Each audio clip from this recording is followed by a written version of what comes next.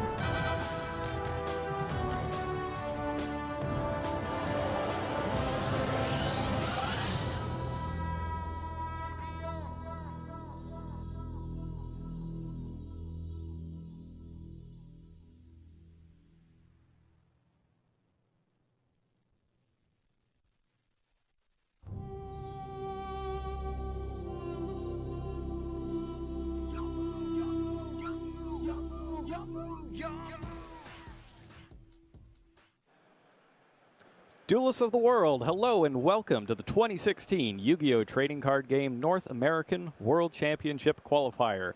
Wherever you may be and however you may be watching us, we are happy to have you with us. I'm Jerome McHale, here with Michael Kohanam and Robbie Boyashian, and we'll be taking you all the way through this weekend's two-day event to determine who will play in the World Championship to represent North America. So it's been a long journey this 2015-2016 season. There's been a ton of different stuff happening. Many different decks taking the crown throughout the thing, and many different duelists as well. Indeed. So why don't we start with that? There have been a lot of YCSs this year, a lot of different winners, a lot of different strategies. Why don't we talk about a few of them? Yeah, so right out of it, we have YCS Toronto, typically the first YCS of the season. Yep. And we had Gabriel Orson Wayne take it down with Burning Abyss. And this is back when Necroz was still in the format. Right. So this is Necroz, Burning Abyss being the two big decks battling it out. And Burning Abyss manages to take it down after already winning the WCQ. So going into the WCQ last year, people thought, Necroz was the end-all be-all. But Gabriel, showing Burning Abyss, very strong deck. And as we've seen, like the past two YCS as well, Burning Abyss being the front runner right now. Yep. So that was a big deal. That was a big surprise for the WCQ last year as well. Yeah, with Ritual Beasts and like everything. Right, but yeah, especially Burning Abyss taking so many top slots. I don't think anyone expected that. I feel like the format was very different at last year's WCQ, but Burning Abyss was still prevalent. It was. Burning Abyss is one of those decks that it's future-proof. Yeah. Basically, the basic things it does will always be good. So I wouldn't be shocked if we see it again this year. Yeah. What was shocking was the next YCS, YCS Dallas. Still in the same format, we have Eric Christensen winning with Infernoids.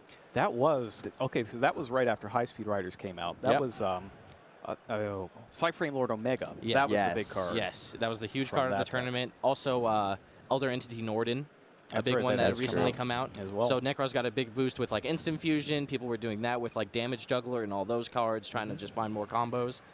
Burning Abyss still being one of the best decks then. Didn't lose anything, still, like you said, future-proof.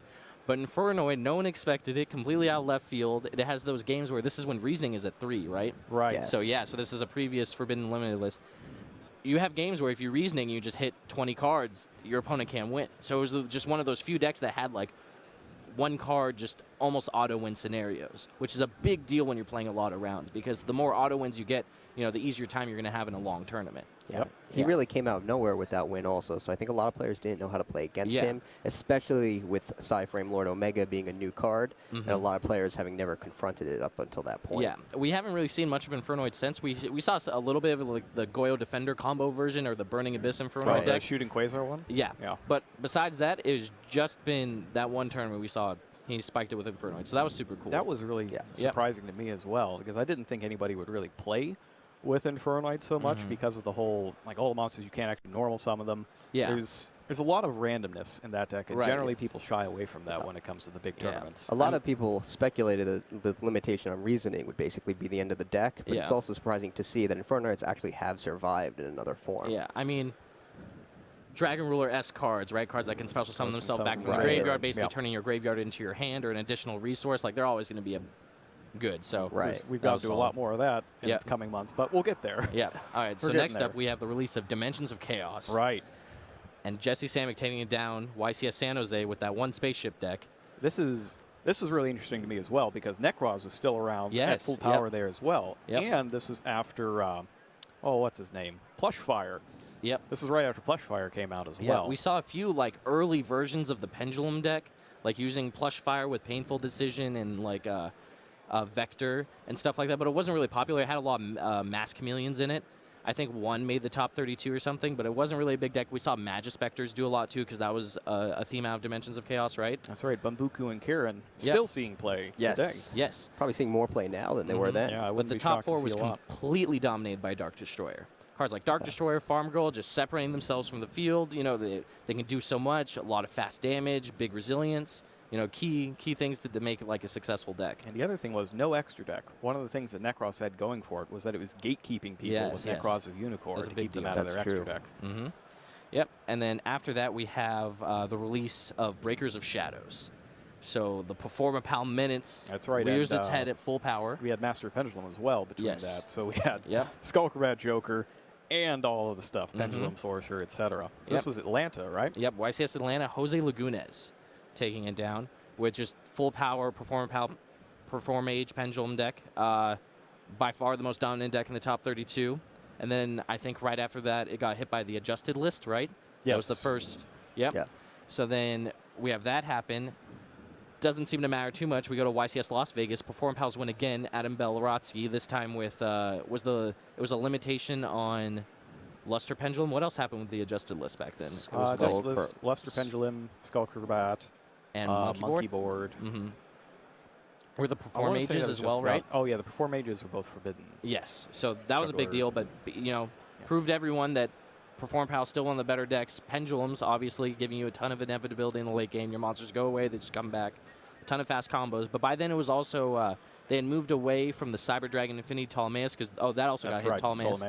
And they moved into more of like the Dinoster powerful Ignister combos, the Draco combos. So this is really more of the Draco Performer Pal deck, right?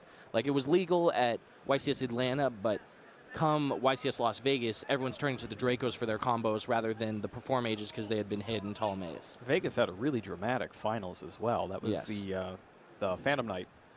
Was it the Phantom? No, that was top 4. No, that was top 4, yeah. Top 4, but that match, that's really the match that I remember. Yep, Trinell where Williams. The entire thing was turned around by, well, I destroyed the wrong card with Break Sword, and then you drew Monkey Board and won, even though you had absolutely nothing. Yep. And that's how strong Monkey Board is. Yeah, Pendulum, any one card scale, basically, right? Like Monkey Board, Skull Crabat Joker, obviously going to be... No, Skull Crabat's still just by Monkey Board, so... Yes, same thing. So then after that, we have an actual Forbidden Limited list, right? Where Perform Pals take a bigger hit, but that doesn't stop Andre Torres from taking down YCS Houston with Perform Pals once again. This is also the YCS. When Andre Torres won, he had a deck list error, so he didn't even have Monkey Board in his deck. Oh, yeah, and he still just wins the YCS. That actually happened? Yes, no, that actually happened. And all he did was, like, his Skull Crabats were so much weaker. Every one of his combos just involved Magical Abductor instead, which is really cool to think about now because Magical Abductor is a huge staple in Pendulums, especially Performer Pals. So, like, this is basically the Magical Abductor 1.0 deck. He just didn't have enough thing, too. That was already in... that was Clash of Rebellions. Yes. And it just kind of snuck up on everybody over the course of the season. Yep.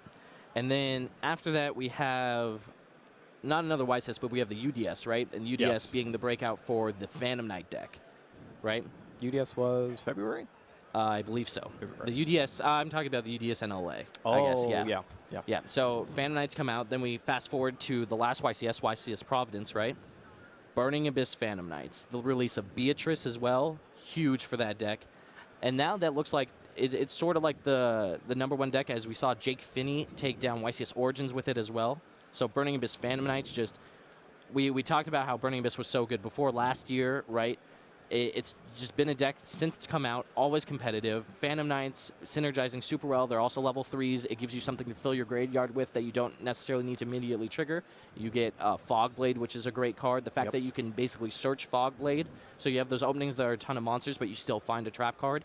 Beatrice doing the same thing, where it gives you a way to interact with your opponent even when you don't draw a trap card. And just the fact that Beatrice is ridiculous, right? Yeah. Beatrice was a big improvement on Burning Abyss decks. Yeah. I love the trap cards for Phantom Knights. Having something that's just useful to have all the time, and then if it's in the graveyard, it's still useful. Yeah. Special summons another monster. Those cards are probably some of my favorites from this past year. Yeah, I love seeing all the cool combos with Levier when they first came out. Like, I didn't realize how strong of a card Levier was in that deck, but geez. Levier is pretty darn good in there. It is crazy. It's really interesting that Burning Abyss Phantom Knights is coming back right now when everybody's going crazy over Monarchs. It's kind of really the eternal question of this format is, what do you really value? The incredible power plays of Monarchs or the high consistency, of Phantom Knights? Well, we saw it when Jake Finney won. He had 3 anti-spell fragrance in his main deck. Yes. So that obviously gives you huge edge against Monarchs, huge edge against Pendulum strategies, right? Maybe not the best in the mirror match, but how at often the same time, play the mirror match when you have Monarchs taking 30 to 40% of the field. But now you could probably expect a lot more. Like, it's won the last 2 YCSs, so this field might be a little different. Muddies the water a bit if you're trying to speculate on what the field for this tournament will be like. I think the field for this tournament will also be different than the field for most YCS tournaments, just because of the fact that we're at a WCQ. Yeah, high and concentration. all of the players here have earned an invitation to compete. Yep. Well, we're going to take a quick break right now, and when we get back, let's talk a little bit more about some of those decks that we're going to be seeing throughout the weekend. Don't go away. More from the North American World Championship Qualifier is next. Awaken Yu-Gi-Oh's dragons from their ancient temple so you can unleash their reborn power. Rise of the True Dragons, a full dragon deck, ready to play, ready to win. Rise of the True Dragons. 41 cards per box, each box sold separately. You can join the ranks of Yu-Gi-Oh! Duelists with Starter Deck Yu-Gi-Oh! Learn to duel with this complete deck full of monsters, spells, and traps. Starter Deck Yu-Gi-Oh! It's time to duel! 40 cards per box, each box sold separately.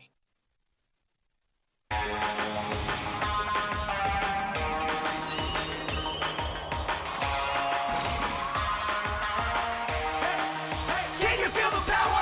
You versus me, competition for the victory. I could be the best one day and make history. Swing into action. Are you ready to play? Challenge anyone, anywhere, any day. You want to take a chance? Go ahead and roll the dice. See if it's in your cards, if you'll pay the price. Activate the spell, let your powers come to life. It's showtime. Who will win the fight? I'm ready to do. Go ahead and make your move. Go. I'll win this duel. You can't beat my rules. I'm in that groove. I know I can't lose. Your turn, your tricks. Now what will you choose? Can you feel the power? I'll win this duel. You can't beat my rules. I'm in that groove. I know I can't lose. Your turn, your tricks. Now what will you choose? Can you feel the power? Yu-Gi-Oh! Millennium Pack. Relive the most epic duels from the Yu-Gi-Oh! TV show with awesome cards played by Yugi, Kaiba, Joey, and Merrick. Millennium Pack. 5 cards per pack, each pack sold separately. Yu-Gi-Oh! Shining Victories. The Blue Eye Saga continues with a whole new army of high-level dragons you can add to your deck. Yu-Gi-Oh! Shining Victories. 9 cards per pack, each pack sold separately. Yu-Gi-Oh! Master of Pendulum! Fusion, Synchro, and Exceed summons! Now you can unleash the potential of Pendulum summoning and special summon as many monsters as you want! Master of Pendulum Structure Deck! 43 cards per deck, each deck sold separately. For 10 years, the Monarchs have ruled Yu-Gi-Oh! Duels. Now these powerful Monarchs return with the Emperor of Darkness Structure Deck. May your deck reign supreme! Emperor of Darkness! 42 cards per box, each box sold separately. Powerful monsters from the Yu-Gi-Oh! Trading card game are gleaming in gold foil technology as gold rare and gold secret cards. Premium gold, infinite gold. 15 golden cards per box, each box sold separately.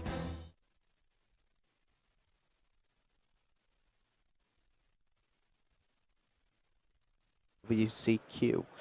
I'm here with Jerome McHale and Robert Boyajian, and we're about to talk about the main decks of the big tournament. It seems that there are 4 categories of decks that seem to be dominating at local YCS and regional events. The first one that I'm going to talk about is the Monarch deck, which is actually drastically different than Monarchs as older players may remember them. The theme of the deck is the same, to tribute monsters to summon bigger ones, but the new Monarch monsters in the new structure deck seem to be dominating, as usually 3 ofs in each deck. There's Aether, the Heavenly Monarch, and Erebus, the Underworld Monarch, both of which require 2 tributes as opposed to the 1 tribute Monarchs that older players are accustomed to. Edea and Eidos have also made tribute summoning them even easier than they used to be back in the day. And really, these Monarch cards are just big impact. They hit the field, they have effects that activate immediately, they kick spells and traps to the graveyard, and then use the spells and traps in the graveyard to basically get more cards and apply more pressure to the opponents. So Pantheism of the Monarchs obviously is one of the strongest cards that Monarch players have. It lets them draw the cards they need by discarding a Monarch spell or trap card to draw 2, and also can be banished from the graveyard to search for a Monarch card that the player needs. Now, Monarch decks make a lot of powerful plays, but they seem to suffer some consistency issues once in a while. If you can't get the pieces on the field that you need to tribute to summon Erebus and Aether, frequently the deck falls apart because you're missing the big aspect of your deck. Yeah. It also falls to a lot of cards that players are using to beat Monarch decks, including Mask of Restrict, which has become a popular choice in a lot of players' side decks. because once it's on the field, if you can't tribute summon, you can't summon your Monarchs. Yep. And the Monarch deck obviously is heavily dependent on summoning those Monarchs. Spell negation is also pretty key. Yeah, Right. anti-spell With the Monarch fragrance being a decks. big like catch-all. Also, the big thing to talk about Monarchs, right, is that there was a completely different version of Monarchs that we don't even see anymore. Like That- Domain Monarchs, right? that's Was the something that I Yes. like. Yeah. So there's Yeah. two main categories of the Monarch deck. You have Domain Monarchs, which exploits Domain of the True Monarchs to lock your opponent out of using the extra deck as long as you control a tribute summon monster. But to use that power of Domain, you can't have an extra deck Right. of your own. And that seemed to be the most popular Monarch strategy for a while. But yeah. Definitely the easiest to build. yeah, it's the Right. easiest to build Yeah, because you don't need three an extra structure deck Yeah, to use three it. structure Yeah. decks and some Karazes Yep. got you Yeah. there. So that was a big reason. It didn't take like a lot of innovation to get there, right? Right, but Yeah. recently it seems to have fallen out of popularity. A lot of players are opting for the 15-card extra deck Yep. and the ability to use Xyz summons, Yes. especially for rank Extra deck Monarchs 5s. being like the big version. There's a bunch of different flavors of that, right? There's the Brilliant Fusion variant. There's the one that uses Quick Draw Synchron with Ultimized Zolkin. Right. Then there's like the older Xyz Monarch version that I think it originally played Reasoning, but that was like pre-Forbidden Yeah, Limitless, right? there's the original- reasoning into Kuraz with like Beatrice, I think, was in there as well. Maybe, yeah. The Super Quantum. Oh yes, that's that's true. true. The version. Super Quantum version, and then there's also like there's just so many things you can do with that. There's two Yeah. like even the extra deck version now is using Domain as a way to take Aether down to level 6. So then they go Aether into Karaz, destroy some cards, draw some cards, and then overlay that for Beatrice because Aether becomes a 6. But yeah, so Monarchs being the highest power level, lowest consistency out of the strategies in terms of the big four, right? So we always have that deck in the field. Right, the one where if it goes off, you probably can't win. Yep. But the problem is going off, so everyone's trying to find the engines that we were talking about to make it work. Like we saw even Speedroids do it before, right? Like people Yep. trying to summon Dante. One thing that I really liked with the Speedroids was people were looking for ways to get around drawing the one to Kettenborg Mhm. because it just always seems to happen when you really don't want it to. And I saw people running instant fusion to get Dragonus the Wicked Nice. Knight, level Yeah. 3 wind fusion, so that they Yeah. would have a way to special summon the lone to Kettenborg out of their hand. Yep. There's also a few cool things you can do with Gaia Charger, right? Because you're playing the extra deck, so you can. Yep. Yeah. Oh, also the Prime Monarch. I guess that's something to talk about with the extra deck Monarch. Right, Because yes. the Prime Monarch becomes the big deal. Because it's just very similar to Dragon Rulers once again, like Inferno. It's just a recurable level 5 that you can use as Xyz material, Synchro material, Just a tribute blocker. fodder. Yeah, just Right. everything. It even defends you. Yeah. In the Domain Monarch deck, it's really just a defender and tribute Tribute fodder, fodder. yes. But in the Xyz Monarch deck, suddenly it can become Volcasaurus, it can become Yeah. Yeah, Thunder Charger. That's kind of how it started with Super Quantum Red Layer. Yes. and That's Prime true, Monarch. too. That was sort of Yes. the genesis of definitely the was. extra Yeah, deck more Monarchs. level 5s to make more Yeah. rank 5s. It's just Aether, right? Aether is the card that makes the whole deck work. Yep. Like it lets you interact with you can tribute summon during your opponent's turn, so that suddenly your Stormforth is like removal. Yeah, so that's crazy. Yeah, the Monarch Disruption on your opponent's turn is really Yeah. powerful. It is kind of unprecedented because Stormforth, and I don't think we've even talked about Stormforth yet. Stormforth Yeah. puts a blanket spell effect on your opponent's field, Yep. lets you tribute any one of their monsters. Yes, and the fact that it doesn't target is Yep. extremely relevant Doesn't right target, doesn't destroy. Yeah, Yeah, so- best way to deal with, all the resilient threats, the Dark Destroyer, Beatrice, stuff like that, right? now. Yes. Yep. So enough about Monarchs. Yeah. On to Burning Abyss. So that's the other big one that we need to talk about, right? There's a few flavors of that Yeah, one as well. tons of different Yes. flavors. The Phantom Knight variant, so I guess that's the most popular flavor, won the last 2 YCSs in North America, so that's a huge deal. Like, we saw Perform Pals having 3 dominating performance in a row, and then finally it moved to this other deck, Burning Abyss Phantom Knights, where Monarchs become, the lowest consistency, highest power level. Burning Abyss is kind of on the opposite end, right? Is the Yeah. most consistent deck. And I don't even want to say it has the lowest power level either, because Beatrice just does so much and it can do so many things, but it is kind of like if you let a Burning Abyss deck go off versus a Monarch deck go off, you see the difference. Yeah. I think Burning Abyss decks are least capable, though, of taking 8,000 life points in one turn.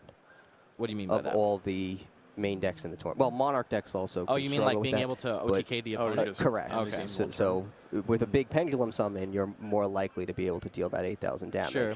I think Where it's a little tougher for Burning Abyss decks. Mhm. So- If they can go first, though, like if they set up their Dantes with Beatrice Yeah. and they disrupt the opponent for one turn, it's Right. usually that next turn that the game's basically over. If you That- get that's one or true. two fog blades while you're at That's- it, Yeah, the then turn of regardless. setup. Regardless With if the they turn of can beat setup, the you can opponent get that there. turn, like the amount of advantage they accrue over those couple turns with Dante and Beatrice just puts them way over the top. Right. Yeah. And that's where it's prime consistency Yeah. comes in. So other versions of Burning Abyss, I guess there was a Kaiju version for a while, right? It Yes. uses Interrupted Kaiju Slumber and a couple Kaijus, gives Yep. it an easy way to out Dark Destroyer and Beatrice and all these other cards. Same reason as Stormforth, right? Because the Kaijus are so strong, and then if you mill the spell, you get to banish it, add a Kaiju.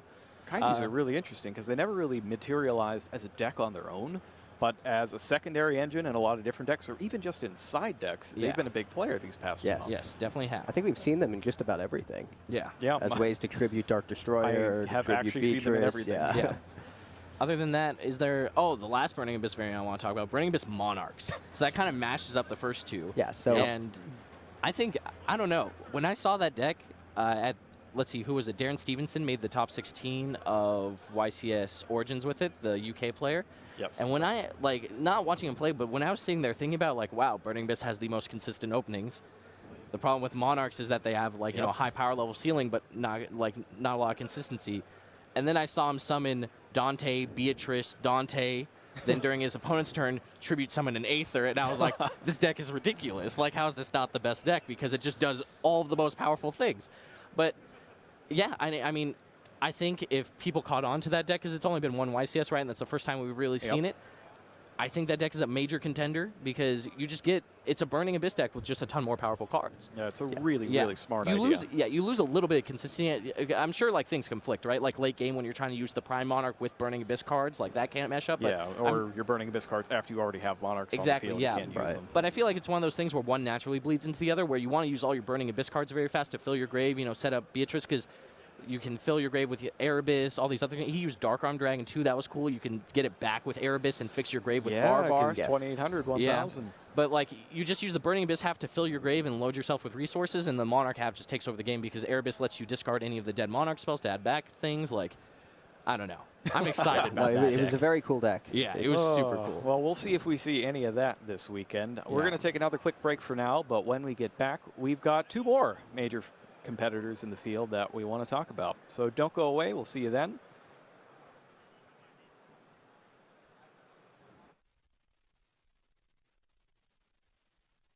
Awaken Yu-Gi-Oh's dragons from their ancient temple so you can unleash their reborn power. Rise of the True Dragons, a full dragon deck. Ready to play, ready to win.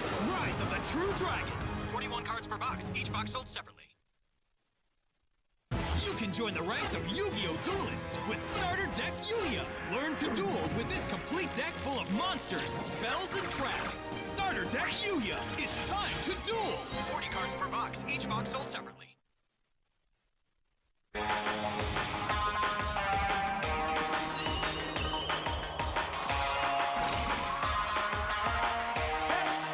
Can you feel the power?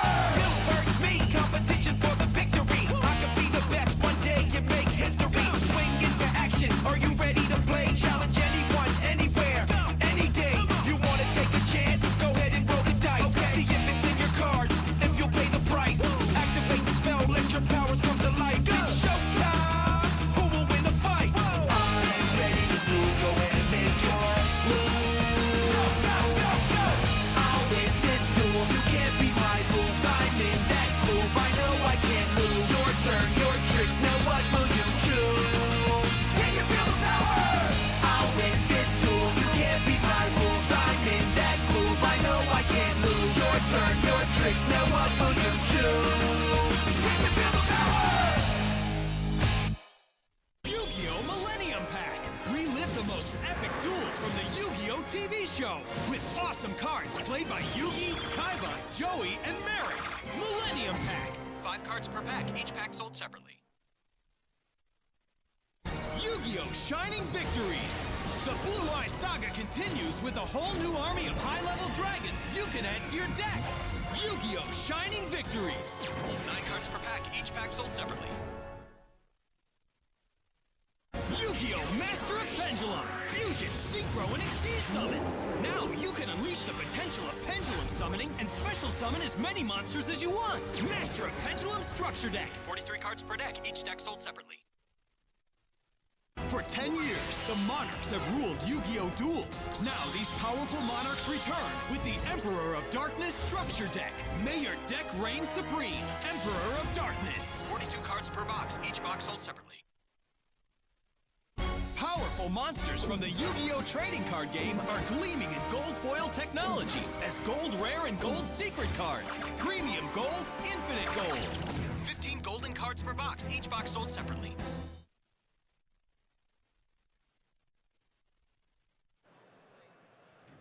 Hello and welcome back. So we talked about Burning Abyss and Monarchs last time. Yep.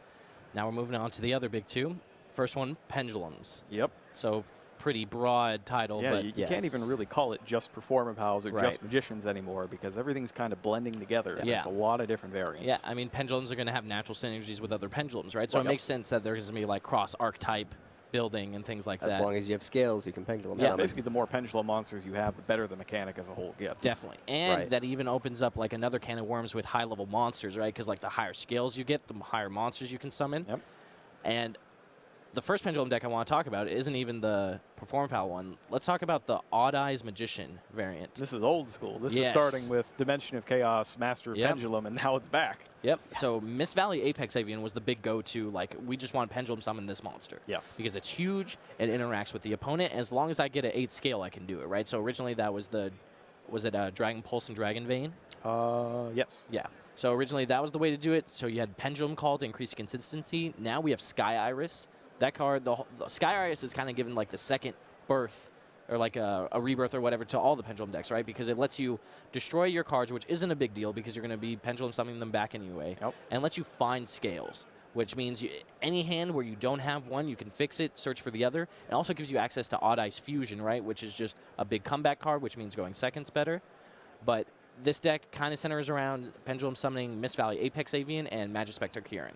And the key with both of those cards is that they have powerful effects, and to use their powerful effects, you bounce them back to your hand where your opponent Yes. can't get at them Yes. anymore. Right. Yeah, you can even do cool things with Kieran because it bounces any of your Pendulum monsters, right? So I've seen like Bounce Back Skull Cravat Joker, Yeah. anything that can give you a little more value.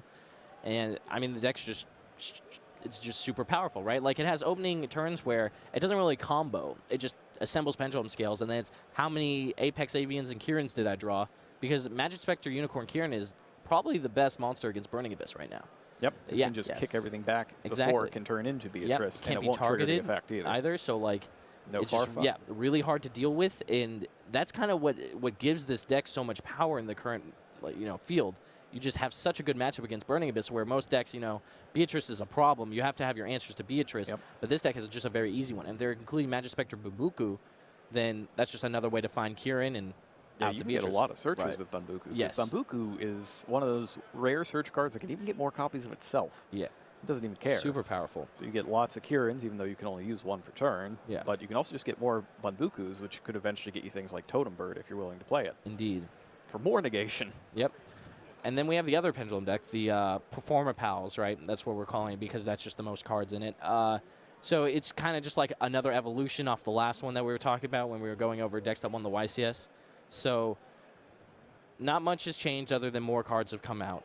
So they have all the Odd Eyes cards like we were talking about, Sky Iris. It does very similar things with combos. What's the number 38, the Titanic Hope, Galaxy? Harbinger, Dragon, Yeah. Titanic, Galaxy. Yes. So that it seems like a big deal to this deck because it's easy to pendulum or it's easy to summon because they make like an Enigma Stir and a Dino Stir and then just make a rank 8. It's very strong against Monarchs, which is a big deal. It's okay against pendulums. Spell negation in general is strong against nearly everything. Yeah. At the last YCS, we saw Billy Break use a version of this deck that had Brilliant Fusion, which is something we saw a long time ago, but less recently. And he was doing the old, Brilliant Fusion, so he gets an additional summon, so he can summon X-Saber Palomaru to make Naturia Beast, which is a great way to, deal with the mirror match. Or against Monarchs, if you have that card, they kind of just fold, right? Like, just it's negate all so of their hard to beat spells. it. It's a strong card, but I haven't actually seen it in a feature match area in a very long time. Yes. Naturia Beast. I think that is the one deck that can summon it well, though. It has a lot of Yeah. Earths, and then King of the Pharaoh Imps can search Palomaru, like I said, so Right. it's the most accessible for them. Notably, whereas for other decks- Pendulum Sorcerer. Yes. That's the big level Bigger. for- Yeah, That's and then they true, have too. a Second Donkey. Second right? Donkey, Most of them yep. use that. Most of them use that in that version, obviously. But, yeah, so then other than that, we have the last one. Yep. Dark Destroyer and Friends. Yeah. Yeah, I see it being like that a lot. A lot of the early game in that deck revolves around getting as many copies of Dark Destroyer available. Yep. Not in your hand, just available. Because this is a deck that works with its graveyard very well as well, playing Yep. numerous copies of Call of the Haunted. and sometimes even Oasis. Oasis of Dragon Souls. Yep. And players have gotten very creative with how they're getting to their Dark Destroyers and how they're getting them into a playable zone. The most interesting thing I saw was Card of Demise. Yes. Saw this a couple YCSs back. Mm-hmm. Which one was YCS that? Providence. Providence. Was Fraser the breakout, Smith. and then Yes. yeah, Fraser Smith, Sean McCabe, that group. They were all playing with Yep, Card of Demise. all play with Card of Demise, Kozmo, or Card of Demise, and then YCS Origins, we had Aaron Furman make second with a similar deck. Basically, the only updates being Pot of Dualities. Oh, Now, yeah, because you can't special summon anyways, Yeah. so might as well Gets you dig. to Card of Demise. But yeah, so the main reasons why this deck is good, obviously, Dark Destroyer. Then there's Tin Can. Yep. I completely underrated that card when it came out, but geez, the openings you can do with Tin Can, it gets Dark Destroyer, like you said, immediately available, whether it's randomly selected, added to your hand, or goes to the grave. And then Card of Demise kind of just giving a birth to all these trap-centric strategies. Yeah. It's the one way that they can, compete well against the more proactive strategies, Yeah, because it seems you need like 2 or 3 traps for every yes, one or two monsters yes. that a general deck puts out. Yep, and that has a lot to do with just like being proactive is so good right now. All the monsters usually trade up against back row. So yeah, you need Card of Demise, kind of just gas yourself back up, make sure you consistently find the cards you need. And we saw even like, was it YCS Origins Magispectors with Card of Demise made the top cut. So that's just another Card of Demise deck. Cliff Forts, I think at YCS Providence did too. Yes, Cliff Fort was a big one because they have all those traps that stop you from playing at all. Magispectors is interesting because we didn't really see a lot of the traps being played in Magispector decks until then. Yeah. So seeing Tornado and Tempest actually show up Yeah. for a change was very surprising. Yeah, we had YCS Providence, someone made the top 4, I think, with a Performal Magispector deck. That was like all the great Performal cards, plus all the Magispectors and like 16 traps or something crazy. And then after that, come to YCS Origins, the deck looks very similar, but you just take out all the Perform Pals, put in more traps, a few different Magispectors, and fill it with Card Demise, Pod Duality, stuff like that, and you have a great deck. Any deck that has ways to utilize their cards so that you can maximize the value of your Card Demise is a big deal. Right. Like you just need to get them out of your hand so you can Card Demise for 3, and then you need to get those cards out of your hand. So like the way to do that is usually a lot of trap cards. If you play Pendulums, that's a good way because you can scale any additional monsters you draw. Having a field spell like a lot of them were using Necro Valley. I believe the Cliff Fort deck that made top 16 and the Magispector deck both used Necro Valley just as an additional field spell. Yeah, Card Demise is just exactly as good as you'd think it would be. Any card that says draw 3 cards, it has to be at least playable, right? The thing that was really holding it back was all that no more damage, no special summoning. Yeah. So players were like, well, I can't play this in a proactive deck. Yeah. Well, actually you can as long as you can play during your opponent's turn Yeah, as well. And that's a big deal with like Dark Destroyer and like Tin Can, all of the smaller pilots being able to banish themselves, some of the big spaceships during the opponent's turn, call the Haunted Oasis, basically just interacting during your opponent's turn. That's also why I think that deck might be the best Card of Demise deck, is because it has high damage output that they can do quickly. So you get that one turn with Card of Demise, next turn you disrupt them with Dark Destroyer, and then your turn you have a Farm Girl or something, the game's over. Right. Yeah. The redraw effect with their field spell also gives you a second shot and at they have Card their own of field spell Demise. too, so that's Draw just so another many way. But yeah, monsters. So that's also really strong in that you also get to select, right? So like if you can even keep the Dark, a lot of the times I've kept a Dark Destroyer even after Card of Demise because I wanted my grave to make my Oasis, because like if you don't find a Tin Can, you just need it in the grave. You need some way to get to your Dark Destroyer. Right. It's really interesting. One card that I haven't heard the name of that I've seen a lot of is Guiding Ariadne. Oh, yeah. Oh, that's true. That's been a thing in Pendulum decks since, I guess it was since Breakers of Shadow came out, but it was quickly overshadowed by the rest of the Performer Power cards. Yeah. But then it started creeping back in. Yep. Psalm as the Strike months just went being on. obviously powerful, right? And then we had Chaos Trap Hole see a lot of play too. Yes. The Guiding Ariadne, it even got better with Sky Iris because it gives you another way to destroy your Guiding Ariadne, right? Make sure you trigger it even without Pendulum Sorcerer, because that was the big way, or Luster Pendulum, right? And then Wavering Eyes way back when, but obviously not an option now. Yeah, but you just want to be able to trigger it. So yeah, I don't think I've seen it as much outside of the ones that use Pendulum Sorcerer. But with Sky Iris, it makes a lot of sense, right? Because you just always have a way to destroy it. Worst case scenario, it's a scale or a level 4 monster. That's the great thing about Pendulums, is that they have 2 halves. They're either a monster or a scale to use, and generally both of those are pretty good. Yep, exactly. 2 cards in 1. Who'd have thought that was good? Well, that'll about do it for our roundup of the major strategies to expect. There are still some other interesting ones. If we have time before announcements, maybe we'll take a look at a couple of the other ones that have been nibbling at the toes of the big fish from then on. But until then, we're going to take a quick break. We'll be back in a couple minutes. I'll see you then. Yu-Gi-Oh's dragons from their ancient temple, so you can unleash their reborn power. Rise of the True Dragons. A full dragon deck. Ready to play, ready to win. Rise of the True Dragons. 41 cards per box, each box sold separately. You can join the ranks of Yu-Gi-Oh! Duelists with Starter Deck Yu-Gi-Oh! Learn to duel with this complete deck full of monsters, spells, and traps. Starter Deck Yu-Gi-Oh! It's time to duel! 40 cards per box, each box sold separately.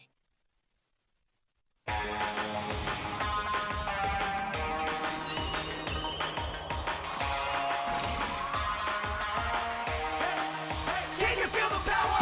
Kill birds, me, competition for the victory. I could be the best one day and make history. Swing into action. Are you ready to play? Challenge anyone, anywhere, any day. You want to take a chance? Go ahead and roll the dice. See if it's in your cards, if you'll pay the price.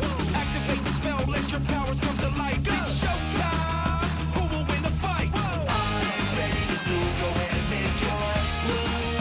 Go, go, go, go. I'll win this duel. You can't beat my rules. I'm in that groove. I know I can't lose. Your turn, your tricks. Now what will you choose? Can you feel the power? I'll win this duel. You can't beat my rules. I'm in that groove. I know I can't lose. Your turn, your tricks. Now what will you choose? Can you feel the power? Yu-Gi-Oh! Millennium Pack. Relive the most epic duels from the Yu-Gi-Oh! TV show with awesome cards played by Yugi, Kaiba, Joey, and Merrick.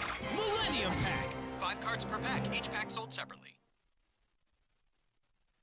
Yu-Gi-Oh! Shining Victories.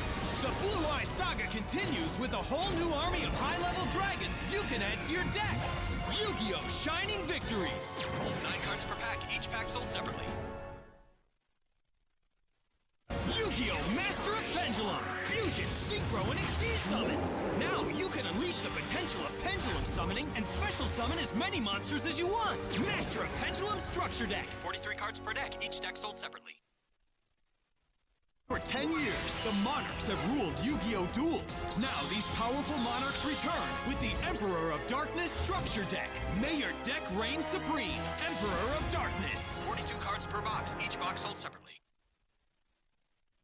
Powerful monsters from the Yu-Gi-Oh! Trading Card game are gleaming in gold foil technology as Gold Rare and Gold Secret cards. Premium Gold, Infinite Gold. 15 golden cards per box, each box sold separately. Welcome back to the 2016 North American World Championship Qualifier. As you can see, the crowd out there is pretty extensive. Yes. Last I heard, we are over 2,000 players. Yep. Significantly over 2,000 players, in It's fact. going to be a long one. So how long is that exactly? That's, I think we're probably into 12 rounds of Swiss territory. 12 rounds is at Yeah. 2048, is that right? 2048? Yeah. I think that's right. 2024, 2048. So we're in 12-round territory here. And then when all of that is said and done, we cut to a top 64. Yeah, that's massive. So that's what, 18 rounds total if Yeah. you want to win this thing. Though all you need to do to make it to the World Championship is get into the top 6. Yes, and Yes. that's what everyone's competing for. Yeah. It And would even be the- nice to win, Yes. but the top 6 is the goal for most of Yeah. them. I was definitely fine with a 5th place when I made it. So I was never been so happy to get 5th. I didn't mind second when I went to Worlds. And Some better than others, I guess. Oh, well, that's a little rougher for you because you had to play the redemption round Yeah. too, which is That's true. easily the hardest match you will ever Yeah. play in all of Yu-Gi-Oh! Yeah. Playing for a Worlds match, Game 3, and your opponent judgments you for 5, Spellbook of Judgment, not the best place you Not could the be. best place Yeah. to start. But that's okay.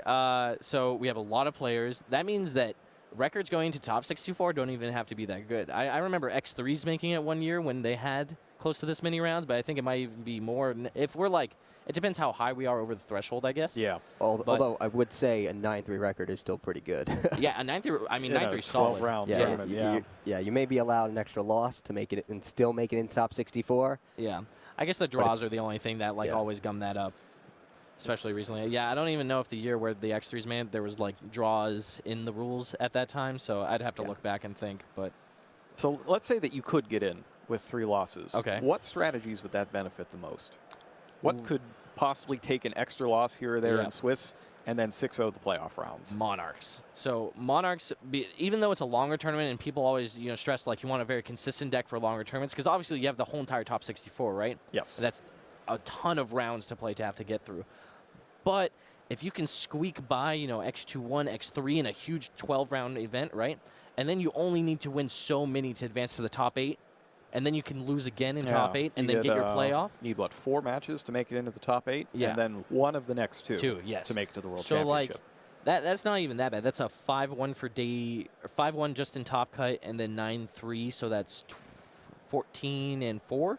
14-4. Yeah. So, that seems very doable for Monarchs. You brick 4 times, but the rest of the times, your hand's just so powerful, and it does so many things.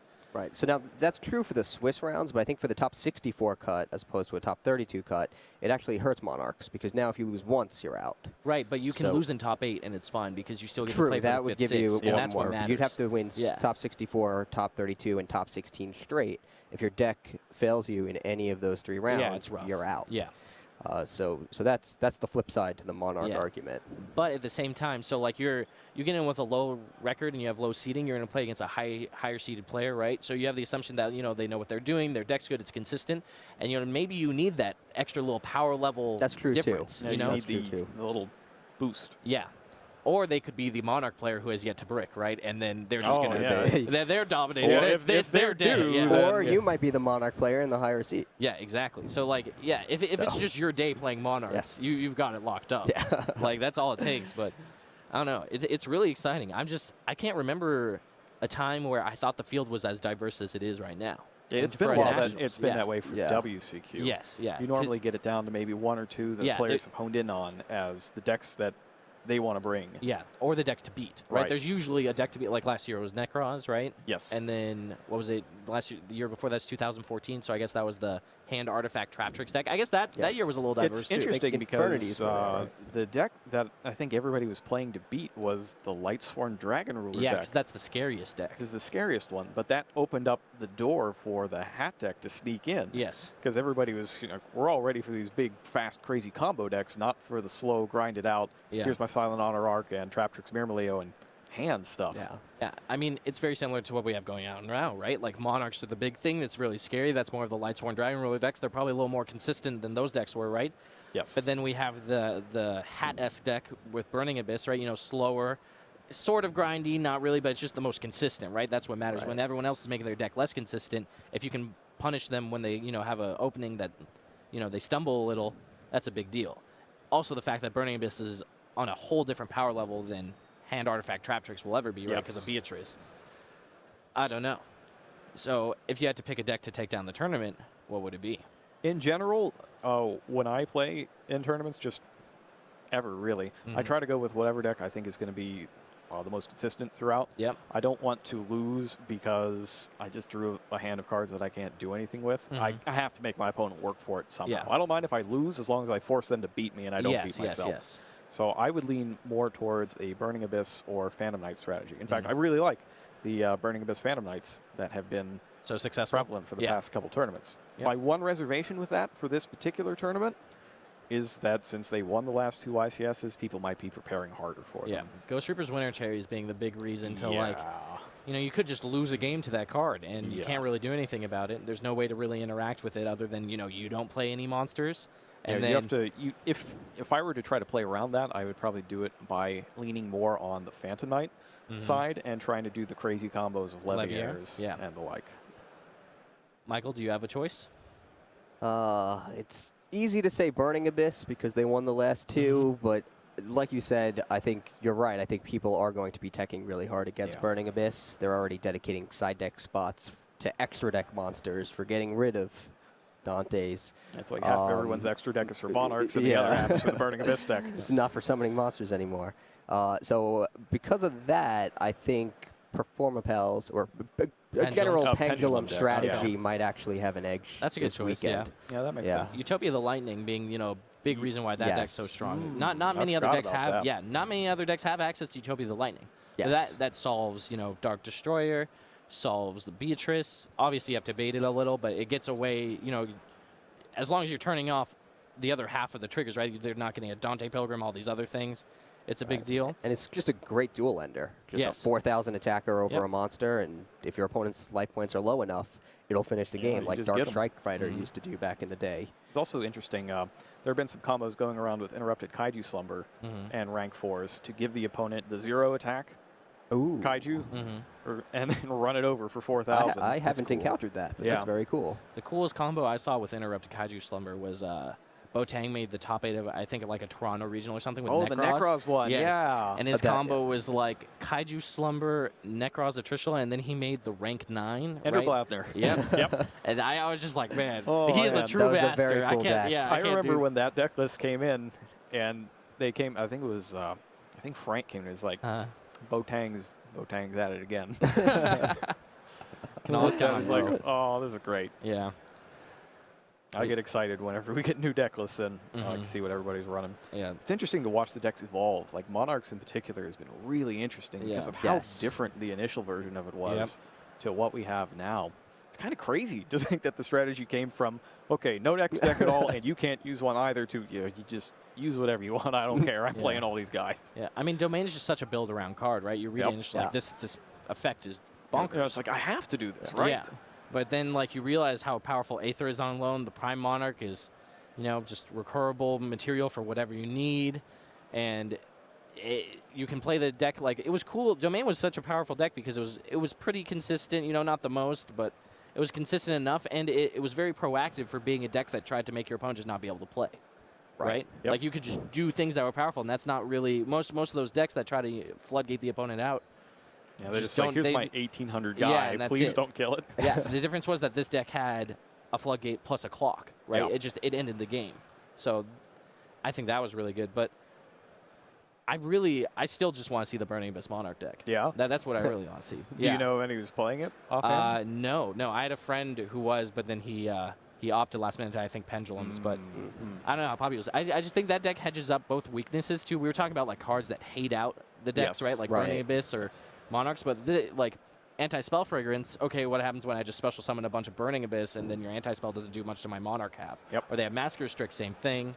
I guess Winter Cherries probably hits a little bit more, but it still means all your Burning Abyss are at least, kind of tribute fodder. Are you even going to something. sign that in? If you That's see also any true, Monarchs, yes. are you going to bring in? Right, but it's usually like they'll see enough of it, right? Yeah. Like it's really hard because Dante reveals so many cards when it's milling that they don't that's clue true. in. That's But it's true. like, do you side in Massacre Restrict? That's a better question, right? Like, do I actually want this card against this matchup or anti-spell? Yeah, and if you're the one on the Monarch Burning Abyss side, you have a lot of interesting side deck options as well. Yeah. Like you can convert full on to one of the decks or the other. You probably have enough slots if you wanted to make it that way. It would probably take a lot of slots. I think the deck has over like 15 Monarch spells though, and that's the problem. Like it plays yeah, so many you can't Monarch get rid of all spells them. that you can't get rid of them all, plus the Monarchs in the main deck. true.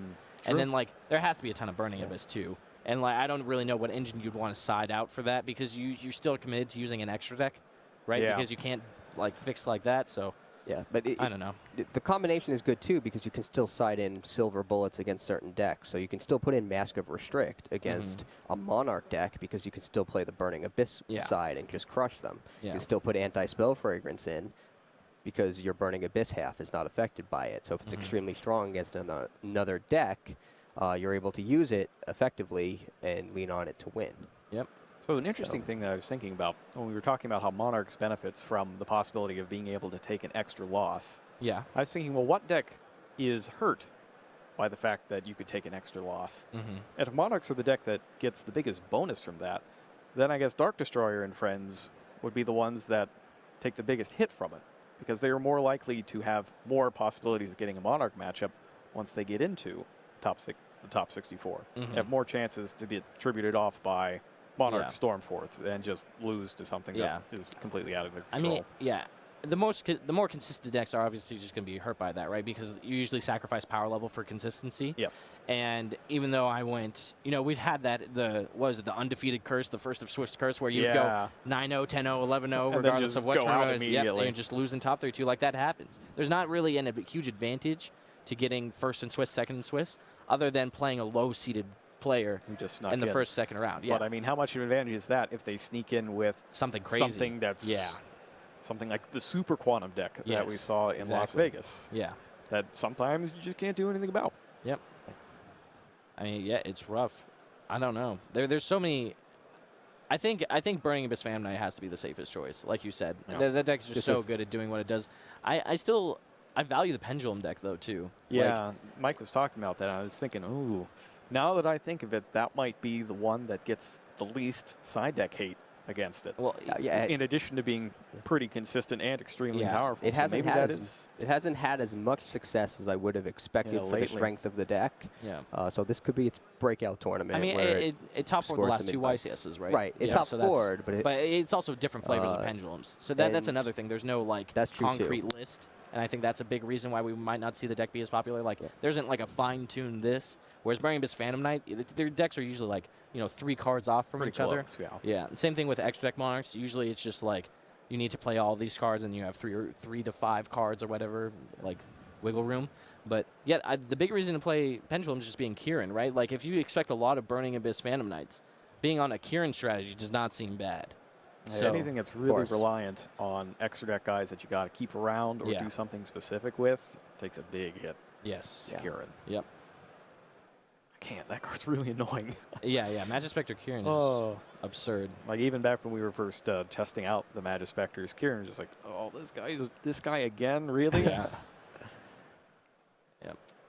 It's also like you get so easy. It's so easy to access with Bumbuku too. Yep. Like that's why I really like it. It's not one of those cards where I need to draw this and this is how my matchup gets better. Because like you draw Bumbuku, worst case scenario, it's a scale. Or you summon it to find Kieran. Like you have a decent amount of normal summons, but not a ton. If you're using Brilliant Fusion too, like that gives you another just a way to additional normal summon. You can even use your additional normal summon to tribute the Kieran.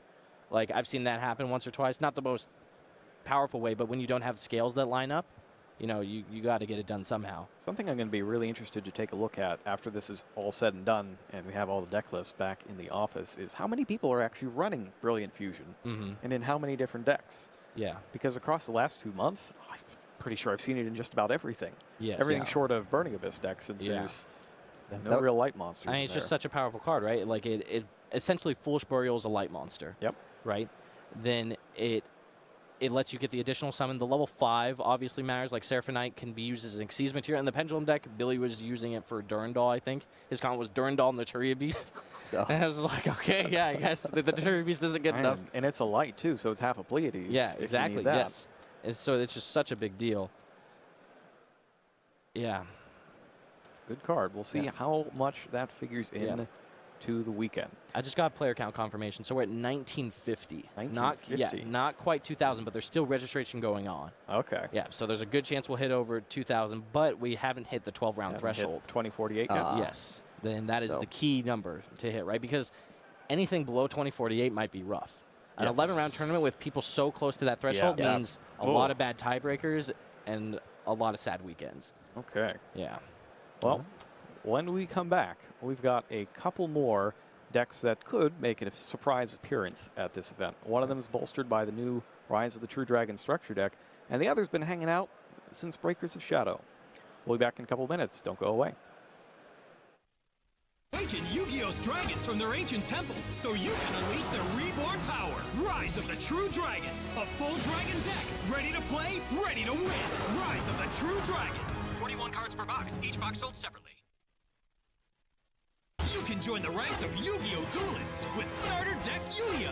Learn to duel with this complete deck full of monsters, spells, and traps. Starter Deck Yuya. It's time to duel. 40 cards per box, each box sold separately.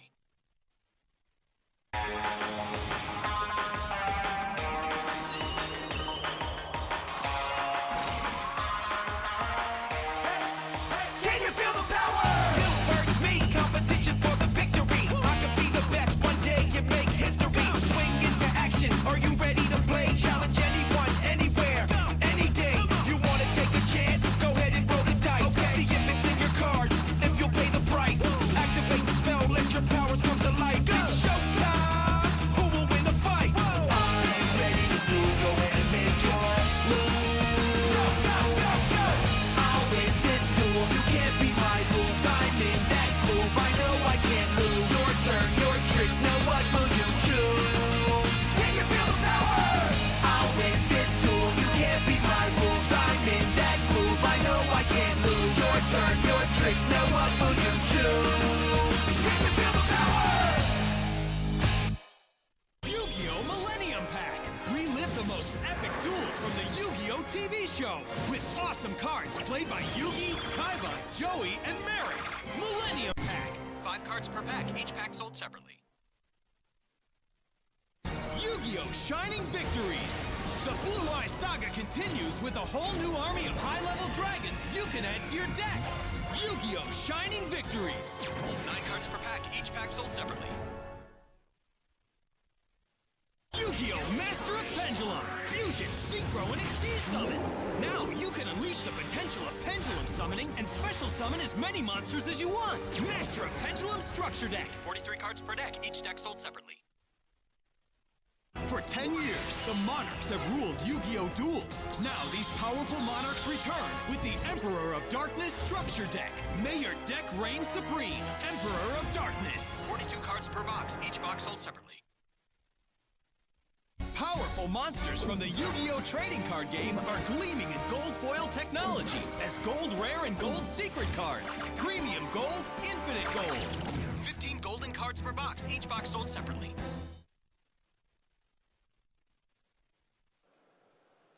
Hello and welcome back again. So we're talking about the other contenders that we might see. Yep. So we've seen this first deck. We've seen it creeping into some top 32s throughout the last couple of months. And that is the Atlantean Mermail deck, commonly referred to as just the water deck. Yep. It's also a big kaiju proponent, right? Because is. it doesn't have a lot of good outs to Dark Destroy and that kind of thing. And Gamma Seal is conveniently a water. Also, like, additional Dark Hole effects are always nice when your deck can do just 1 billion damage out of nowhere. Yes. So the key card that made this strategy successful being Neptibus, right? The Yes. Atlantean Prince. Does everything you could want and more. Sends an Atlantean to add an Atlantean, so that means you just send Dragoons, get it at Megalo to your hand, plus another Atlantean card. So you can destroy your opponent's card with, was it Heavy Infantry, or destroy a back row with Marksman if you need to. Yep. And Megalo can suddenly attack twice once you tribute off that Neptibus. The Neptibus brings back whatever Atlantean you want from the grave. And that's the crazy thing. Yeah. It's like, It's okay, just so much damage. it sends it as a cost, so you get a Plun effect. You get a search, okay, and then you get another thing when you tribute it off? Yes. Like, I played against this thing in the Bounty Tournament at the UDS, and every time Neptibus came out, I had to read it twice, because, like, did we really, is this real? Does it do all those Did- things? Yeah. Did this card exist? Yeah, and the fact that Megalo just represents so much damage, it also searches an Abyss Scale, right? That's what they use now. They don't Yes. use any Abyss Spheres. They use Yes. Abyss Scale of the Mizuchi, the plus 800 attack, and then auto negates a spell. Spell effect, yes. Yep. So Megalo just becomes 3,200. Attacks twice, that's Attacks, 64. 64. So 1,600 more, and Atlantean Dragoons is 18, and that's what you're getting back with your Neptibus most of the time. So it's just over 8,000 every time. That's probably the best deck at a quick finish. Not the most consistently. Yeah, but if it's gonna beat you, it's yeah, gonna be it's maybe fast. 1-2 turns. Yeah. I mean, And that deck in sometimes the it just drops Moolan Glacia and knocks a couple Yeah, cards out of your yeah, hand it's as cool well. That's 'cause true, too. Yeah, even though it wants to go second, it can also go first, and if its hand's good enough, it has the Moon Glacia combo, which is nice. Yeah. And that's actually a pretty big key here, is being able to go first and second. 'Cause you're Yes. not going to win all your dice rolls. Yes. And you need to build your deck with that in mind. Yep, but That's the big thing about that deck is it always wants to go second, and every other deck wants to go first. Yep. So you just automatically win most of your die rolls, but your opponent's technically winning the die rolls too. Yeah, they get what they want. It's, Yeah. it's mutually beneficial. So, do you think the advantage of going second is more than your opponent's advantage of going first? Because if you want to go second, and your opponent wants to go first, do you ever choose to go first to deprive your opponent of the opportunity to go first? I think the only time you do it is if your opponent has a bunch of cards that say you just can't do anything. Yeah. So you might want to do it against like a Clifford deck, for Yeah. example, that exists to stop you from playing. Yeah, it's just rough with Mermails because the only really good turn one usually involves Moon Glacia. Like Yeah, equipping you'd a have to. Megalo with Mizuchi isn't Right. very impressive when people are summoning Dantes and Beatrices and Yeah. all these other things. So It wouldn't be a game one thing. If it's game one and I don't know what I'm playing against, you choose second. yeah, Right. The big problem is though, like even if you go first, because your deck doesn't combo off that much, you're essentially still letting your opponent go first because you're not really doing anything turn one, and then they get to do something and have the opportunity to attack. They also get an extra card because they went second. You're down a card. Like the fact that you get to go second and you interact with their 5 cards to your 6 is like one of the big advantages of that deck because it tries to end the game right then. So it's only counting those 6 to 5 cards. And like the only other deck that can really just end games that fast is probably Farm Girl into Dark Destroyer. Yeah. Like that. And maybe with a teleport. in Yeah, there, yeah. too. Teleport always helps. It probably involves a teleport. Yeah. That's what most of the 1 or 2 turn wins I've seen with that deck yeah. happened with. So the other deck, we haven't quite seen it showing No, up at not competitions yet. Not yet. But a lot of players have been sleeping on it just because they've been waiting for this release of Structure Deck Rise of the True Dragons. Yep. And that is the Blue Eyes deck. Yes. Originally, made possible by Shining Victories, but it's picked up a couple of really big cards in Return of the Dragon, or in Rise of the True Dragons, Speak of it, particularly yeah. Return of the Dragon Lords. Yep, that card is absurd. It is a normal spell, if you haven't seen it, that just special summons a level 7 or 8 dragon from your graveyard, and then you can banish it from the graveyard to protect all of your dragons from being destroyed, if they happen to be destroyed. So it can revive your guy, block a Raigeki.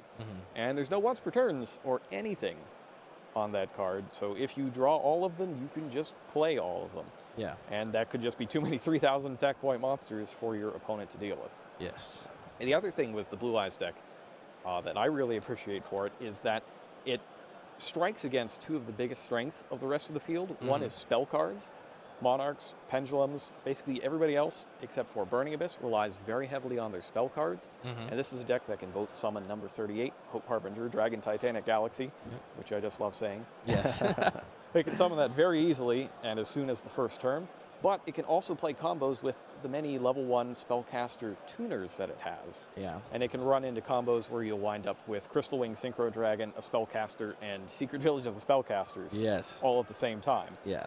Any deck that can summon Ancient Fairy Dragon, I'm typically a fan of. It's the Yeah. the patron saint of combo decks. Yes, Ancient it is Fairy so Dragon. powerful. It just does everything. It doesn't matter if you're not attacking with it. Doesn't matter if I have a battle phase. Like, it's just such a powerful card. And especially in that deck, you were saying, like, being able to find Secret Village, like shooting your field spell after you used it, special summoning another tuner from your hand, like all these things just make Just to Ancient make Fairy sure you Dragon got your a huge powerhouse. spellcaster on the field. It's Yeah. really, really fantastic in that deck. And the Yeah. fact that you can summon it and then turn it into Crystal Wing Synchro Yes, Dragon. yes. You just use it for the upside just that one crazy. turn. Yep. And then other than that, it's just a material. And the other real big thing for it is Blue Eye Spirit Dragon, which just happens to strike directly at the Pendulum deck, preventing players from special summoning 2 or more monsters at the same time. Yep. Which incidentally also stops Interrupted Kaiju Slumber, Indeed it which does. I only realized after a month of getting beat by Interrupted Kaiju Slumber that they actually couldn't play it at all. Yeah. And it negates graveyard effects. 1 graveyard effect per turn before swapping into anything else.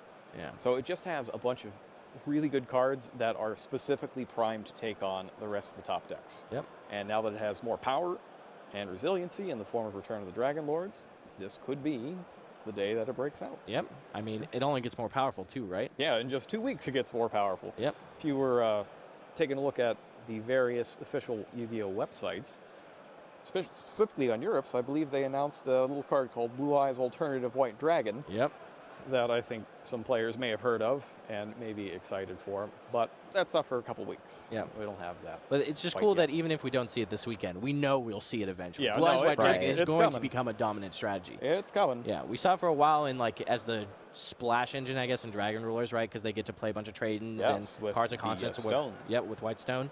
But there was never really a true Blue Eyes deck Right. until now. Yeah. And now it's awesome. It's really fun. I love playing that deck. Yeah. Actually, that actually brought up another thing that we haven't mentioned yet. Crystal Wing Synchro Dragon. So the whole point of the Ultimate Zolkin version of The Monarch deck, yeah, is to create that first turn lock with Crystal Wing Synchro Dragon. If you haven't seen that, it's a level 8 monster. It's a tuner and 1 or more non-tuner synchro monsters.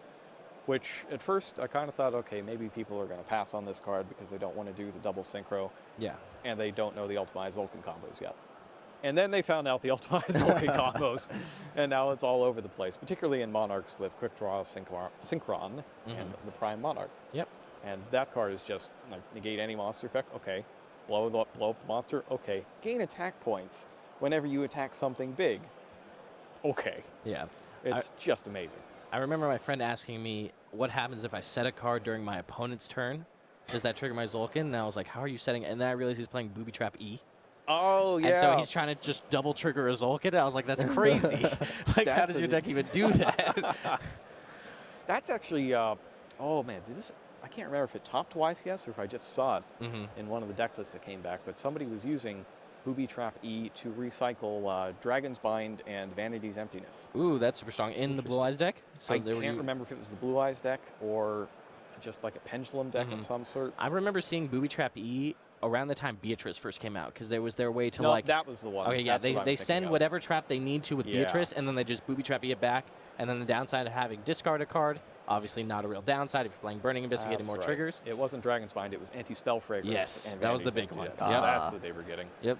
That was a really good idea that I'm shocked that we haven't seen since. Yeah, no, it's really cool. It's just the fact that, like, if you have a Beatrice and all that going, you're probably good enough most of the time. So, like, do I want a Booby Trap E to make, my super consistent deck a little less consistent?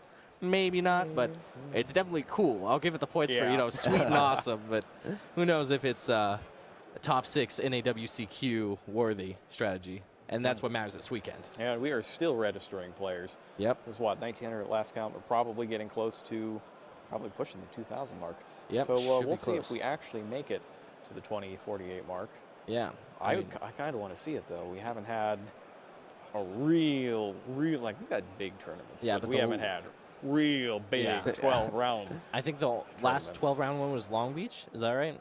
Is that the last time we had 12 rounds? Or unless you count was San Diego, like technically 12 rounds or something, because they did the 5 rounds. They did 2 different formats, day 1, day 2.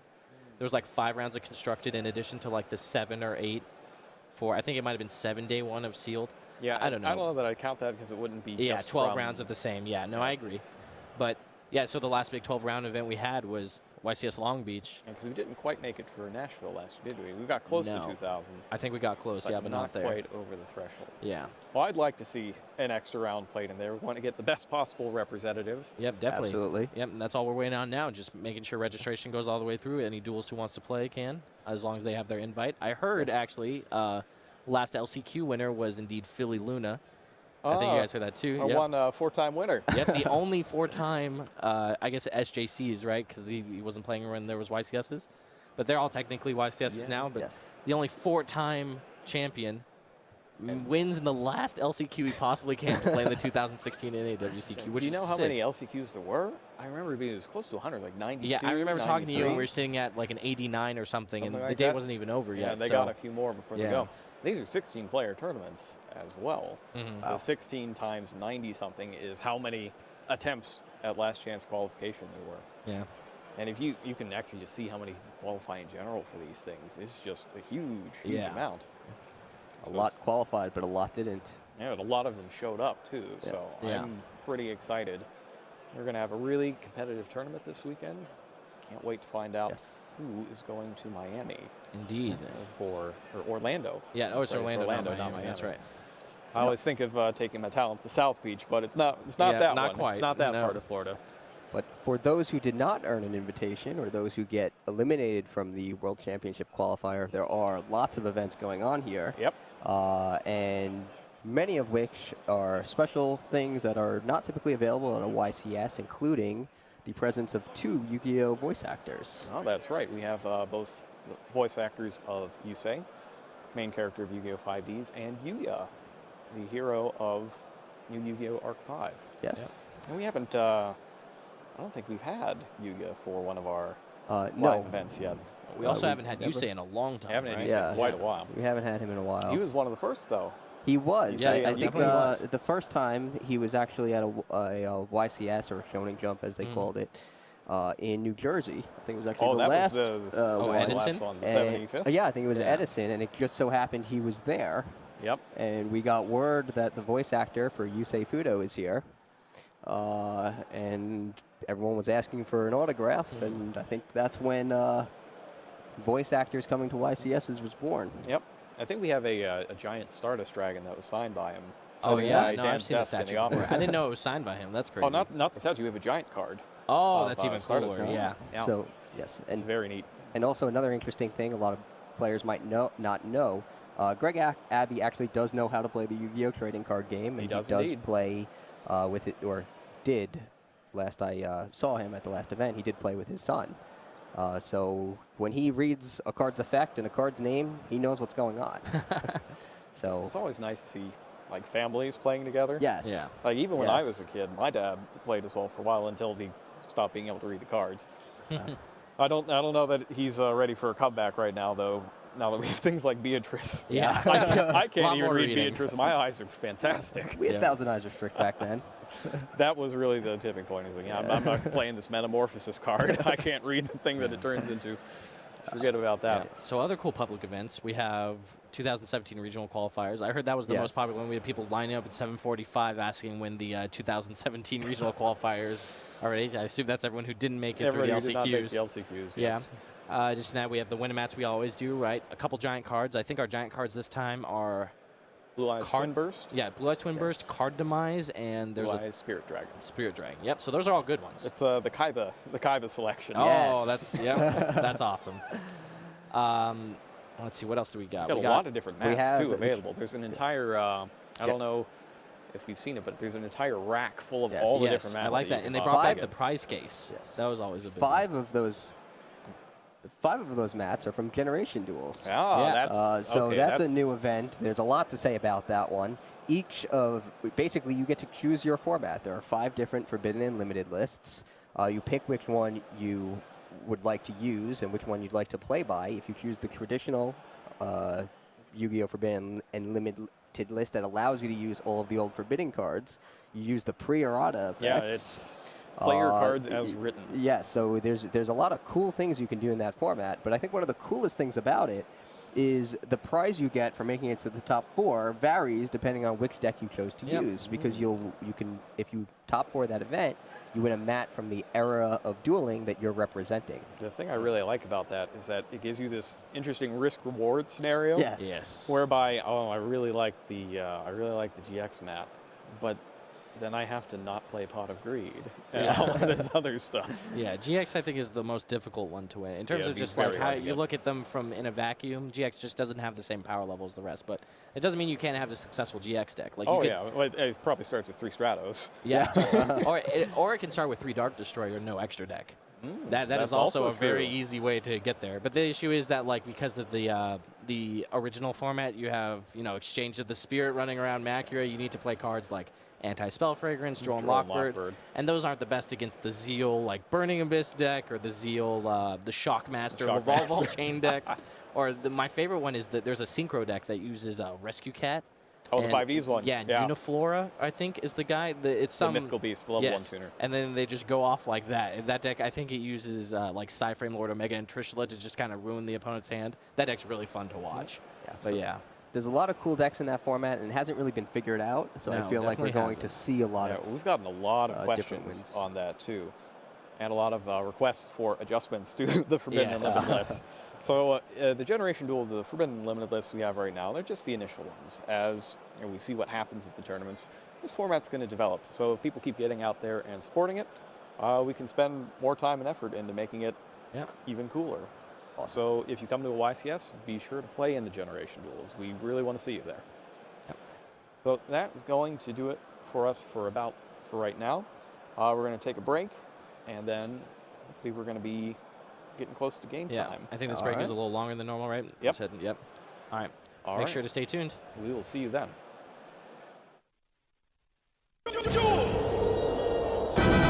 Awaken Yu-Gi-Oh's dragons from their ancient temple so you can unleash their reborn power. Rise of the True Dragons. A full dragon deck. Ready to play, ready to win. Rise of the True Dragons. 41 cards per box, each box sold separately. You can join the ranks of Yu-Gi-Oh! Duelists with Starter Deck Yu-Gi-Oh! Learn to duel with this complete deck full of monsters, spells, and traps. Starter Deck Yu-Gi-Oh! It's time to duel! 40 cards per box, each box sold separately.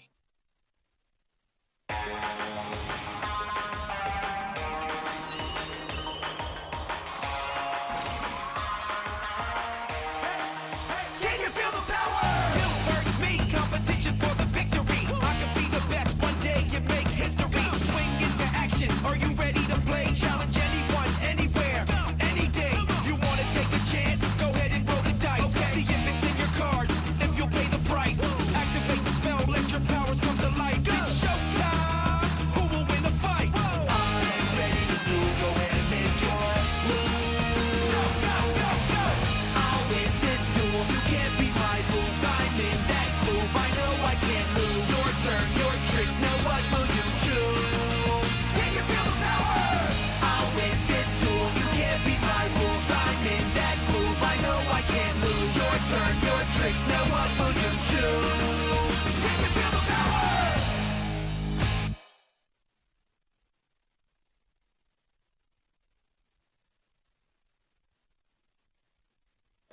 Hello again, duelists. As you may be aware, the Winter Ultimate Duelist Series Invitational took place very recently, right here in Los Angeles, California. And because it was so close to our office, we decided to hold a special bounty tournament at the event where myself and some of my coworkers stepped into the fray to duel against you guys.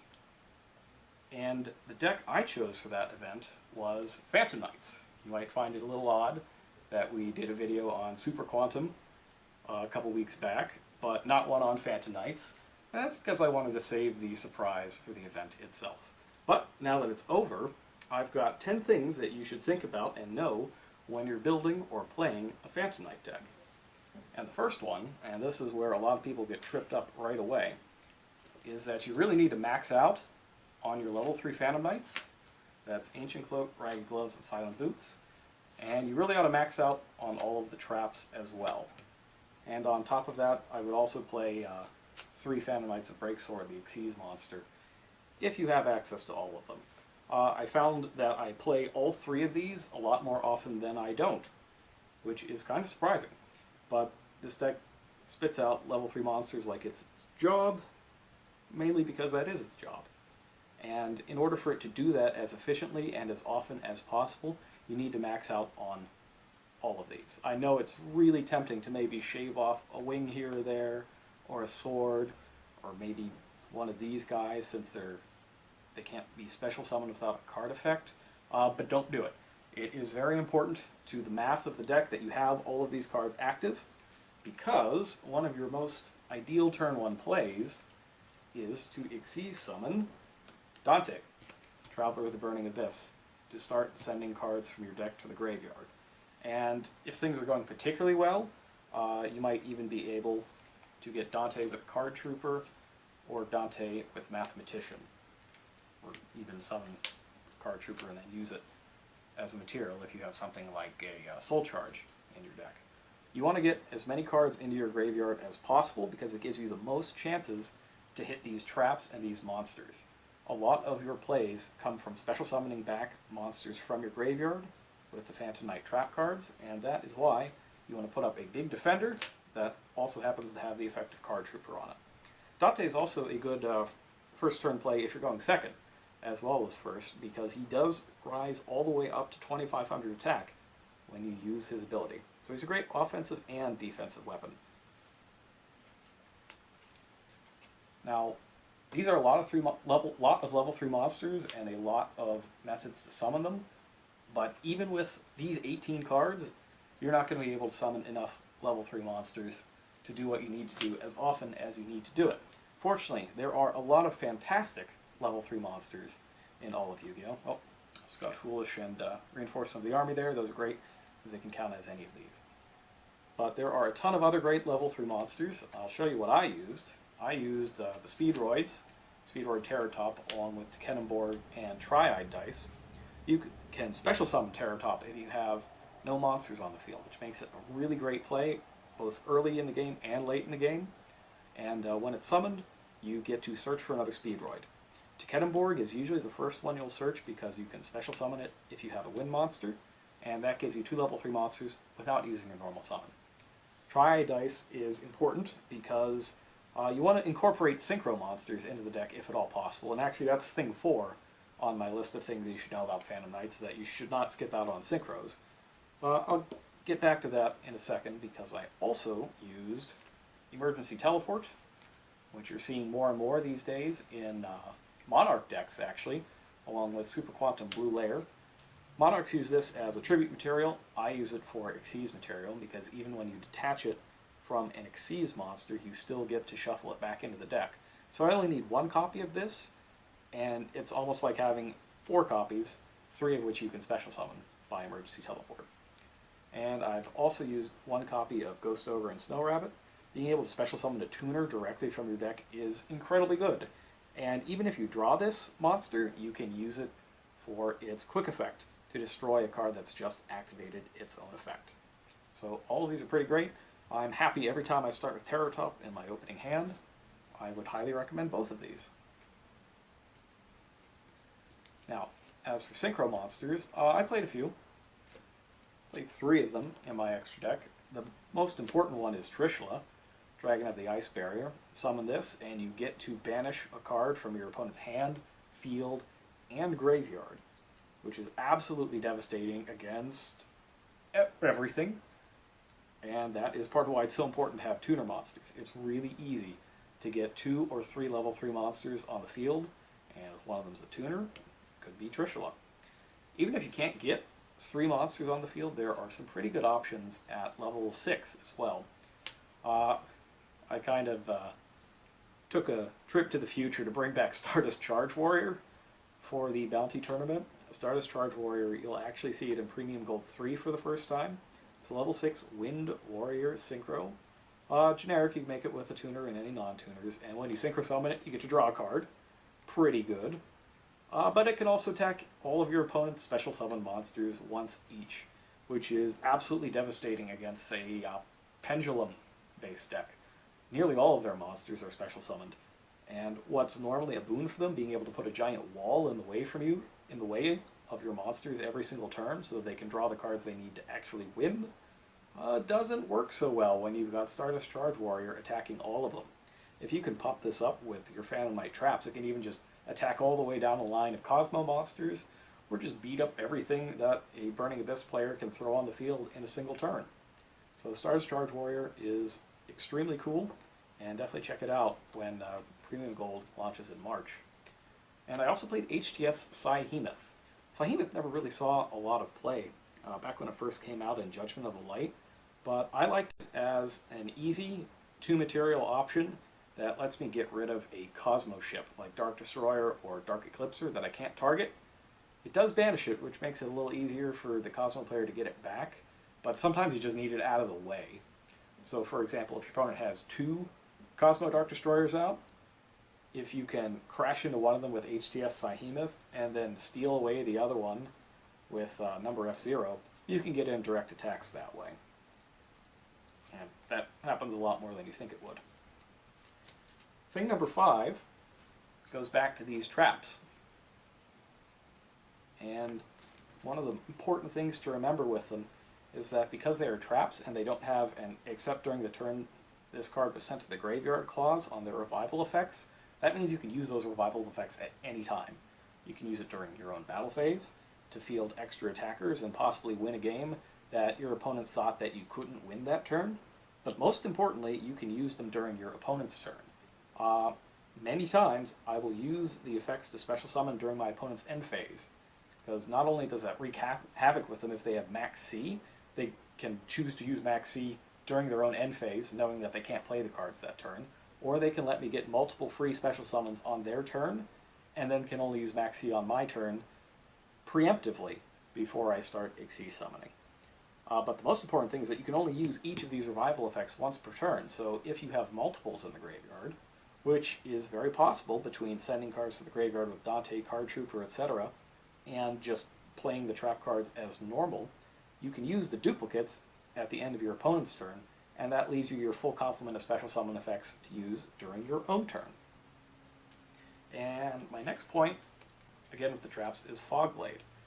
Fogblade is most known for its Fiendish Chain type effect that negates the effects of the monster that it's targeting. However, its other effect to prevent that monster from attacking or being attacked is also extremely important. You got to remember that you can't attack your opponent's monster if you target it with the Fogblade. But you should also remember that if you target your own monster with the Fogblade, your opponent can't attack it. And if that is your only monster on the field, they cannot attack you at all without a special effect like an Earthbound Immortal. Now, just because this negates the effect doesn't mean you can't activate the effect of the monster that it's targeting. Which means that if you have a Card Trooper early on, and you need to keep it around on the field, especially against a Kozmo player who would be very happy to emergency teleport in a Farm Girl to attack over it and start swarming you with ships, you can use it to keep the Card Trooper on the field, impossible to be attacked, and just keep sending cards to your graveyard, even though Card Trooper won't gain the attack points from it. So that's an important tip to think about when you're dueling. Next up is Leviair the Sea Dragon. I played 2 copies of Leviair in my extra deck. I never quite wanted 3, but I could definitely see wanting 3 because Leviair is extremely good in this deck. To activate the second abilities of your Phantom Knight cards, you have to banish them from the graveyard. And the same goes for the attack negating effect of Speedroid Triide dice. And that means that you have plenty of monsters that are banished that you can get back with Leviair the Sea Dragon. And not only does it special summon a monster to your field, each one of those monsters that you bring back and send to the graveyard again is effectively getting 2 extra cards. One to use as material for something, and another one that you can banish from your graveyard to claim its effect at any time. And one last thing to remember about Leviair the Sea Dragon is that it's a wind monster. And that means that if you have opened up with Speedroid to Ketemborg and nothing else wind-related, if you can summon Leviair the Sea Dragon, activate its effect to special summon one of your banished monsters, and then because it's wind, you can special summon that to Ketemborg from your hand, and you've got another 2 level 3 monsters for an Xyz summon. Now, back to the traps again. I know I keep harping on these, but these are really good trap cards. Phantom Knight's Sword and Phantom Knight's Wing. While you know them mainly for their special summoning effects, their on-field effects are also extremely good. Both of them increase the attack points of your monster and gives it a shield against destruction. Phantom Knight's Wing gives you a permanent plus 500 to any monster while it's faced upon the field, and it saves it from destruction the next time it would be destroyed that turn. Sword gives it 800 for as long as Sword is on the field, and you can destroy Sword instead of the monster if it would be destroyed. Because of those attack boosting abilities, you can play these cards in the damage step, where most cards cannot be played. So for example, if you were to pull up, or get stuck with a Terror Top, say, on the field, let's say you special summon Terror Top and your opponent says, okay, max C. Well, they don't get to draw a card because Terror Top didn't start a chain to special summon. They're just doing that so that you don't continue your combos, and they can come back at you next turn. So let's say a Kozmo player does that. Well, you can keep Terror Top there and back it up with one of these trap cards, and then if they try to attack you with Farm Girl, you can play this in the damage step. Terror Top will defeat the Farm Girl, send her to the graveyard where she can't be gotten back by Kozmo Town, and can pretty much put a halt to your opponent's entire turn, unless they have... No, and it pretty much puts a stop to your opponent's entire turn. They'll have to go to main phase 2 and probably, if they're lucky, summon a tin can and go from there. Thing number 9, Twin Twister. Twin Twister is very good right now. It can destroy 2 spell or trap cards on the field, up to 2 spell or trap cards on the field, but it costs you a discard to use it. And a lot of people are only playing 1 or 2 in their main decks because they don't want to draw multiples, or their deck can't support the discard cost. This deck can support the discard cost. Anytime that you discard a Phantom Knight card, that card can be played again from the graveyard for its secondary effect, so you essentially are not giving up a card at all to play this. And that makes it extremely efficient. Not only is it extremely efficient, right now, every other deck but this one has a lot of spell and trap cards that they need to keep on the field. Monarchs need to keep their field spell and Return of the Monarchs on the field. Kozmo needs to keep Call of the Haunted on the field, and they really hate it when you chain this card to Call of the Haunted. They need to keep their Solemns on the field, Solemn Strike and Solemn Warning. And actually, I'll just show you, I play both. 3 Solemn Strikes, 1 Solemn Warning. Pendulum decks obviously need to have both of their pendulum zones occupied to do anything. And even stuff like Burning Abyss plays a lot of traps that if you can destroy them preemptively, you can break through that player's defenses. Maxing out on Twin Twister is easily the best decision I made when I was building this deck. It is incredibly helpful, and I would highly recommend maxing it out yourself if you decide to build a Phantom Knight deck. And the last thing on my 10 things that you need to know is that you should always be playing very aggressively. If you have a chance to deal 8,000 damage, and you know that you can do it, barring interruption, you should do it. If your opponent has no cards face down, and you can clear their monsters and hit them for the 8,000, do it, even if they have max C. Because right now, despite playing max C, people aren't really using anything that can stop you. They can't really draw a card that's going to stop them from losing that turn. The closest thing you'll get is maybe Effect Failure that could take 1,000 points off of your Break Sword. But this deck special summons enough that you can probably play past that and get another 1,000 points out of somewhere. So keep playing aggressively. You're just going to get more and more cards as the game wears on. They probably aren't.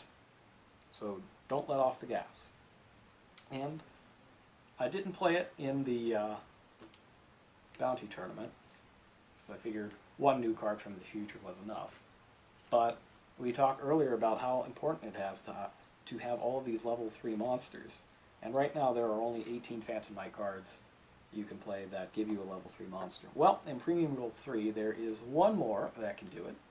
This is the Phantom Knights of Tomb Shield. It is a trap that special summons itself as a level 3 Dark Warrior type monster when you activate it.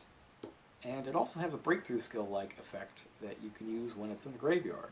During your own turn, except the turn it was sent there, you can banish this card to negate the effects of a face-up trap for the rest of the turn.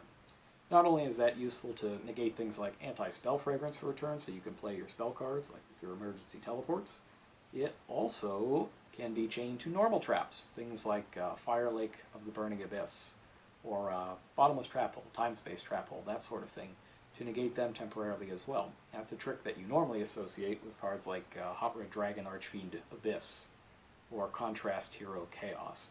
But this card can do that too, on top of being a level 3 monster. So it's great if you send it to the graveyard with your card trooper, it's great if you draw it, and it's also a The Phantom Knights card instead of just a Phantom Knight card. So it's doubly searchable with both Phantom Knights of Ancient Cloak and Phantom Knights of Silent Boots.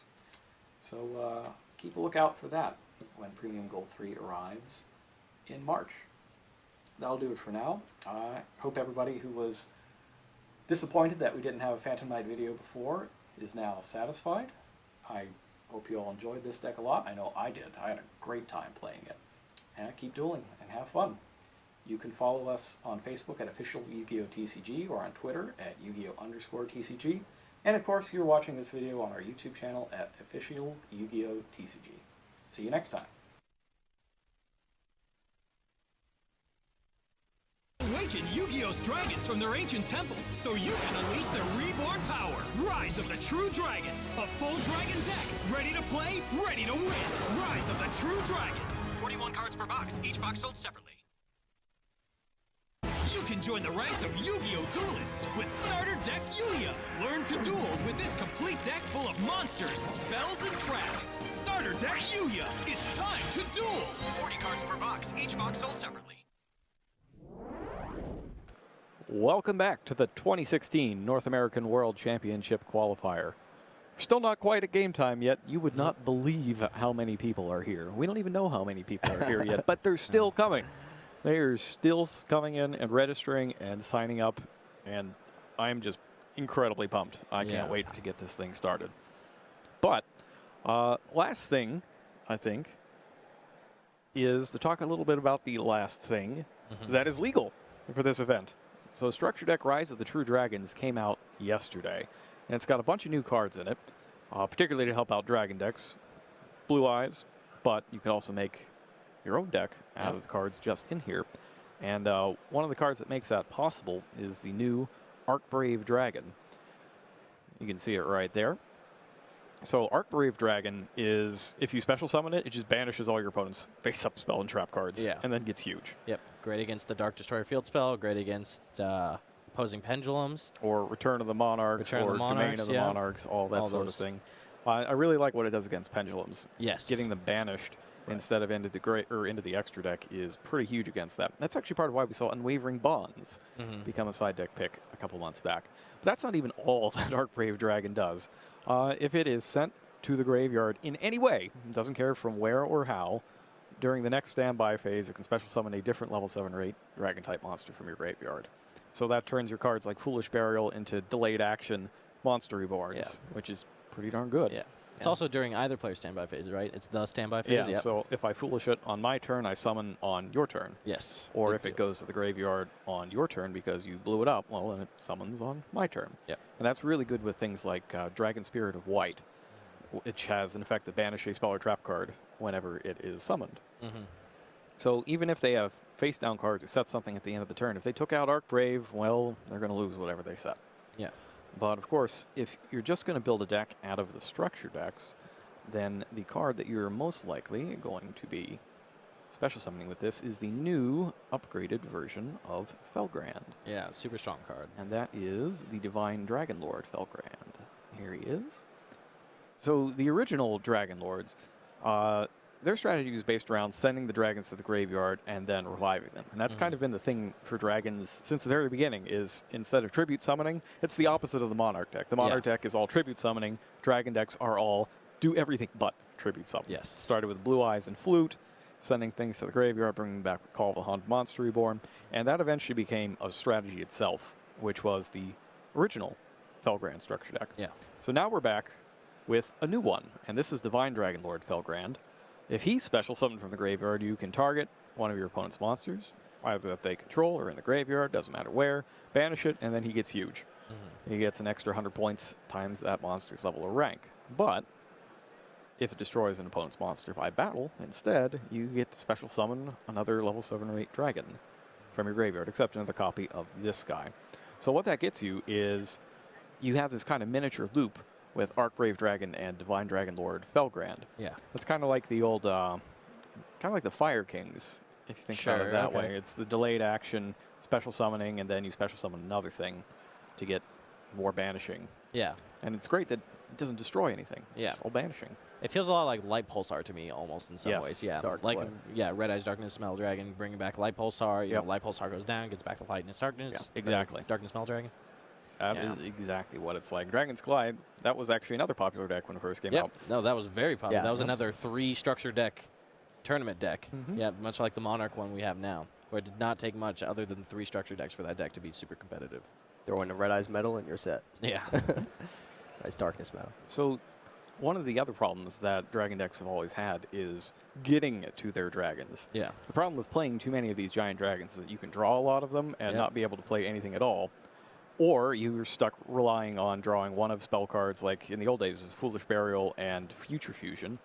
You draw them, you win. If you don't, maybe your deck doesn't do anything. Yeah. So one of the things that we've done with the Rise of the True Dragons deck is give you more opportunities to find your biggest dragons with cards that you would be okay with playing otherwise. And first of those, we've got Paladin of Felgrand. Let's go ahead and bring him up. So Paladin of Felgrand, if you normal or special summon him, you just get to equip a level 7 or 8 dragon from your hand or deck Okay. to him. He's kind of like a Dragoonity. Sure, like, yeah. one of the old Dragoonity monsters. And while he's equipped with that, he is unaffected by other monster effects. So you've got 1700 attacker, and he's unaffected by stuff like Dark Destroyer, etc. They have to use it preemptively against him. Or you can tribute him and another monster, and then special summon a level 7 or 8 dragon from your graveyard. So if you already have a target in your graveyard, you can even special summon the one that you got back. Otherwise, you might need to do a little bit of trickery, because there is a rule that says you can't use a targeting effect that has no targets, Yes. even if paying the cost would create one. So we did manage to get around that. We've got a card to help with that, and that is called Ruins of the Divine Dragon Lords. Ruins is an interesting card. It's a field spell, and it does a bunch of different things. Most relevant to the Paladin conversation is that it lets you send one of your face-up cards on the field to the graveyard to special summon a token. And you'll get the token in the structure deck as Yes. well. It Very has exciting. the level and the stats on it. Yeah. It's very cool. I hope everybody enjoys that. And basically what you use it for is you send the equipped dragon from the Paladin to the graveyard so that you have a target for it now. But it also creates the second monster to tribute, so that you can go ahead and get back your Archbrave or Divine Dragon Lord Felgrand right away. It's very cool. But the other thing it does is if you have a level 7 or 8 dragon, so let's say you've already set up and you draw this later, you play this card, and monsters that are special summoned from anywhere but the graveyard have their effects negated for the turn that they are summoned. So that is extremely useful, and it protects you from all the things like Dark Destroyer Yeah. that have only on-summon effects. That's not even the best card in the deck. No. I think everybody who has picked up this deck so far kind of agrees on what the top card out of it is. Yeah. It definitely feels like it's just bar none, by far the best. Yeah, I mean, By far, it is Return of the Dragon Lords. Yes. Only half as much text on there as all the other cards, but probably twice as powerful as the rest of them. Definitely. So this guy, target a level 7 or 8 dragon-type monster in your graveyard, summon it. Okay. And if one or more of your dragon-type monsters will be destroyed. You can just banish this from the graveyard, and they aren't. It kind of speaks for itself. You play 3 of this in pretty much any big dragon deck. Yeah, I mean, it's a strict upgrade to cards like Silver's Cry and Swing of Memories, like the ones that we were previously playing with. Yep. It has built-in defense. It's another one of those cards that can only get better the more dragons come out, right? So, like, at one point, maybe there's a level 8 dragon that can destroy your opponent's cards and, works well in your Blue Eyes deck. Boom. It's like Dragon Spirit of White. Yep. Start taking out those spell and trap cards right away. Yeah. And yeah, I mean, any effect similar to Monster Reborn you have to look at twice, right? Especially when your deck wants to be reviving large dragons.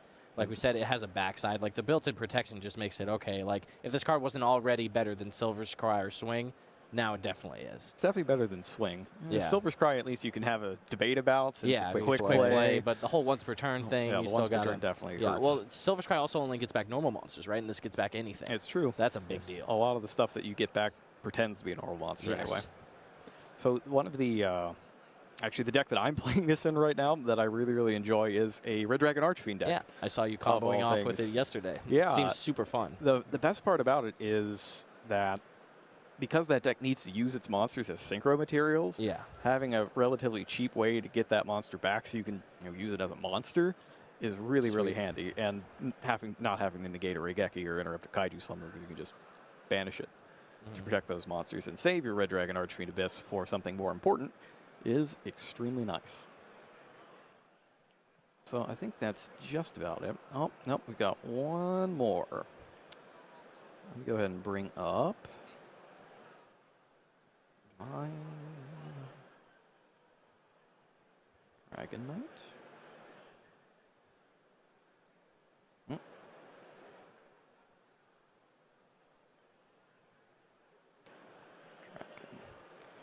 Well, the last guy is a level 4 monster. He is a dragon. He's got 2 abilities. Here he is, Dragon Knight of Creation. So Dragon Knight of Creation he's kind of a wild card. Yeah. This one card, it serves a bunch of different purposes. It can put a dragon in your graveyard if it destroys another monster by battle and sends it to the graveyard. And then it can bring that monster right back. You can send one of your cards in hand to the graveyard and this guy and bring that monster back, or bring any monster back, level 7 or 8 dragon. And then he also becomes level 8 during your opponent's turn. So even if your deck completely whiffs and you have Ruins of the Divine Dragon Lords, you can just negate all their monster effects instead. So Dragon Knight of Creation is one of those things that it just does a bunch of different things. And you kind of want to play it, but you don't really know how many you want to play. Yeah, it has a bunch of synergies with what you're trying to do, but at the same time, like, it's not necessarily something you want to have every game. It can't do everything itself. Right. It needs something else, but it is a good missing piece card for whatever you're trying to do. Like the last couple slots could easily be like Dragon Knight of Creations. Yeah, this was the last card Yes. in my deck, basically, after I filled out everything else I wanted to use. 'Cause it's Solid card. one of the various things I need at whatever time. So those are the new cards to look out for from Rise of the True Dragons this weekend. And we'll see if we see any of those. I have heard word that there are some Blue Eye strategies, and there are even some Felgrand strategies in the building today. That's going to be super cool. We'll definitely see Return of the Dragon Lords, right? Yeah. But it's just like maybe there's a couple Arc Braves here and there. That's the second one I expect to see the most. Is there another one that you... No, I think the power rankings are kind of... Return is the one there, everybody's like going to Arc play, Braves, and some people are going to play Arc Brave, and then some people are going to play Felgrand. Yeah. I don't know that we're going to see quite as much of the level 4 guys. Yeah. Because a lot of these decks are going to use Mausoleum of White. Yeah, so to they send don't wanna... things to the graveyard anyways and get extra summons that way. And they probably already play multiple Dragon Shrines, and you can't go too heavy on those sorts of cards, especially if you're going to be spending your normal summon on it. Yeah, I'm excited to see how all of that shakes out. All right, we are going to take a break here, I think. Yep. And looks like registration is still progressing. Man, That's a lot of I players. can't even imagine how many players that is right now. We will try to get that information for you. And we will be back soon. Stay tuned.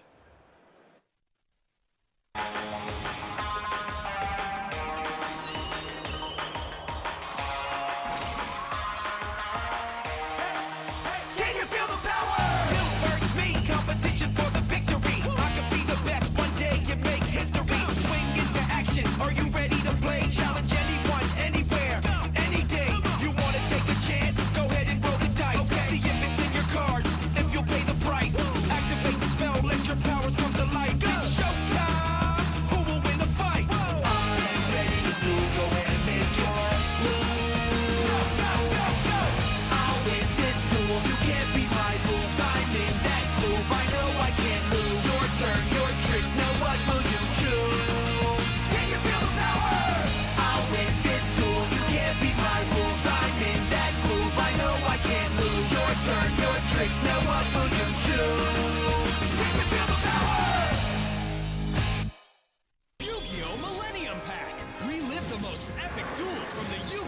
TV show with awesome cards played by Yugi, Kaiba, Joey, and Merrick. Millennium Pack. 5 cards per pack, each pack sold separately. Yu-Gi-Oh! Shining Victories! The Blue Eye Saga continues with a whole new army of high-level dragons you can add to your deck! Yu-Gi-Oh! Shining Victories! 9 cards per pack, each pack sold separately.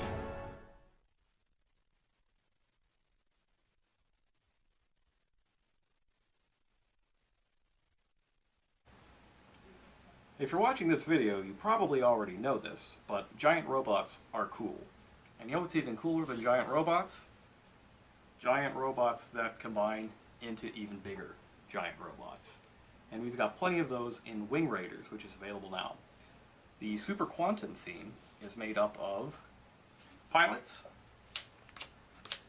their own individual robots, and the super robot, Super Quantal Mech King Great Magnus, that they can all combine into. Great Magnus is a rank 12 monster, but there are other ways to summon it, as we'll see. But to start with the strategy, first you have to start with the pilots. Super Quantal Red Layer, level 5, but you can special summon them if you have no monsters on the field. And when you normal or special summon them, you can add any Super Quantum card from your graveyard back to your hand. And then if this guy is sent to the graveyard, you can special summon back a Super Quantum monster from your graveyard, but you can't use its effects. This is kind of the theme with the pilots. They all have an effect that happens when they're normal or special summoned, and another one that happens when they're sent to the graveyard. Super Quantum Green Layer, when he's normal or special summoned, lets you summon another Super Quantum monster from your hand. That's particularly useful, say, if you have Super Quantum Blue Layer here, who when normal or special summoned lets you add a Super Quantum card from your deck to your hand. When Green Layer is sent to the graveyard, you can send another Super Quantum card from your hand to the graveyard to draw 1 card. And of course, if that's one of these guys, then you're going to get to use another effect as well. So you could send Red Layer to the graveyard, draw a card, and then special summon back a different monster from the graveyard. And when Super Quantum Blue Layer is sent to the graveyard, she shuffles back up to 3 Super Quantum cards from your deck to your hand. Now the eventual goal for this deck is to get all 3 of these cards together while you have this field spell, Super Quantal Mech Ship Magna Carrier, on the field. What Magna Carrier lets you do is Xyz summon using only 1 material by discarding a card from your hand. So, if you can summon all 3 of these and discard 3 cards to Xyz summon each of the machines, you can then send Magna Carrier to the graveyard to combine everything together into 1 6-material rank 12 Xyz monster with 3600 attack that prevents your opponent from adding cards from the deck to your hand. That is totally unaffected by everything else card effect-wise except for other cards of this theme, and during each turn can shuffle back any card on the field into the deck without even targeting it. Oh, and it has 3600 attack. Just thought I'd throw that up there as well. Each individual machine also has a pair of powers that are extremely useful. Super Quantal Mech Beast Grand Pulse can destroy any spell or trap on the field once per turn by detaching a material, and that becomes a quick effect if Blue Layer is one of its materials. Now it can't attack if it has no materials, but you can keep adding more materials onto this and the other Super Quantal Xyz monsters by attaching Super Quantum cards from your hand or field to them as Xyz materials. Generally you'll want to play this monster in defense. It's got 2800 defense. Next up, you have Super Quantal Mech Beast Magna Liger. Magna Liger can destroy monsters by detaching. It's kind of like Consular Pleiades. 2600 attack makes it bigger than Pleiades, and it's a generic 2 level 5 monster Xyz summon. If it has Red Layer as its material, it can also use that effect during either player's turn as a quick effect, making it pretty much Pleiades except bigger. And finally, Super Quantal Mech Beast Ouroboros. 2200 attack, 2400 defense, so it's pretty good in either attack position or defense position. And its effect lets you detach to flip monsters on the field face down. And it becomes a quick effect, a la Book of Moon, if you have Green Layer as a material. Now, to get all 3 onto the field at the same time, it could require a bit of trickery. And that is where the rest of the deck is going to come in. So obviously, you're going to play 3 each of the pilots. Red Layer, who incidentally, Red Layer and Blue Layer, you might be seeing these cards in a Monarch deck very soon. We found that they're actually pretty useful as a tribute engine, in addition to being used for Xyz summons. So you have 3 of each of the pilots, and you're also going to use 3 of their animal companions, Super Quantal Fairy Alphan, which has 2 abilities of its own. One lets you match the levels of all of your monsters on the field to that of one of your pilots, and the other lets you tribute it to choose 3 different Super Quantum monsters from your deck, randomly special summon 1, and send the rest to the graveyard. Not only does that get you at least 1 on the field, you're also going to trigger the effects of all 3, except one will be the on-field effect, and the other 2 will be the graveyard effect. So definitely want to play 3 of all of these. Because you get those abilities when they go to the graveyard as well, 2-card Trooper is also pretty good here. Because you want to go first most of the time to get your disruptive Xyz monsters on the field. I'm also including Traptrix Mermail, just 1 copy, which lets you search out any whole normal trap card when she's normal summoned, and if you special summon, you get to destroy a spell or trap that your opponent controls. Both effects will actually come into play quite frequently. Also including Electromagnetic Turtle. The Turtle's just a level 4 monster most of the time, but if you get it in your hand, it's the perfect thing to discard for Magna Carrier, since you can banish this during your opponent's battle phase, just end the battle phase completely. And that's it for monsters.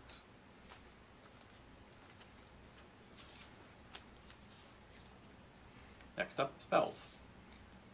We're definitely going to run 3 copies of the field spell, Magna Carrier. Super Quantum Blue Layer is a level 3 psychic type monster, and she's also the one that searches a Super Quantum card when summoned. So we're going to play 3 copies of Emergency Teleport. That lets you summon her straight from the deck, or hand if you absolutely have to, and that'll trigger the search effect. Adding a little bit of unpredictability, but also a lot more summoning power, is Reasoning. Reasoning forces your opponent to choose a level, and then you start flipping cards from the top of your deck, excavating them. Actually, this card has been updated, it now excavates. You excavate cards until you hit a monster you can normal summon. If it's the same level as the one your opponent declared, all the cards go to the graveyard, which would set off the ability of your pilots. Or if they're wrong, the monster summoned, which also sets off the ability of your pilots. So either way, the result's going to be pretty good. Generally, when you play Reasoning, if your opponent doesn't know what you're playing, they're going to choose 1, thinking that you are an Infernoid duelist. So the only time that this really goes wrong is if they call 1 and get it right. But the only level 1 is Alphan, so the odds are pretty much in your favor. So I'm going to use a couple copies of Instant Fusion. Instant Fusion is there for Elder Entity Norden.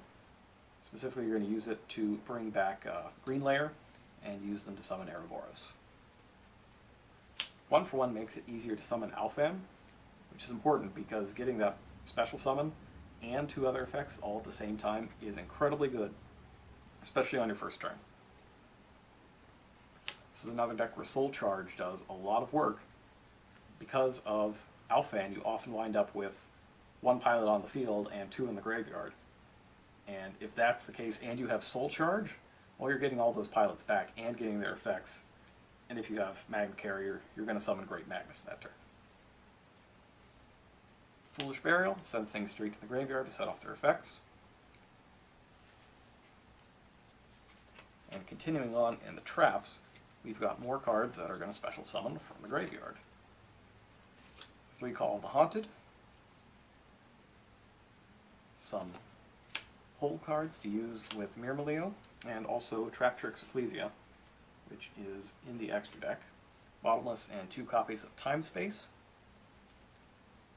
Time Space in particular, very good against both Kozmo and Pendulum decks.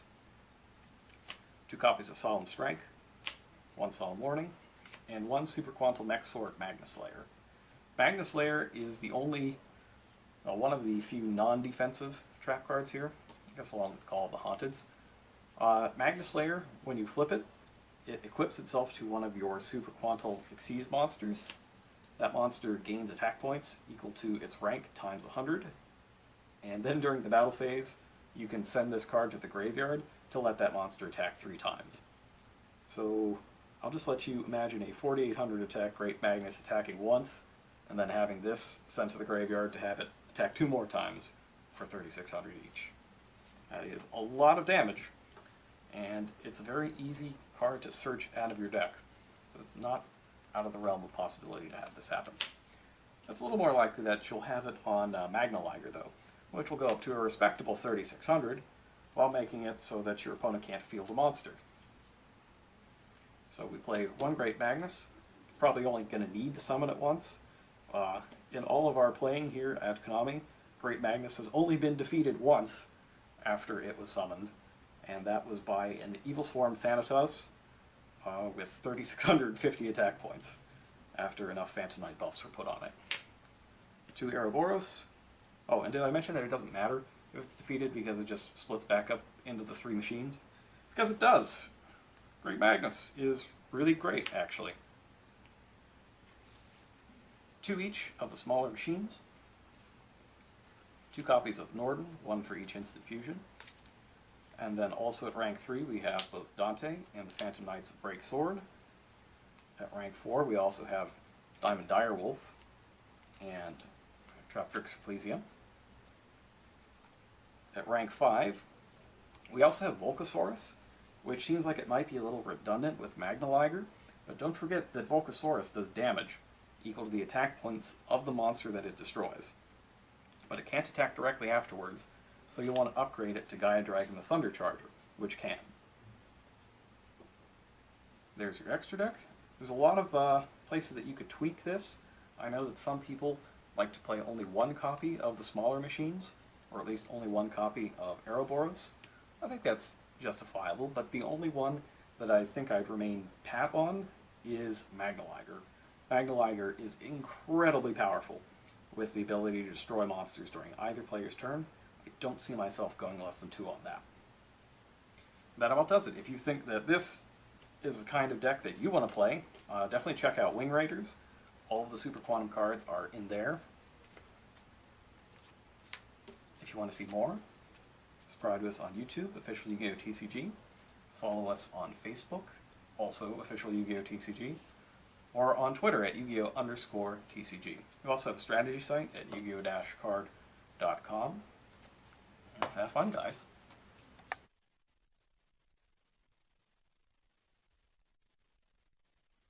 Yu-Gi-Oh! Master of Pendulum! Fusion, Synchro, and Xyz summons! Now you can unleash the potential of Pendulum summoning and special summon as many monsters as you want! Master of Pendulum Structure Deck! 43 cards per deck, each deck sold separately. For 10 years, the Monarchs have ruled Yu-Gi-Oh! Duels. Now these powerful Monarchs return with the Emperor of Darkness Structure Deck. May your deck reign supreme! Emperor of Darkness! 42 cards per box, each box sold separately. Powerful monsters from the Yu-Gi-Oh! Trading Card game are gleaming in gold foil technology as Gold Rare and Gold Secret cards. Premium Gold, Infinite Gold. 15 golden cards per box, each box sold separately.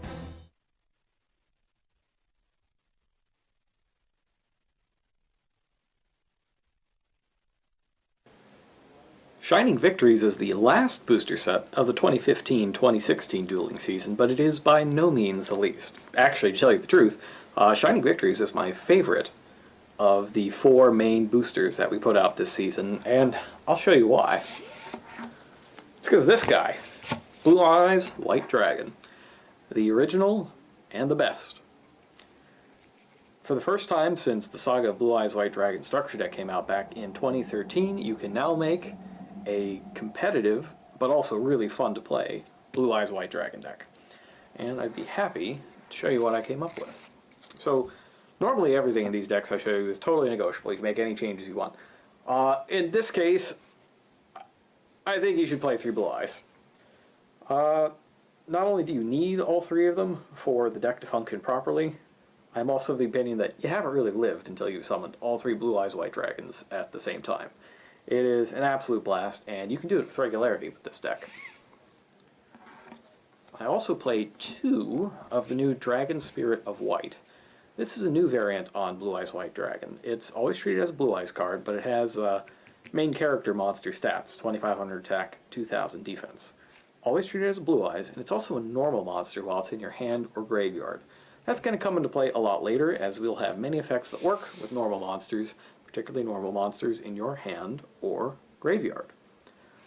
What I really like about Dragon Spirit of White is that it has a built-in spell and trap removal effect. Whenever you normal or special summon it, you get to banish target spell or trap card that your opponent controls. And since there are so many ways to summon this monster, and you need to summon them all, or summon it a lot for your combos anyways, because you're going to be doing Xyz summons, synchro summons all over the place, it essentially turns the cards that you're using to advance your strategy into spell and trap removal as well. So you get to free up a lot of space in your deck because you don't have to play cards like Twin Twisters. Your revival cards will do it for you with Dragon Spirit of White. In general, you want to try to slim down the number of monsters, or the number of level 8 monsters in your deck, since you can't play them from your hand right away. So I'm not playing the full 3 Dragon Spirits, but I still want 2, because I need to be able to special summon at least one of them from my deck, and also be able to send one of them from my deck to the graveyard for other plays. More on that later. Synchro summoning is a big part of the Blue Eyes deck, and Sage with Eyes of Blue helps you out quite a bit with that. It's a level 1 light tuner, and when you normal summon it, you can add another level 1 light tuner monster from your deck to your hand, except another copy of this. The obvious choice is to use this with Maiden, which I also run a full 3 copies of. Now, Sage also has a secondary effect. Lets you send it from your hand to the graveyard to target one of your effect monsters, send it to the graveyard, and if you do, you get to special summon a Blue Eyes from your deck. This is, actually, it works with Maiden with Eyes of Blue very well. You can target Maiden with this effect, chain her ability to summon Blue Eyes White Dragon from your hand deck or graveyard, and then send her to the graveyard to summon the other Blue Eyes monster from your deck. Maiden, as I just mentioned, if she's targeted by an attack, you can switch her battle position, negate the attack, and then summon the Blue Eyes from hand deck or graveyard. And also, if she's targeted with a card effect, you can do the same thing. Or rather, you can special summon a Blue Eyes from your hand deck or graveyard, not switch her battle position. This effect is critical to the way that I've built the deck, because I've added a lot of different ways for you to target your own monster without having to play cards like Wonder Wand, which don't always work out for you. The tuners keep coming. I've got 3 of the new Whitestone of Ancients. Whitestone of Ancients has 2 abilities. One is during the end phase, if this card is sent to the graveyard this turn, you can special summon a Blue Eyes monster from your deck. That's part of the reason why I have 2 copies of Dragon Spirit of White. If you're familiar with Dragon Shrine, I want to be able to send one Dragon Spirit of White to the graveyard with Dragon Shrine. It's a normal monster, so then I can also send another dragon, which will send this.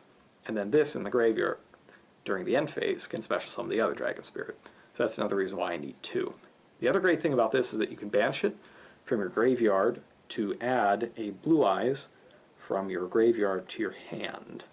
And that means that all of your copies of Trade-In, as soon as you see 1 Blue Eyes and the stone in your graveyard, all of your trade-ins essentially become free. So they act like Pot of Greeds, because you just pick up the card from your graveyard that you are going to discard for it. Also run 1 copy of the Whitestone of Legend. It's another tuner, and it'll get you Blue Eyes White Dragon to your hand if you need it. It's also a differently named dragon, which is important for Galaxy Eyes Dark Matter Dragon, which we'll get to later. And similarly, there is Flamvel Guard, another level 1 dragon type tuner. This one is a normal monster, which is key because nearly all of my special summoning from the graveyard relies on normal monsters. And what I found was that I needed a tuner that I could special summon with extra copies of some of these cards when I drew them off of Max C or whatever. And Flamvel Guard, actually, it's been used for that purpose since the Dragon Ruler days. I had just forgotten it for the time being. This used to be an effect failure, because you can search that out with Sage with Eyes of Blue, but I found I didn't really need the effect failure that much. I would rather have had the extra tuner that I could summon back with my spells. What I did find that I needed was 3 copies of Max C, with all of the special summoning being done by Burning Abyss Phantom Knight decks, you really need to be able to at least get some cards off of that. Even if you're not going to stop them from putting out Beatrice and setting a Fog Blade or two on the first turn, you need to at least be able to build up cards in your hand so that you can fight through and break that board. Moving on to spells. The critical spell for this deck is Mausoleum of White. It's a field spell that gives you an extra normal summon each turn to use on a level 1 light tuner, but it also lets you target one of your monsters, send a normal monster from your hand or deck to the graveyard to increase that target's attack and defense by 100 times the level of the monster sent until the end of the turn. So what you want, ideally, is to start with Sage with Eyes of Blue and Mausoleum of White in your opening hand. You can activate Mausoleum, use your extra summon on Sage with Eyes of Blue, use that to search out Maiden, and then use your regular normal summon on Maiden. From there, you use Mausoleum to target Maiden, sending one of your blue eyes from the deck to the graveyard, or that will send one of the blue eyes from your deck to the graveyard, and then chain to that effect with the Maidens to special summon a Blue Eyes White Dragon. That'll give you a Blue Eyes on the field along with 2 tuners. You could, for example, Synchro Summon a level 9 and just leave the Maiden on the field, or you could Synchro Summon a level 9 and then, with the level 9 in particular, you can make a play to get Crystal Wing Synchro Dragon, but we'll talk about that a bit later. To go with the Mausoleums, since I really want to open up with this combo, I'll also go triple terraforming. I will include a copy of Dragon Ravine, since I'm already using the triple terraformings. That'll give me a way to search out a source of getting dragons into the graveyard. And I'm also going to use 1 copy of Secret Village of the Spellcasters. What I found in my testing is that locking out spell cards is extremely important right now, especially if you're going to play against a lot of Monarch decks. Now, the Maiden is a spellcaster, which gives you another reason to make that field of level 9 Synchro plus Maiden, if you can get that extra copy of, or if you can get the copy of Secret Village into play. There are a few different paths you can take to get some protection from spell cards, but the best one is to have Maiden, a way to protect Maiden, and Secret Village of the Spellcasters. I'm also running a full 3 Dragon Shrines. I'm not running Foolish Burial, actually. What I really need more than anything is to get 2 dragons from the graveyard, not just 1. Dragon Ravine is searchable and lets me get one out of my hand and deck, but Foolish Burial, just sending 1 to the graveyard, didn't really do a lot for me, so I went to 3 Dragon Shrines and then used that extra spot for something else. And I'm also running the 3 Trade-ins, as you so often see in decks like this. You gotta get those blue eyes out of your hand. You really do, and getting them out of your hand for 2 extra cards from your deck is pretty great. Especially once you play the first one and get a White Stone of the Ancients into the graveyard so that you can make all the rest of your trade-ins live, or at least your next one.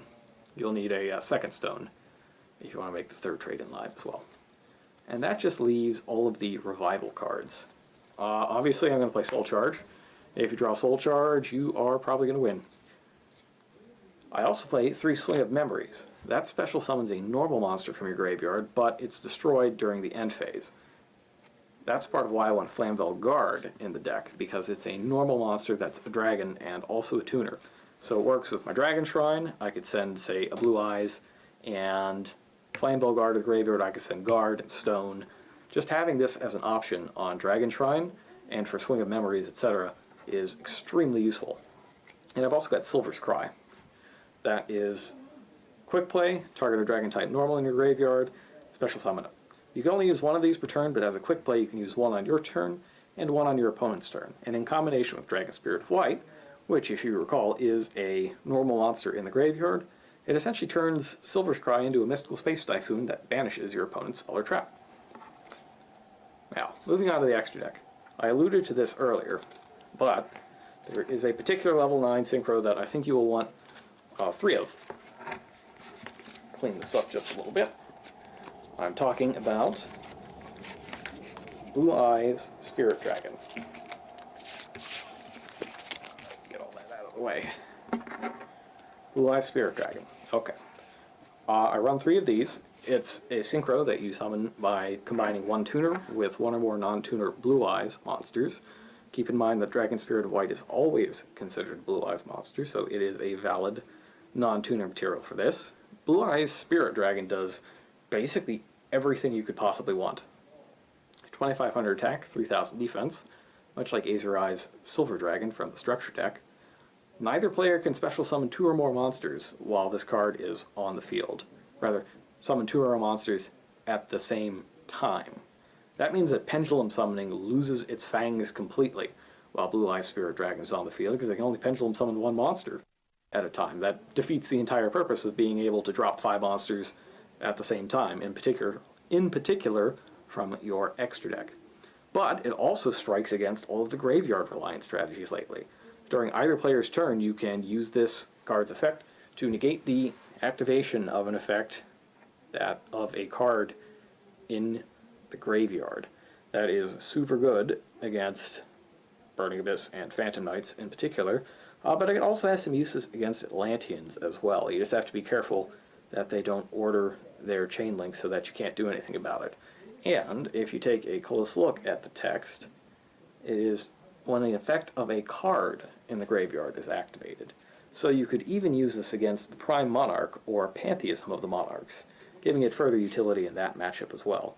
And if all that wasn't good enough, you can also tribute this anytime during either player's turn, except during the damage step of course, to special summon another Light Dragon Synchro monster from your extra deck. Now, that monster will get destroyed during the end phase of the turn, but you often only need it for that one turn. So for those, I'm running Azur Eye Silver Dragon, of course.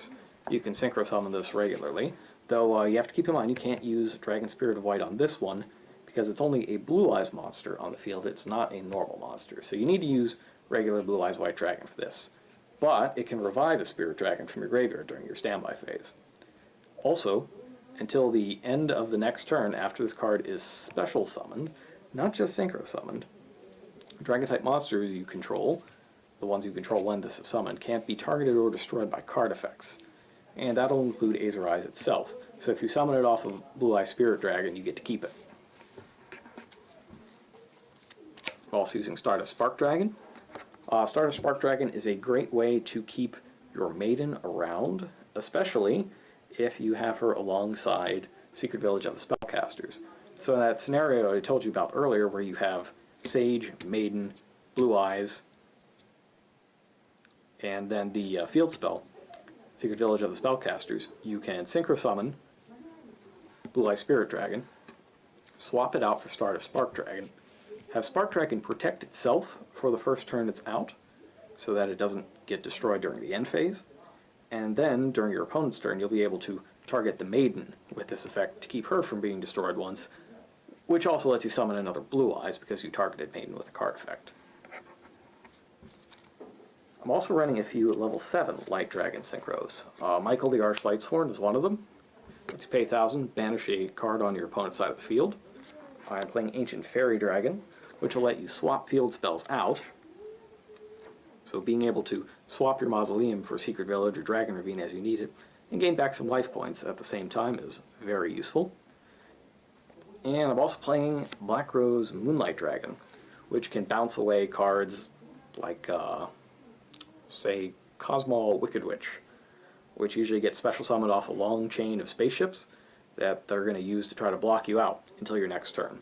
You can, still during the battle phase, tribute Blue Eye Spirit Dragon to summon Black Rose Moonlight Dragon, and then bounce away that special summoned Kozmo Wicked Witch so that the rest of your monsters can attack. With those three, the key to having these level 7 synchros is that, combined with one of your other level 1 tuners, they make Crystal Wing Synchro Dragon. This is the cover monster for Shining Victories. It's actually another card I really like. It's got your classic Blue Eye stats, level 8, attack 3000, defense 2500, but it can also negate the effect of any monster during either player's turn, and like Clear Wing Synchro Dragon, it'll gain the attack points of anything that it destroys with that effect. Also, if it's battling a level 5 or higher monster, like, I don't know, a Dark Destroyer or Dino Stir Power, it can gain attack equal to the attack of that opponent's monster, making it essentially, it basically just wins any fight against any other big monster. And any level 4 or lower monster probably can't beat it anyways. Speaking of can't be beaten in a fight, I am running one Blue Eyes Twin Burst Dragon. This lets you contact fuse by sending to the graveyard 2 copies of Blue Eyes White Dragon specifically. You can either fusion summon it or summon it by sending those 2 materials from your field to the graveyard. You can attack twice against monsters each turn and can't be destroyed by battle, and any monster that it doesn't beat, it banishes. So I actually really like this card. It's super useful against people who try to wall up. And I'm also running a few Choice Xyz monsters. Most important of them, I would say, is number 38, Hope Harbinger Dragon Titanic Galaxy. Not only does this let you negate a spell effect per turn and absorb it as Xyz material, it also lets you divert attacks away from your smaller monsters. So having, for example, this and Maiden out, even if you don't have Secret Village of the Spellcasters, as long as you know what spell you need to negate, usually the Monarch Stormforth, I'd say that's a pretty good one to negate, you can keep your Maiden on the field, even past her own built-in method of deflecting attacks, rather negating attacks. So basically, if your opponent tries to summon numerous monsters to get past your Maiden, you let the first through, use Maiden's effect to summon a Blue Eyes and negate it, and then any further attacks you just redirect to number 38. Got some non-targeting monster and spell and trap removal that also lets me clear out my hand of any excess monsters. That's Hieratic Sun Dragon, Overlord of Heliopolis. And then I'm also running a little suite of Galaxy Eyes Xyz monsters. Photon Dragon can get its attack up to astronomical heights with its effect, though damage will be halved. Or you could just immediately use it as Xyz material for Full Armor Photon Dragon. Also has 4,000 attack, but does not have its damage halved. And it also lets you detach a material to destroy something face up, which is really useful. And finally, we've got number 95, Galaxy Eyes Dark Matter Dragon. Dark Matter Dragon is what you want to use. I think it's more of an early game card than a late game card. When it's Xyz summoned by using, well, when it's summoned, you can send 3 differently named dragons from your deck to the graveyard to force your opponent to banish 3 monsters from their deck. Banishing the 3 monsters from your deck isn't the important part of this, it's sending the 3 cards to the graveyard.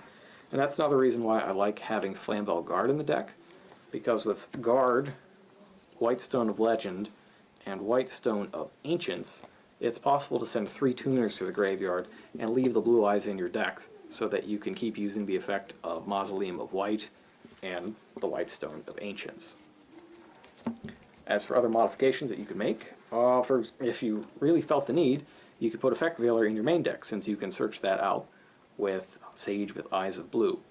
I just don't feel that it is particularly necessary in the main deck right now. I feel like I have a pretty good matchup with Monarchs, actually, and those are the main things that I would want the Effect Veiler against.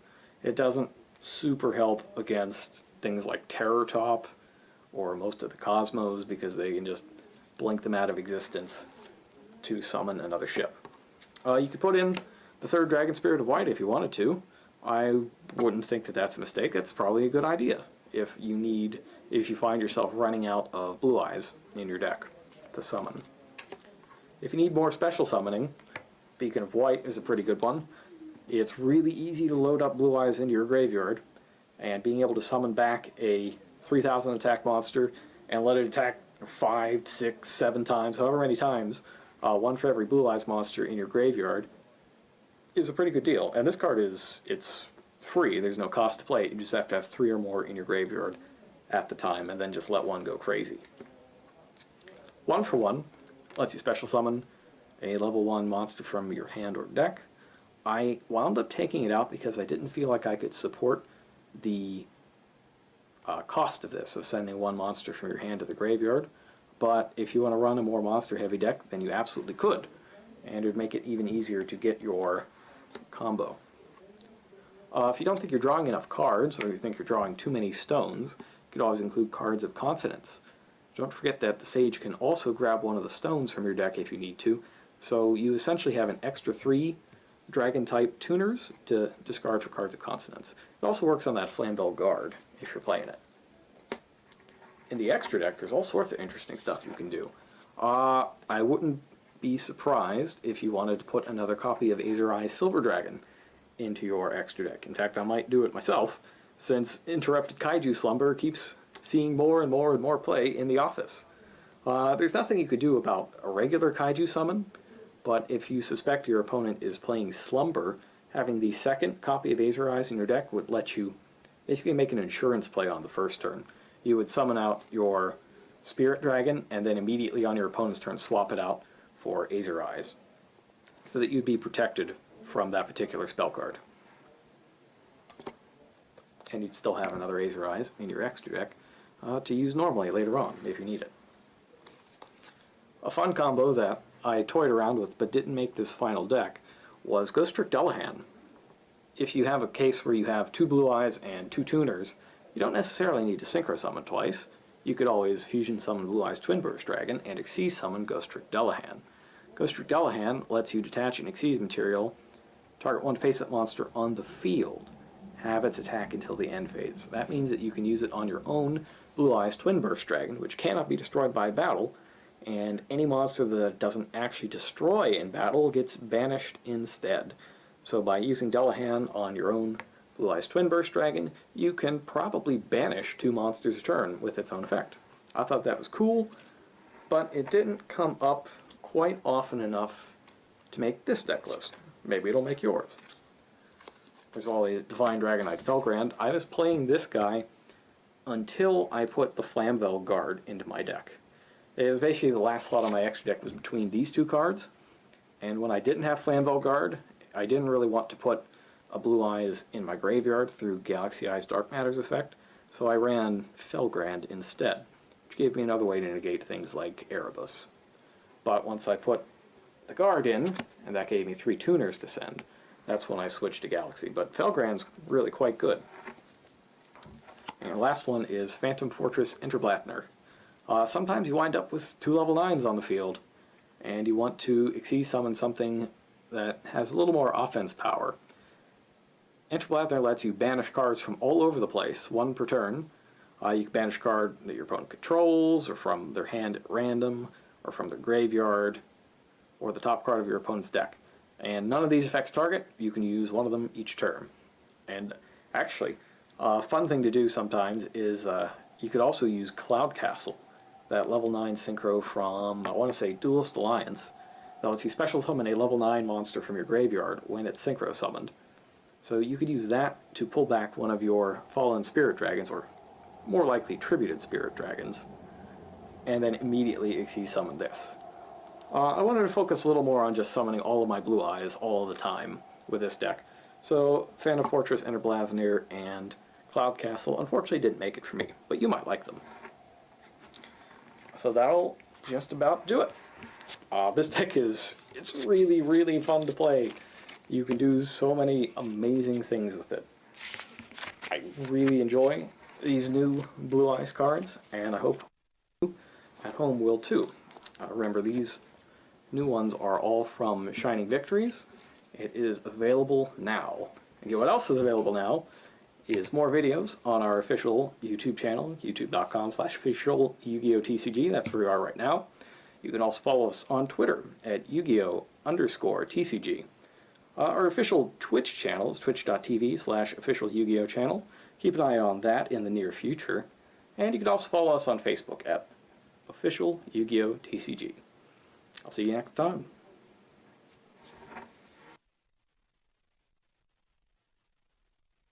Awaken Yu-Gi-Oh's dragons from their ancient temple so you can unleash their reborn power. Rise of the True Dragons. A full dragon deck. Ready to play, ready to win. Rise of the True Dragons. 41 cards per box, each box sold separately. You can join the ranks of Yu-Gi-Oh! Duelists with Starter Deck Yuya. Learn to duel with this complete deck full of monsters, spells, and traps. Starter Deck Yuya. It's time to duel.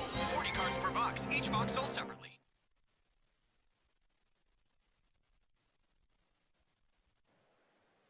Welcome back to the 2016 North American Yu-Gi-Oh! Trading Card Game World Championship Qualifier.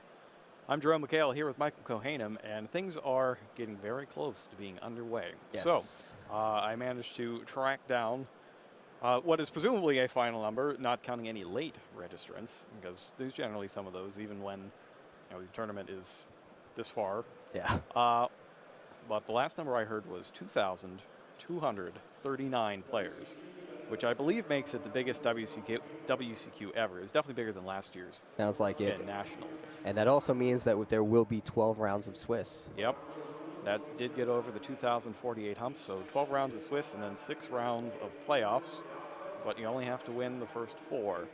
Yes. And then 1 more.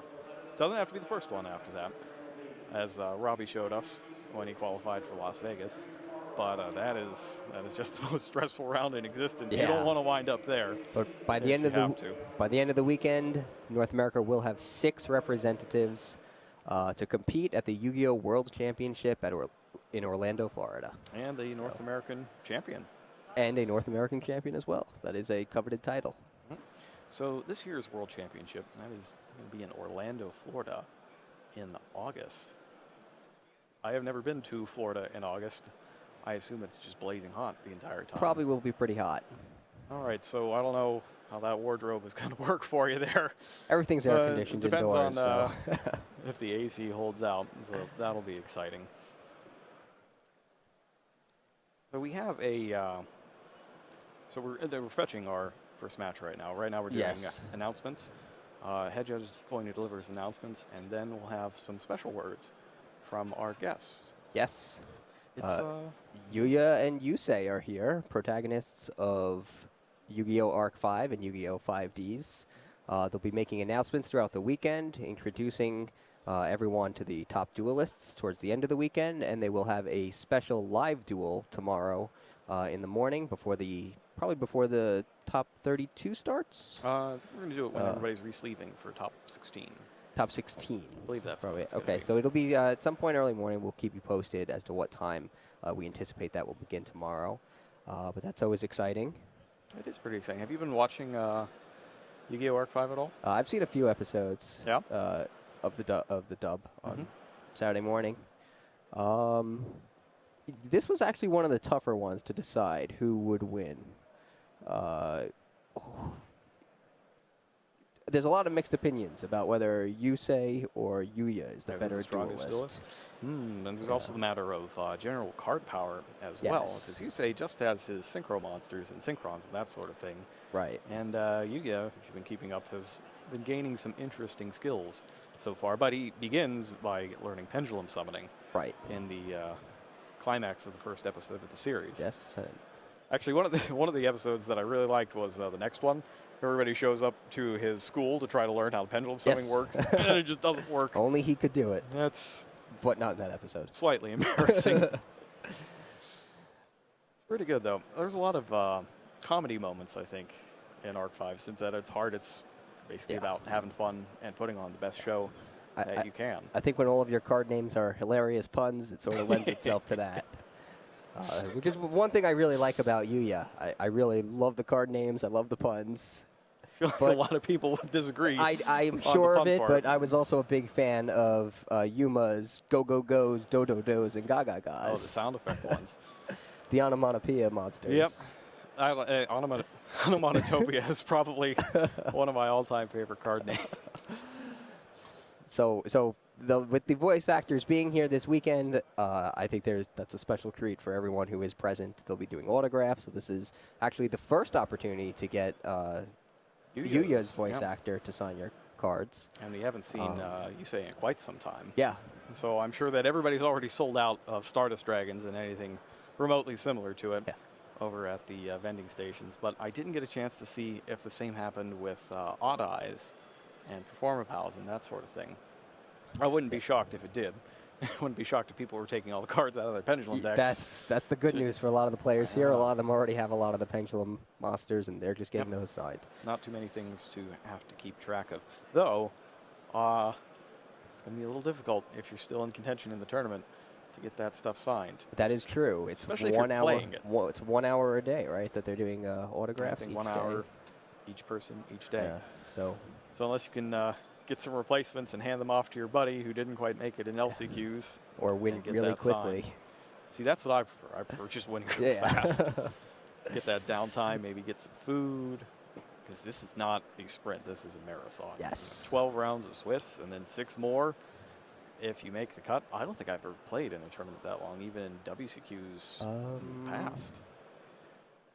Yeah, I don't think I have either. Definitely judged at quite a few. Yeah. And Yes. that's really rough, especially if you are on your feet the whole time. Was Edison that many rounds? I can't remember very much from Edison. It's all a terrible black hole in my mind. That was a tough one, too, because I got really sick in between days. I remember you were the head judge. And the problem with being the head judge at one of these things is that you don't have the luxury of getting sick and taking a day off. You have to come in anyways. So that was an experience I'd rather not repeat. But I'm glad that we had that tournament because at the time that was the biggest trading card game tournament there was. And I feel like that's the reference tournament for Yu-Gi-Oh! Judges all over the country. They're like, well, if I could survive Edison, If I could survive Edison, I can survive any tournament. Actually, Joe Franchino, I think, was there as well. Yes. He's up there, up on stage now. But we're going to take a break, and we will be back in just a little bit after we get some announcements. Stay tuned.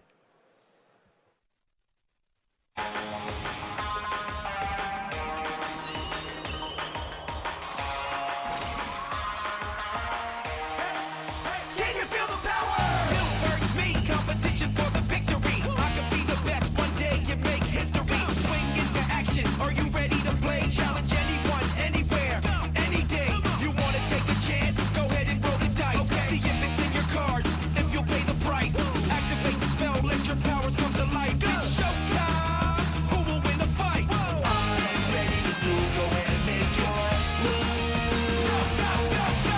I'll win this duel. You can't beat my moves. I'm in that groove. I know I can't lose. Your turn, your tricks. Now what will you choose? Can you feel the power? I'll win this duel. You can't beat my moves. I'm in that groove. I know I can't lose. Your turn, your tricks. Now what will you choose? Can you feel the power? Awaken Yu-Gi-Oh's dragons from their ancient temple so you can unleash their reborn power. Rise of the True Dragons. A full dragon deck. Ready to play, ready to win. Rise of the True Dragons. 41 cards per box. Each box sold separately. Yu-Gi-Oh! Millennium Pack. Relive the most epic duels from the Yu-Gi-Oh! TV show with awesome cards played by Yugi, Kaiba, Joey, and Merrick. Millennium Pack. 5 cards per pack. Each pack sold separately. Yu-Gi-Oh! Shining Victories! The Blue Eye Saga continues with a whole new army of high-level dragons you can add to your deck! Yu-Gi-Oh! Shining Victories! 9 cards per pack, each pack sold separately. Yu-Gi-Oh! Master of Pendulum! Fusion, Synchro, and Exceed summons! Now you can unleash the potential of Pendulum summoning and special summon as many monsters as you want! Master of Pendulum Structure Deck! 43 cards per deck, each deck sold separately.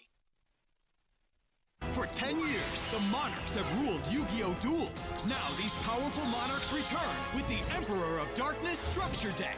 May your deck reign supreme. Emperor of Darkness. 42 cards per box, each box sold separately. Powerful monsters from the Yu-Gi-Oh! Trading card game are gleaming in gold foil technology as gold rare and gold secret cards. Premium gold, infinite gold. 15 golden cards per box, each box sold separately.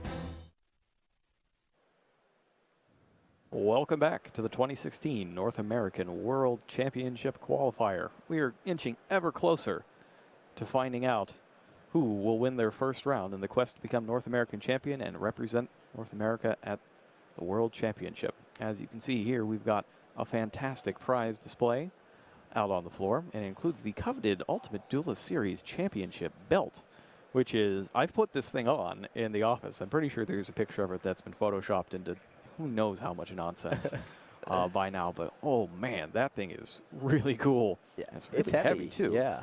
A lot of people might get the impression that this is not, a professional quality championship belt. Let me assure you that it is. Yes. This thing is amazing. And the way you get that is by earning Ultimate Duelist points from all the events you play in addition to Ultimate Duelist qualifiers. And once you have 100 of them, you can play in the next Ultimate Duelist Series Invitational. We run 2 of those a year in North America and another one in South America. And if you win there, you get your turn with the belt. And there are UDS qualifiers running throughout the weekend as well to help you qualify for the chance to win that belt. It is one of the biggest ways to get points. Yes. Is to win those. Yes, and they're also available at your local OTS. So by me, there's actually quite a few stores that host them. Yeah. So I've competed in them in the past. How was the popularity of those? in New They York? bring in a pretty good crowd. Nice. So I think the last one was about 30 players. That's pretty So, good. That's yeah, a it's not bad. bit higher than regular local It's tournament. higher than a local, yeah, Yeah. for sure. And Pretty again, this good. is just a qualifier into a bigger tournament. So it's a starting point for basically a local player base who wants to strive for something greater. Yep. So the UDS is an opportunity to do so. I really like the Ultimate Duel Series Invitationals because it's kind of like a compressed version of what we're seeing right now. You get all the really super competitive players with generally really good deck building skills as well, and you get them all in one room Yeah. at a time that isn't this. Because a lot of times people don't show off their best stuff until this tournament right here. But with the Ultimate Duel Series Invitationals, we've seen a lot of really creative and interesting things Yes. And long before they would have normally shown up. yeah, and it's not easy to get the 100 points needed to qualify. So No. generally, you get fairly dedicated players Yeah. who are willing to put in the playtesting time and the practice to qualify for that event Yeah, and it then takes to what, excel at 4 or it. 5 qualifiers total to get Yeah. the total points. But it does also count up all your regionals and everything Yes. else that you play as well throughout the year. Right. So there's various ways to get points, but all of them require playing. Yep. So for this tournament in particular, I wonder how much of the... Well, basically, the Ultimate Duel Series was the starting point for Phantom Knights. And it was interesting seeing how that evolved from then until now.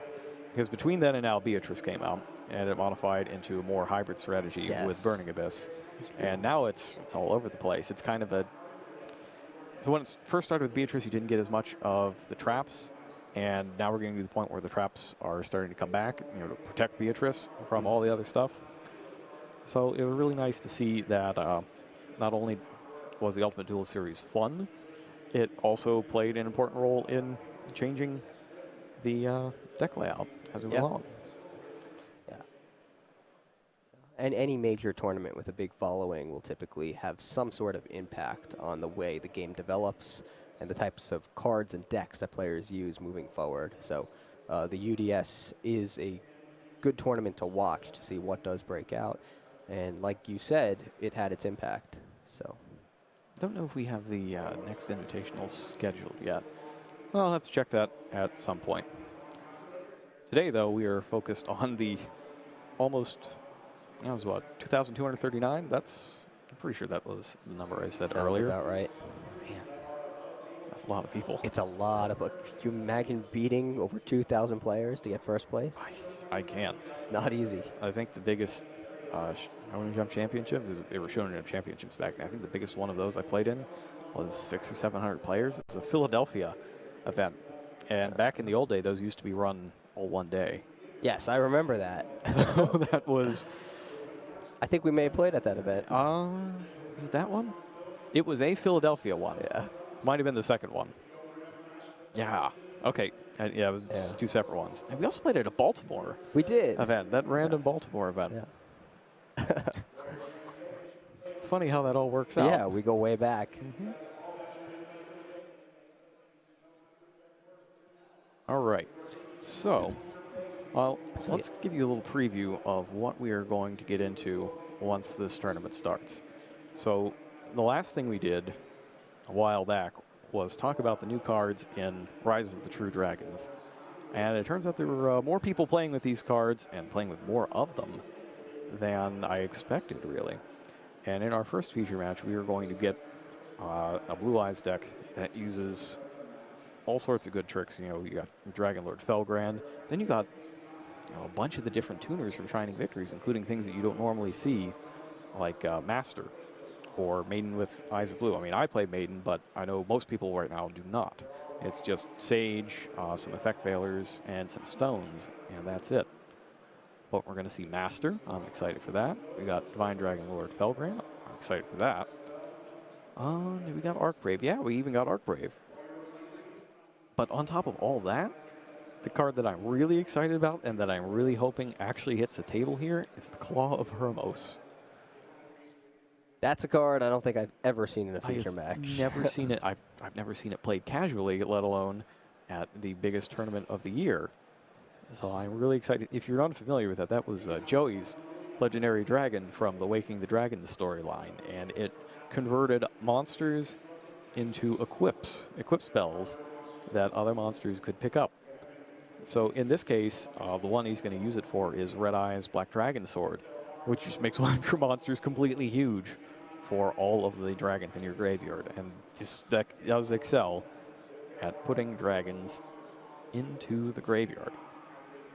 And on top of that, it's also he's got like every one of the major, generic power cards that you can think of right now. Like Brilliant Fusion, yeah, he's got that. Instant Fusion, sure, he's got that too.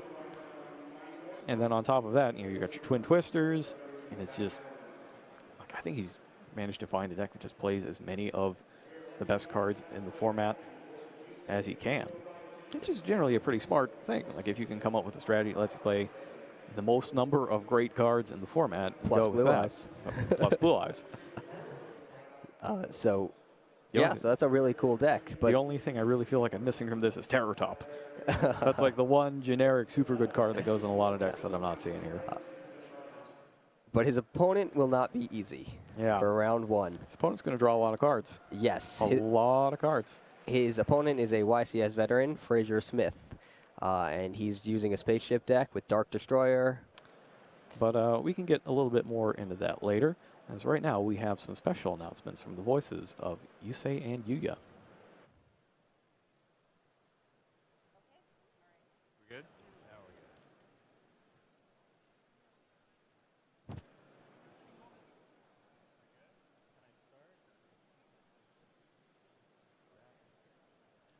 Welcome to the 2016 North American Yu-Gi-Oh! Trading Card Game World Championship Qualifier!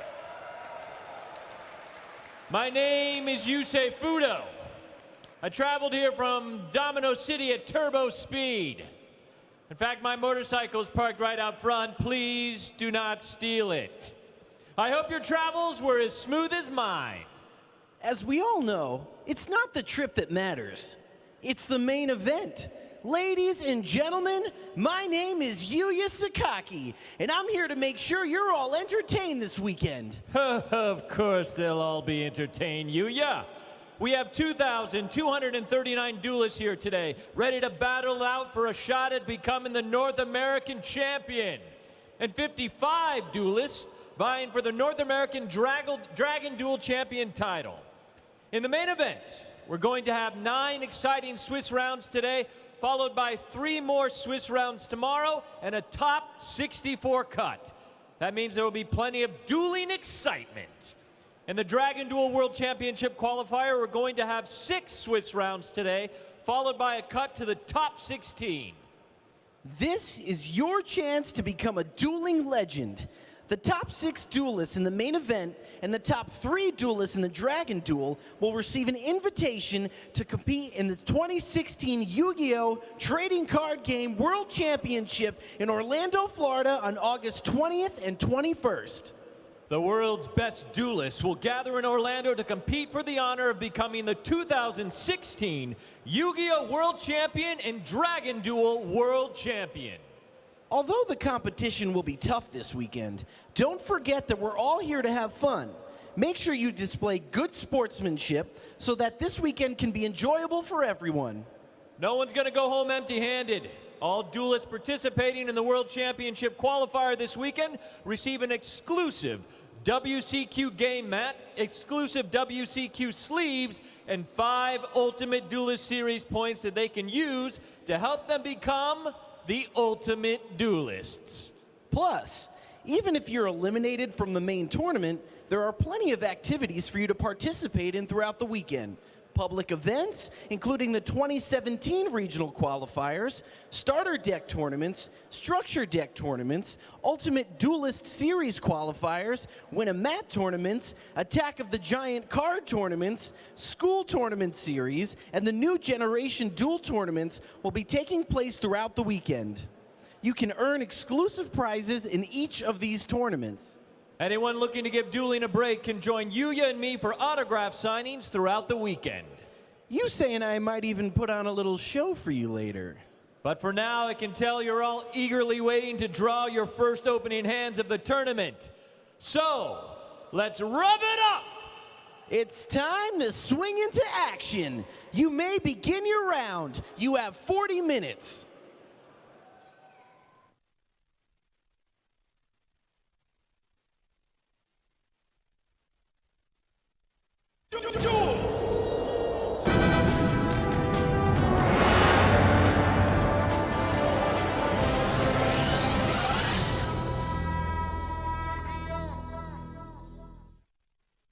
Hello again, and welcome back to the 2016 North American World Championship Qualifier. This is your round one feature match. In one corner, we have Blia Lee and his Blue Eyes White Dragon deck, featuring many of the new cards from Rise of the True Dragons, including Divine Dragon Lord Felgrand. And on the other side of the table, it's all spaceships and guillotines from Fraser Smith, with the same deck that he made popular a couple YCSs back. Yes, but with an added card. He's now using 2 copies of Pot of Duality, Yes. which I don't believe he was running before. So he's seen the trend towards reliance on Card of Demise. He's now adopting that, including Pot of Duality in his deck, ideally to draw into Card Demise to get more cards and outcard his opponent while setting up some quick wins. Yep, you only need to draw it once, so he's trying to keep a lower monster total than you would normally see in a deck like this. He's got 15 total monsters and almost as many traps, because that's the whole point, really, with Card of Demise. You want to be drawing into as many trap cards as you can to deal with the extremely powerful monsters and summoning types that are currently available. So it looks like we're getting just about ready to start. Fraser has indicated that he's going to go first. You want to be able to resolve that Card of Demise as quick as you can. Right. He's starting up with a few monsters, 1 trap, 1 spell. Looks like the spell is Emergency Teleport. And what is that? He's got over on his side that Oasis of Dragon Souls. Well, I have to get... He does have 2 copies of Oasis of Dragon Souls in and his 2 deck. Oasis, 3 calls. So 5 total cards that will revive things from the graveyard. Yes, Oasis of Dragon Souls is cool also because it plays around system down. Yeah, by changing changing your the type of the monster monster to a it brings worm. back. So that's actually a fairly decent advantage it has over Call of the Haunted in certain circumstances. And he's going to go ahead and start off with a Farm Girl. Lone Farm Girl is banished.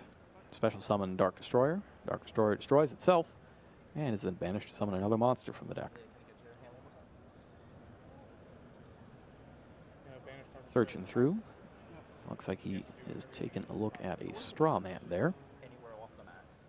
Straw Man is a very strong defensive option, 1800 defense, hard to get past. And it's also going to let him get another Dark Destroyer effect this turn, paying 500 to bring it back and blow it up. I think we're likely to see that one take the tin can. Yeah, that should be the one that... So by taking the Straw Man instead of going directly into the tin can, he gets to end his turn with an extra Straw Man on the field. So 500 points is the payment for that. And he sets 3 cards, that's the rest of his hand, before in the end phase, destroying Dark Destroyer and special summoning another monster. Always good to be able to get that tin can in the end phase because it does let you play around Effect Veiler. Interesting thing, though, is that Blia Lee is not playing Effect Veiler, in his main deck at least. Which is curious considering that he's running 3 copies of Sage with Eyes of Blue. And you think, maybe you'll have 1 in there that you can search out if need be. Slip Rider, Dark Lady, and another Dark Destroyer are the cards chosen for Tin Can, and we'll see what goes where. Though all 3 will be accessible thanks to Oasis. You're taking a quick look at Blia Lee's hand. He's drawn quite a few high-level monsters in his opening hand there, but he will be able to discard one of them for Galaxy Soldier. and then he can bring it back with Return of the Dragon Lords. So it's not the worst.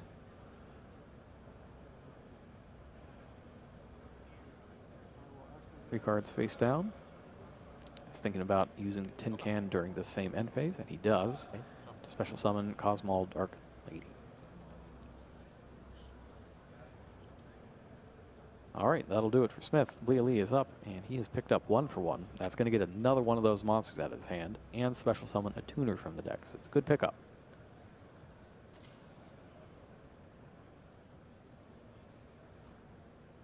He does got to get past that Dark Lady, though. Dark Lady can negate monster effects. She is the only high-level psychic pilot in that whole deck. 2,200 attack points, so it'll take something a little more significant than Galaxy Soldier there. But it could negate the Galaxy Soldier. Special summon successfully. Activates the effect. And Smith pays his 1,000 to eliminate it. That uses up Dark Lady's effect for the turn. The important thing is that Lee was able to discard a card. Granted, he would have been able to with the 1-for-1 anyway. Yes. But here comes... Yep, that is Return of the Dragon Lords. Return of the Dragon Lords. Here comes the card that he discarded. Went right back to the field. That is the Dragon Spirit of White. It's a good discard here because it's going to let him take out another one of those face-down cards. Though he does need to be careful. One of them is Oasis of Dragon Souls. You can quickly bring back Dark Destroyer, and things can go south pretty fast. Smith takes a second to read it. He does not seem to read Return of the Dragon Lords, though, which could be banished to protect Dragon Spirit of White. Target's emergency teleport, which is chained. Banish the spell when it's special summons. It special summons Tin Can from his deck in defense position with his teleport. That's kind of rough, as he's going to kind of need to attack that so that it doesn't search another card. Yeah. During the end He phase. now has 3 monsters he needs to attack. Yeah. All right, he's taking a look at that 1-for-1. Yes, and he's thinking about what he wants to discard for it. Is it the Master with Eyes of Blue or Archbrave Dragon? He goes and summons Master with Eyes of Blue.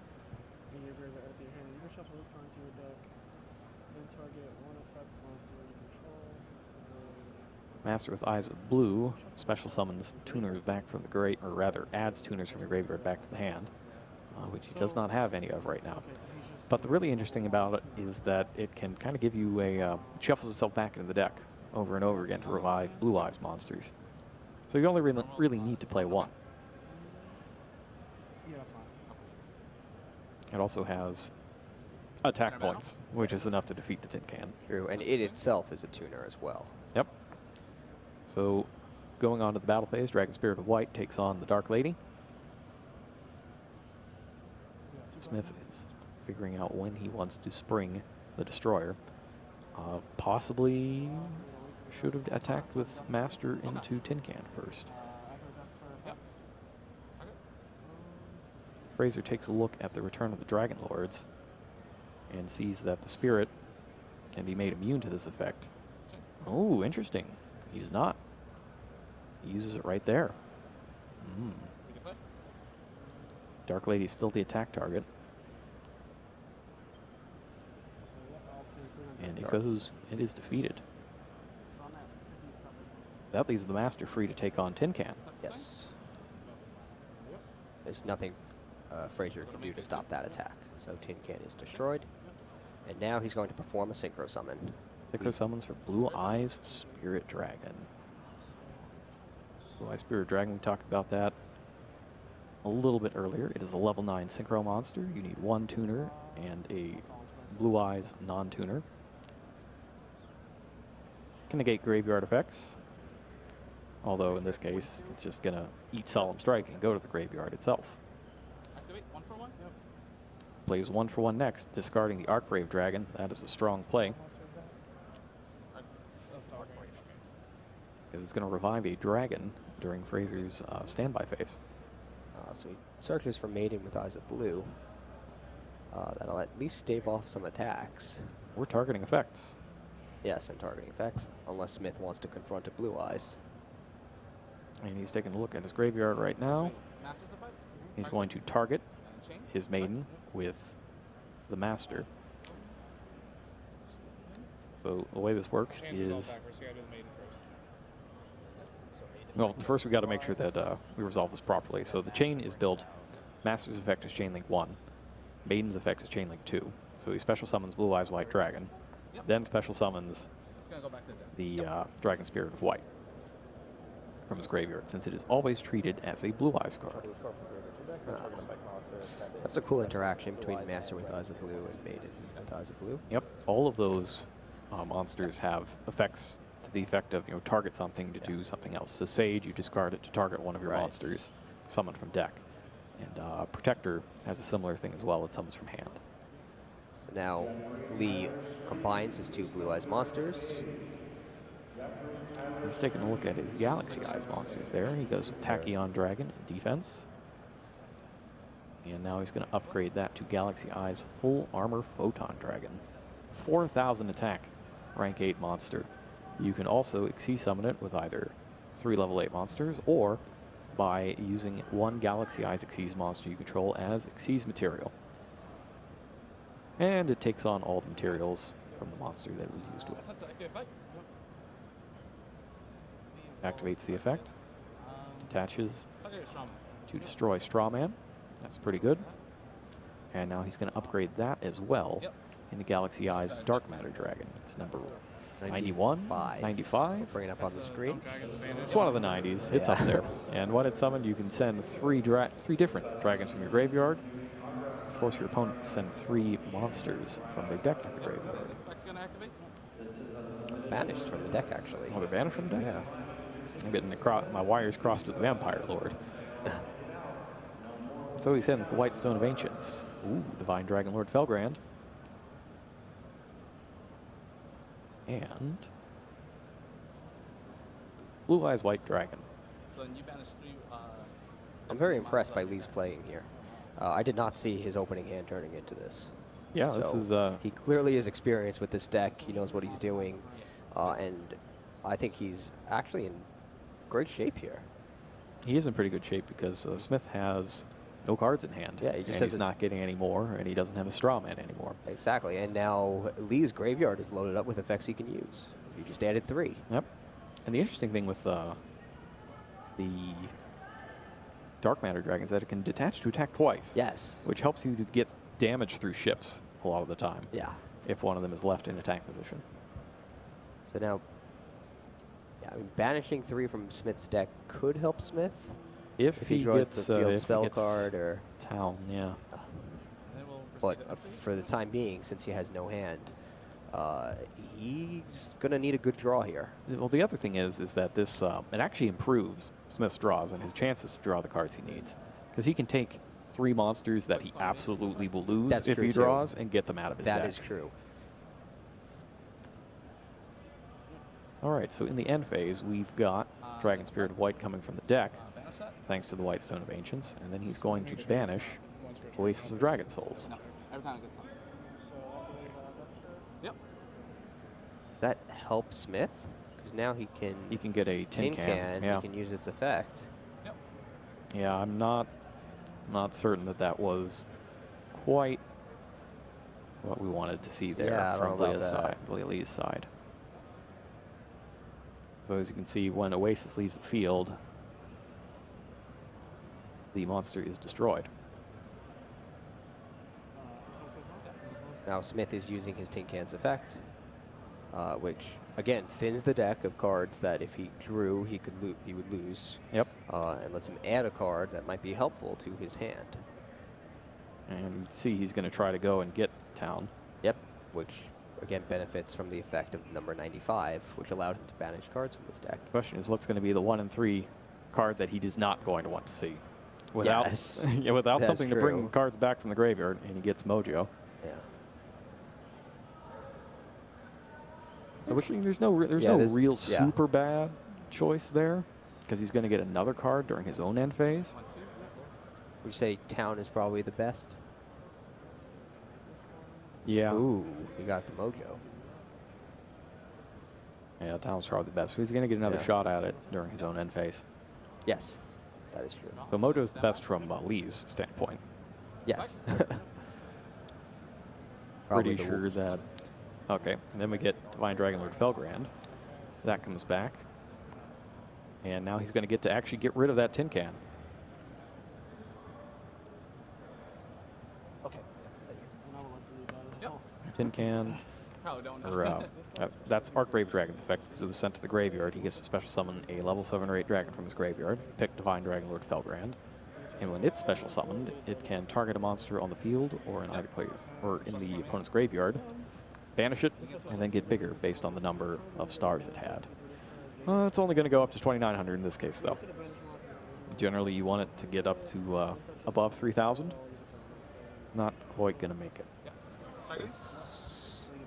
So Smith doesn't even have a monster in his hand for which he can chain the effect of his tin can. Nope, but he did just pick up a Call of the Haunted, which is pretty useful in this case. If I remember correctly, he just sent a Dark Destroyer to the graveyard.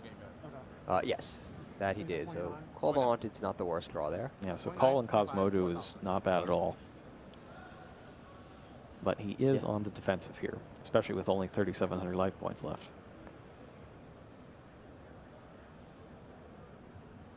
The stone is interesting here too because it makes all of so Leah has 3 copies of Trade-In and some Twin Twisters as well. So if he picks up like a Twister here and has a chance to get into his main phase to bring back a Blue Eyes, he'll have a discard for it. That's one of the things I like about White Stone of Ancients. Don't hear about it a lot. Is that it's always a Blue Eyes in your hand. That's if true. you need it. I guess you don't hear about it a lot because Blue Eyes on the field is usually better. Blue Eyes on the field is usually better, but you play a lot of cards that you really need one in hand for. That's true. Like right now, if you were to draw the Twin Twisters anyway. You know, Twisters, Trade-In, and he picks up Dragon Shrine. Yeah, Okay. that's fine. Call Haunted, activated immediately. Looks like either his draw phase or his standby phase. Smith wants to bring back his Dark Destroyer. Yep. And he's going to use its effect. Yes, and I'll take So he's got 2 destructions here, and one of them is going to special summon him another monster. It's not going to be quite enough to clear Lee's entire field, but it is a very strong counterplay in a situation where he was previously almost out of luck.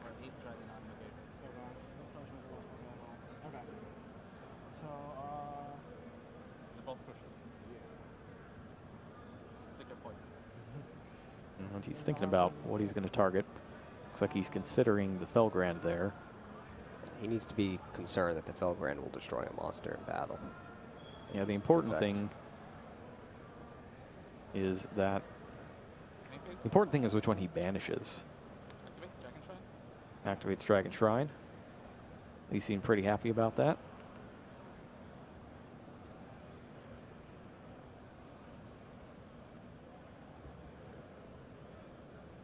Looking through his deck. He's got a couple stones left in there. Dragon Shrine sends a dragon from your deck to the graveyard, and if it's a normal, you get to summon another one, or send another one. Looks like he's got Blue Eyes, and Stone. Stone of Ancients. Rather, it looks like he just sent the Stone. That might be. Either way, that's the card he wants there. Because it attaches a Blue Eyes now. Now, Dark Matter Dragon can attack 2 monsters. Attacks Dark Destroyer. with Attacks his once. First attack. That immediately draws out a Cosmojo. And he goes ahead and banishes the Dark Matter Dragon. That's very interesting because he's going to put out, he has to put out Wicked Witch. He doesn't have a... Oh, Felgrand's stronger than Forerunner anyway. Yeah, even he if had did to have summon it. Wicked Witch there, otherwise Ooh. Archbrave is coming back. Well, that Felgrand's going to destroy him. And that's going to be another 1,000 points to keep Wicked Witch around. Which will drop Fraser Smith to 1,700 and leave him top decking again. It's getting pretty tense for a round 1 match. Yeah. Yeah, so Smith, I guess Smith had no other option there. Right. Well, he could have banished the Felgrand. He could have hit the Felgrand and then put out another ship in Yeah. defense to absorb the second attack from Dark Matter Dragon. That's true. And in the end phase, we see Blue Eyes, White Dragon, the original, taking the field. Maybe not quite the original. I think that's the Legend of Blue Eyes version. Not the starter deck version. Yeah. Yep. Often imitated but never duplicated. So Smith, it looks like, drew Oasis of Dragon Souls. That's another Yeah, that's another good draw. really good draw, because but I don't know what he's got left in his graveyard there. Oh, you think he doesn't have a Dark Destroyer left? I think he's banished them all He may have. because he just revived the second one from the other tin can. Yeah, if he doesn't, I mean, he can buy himself a few more turns with Enter battle? Dark Witch. It should be just one more, right? Is he at 27? Or is... I believe he Oh, took 17. He Yeah, it took wasn't reflected on the 1,000. screen. Yeah, so he can buy himself one more turn with Dark Witch. We'll see what's Or- coming out for Instant Fusion here. It's Elder Entity I spoke Norden. too soon. Shock Yeah, of so shocks. Lee drew Instant Fusion. He activated it to special summon Norden from his extra deck. And now he gets to use Norden's effect to special summon a monster from his graveyard. Yep. He's got all sorts of tuners in there. Good stuff to have. And let's see. Well, he could get another Blue Eyes. He's got 3 Blue Eyes Spirit Dragons, so obviously one of those is in play. He's got Azure Eyes Silver Dragon as well. He also has... Not seeing any level 5s. Very interesting to see what he goes for here, or if Norden is just there to get another tuner back for his level 9s. Yeah. He is running the Crystal Wing combo with, Black Rose Moonlight Dragon. That could be interesting. So what he could do here is Synchro Summon the Spirit Dragon, attack to force the life point payment, and then tribute to bring out Blue Eye Spirit Dragon and bounce back the Wicked Witch to clear the way for a direct attack. Ooh.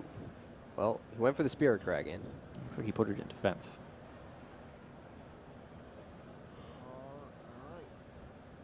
Interesting choice. End phase? And then he passes the turn. I would assume he attacked. I didn't see any indication of an attack.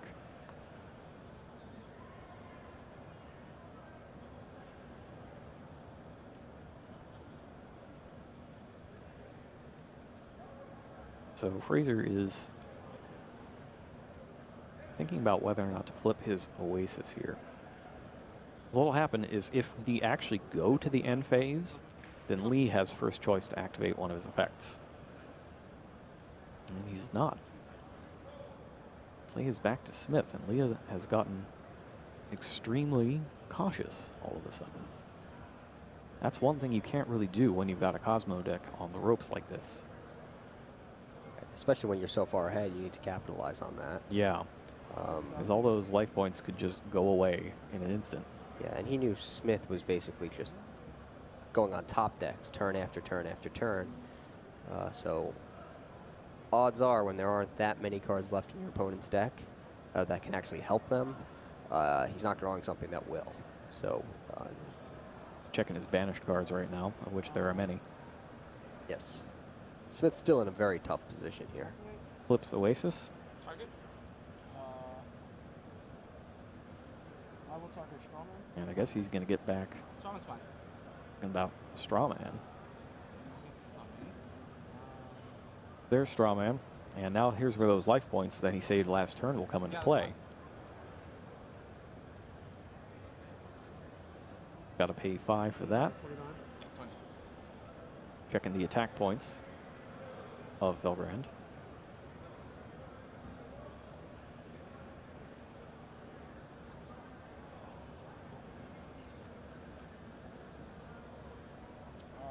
And then he's checking his banished cards as well. Yep. So Strawman is the choice. So Deciding what he's going to bring back with it. looks like this is his opportunity to get back a Dark Destroyer he lost now, unless he's planning. What else could he be planning? So you're activating his So okay? Strawman there, the monster's effects are negated. No. However, it can still attack. Right. Okay.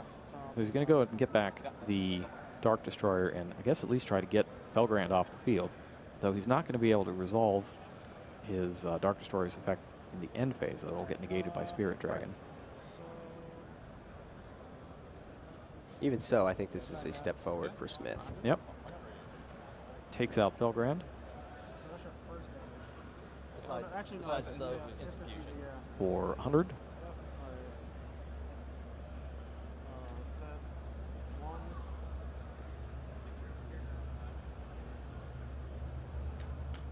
Then, Yep. looks like he's got Kozmojo as his other card face down. Yep. We get it? So Smith uses his Dark Destroyer's effect, but Lee negates it with his Spirit Dragon. Lee picks up another Dragon Shrine. That's the thing with Dragon Shrine is the first one you draw is usually really good, but the second and third frequently are not. He might still have a lot of good cards left to send to the graveyard Activate effect. to use their effects there. Even play his turn. Yeah, that's fine. Okay, he activates that effect. Yep. So this is still draw phase. Yep. He's doing that, looks like during the draw phase, to special summon Azure Eyes Silver Dragon, Ah, which will then activate its effect. so that's really strong. So now all of his monsters are protected. Well, it Or has at to least it's resolve pro- first. If it okay, if it resolves, Can't be it's targeted or protected. destroyed by card effects. What is Smith's face down card? I believe it's Kozmojo. Oh, that's right. He still has that. Oh, this could actually be really bad for Lee. Yeah. There's basically no escaping from Kozmojo in this case because That's true. it doesn't target. It'll just take out whatever is, Activate. whatever's brought out with Spirit Dragon. So he activates the Kozmojo. The question is, what do you get rid of? Because you kind of need the straw man to put up any sort of offense, Yeah. or in this case, it looks like he's leaving the Witch, and those 1,000 points might come back to haunt Lee, because if Smith was forced into putting a 1900 attack monster into attack position to get any damage done, anything bigger would take him out of the duel.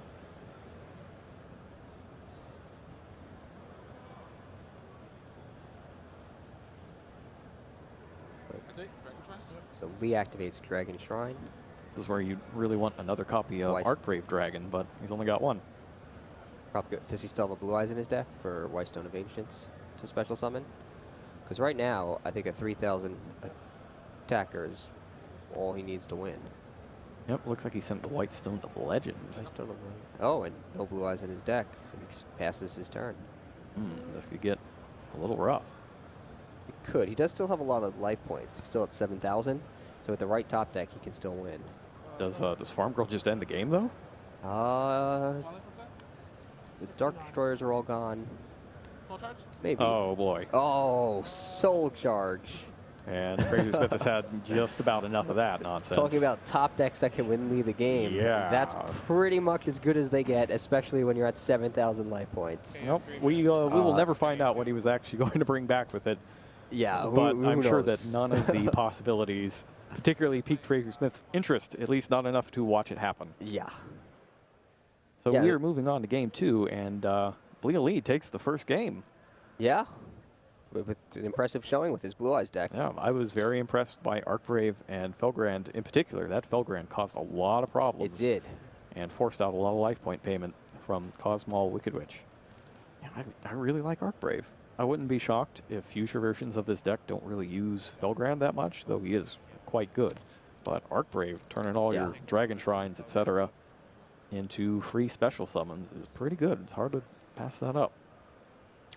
We didn't get to see what Galaxy Soldier was up to in this case, though. Right, because its effect was just negated. Yeah, I see over here in the extra deck that he's running the Cyber Dragon Nova Cyber Dragon Infinity package there, so I'm assuming that's what he's going to try to do with it. Though it also lets you add any light monster from your deck to your hand. Is it light monster or galaxy monster? I always get my galaxy cards mixed up. Thought it was Galaxy. Galaxy Soldier. It is a galaxy monster, so it exclusively gets the second copy of itself.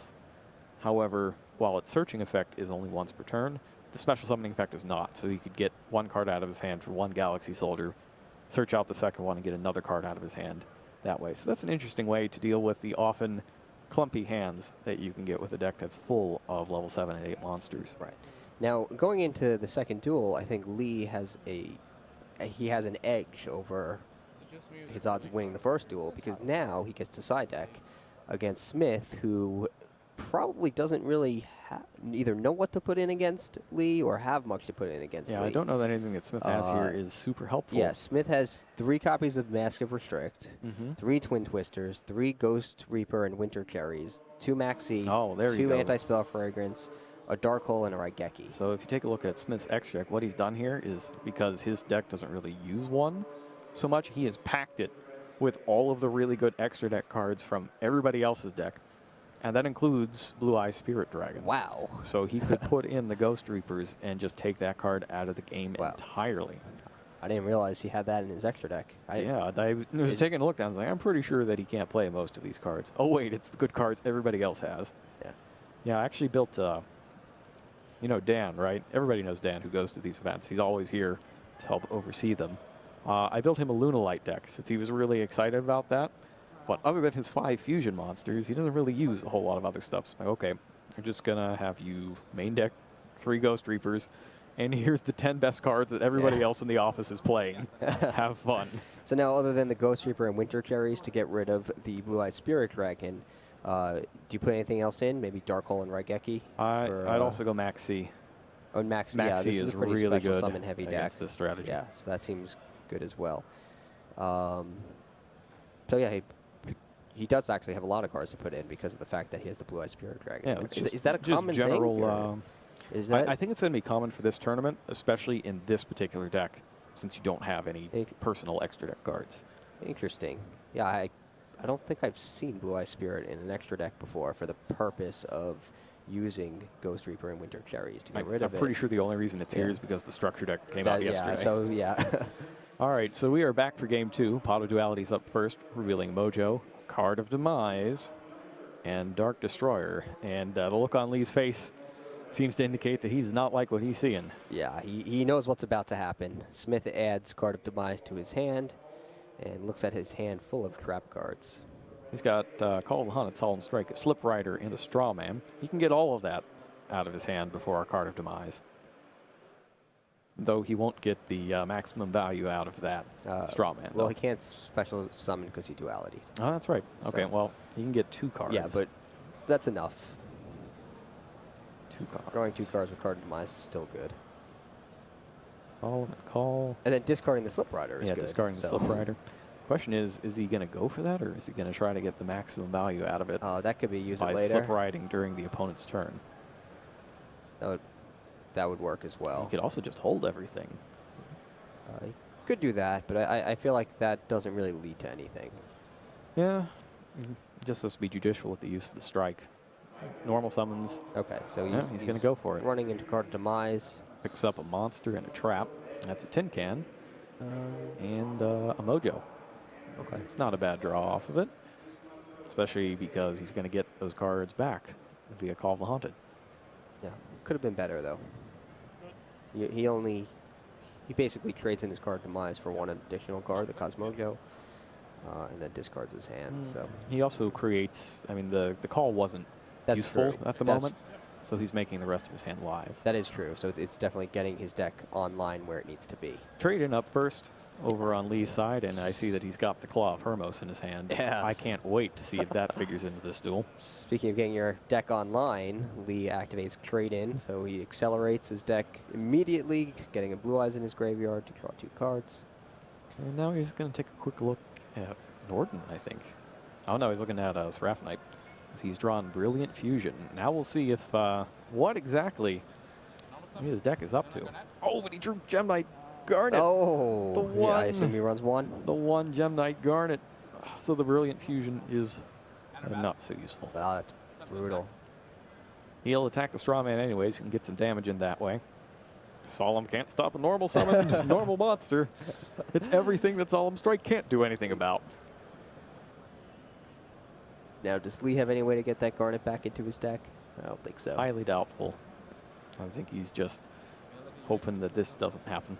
Yeah, that's very unfortunate for him. But hey, it's an attacker. Yep. This is the risk that you incur when you put Brilliant Fusion in your deck. Absolutely.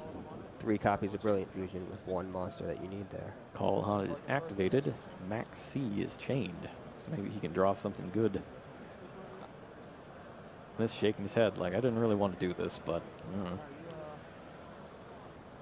Picks up Master with Eyes of Blue. It'd be great to have with another normal summon, but he doesn't have it. The Seraphinite can't be played. Strawman is under attack. He's thinking about Kozmojo now. Does he want to play Kozmojo? Not yet. We might see it in the end phase, though. Though he's not going to want to give another draw off the Maxi. Next up, activates the Claw of Hermos. And of course, Fraser's going to pick that up and read it. Let's read it too. Here it is. Oops, there it goes. Claw of Hermos sends a Dragon-type monster from your hand or field to the graveyard, and he sends Archbrave Dragon to summon a monster from your extra deck that is the same type as that monster that says you can only summon it this way. Yes. And here it is. Finally here, Red Eyes Black Dragon Sword at the North American World Championship Qualifier. Let's bring that card up. Remember where you were when this actually happened in a feature match. 2,400 attack points. That's already good for this situation. Unfortunately, he doesn't get to use it as a monster. It has to equip itself immediately to another monster. Unless Smith wants to solemn it. I should have kept reading the card. Yeah, I don't think he wants to solemn it. But that is going to make Gem Knight Garnet pretty beefy. It's what, 1,000 points plus 500 more for each dragon on the field and in the graveyard? Yes, but he already attacked with Garnet, so what does this actually accomplish? It gets Archbrave Dragon into the graveyard so that he can summon back something during his opponent's turn. Okay. Yep, so he gets 1,000 attack plus 500 for every dragon in the graveyard. And there's 2 currently. It would have been nice to have that Dragon Spirit of White in the graveyard, though, to get back with it. And he's now explaining how his cards work. The sword equips to Garnet, and now it's really big. It's 2,900 plus, I think, 3 dragons at this point. So 40, 44. Wow. I think a horrible fate awaits it very shortly, but well, I'm pumped just seeing it. Yeah. It's not every day you see Red Eyes Black Dragon Sword. Yep. Kozmojo is activated, blows up Slip Rider. Smith takes out Garnet, and the sword goes with it. And we're going to get another special summon. Takes Tin Can. So Lee draws a card, and Smith is going to get another card. But since he's already used his call, he has to actually get the good stuff. Takes out Dark Destroyer. And you got to keep it solemn, too, which is pretty big.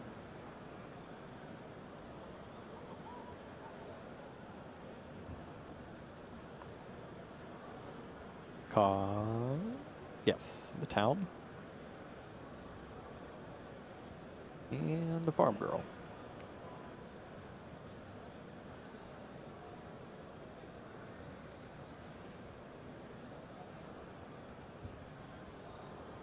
Shuffles them up.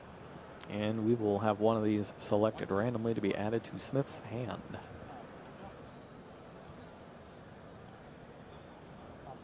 Five is Farm Girl.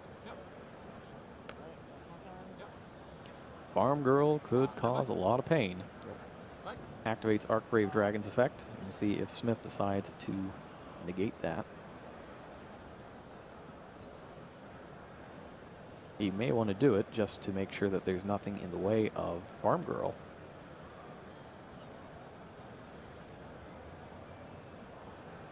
Lee has his full 8,000 life points, and I don't think that Smith has enough cards to take them all out right now. Yes. Okay, so I might have a draw phase response.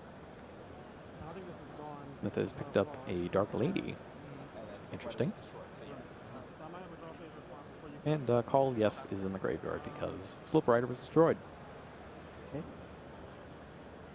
Very interesting to see how he plays this. Looks like things just aren't really going Lee's way in this duel.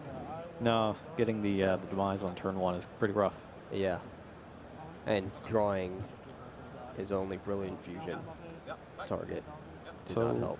Yeah, I'm trying to figure out what exactly happened here. It looks like Smith said that before you do anything, I want to summon Dark Lady. Yeah, and she used that. That must be it, to because negate if the he had effect. chained the effect to Dark Lady, chained the effect to Archbrave, be Dragon's able to do effect, it. he wouldn't be able to use Dark Lady's effect.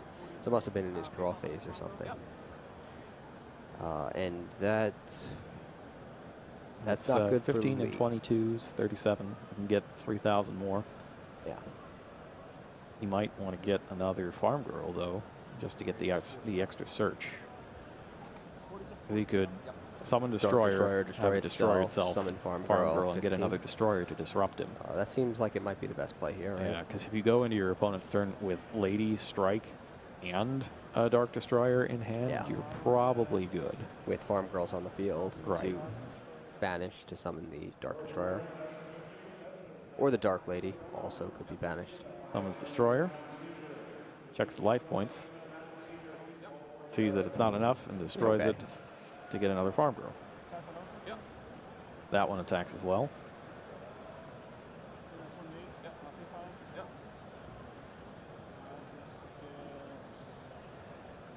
See if, yes, Lee is playing Mausoleum of White, so he could, in theory, get an extra normal summon. His main problem here is that he's got a Brilliant Fusion he can't play, and then 2 tuners. So that's it.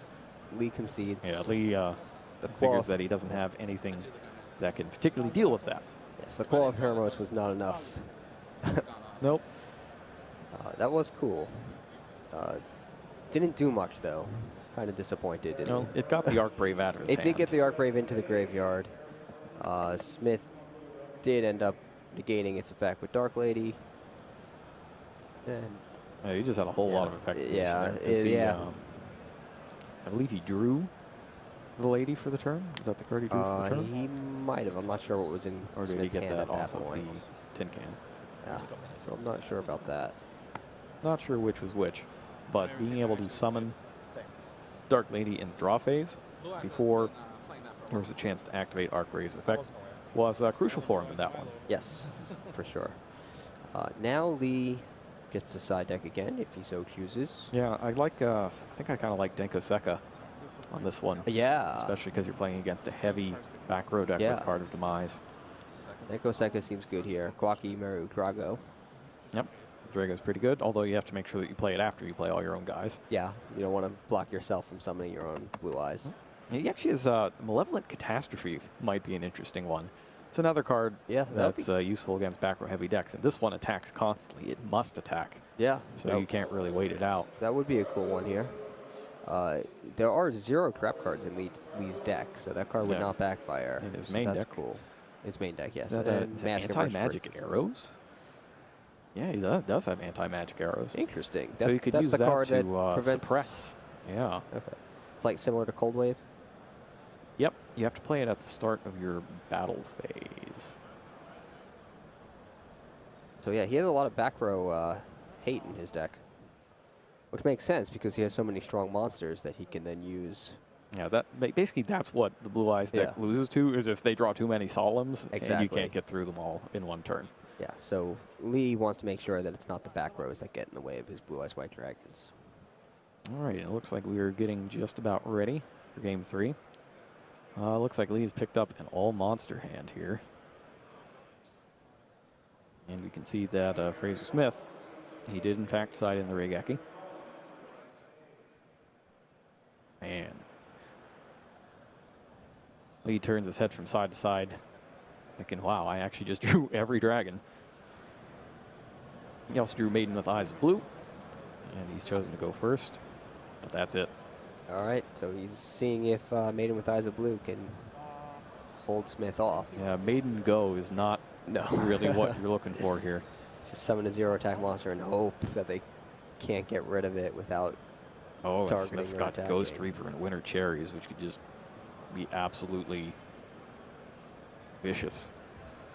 Cloud Duality shows Tin Can, Strike, and Emergency Teleport. He takes Tin Can.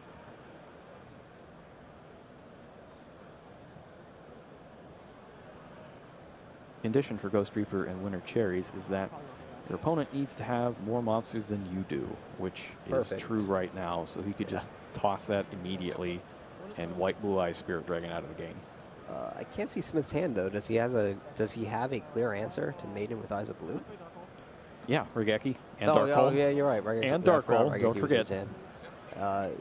Yeah, that'll do it. All right, so he clears the board with Dark Hole, summons his Tin Can, sets 2, and then shows Forerunner, Dark Lady, and Dark Destroyer.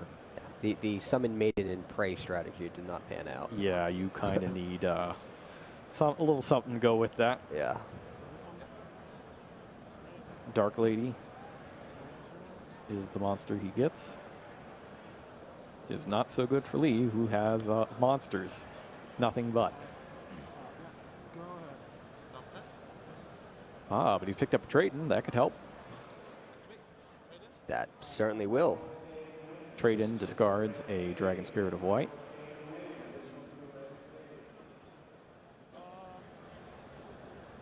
And Smith checks his hand before. Looks like he's going to banish right now to bring out that Dark Lady. And what did he pick up? Oh, look, Looks it's like Gem two Knight more. Garnet. 2 more monsters to add to his hand of all monsters. Back again. Yeah. That was not good for Lee. It looks like he got a stone as well, which does not help.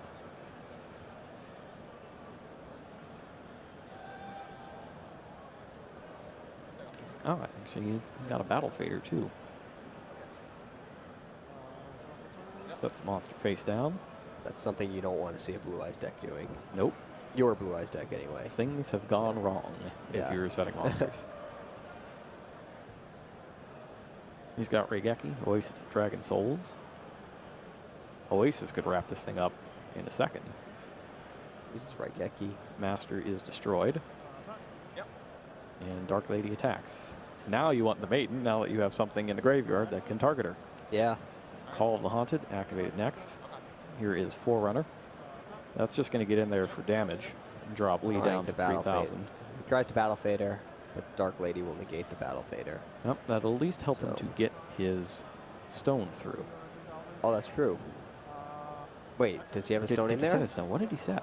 He set the Master with Eyes of Blue, Oh, he right? set So the he doesn't even Master. have a stone. Yeah, so that was just a rough hand for Lee. Yeah, And it was a shame he drew Garnet again. yeah. But It looks like he's done. he did have a nice showing in the first duel, so we did get to see the deck in action. We saw what it was capable of, and we saw some of the reasons why a lot of duelists anticipate it'll be a top contender after the release of the upcoming movie pack. And we also saw why a lot of people don't really want to play Brilliant Fusion, even though it is so incredibly powerful. Is in that second game. That's true too. If he just didn't draw Garnet, his hand was amazing. That's true. Keep watching though, I'm sure we'll see a lot of reasons why people do play Brilliant Fusion. It's going to work at some point Yeah. this weekend. It It is was- more likely to work than not. Yes. In fact, the chances of what just happening, like getting Brilliant Fusion and Garnet, incredibly low. Yeah. I mean, you got your, 15% to get Garnet in your first 6 cards? And a much higher chance than that. It's almost 40% to get Brilliant Fusion. Right. Get them together, not very much. Yes.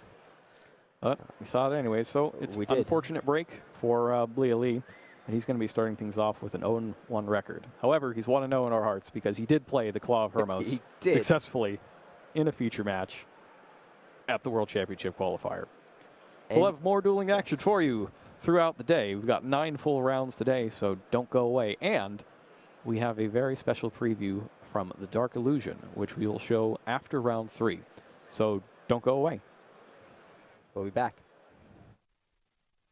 Awaken Yu-Gi-Oh's dragons from their ancient temple so you can unleash their reborn power. Rise of the True Dragons. A full dragon deck. Ready to play, ready to win. Rise of the True Dragons. 41 cards per box, each box sold separately.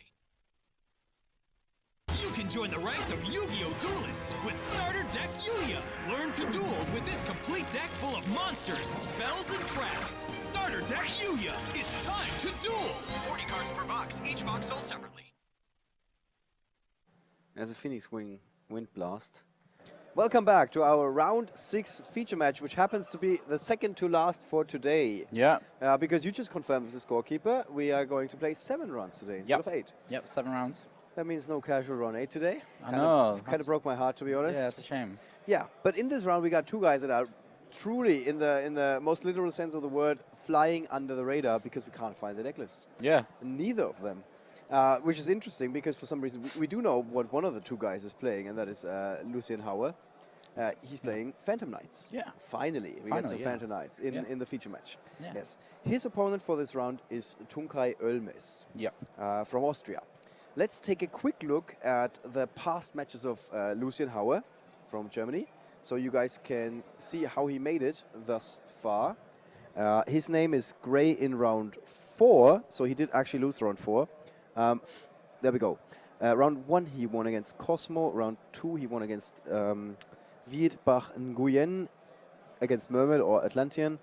Next round he won again against Draco Performal. Yep. And then from then on, we actually mentioned Cherry Yan. You mentioned him last round. He's studying in the UK. And he was able to best Lucien Hauer, but he was the only player so far. So quite a successful run for him so far. Definitely. Next, let's look a little bit at Tunkai's match history. Yeah, so Tunkai is playing the water deck. Oh, okay, that didn't work. All right, he's playing the Mermails. He's playing the Mermails, yeah. He's doing the Mermails. He's doing the Mermails. Yeah. Well, I think that we have seen one time before today. In the first round. Yeah, first round already. Yeah. Been a little while, but also in a good position with an X1 record. Yeah, exactly. Speaking of X1 records, that was quite funny. Ben Lovell, for some reason, is always very close to the scorekeeper station. Yeah. Talking to his friends because he has been working as a judge. Yeah. And in round 2, he was like very proud of his X1 record, and he said it like with 100% conviction. I said, "It's the second round, man. You're 1-1." It's like a lot worse than, because when you say X1, everybody thinks like you're 4-1, 5-1, 6-1, something like that. Like, it's the second round, man. You're 1-1. It's not that much of an accomplishment. No, that's actually XX. Yeah, it's yeah. All right. Having said that, we cannot tell you about the sideboarding options. We know the usual suspects. Yeah. So that's going to be something that we're going to talk about. But without further ado, let's not lose that much time. Let's go over to the feature match table where these 2 guys have already sat down. Lucien Hauer on the left-hand side, Tunkai Ölmes on the right-hand side. Okay, so Phantom Knights, rather new deck, so it's kind of hard to get the cards right. So Bozzy was struggling there. So I like Phantom Knights a hell of a lot. Oh, he's actually opened with the 2 Speedroid cards. This is a really good opening for the Phantom Knights player here. So he's... Oh, okay. Yeah, so we're going to see Neptibus first. So Neptibus, again, was the new card that we'd not seen yet for the Mermail / Atlantean deck. So it allows you to, as a cost, send Dragoons to the graveyard, which lets you add an Atlantean from your deck to your hand. I don't actually know what he added just there. Yeah, we're going to see it in just a second. So, well, yeah, we'll find out. And then, so he added something and then Megalo. I don't know what the card was. I couldn't quite see it. So he's playing very shiny Dragoons there, Ultimate Dragoons. Funnily enough, Tunkai Ölmes also had an X1 record in round 2. Yeah. Because he actually lost the second round. Yeah, what's super interesting is that Tunkai is actually playing the Gen X package. Right. So that's just unknown. People don't play that anymore. Yeah. With Undine. It's old school. Yeah, very old school. Okay, oh, he added Dragoons from Neptibus. So he's probably going to just pitch that Dragoon straight away for Megalo, as well as the heavy infantry. Oh no, he just passed. Okay, so we see Terratop, T-Top being summoned straight away, and its effect activates when it's normal summoned or special summoned, which allows you to go and search for a Speedroid monster from your deck and add it to your hand. There's no other real restrictions on there. Right. And we see the Solemn cards again. Yep, so he's going to go get Tri-Edge Dice. Now, this is a tell to anyone who plays Phantom Knights that he's already got Tick Tomborg in his hand, because that's usually your go-to card. It's like a little tour guide play here, so he's going to be able to special summon Tick Tomborg. Now, Tick Tomborg's got an effect that says, when you've got a win monster on your field, you can special summon it. which is super relevant in this situation. But the part that isn't super relevant is that you contribute it to go and search for a speedroid and special summon it, but future special summons have to be of wind monsters. Now, that's, you don't do that in Phantom Knights. All your monsters are dark. Right. Is that going to affect Tunkai's plays here? He does have a Max C. Yeah, so Max C is probably going to impact him here. So, actually, all of his summons, most of the Phantom Knight summons are going to be inherent right up until he starts using the trap cards from the graveyard. All of his summons are going to be inherent. So that means, there's no chain starting, no Max C can be played unless you, play it just out of nowhere.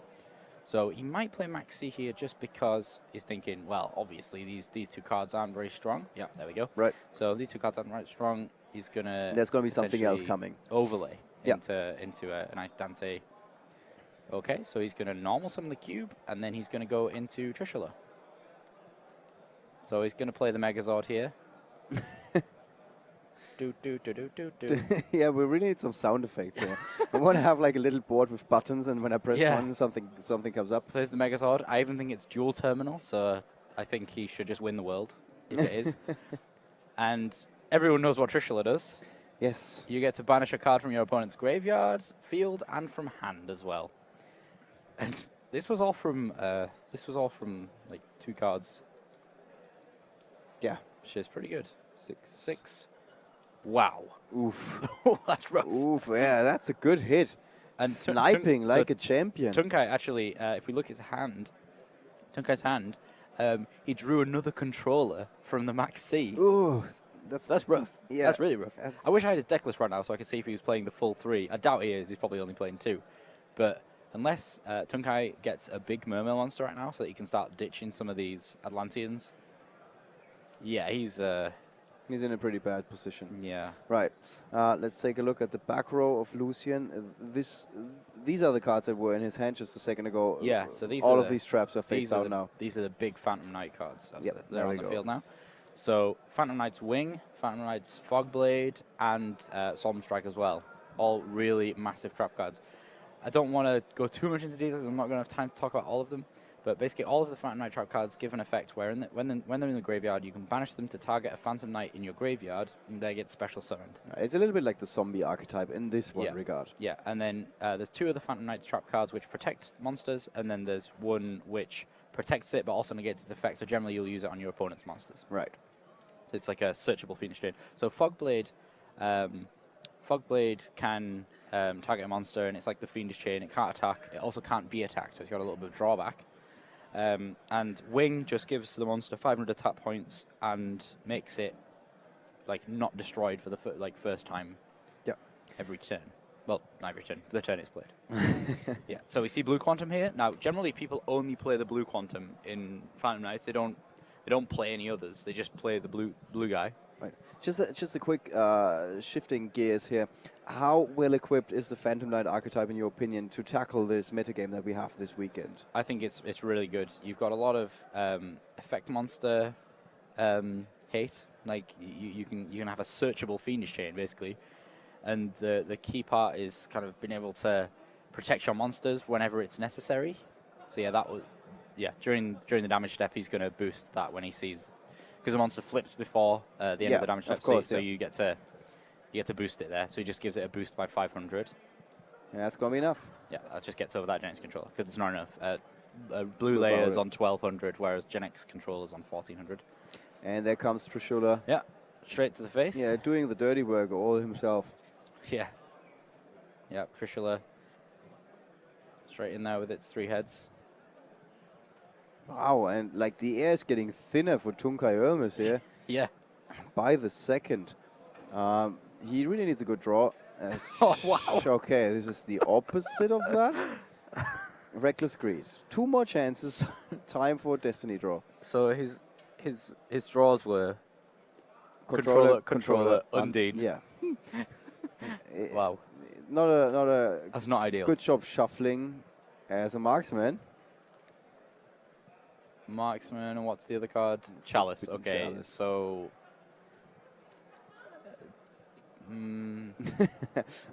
Sounds like meh. Yeah, they sound quite similar. We're back to that now. All right, So there's not a lot of options here for Tunkay, to be honest. Yeah. He's got a lot of stuff, but not a lot of useful stuff. And the thing is, even if he does something, he's not going to draw the next 2 turns. Yeah, it's kind of hard for me to guess here because he's able to make some kind of synchro play with the Gen X controller and instant fusion, but you know whether that's kind of a last ditch effort, I don't know, and I don't know what's in his extra deck. Yeah, he could be playing Black Rose Dragon for all I know, and then still it wouldn't be great because Lucian has the Fog Blade, which can negate its effect. Pretty much whatever we see here. There's a 4-star monster. Yeah. That's a Norden. Yeah, whatever we see here, it's going to probably be Fog Bladed. So the second controller. Oh, he's probably going to overlay in this situation then, because there's 2 tuners. He can't really do much. He can't synchro with 2 tuners. Unless he just sinks into a 7 and then... I'm a little confused. Yeah, it must be up in either a 7 or he's going to overlay into an Exceed monster. He can't do anything else. Yeah, those are his options. And none of them are really good. No, not really, because, Fog Blade's going to stop it, regardless of what it is. Right. And then, Fog Blade's going to stop it. So let's see. It's really hard to speculate when we don't know what's in his extra deck. Looking at the match history of Tunkay... Yeah, so there we go. But he is playing a Black Rose Dragon. Yeah, a good choice. But so it's like you said, Fog Bladed. Yeah, we see the Fog Blade. Yeah. In his first round, he actually played a mirror match against Sander van den Berg. Second round, he lost to Draco Performal. And he won again against Draco Performal. Matthias Gericke was playing that deck. Oh, by the way, Michele Antonini, who we had in our previous feature match, was the one who beat him in round 2. So we come full circle in that one regard. And then in round 5, he went up against Gabriel Schrenk, also Draco Performal. So lots and lots of Draco Performal for him. Yeah. So here we go. Here's the Phantom Knight's Break Sword. Break Sword is kind of like a mini little scrap dragon. You can target one of your own cards to be destroyed and one of your opponent's cards, and they're both destroyed. The key factor about that is that when Break Sword is destroyed in the center of the graveyard, you get to special summon 2 Phantom Knight cards from your graveyard, and they both become level 4, so you can make a level 4 play. Obviously here we saw the Regeki come out, and Tunkay was on not a lot of life points. Yeah. All right, let's talk about sideboarding options. Yeah, so... from the top of your head. From the top of my head. So Tunkay, I was talking about this with some of the UK players before. They were asking some of my advice because I'd been playing Phantom Knights. And the big advice for me was Chain Disappearance, because Chain Disappearance really, really hurts. When you hit gloves or cloak with Chain Disappearance, it hurts a lot. Like, if you get 3 of Phantom Knights banished and those were the only Phantom Knights you had, to make the rank 3 play with, then it's really painful. Yeah. You can get them back with Levier if you've got a nice Speedroid play in your hand, but generally you'll play the Speedroids first, and even then, Chain Disappearance on Dante would be, really not nice for you. As for Lucian, he's probably not sideboarded that heavily against water, to be honest. You think the Phantom Knights coming prepared against this particular matchup? I think naturally we talk a lot about just the fact that one deck's engine beats another deck's engine, and I think Phantom Knight's engine just beats Mermail's engine. Okay. Mermails generally just make big monsters and sit there and hope that they're going to go through, and they got a lot of destruction. And Phantom Knights just kind of, even when their stuff's getting destroyed, they're getting benefits from it because it's in the graveyard. You understand what I mean? It's just it's really it's hard because Mermails generally get their advantage by destroying their opponent's stuff, and Phantom Knights don't really mind having their stuff destroyed. All right. And for these guys, it's of course crunch time. They are almost on the bubble. They are X1 at the time. Yeah. Although actually we can't find Tunkay's result for the first round, which is just what I learned. Maybe he was a late enrollment, that he didn't play in the first round and he just arrived a little bit late this morning. That wouldn't make any sense though, because he's X1. And he lost in the third round as well. Yeah, so he must have won the first round. Yeah, must have won. So yeah, it's kind of missing for some reason, but in any case, it's not going well here for him. No, I think it's But, got to but be when you unlucky draw here. into all the Genix cards instead of Yeah, getting them from the deck. Yeah, even 3 years ago, that would have been rough. Yeah. And that hand, or his deck really break down on him. Yeah, so he could have Lucian- built a wall with it. he It's one could- of he- these yeah. things that's very popular these days. Yeah, could have built a house. I always go with a house. Yeah, the house. Yeah, could have built a house, could have built a city. Right, with that Monarch deck. Yeah, with Mermail deck, of course. Yeah. yeah, you could have built a Mermail house inside Monarch City. With Monarchs, you build a castle. Yeah, obviously. You got to have somewhere to store all of your 2 sacrifice Monarchs. at least when they break hard enough. Yeah. All right, so second game, and as always, you see our volunteers behind these guys Yeah. working in the cards. We've not seen any acrobatics this tournament, which is quite surprising. Yeah. Maybe day 2. I don't know. I think Ryan decided to do them off screen for some reason. That's yeah, I don't know what he's doing. Even though his fan club is not going to like that. Yeah. People usually ask about the sideburns. They are pretty legendary. They are. Also very hard to maintain, I think. Yeah. All right. Those are the starting 5 for Tunkai. Genix Undyne. So you're starting with Undyne is better than starting with Controller. That's something. Double Summon, Maxi, Instant Ooh. Fusion, Effect Vader. Lucian's not got a pleasant hand there because he's open with the blue layer. You really don't want to open with blue layer. It's not like he's going to lose because of it, but he really doesn't want to. Wow, that looks really shiny. But yeah, I swear that only comes in Super. That just must have hit the light perfectly. Yeah. So he summons the Terratop, goes and gets the Tomborg. Tomborg gets special summoned. Oh, no, he's just relaxing. Oh, there's a Max C. So he's learned from the first game. He's going to normal summon the gloves. So the gloves gives 1,000 attack points to the monster that is exceed summoned with it as a material if it's dark. So he's probably going to summon Dante, yeah. So he's going to detach gloves. He's going to mill 3 cards off the top of his deck. He's going to be hoping for some nice Phantom Knight traps. Doesn't see any. Yeah, it's just, luck is not really on his side. Then again, I He think got he's not pretty aware lucky. that luck is on his side because his opponent's bad draws that have helped him quite a bit in the first game. Yeah. Yeah, so Lucian's gonna he's gonna go get he's gonna get Boots. Boots gonna get banished for a trap card. So gloves allows you to banish it to send a Phantom Knights card from your deck to your graveyard, and then Boots allows you to banish it to add a spell or trap card to your deck from your deck to your hand. Sorry. So each of the Phantom Knights cards are all one of each effect per turn. Just to make that clear. Obviously the trap cards normal effect aren't, but everything else is. So let's see where he goes here. So he drew into Mullen Glacier, which isn't too good. Upstart Goblin's going to get him something. This is the reason I don't like Undine, because your normal summon's over. Like, that's it. Undine's not a great normal summon. It's just, yeah, it's not a great normal summon. So he sends Dragoons to the graveyard to pay the cost for adding a controller. Yeah, that's and then, a pretty big deal. Yep, the real effect is the Dragoons, and he's going to add probably... Let's have a look at what else he's got in his hand here. I don't actually know what he's going to add, because... Oh, he's got double summon, so he could add Diva. And double summon I haven't seen before this weekend. Is it a good card in this deck? I mean, he's on a really... Oh, he did get Diva. He's on a really reasonable score, so I don't want to say it's not good. But, usually it's not seen as a very good card because you don't gain any advantage from it. Yep. Now that's a very good card to have. He's got the Fog Blade for the Deep Sea Diva.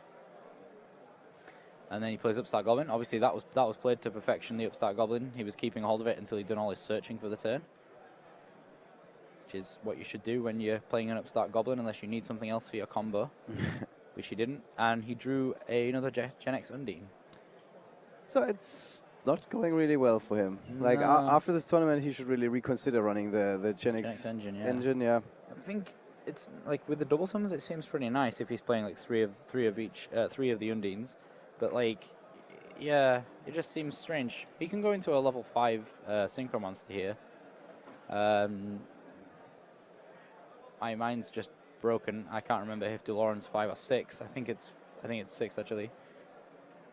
That would be one of his outs. Is there anything else that could help him here? I think like you can see what's on his board here. He's got Undine and Diva, which aren't very strong. Oh, so we've just seen that he got instant fusion added to his hand here. So he must have drawn that from Upstart Goblin. So that changes his play quite a lot. He can go into Elder Entity Norden, and then he can make some either Exceed, rank 4 Exceed play, or he can make a big Synchro play. So I think he's got Trishula here right now. Yeah, he can Trish right now, which would be pretty good actually. Yeah. Yeah, even better knowing that he can banish that Dante. His opponent It doesn't get much better than this. Yeah, he's going to Trish. See, it's one of those moments where, the Fog Blade, yeah, it does leave the field, sorry. Yeah, so there's an ultimate Trishula. We've seen an ultimate one. Yeah, we've seen them all today. Yeah. Just waiting for the Necros version. Yeah. There's still people who are true to the blue Necros cards. Keep trying to play it. Okay, so he plays his Trishula now, and there's the effect. So he's going to roll to see which one from his hand he's going to take. Let's see what he takes. And it seems to me like Tunkai Ölmes, I think he was a late enrollment. He might have lost the first round. And that is why the app cannot find him. And I think this is like a down pairing of Lucien Hauer. Oh, maybe. So I'm not 100% sure, but there's a chance that this is what happened. Yeah. So I'm a little bit confused as to why he used Dragoons for the Synchro Summon, because Norden's just going to get destroyed. Yeah. Yeah, I don't Wasn't there any other option? Oh, well, I mean, we don't have the deck list, but no, yeah. he could have as in he got Norden for the special summon. He could have used Norden for the material instead of using the Dragoons.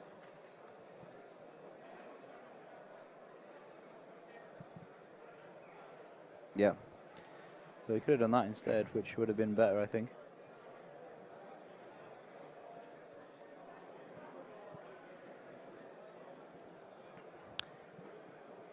So it's not really going his way, is it? No. I mean, the draws are letting him down a lot. Yeah, I think he's still good though, because Lucien has no real way to do anything, to be honest, right now. How can he get rid of Trishula? It's got to be some kind of Exceed play. All of the Phantom Knights monsters are quite small. So there's Cloak being destroyed. No, yeah, Cloak being destroyed. So Cloak, you can banish and add one of the Phantom Knights from your deck to your hand, which is quite a nice one. So if he draws into a Phantom Knight, then he's got an Exceed play straight away. You can just Exceed into Break Sword and then break Trishula. Yeah. Or just Exceed into Dante and then use Phantom Knight's Wing to boost it up to 3,000 and attack over it. Right. But it actually looks like this game is going a lot better for Tunkai than the first. Then again, it wasn't really possible that it goes even worse. Oh, he's actually going to be able to play Moon Glacier. Yeah, he's going to get to play Moon Glacier. That's pretty strong. Actually, that makes no difference whatsoever, because the blue layer is going to just go back to deck. Yeah, pretty sure he's going to... I don't know what... Oh, okay, he hit it with Marksman. That makes sense. So that's one less option for him. He's still got a Phantom Knight's Sword, though, so he can always use that to pump the attack. Yeah, if he even sees another turn. Is that enough damage on the field? I think he already attacked. Didn't he? He already attacked the face Oh, down. okay. Yeah, I was actually busy looking up the round 1 result of Tunkai, not finding him. But yeah, it looks like Lucien is in a really, really bad situation here. With just Phantom Knight's Sword, and that is that. Yeah. Raigeki would be quite good. Yes. I think just any level 3 would be quite nice. So he used the trap to special summon that there in the end phase of his opponent. Yeah, it's called that's what the Phantom Knights trap cards do. They all have the same effect. While in the graveyard, you can banish them to special summon one.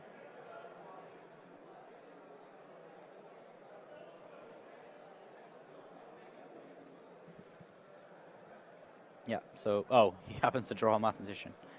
That's quite a lucky draw. Yeah, it's definitely good. Especially considering you can only play one nowadays. So he's going to be able to make a nice Exceed play there. He's going to be able to ditch a card from his deck as well, so probably going to be, gloves.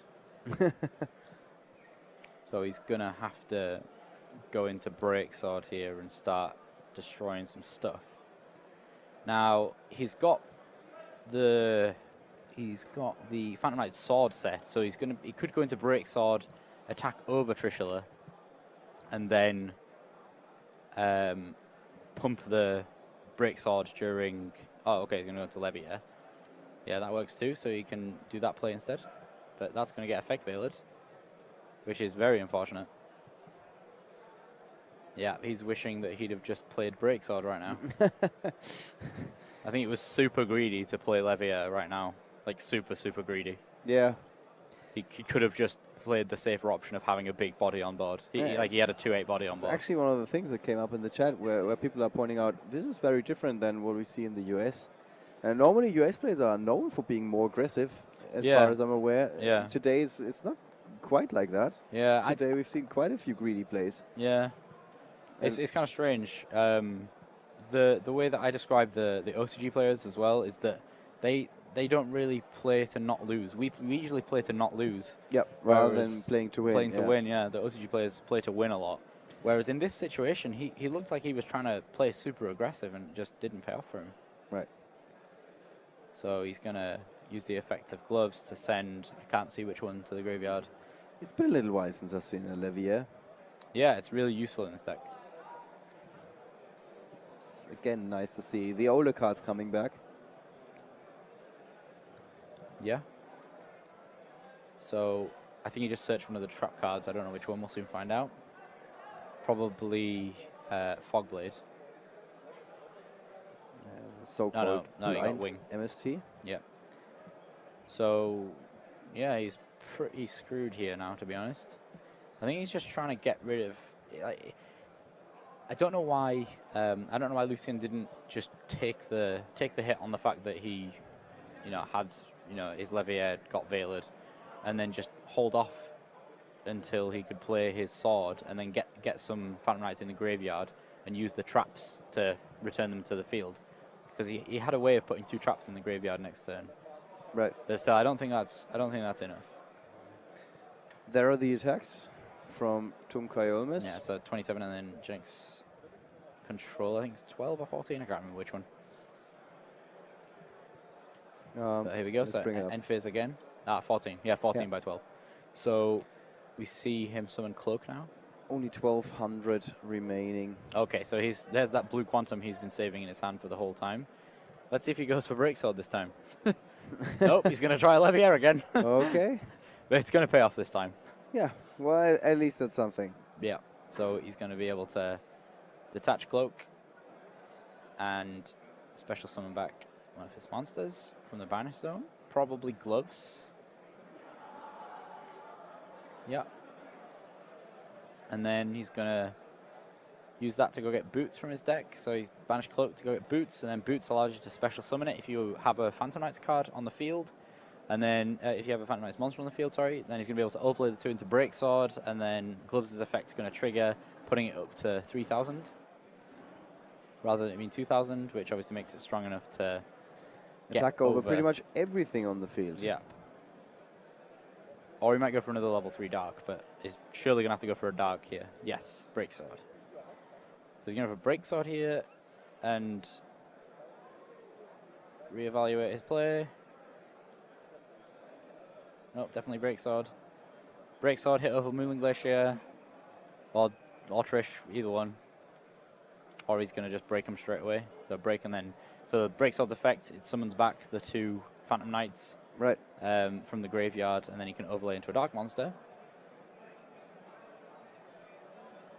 And he got Dark Rebellion Dragon. Yeah. Dark Rebellion Exceed Rebellion That Dragon. certainly works for him. Yep, so that makes it gain half the attack of the monster, and then the monster also loses half the attack. And then he's going to use Gloves to send Boots to the graveyard, most likely, and then Boots is going to get banished so that he can go and search a trap card.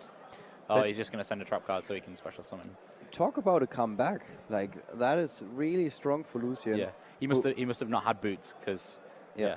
It looked like he was standing with his back against the wall, and suddenly he is in the driver's seat again. out of nowhere. So that's going to do 2-5. And leave Tunkai with no field, basically. Yeah, and then the Levier is going to be able to sneak over that Genix controller.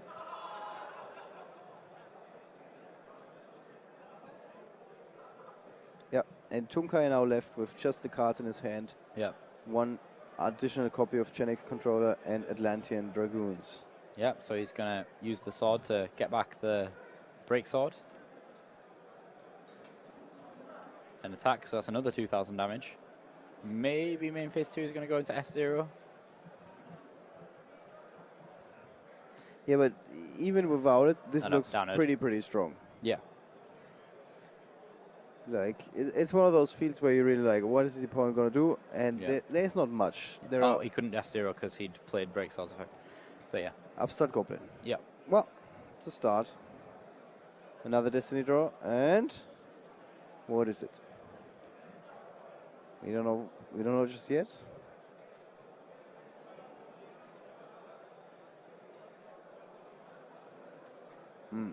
Doesn't look like Tunkai already lost.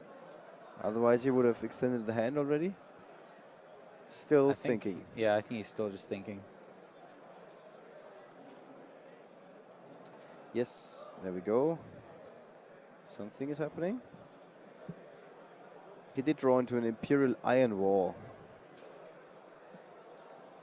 So unless I'm mistaken here, Yeah, I don't think he's got much going for him right now. with that hand, all he can do is brick some more and build a house. Yeah. But the big bad wolf is going to come and blow it away. There is the handshake. Yes, that is it. 2-0 clean sweep victory for Lucian Hauer from Germany with Phantom Knights. Yeah. Who remains on his X1 record, Yeah. which is a lot better in round 6 than it is in round 2. 2, yeah. 1 or 2, yes. The X1 hero. Yeah. All right, that was quite a tough match actually. Yeah, it was. Yeah. Quite a grind. Lucian really tried hard for that, I think. Yeah. Got a little bit lucky. I mean, I can't say I'm a fan seeing this of the Genix engine.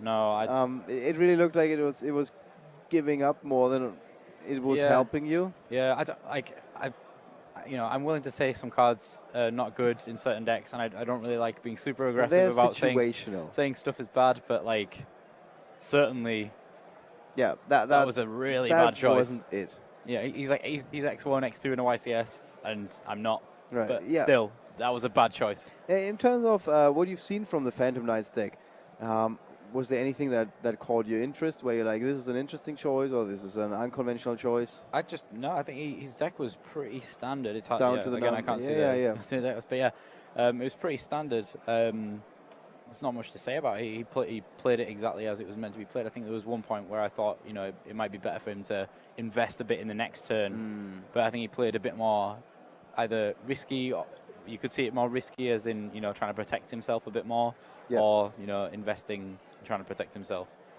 All right. It was, it's hard to swing either way. But he managed to win in the end. Yeah, that's at the end of the day, nobody cares how you're winning. Yeah. Like I said earlier, or very much earlier today, Valon Leturtre, who won last year's event, at the last round of the first day of competition, we didn't feel like he was going on to win this tournament. Yeah. He was very tired, very late, and he was making some mistakes. And then the second day was a completely different person, basically. Yeah. Got a good night's sleep. Yes, that can do wonders for you. Yeah. All right. Speaking of breaks and good night sleeps, we're going to take a very short break because we're going to be back with Lucian Hauer to ask him how that match played out in his mind and his point of view in just a second. So don't go anywhere and stay tuned.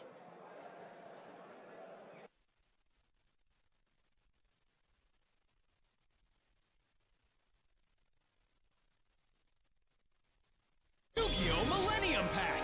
Relive the most epic duels from the Yu-Gi-Oh! TV show with awesome cards played by Yugi, Kaiba, Joey, and Merrick. Millennium Pack! 5 cards per pack, each pack sold separately. Yu-Gi-Oh! Shining Victories! The Blue Eye Saga continues with a whole new army of high-level dragons you can add to your deck. Yu-Gi-Oh! Shining Victories! 9 cards per pack, each pack sold separately. Yu-Gi-Oh! Yu-Gi-Oh! Master of Pendulum! Fusion, Synchro, and Exceed summons! Now you can unleash the potential of Pendulum summoning and special summon as many monsters as you want! Master of Pendulum Structure Deck! 43 cards per deck, each deck sold separately. For 10 years, the Monarchs have ruled Yu-Gi-Oh! Duels. Now these powerful Monarchs return with the Emperor of Darkness Structure Deck. May your deck reign supreme! Emperor of Darkness! 42 cards per box, each box sold separately. Powerful monsters from the Yu-Gi-Oh! Trading card game are gleaming in gold foil technology as gold rare and gold secret cards. Premium gold, infinite gold. 15 golden cards per box, each box sold separately.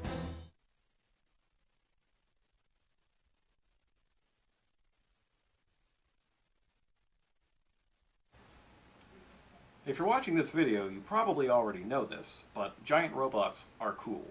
And you know what's even cooler than giant robots? Giant robots that combine into even bigger giant robots. And we've got plenty of those in Wing Raiders, which is available now. The Super Quantum theme is made up of pilots, their own individual robots, and the super robot, Super Quantal Mech King Great Magnus, that they can all combine into. Great Magnus is a rank 12 monster, but there are other ways to summon it, as we'll see. But to start with the strategy, first you have to start with the pilots. Super Quantal Red Layer, level 5, but you can special summon them if you have no monsters on the field. And when you normal or special summon them, you can add any Super Quantum card from your graveyard back to your hand. And then if this guy is sent to the graveyard, you can special summon back a Super Quantum monster from your graveyard, but you can't use its effects. This is kind of a theme with the pilots. They all have an effect that happens when they're normal or special summoned, and another one that happens when they're sent to the graveyard. Super Quantum Green Layer, when he's normal or special summoned, lets you summon another Super Quantum monster from your hand. That's particularly useful, say, if you have Super Quantum Blue Layer here, who when normal or special summoned lets you add a Super Quantum card from your deck to your hand. When Green Layer is sent to the graveyard, you can send another Super Quantum card from your hand to the graveyard to draw one card. And of course, if that's one of these guys, then you're going to get to use another effect as well. So you could send Red Layer to the graveyard, draw a card, and then special summon back a different monster from the graveyard. And when Super Quantum Blue Layer is sent to the graveyard, she shuffles back up to 3 Super Quantum cards from your deck to your hand. Now the eventual goal for this deck is to get all 3 of these cards together while you have this field spell, Super Quantal Mech Ship Magna Carrier, on the field. What Magna Carrier lets you do is Exceed summon using only one material by discarding a card from your hand. So, if you can summon all 3 of these and discard 3 cards to Exceed summon each of the machines, you can then send Magnet Carrier to the graveyard to combine everything together into one 6-material rank 12 Exceeds monster with 3600 attack that prevents your opponent from adding cards from the deck to your hand. That is totally unaffected by everything else card effect wise except for other cards of this theme, and during each turn can shuffle back any card on the field into the deck without even targeting it. Oh, and it has 3600 attack. Just thought I'd throw that up there as well. Each individual machine also has a pair of powers that are extremely useful. Super Quantal Mech Beast Grand Pulse can destroy any spell or trap on the field once per turn by detaching a material, and that becomes a quick effect if Blue Layer is one of its materials. Now it can't attack if it has no materials, but you can keep adding more materials onto this and the other Super Quantal Exceeds monsters by attaching Super Quantum cards from your hand or field to them as Exceeds materials. Generally you'll want to play this monster in defense. It's got 2800 defense. Next up, you have Super Quantal Mech Beast Magna Liger. Magna Liger can destroy monsters by detaching. It's kind of like Consular Pleiades. 2600 attack makes it bigger than Pleiades, and it's a generic 2 level 5 monster Exceed summon. If it has Red Layer as its material, it can also use that effect during either player's turn as a quick effect, making it pretty much Pleiades except bigger. And finally, Super Quantal Mech Beast Ouroboros. 2200 attack, 2400 defense, so it's pretty good in either attack position or defense position. And its effect lets you detach to flip monsters on the field face down. And it becomes a quick effect, a la Book of Moon, if you have green layer as a material. Now, to get all three onto the field at the same time, it could require a bit of trickery. And that is where the rest of the deck is going to come in. So obviously, you're going to play 3 each of the pilots. Red layer, who incidentally, red layer and blue layer, you might be seeing these cards in a Monarch deck very soon. We found that they're actually pretty useful as a tribute engine, in addition to being used for Xyz summons. So you have 3 of each of the pilots. You're also going to use 3 of their animal companions, Super Quantal Fairy Alphan, which has 2 abilities of its own. One lets you match the levels of all of your monsters on the field to that of one of your pilots, and the other lets you tribute it to choose 3 different Super Quantum monsters from your deck, randomly special summon 1, and send the rest to the graveyard. Not only does that get you at least 1 on the field, you're also going to trigger the effects of all 3, except one will be the on-field effect, and the other 2 will be the graveyard effect. So definitely want to play 3 of all of these. Because you get those abilities when they go to the graveyard as well, 2-card Trooper is also pretty good here. Because you want to go first most of the time to get your disruptive Xyz monsters on the field. I'm also including Traptrix Mermail, just 1 copy, which lets you search out any whole normal trap card when she's normal summoned, and if you special summon, you get to destroy a spell or trap that your opponent controls. Both effects will actually come into play quite frequently. Also including Electromagnetic Turtle. The Turtle's just a level 4 monster most of the time, but if you get it in your hand, it's the perfect thing to discard for Magna Carrier, since you can banish this during your opponent's battle phase, just end the battle phase completely. And that's it for monsters.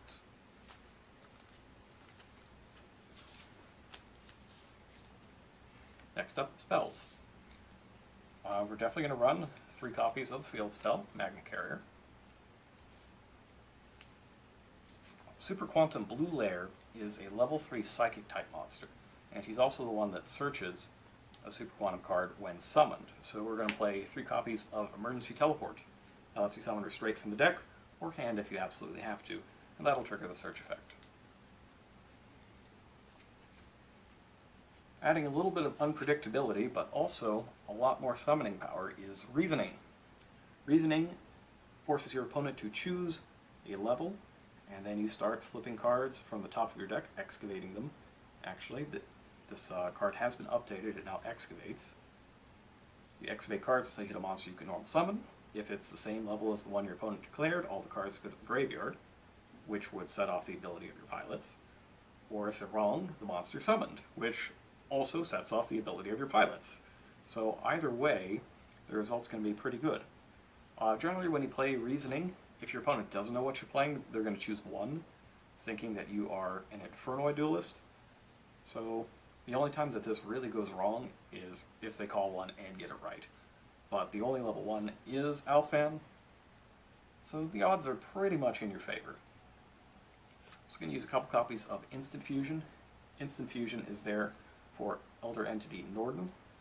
Specifically, you're going to use it to bring back Green Layer and use them to summon Ouroboros.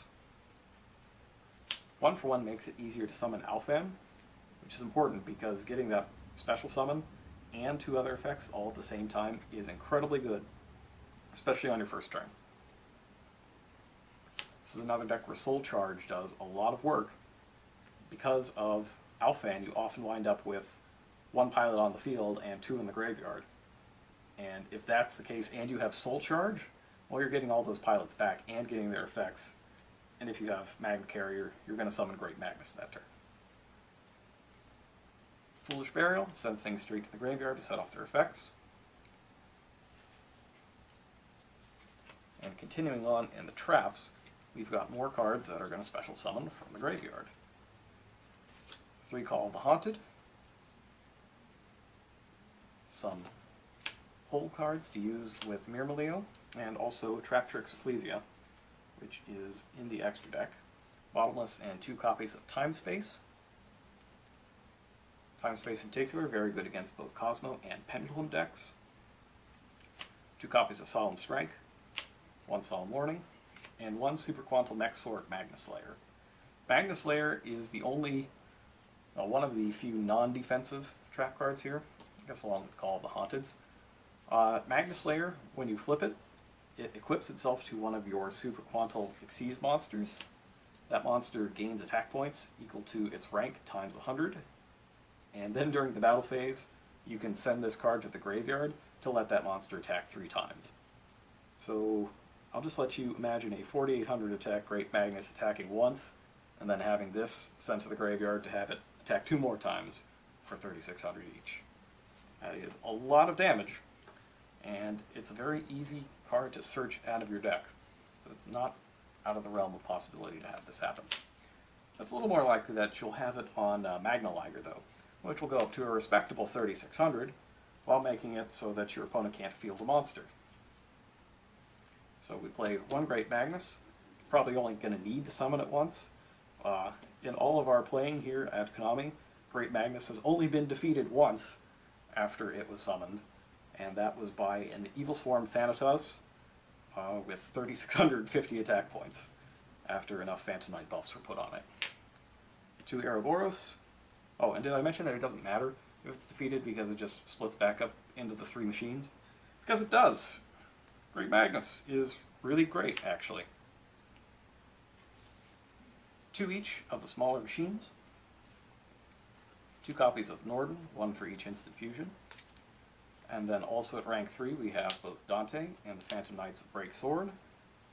At rank 4 we also have Diamond Direwolf and Traptrix Ecclesium.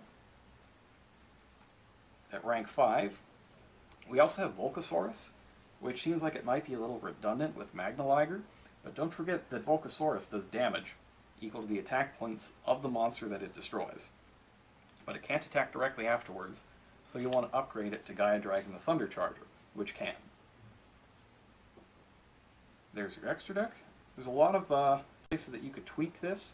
I know that some people like to play only 1 copy of the smaller machines, or at least only 1 copy of Ouroboros.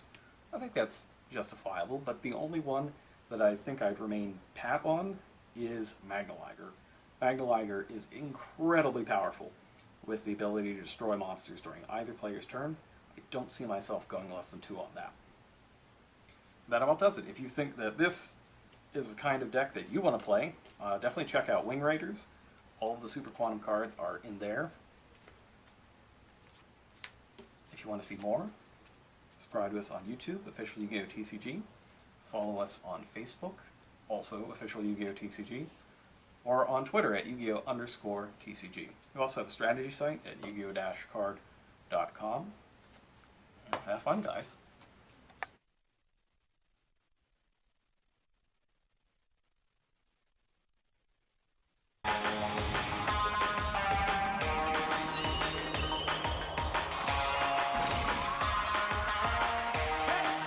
Can you feel the power? You versus me, competition for the victory. I could be the best one day, you make history. Swing into action, are you ready to play? Challenge anyone, anywhere, any day. You wanna take a chance? Go ahead and roll the dice. See if it's in your cards, if you'll pay the price. Activate the spell, let your powers come to life. It's showtime! Who will win the fight? I'm ready to do, go ahead and make your move.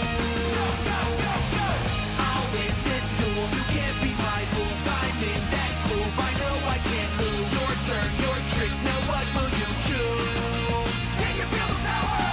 I'll win this duel, you can't beat my rules. I'm in that groove, I know I can't lose. Your turn, your tricks, now what will you choose? Can you feel the power? Yu-Gi-Oh! Millennium Pack! Relive the most epic duels from the Yu-Gi-Oh! TV show with awesome cards played by Yugi, Kaiba, Joey, and Merrick. Millennium Pack. 5 cards per pack, each pack sold separately. Yu-Gi-Oh! Shining Victories! The Blue Eye Saga continues with a whole new army of high-level dragons you can add to your deck. Yu-Gi-Oh! Shining Victories! 9 cards per pack, each pack sold separately. Yu-Gi-Oh! Yu-Gi-Oh! Master of Pendulum! Fusion, Synchro, and Exceed summons! Now you can unleash the potential of Pendulum summoning and special summon as many monsters as you want! Master of Pendulum Structure Deck! 43 cards per deck, each deck sold separately. For 10 years, the Monarchs have ruled Yu-Gi-Oh! Duels. Now these powerful Monarchs return with the Emperor of Darkness Structure Deck. May your deck reign supreme! Emperor of Darkness! 42 cards per box, each box sold separately.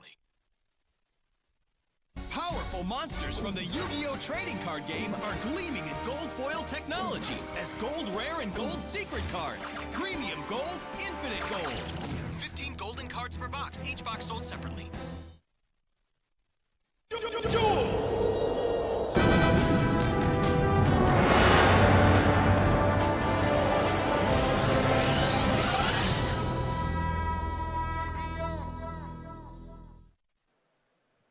Welcome to round 2 of the 2016 World Championship Qualifier here in North America.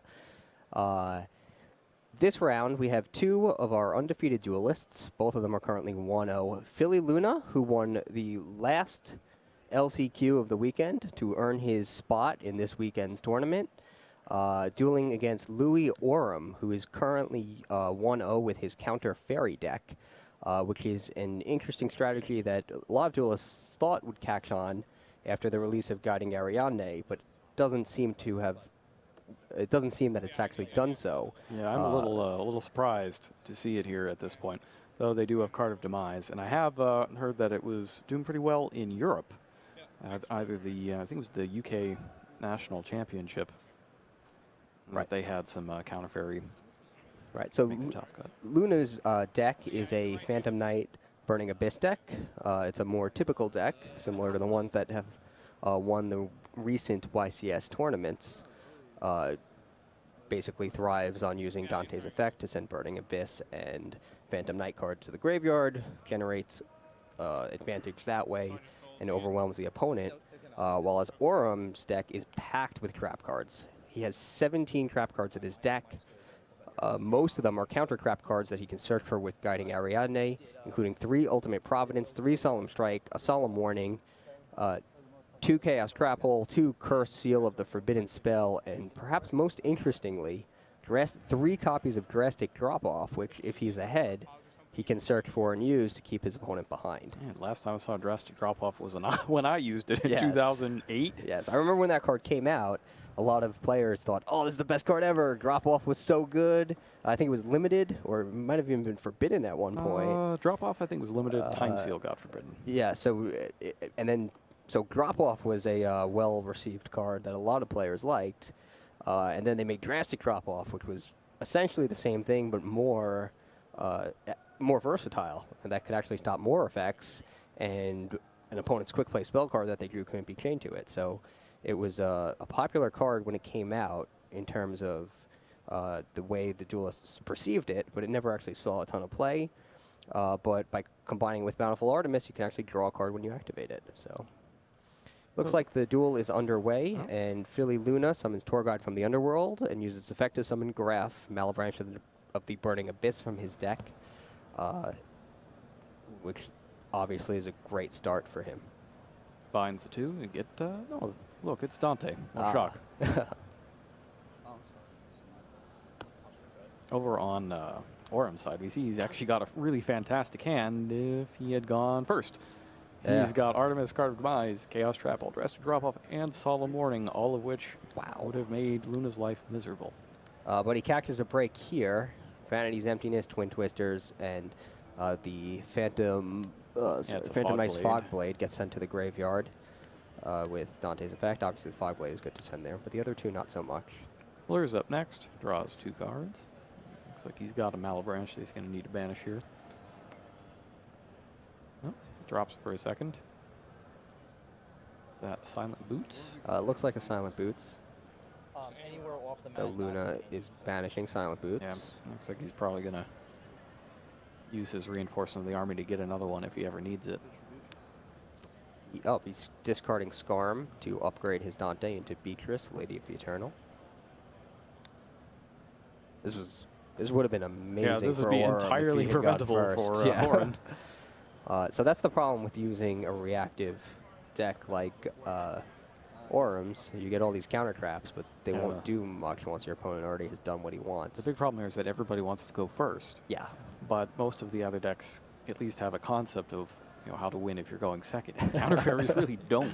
That definitely makes Not it at this tough for point. him. He did win his first round, though. So. He did. His opponent has Geki, Effect Veiler, Seer, Reinforcement of the Army. All right, so Orm draws Raigeki. Not the most useful thing at the moment. This is a really powerful hand if he was first. Yeah. Bountiful Artemis with, is that 3 counter traps? 3 counter traps, Raigeki, and Card of Demise. It's incredible.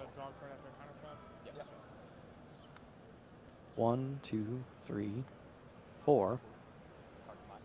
Goes for Card of Demise. It'd be nice if he could pick up a Guiding Ariadne. Oh, he's got Electro Pendulum, another Drastic Drop-Off, and Ultimate Providence. Ultimate Providence that he won't be able to pay for because he does not have a Guiding Ariadne. Yes. But 4 cards face down. Well, he can use the Raigeki and set 2 traps, or he can decline to use the Raigeki and he'll only be able to set 1. Not entirely certain what using the Raigeki here gets you. An open spot in your back row. And your opponent gets a bunch of monsters. Yeah. Probably doesn't get you anything, yeah. It's probably not worth it.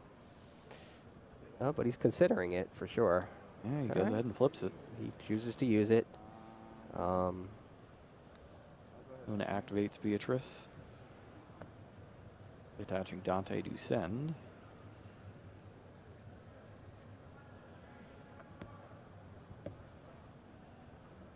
Searching through his deck. It's interesting, Luna's deck, like we were mentioning in the pregame, you were talking about how to combat the heavier side deck presence against the Burning Abyss cards, you might swing back towards playing more of the Phantom Knight cards. It looks like Luna is in fact doing that. He's playing all 3 of the Phantom Knight decks, whereas previously people only ran Fogblade. He's using Fogblade as a 3 of, and using the other 2, that special summon Phantom Knights from Grave, as a 1 of. All right, so Beatrice sent Ragged Gloves to the graveyard, and then Dante added Scarm back to the hand. And now Luna's going to be able to summon the Fusion Dante. Yes. And he's also going to get a Seer out of his deck with the effect of Graph.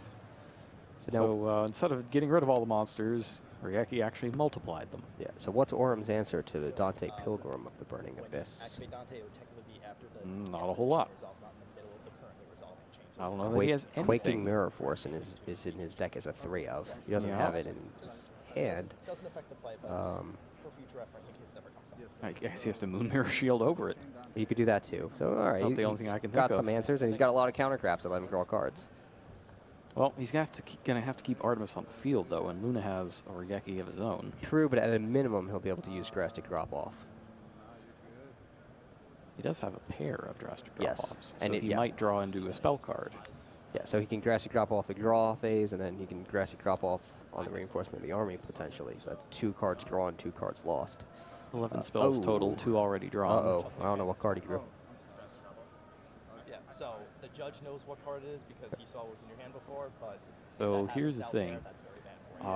Did you see what card was drawn? I did or not. did he shuffle his hand immediately? He did immediately shuffle his hand. It's, I think it's actually more than possible. It's likely that a judge did see the card that was drawn. Yes, otherwise there could have been trouble. Yeah, so if you're ever playing against a counter fairy deck, or even any deck, And make sure Orin you're did tell careful. him, hold on, I'm have something on your draw that too. phase, so there's no fault on him. Yes. And he did, in fact, pick up a spell card, which could keep him in the duel. Okay, so now he has Necro Valley in his hand. It's not a bad card against Burning Abyss. It'll stop the targeting effects of Seer and Dante. Exactly. But he is likely to have to throw it away to prevent Raigeki. Oh, that's right. Not having Guiding Ariadne is painful. Yep. When you have Ultimate Providence down. Well, looks like that's exactly what's about to happen. But that Bountiful Artemis is totally worth protecting. Raigeki is activated. Ultimate Providence. Yeah, I mean, if he did his Ultimate Providence here, he really just you can't win Yeah, there's just at nothing that point. there. And I don't believe I saw any Quaking Mirror Forces. No, he definitely doesn't have it yet, but now he has more opportunities to draw into it. Yeah, another he's got another powerful Artemis to replace the one that's probably going to get crashed into with Seer. Ooh, he cautiously switches his Pilgrim to defense position. He does probably know that Quaking Mirror Force is a thing in this deck. Maybe. I mean, Seer. that's a good read. Seer crashes, but its effect is negated by Solemn Warning. Next time, but just keep that in mind. It's rough having Artemis and Seer both have the same attack points. Is that, you think that Solemn Warning is worth it, or should he have saved it for when he has his own second Artemis on the field, since it's in his hand? I'm not exactly certain what he was going to do if Seer brought back Dante and allowed another Beatrice to the field. That's true. That's true. I didn't see Chaos Trapple or anything. Fogblade is banished. No, he does have Chaos Trapple. Does he have Chaos Trapple? Yeah, he does have Chaos Trapple. Maybe he's trying to bait him into summoning something that can be Chaos Trappled. That's true. Yeah. So we've got Ragged Gloves from the graveyard with Fogblade, Reinforcement of the Army. That's probably going to add Silent Boots. He takes a look at... He's looking at Ancient Cloak. Interesting. Okay. Yes. That is interesting. He's summoned already, right? The Ragged Glove? Oh, no, he special summoned the Ragged he Glove, special so he summoned can it. still normal summon the Ancient Cloak.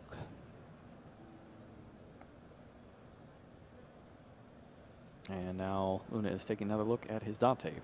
It's entirely likely that players don't let him summon that very often. They do something else to Beatrice so that she cannot use her effect.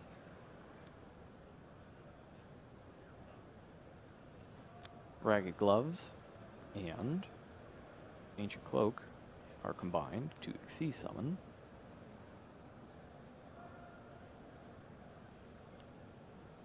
Ram Pulse. This is Super a Quantum Grand Pulse, which cannot be hit. Yep, that seems like a good choice against a counter fairy deck. It's another drastic drop off. Well, he still has the Chaos Trap Hole, which is good against the Burning Abyss deck. Banishes Ragged Gloves. That'll let him send another Phantom Knight card to the graveyard. It's Silent Boots, which he banishes to search for. Sword. Phantom Knight Sword. Phantom Knight Sword is a plus 800 boost as long as it's on the field for one monster. And it can be destroyed instead of that monster.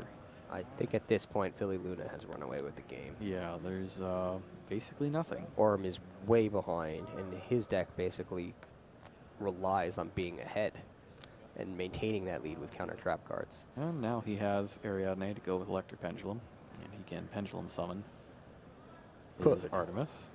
Yeah. But that's it. He could have also say go. Yeah, could have also just normal summoned it. Ram Pulse is going to take down the Chaos Trap Hole that he had said earlier. And I think all hope is lost here. Yeah.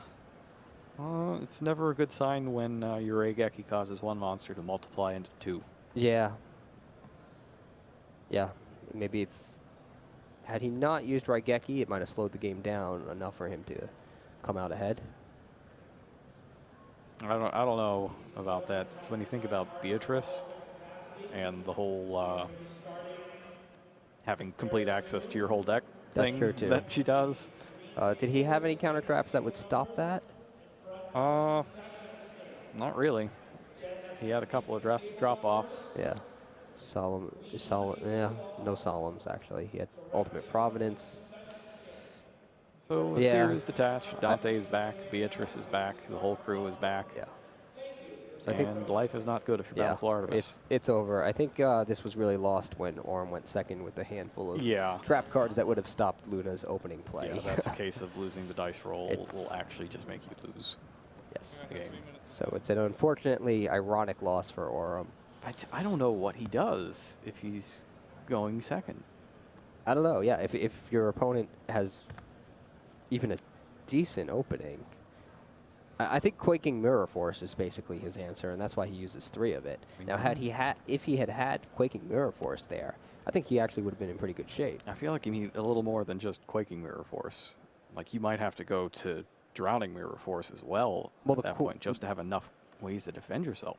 Yeah, you could. The Quaking Mirror Force is good in Orm's deck because it can actually protect the Artemis, which Drowning Mirror Force obviously can't because it only works on a direct attack. Right, so but you can't get rid of monsters in this deck, so you got to get rid of them somehow. That is true as well. Maybe get your opponent so frustrated with all the cards you're drawing with Bountiful Artemis, eventually they'll concede. Just relying on Moon Mirror Shield as your sole way to defeat monsters doesn't seem like, I don't know. But maybe we will see something a little different in this next duel. He has Raigeki in his deck as well, as we saw in that first duel. He's got some Archfiend Eccentrics too. Oh, yeah, we didn't see those. And I guess if you could flip Fossil Dyna Pachycephalo, you could blow everything up. Yep, there's 2 copies of Fossil Dyna in Orm's deck as well. Well, this is all main deck. In his side deck, he has a bunch of interesting cards. 2 Banisher of the Radiance, which I'm sure that's coming in here. But that's not a card we see a lot of, actually. So no, it's very old school. Yeah, and the 1600 attack points is kind of tough to protect, but I guess not if you're Aurum and using 17 trap cards in your deck. Yeah. So that's probably why he's going for that. He also has 3 copies of Prohibition in his deck. That's a card when anytime anyone's playing that in their side deck, I wonder what's it for, because it could be literally anything. Well, I mean, that's part of why the card is useful. Yeah. A lot of decks have this one linchpin card that they completely rely on, and if you stop them from playing it, you stop them from winning. Yep, so he's got 2 Stygian Dirge, a Curse Seal of Forbidden Spell, 3 Mask of Restrict, and 1 more Chaos Trap Hole in his side deck. I think we'll probably see that Chaos Trap Hole coming in. Seems likely. And then Philly Luna. Stygian Dirge is also useful here to block or drain the levels out of monsters. That's true. We'll probably see that come in as well. And then Philly Luna is using, in his side deck, 2 System Down, 2 Maxi, 2 Effect Veiler, 1 Dark Hole, 3 Mask of Restrict, 3 Anti-Spell Fragrance, and 2 Flying Sea. Anything other than Dark Hole coming in? No, not really. I don't even know how useful Effect Veiler would be here. What are you going to hit with it? Yeah, probably. Maybe he'll summon Ignister? Maybe? Probably not. Would you put in the Dark Hole, though, as a clean answer to Bountiful Artemis? Yeah. So definitely would. So yeah, so the matchup should become a little bit better for Aurum after they side deck, and should become a lot better for Aurum since he gets to go first. Yeah, I think Luna maybe just takes the one-off Maxis and Effect Veilers out of his main deck and flips them for something. Oh, absolutely. It's just there's nothing much to flip them for. Other than Dark Hole. So maybe keep the Veiler and swap in Dark Hole. What does the Veiler hit? Does it hit anything like Fossil Dyna on your opponent's turn, maybe? If it's flip summoned, if sure. It's flip yeah. Not if you run into it. And he doesn't know about. I mean, Maxi. I mean, I guess Luna knows that his opponent can Pendulum summon because he saw Pendulum spells. Are you going to discard that preemptively no, against it's a not Pendulum good, summon but for 1? What is the best of the saddening array of cards that you must include in your deck? I don't know. I mean, It's just. You're not going to put System Down in. You're not going to put Mask of Restrict in. You're not going to put Anti-Spell Fragrance in. And you're not going to put Flying Sea in. And so I don't know that Maxi he or needs Veiler. to put in anything really because his main deck's really good. That's true. And he already has everything you could want. You've got 3 copies of Twin Twisters in there with the Dark Hole and the Raigeki. That's true. His main deck is built very well, actually, to beat a counter fairy deck. So yeah, so you probably just need the other Dark Hole. Yeah. And this time Aurum's going to get to go first. Looks like he's ready and has Pot of Duality. Showing Chaos Trap Hole, Luster Pendulum, and Card of Demise, which he wastes no time picking to add to his hand. Yes. So Card of Demise gave a huge boost to counter fairy decks. That's probably one of the main reasons Aurum has chosen to use counter fairies this weekend. Activates Archfiend Eccentric. And now he can actually get rid of the rest of his hand. Prohibition for something. I don't know. Twin Twister, maybe? He probably should have set the Prohibition, see what he draws with Card Demise, right? And then chosen what to... And he picked up another Card of Demise. So he's got Ariadne. He has got Archfiend Eccentric. He's got a big pile of counter traps and a Prohibition. Terror Top is special summoned. Its effect is likely activated. Yeah.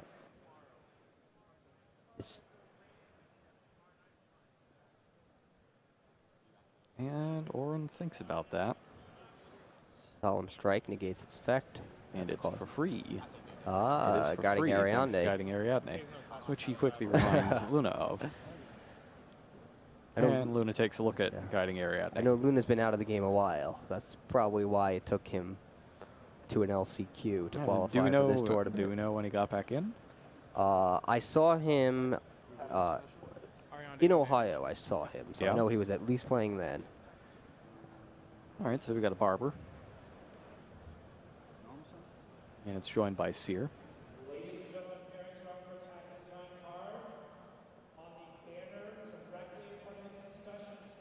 And he thinks about getting in some damage.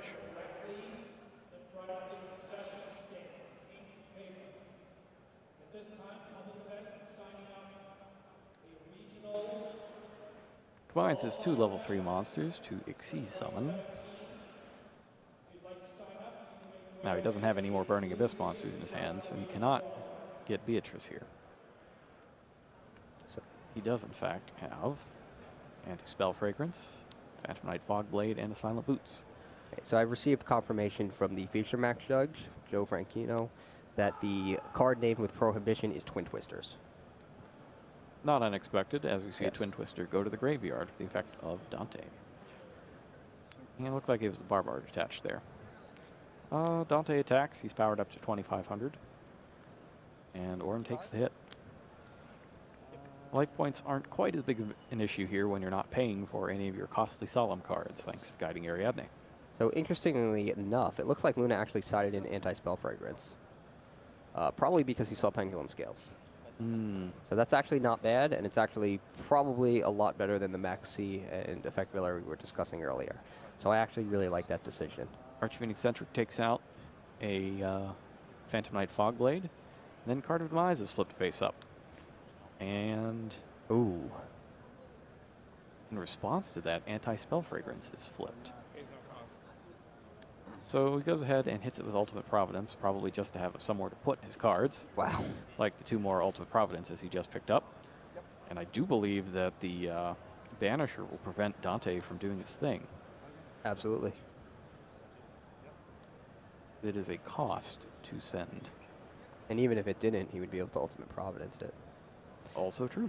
So, Luna slams down Raigeki, but Ultimate Providence is going to negate it, and he doesn't need to pay the cost thanks to the Guiding Ariadne in his Pendulum Zone. Oh, so he's got all 3 of his Ultimate Providences this game. It's pretty good. Looks like he's drawn another Guiding Ariadne. And he goes and puts that in his Pendulum Zone as well. Why? Just in case one of them somehow gets destroyed, he'll still be able to get free cards. It does lock him out of Pendulum Summoning, though.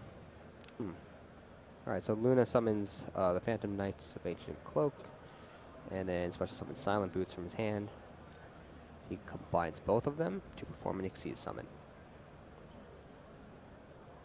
He's taken a look. Took a brief look at Levier, but he goes with Grand Pulse. So I think we're going to probably see Grand Pulse's effect negated, right, by Ultimate Providence? Likely.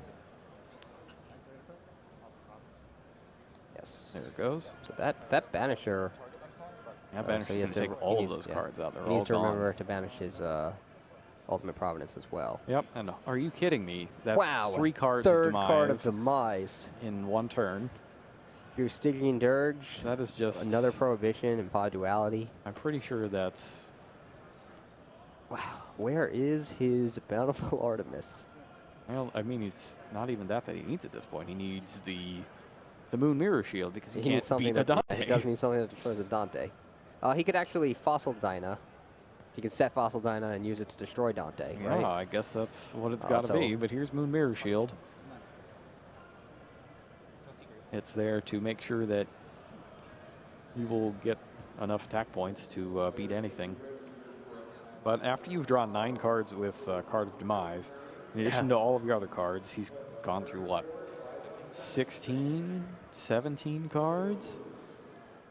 And gotten nothing in the way of getting rid of Dante? He activates Prohibition, sets Stygian Dirge, and sets that Fossil Dyna as an answer to Dante. So my, I don't know what the second Prohibition is on. Twin Twisters is a gimme. Royal Decree. Royal Does Decree. Philly Luna even have Royal Decree anywhere? He does not. Nope, but So he it's co- smart. Yeah, That's smart. it's a safe choice. Especially while he's so far ahead as he is now. Yeah. With that Fossil Dyna down, it's going to be really tough for Luna. It's also going to be tough for him to get through a 2,000 defense monster. Well, doesn't Fossil Dyna destroy it when it's flipped? Not if it's not special summoned. And I The believe he Dante? just... No, the Scarm. It did Luna just draw a Scarm? Yeah. Ooh. Oh, yeah. It was just that's all right. This is one of the big problems with the counter fairy deck. Yeah, he We're actually seeing it in just action. can't win at this point. He can't even play his Moonbearer Shield. Nope. How does he destroy that Scarm now? Can't. He can't Exceed Summon. It's Fossil Dyna. That's funny. That is... Actually, Archfiend Eccentric is an answer. Oh, if he draws it as a monster, that's right. Yeah. Or if he could. Has he got one more? Yeah. Yeah. Flips the Lure of Darkness, and that gives him the opportunity he needs to use Curse Seal of the Forbidden Spell. Which is good because he opens up his zone for that pot of duality, where he That's can what, look 3 for one pots- more answer. 3 pot of duality. Quaking Mirror Force, Bountiful Artemis, and Chaos Trap Hole. I assume Probably going he- to take yeah. the Artemis. Yeah. Can't resist all the cards that it could draw you. I mean, that's what he needs to do. He needs to draw an He's answer. in dire, dire need of cards.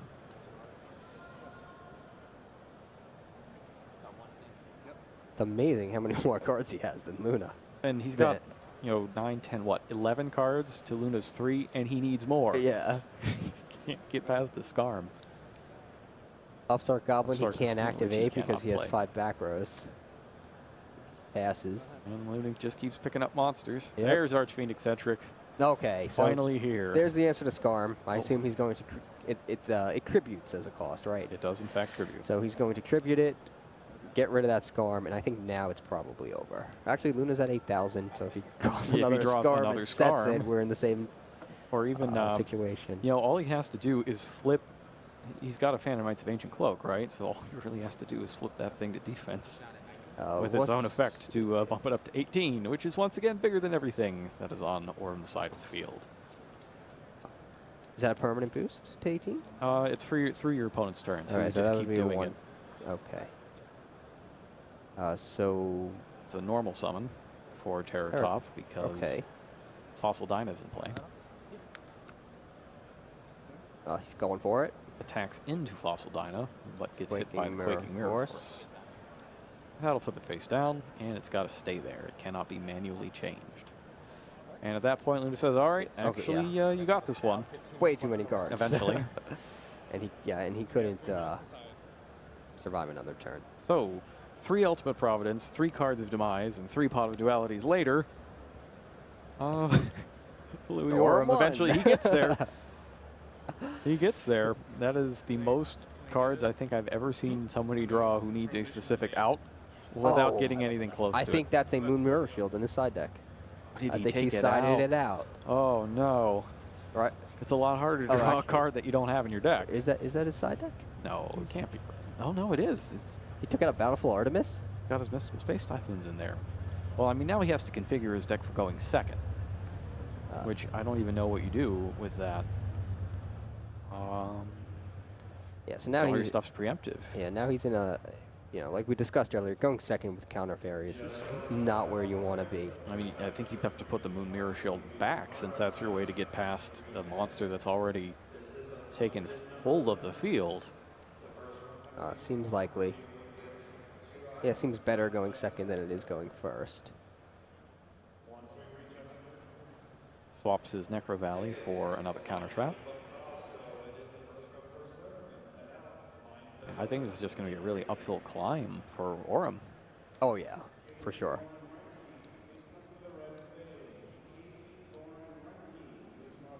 He's keeping in the drastic drop-offs.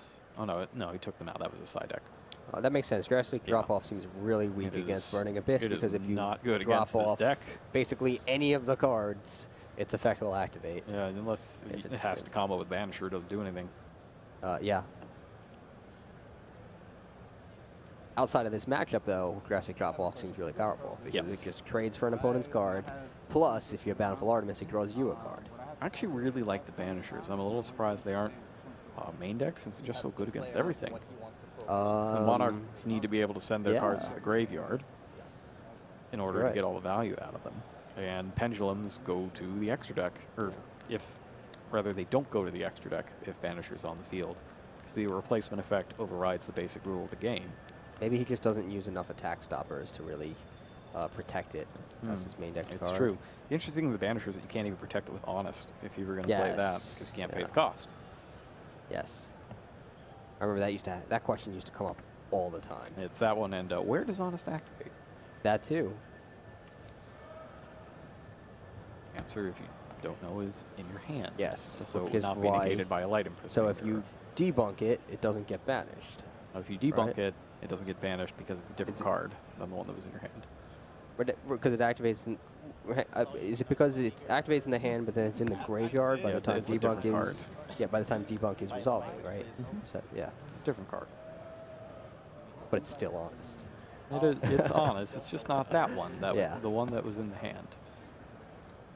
I always found the debunk rulings interesting. Yeah, I try not to think about it. All right, so Billy Luna going first, almost certainly. Yes, and again, Ohrenfield's a hand that would be good had he been going first. But depending on what Luna does, might actually just roll over to Luna's first turn field. I think the Banisher is going to help a lot here. Maybe. Because even if Luna goes and summons Beatrice and all that, he can at least just slap that down and stop the shenanigans right there. That's true. Even though he has no immediate answer to Beatrice. Terror Top is special summoned. Yeah, but he also has nothing that can stop Beatrice's attack. At least with what's in his hand now. True, but he's got another draw and He Pot does. Duality. And that is true. And a prohibition on something, I guess. Terror Top searches out to Kedemborg. It's also special summoned. And those two are going to team up to form Dante.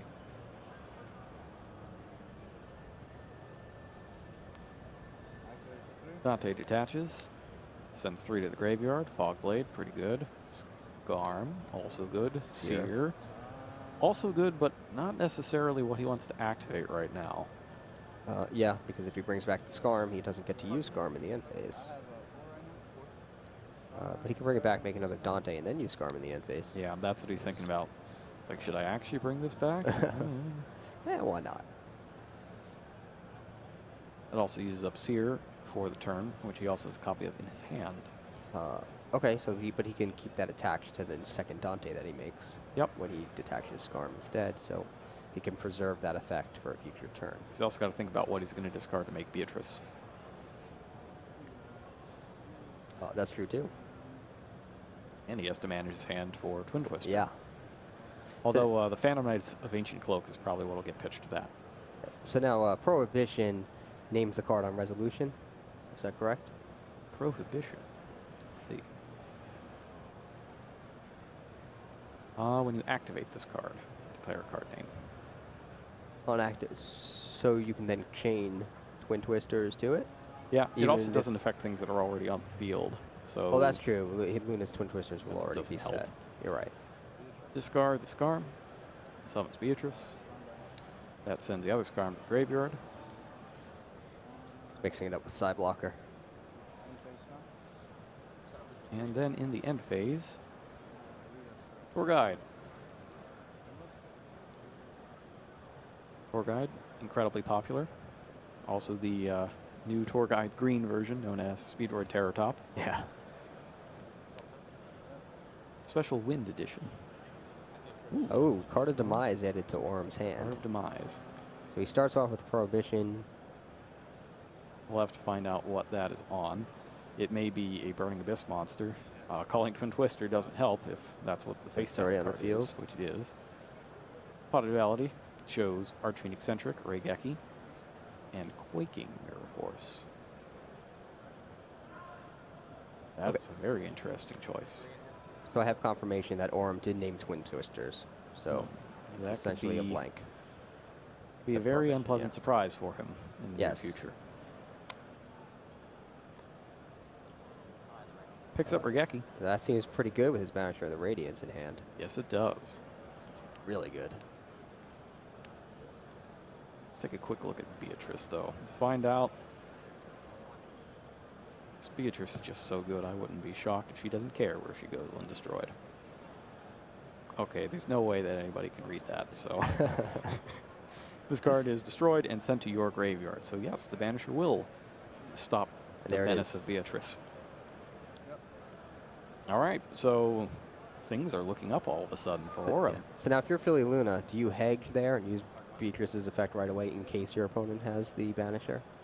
No. No, you save it and hope they don't have Banisher plus an answer. Yeah.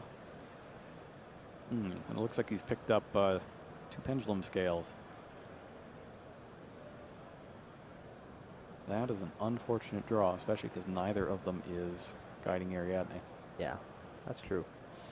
So he activates Luster Pendulum. Luster Pendulum is scale 5. Might as well, since he'll be discarding his hand on the end phase. Thanks to Card of Demise. Well, the problem is you don't want to lock up both of your zones. And that's true, but you can always destroy one with Luster Pendulum. Only if you have another copy in your deck. Ah, that's so true. he only runs the one Luster Pendulum. Okay. A very good point. And in this case, Electro Pendulum, not very useful because there aren't any Pendulum monsters in the opponent's deck. This time, the prohibition is on Royal Decree. So Decree, Twin Twister, usually pretty good, except when Twin Twister has already been set. And Royal Decree is not in your opponent's deck. On the plus side for him, whatever's discarded is getting banished. Oh, that is true. But I like Luna's odds here when he can just Twin Twisters the 2 back rows that could have an impact on the duel. And that Lecter Pendulum is either getting banished or going in the Pendulum zone, so he's... I think you have to let it go. Probably, yeah. Let it go. Yeah, so he lets it go. Now, let's see what's in Luna's hand. We're still at 8-8, yes?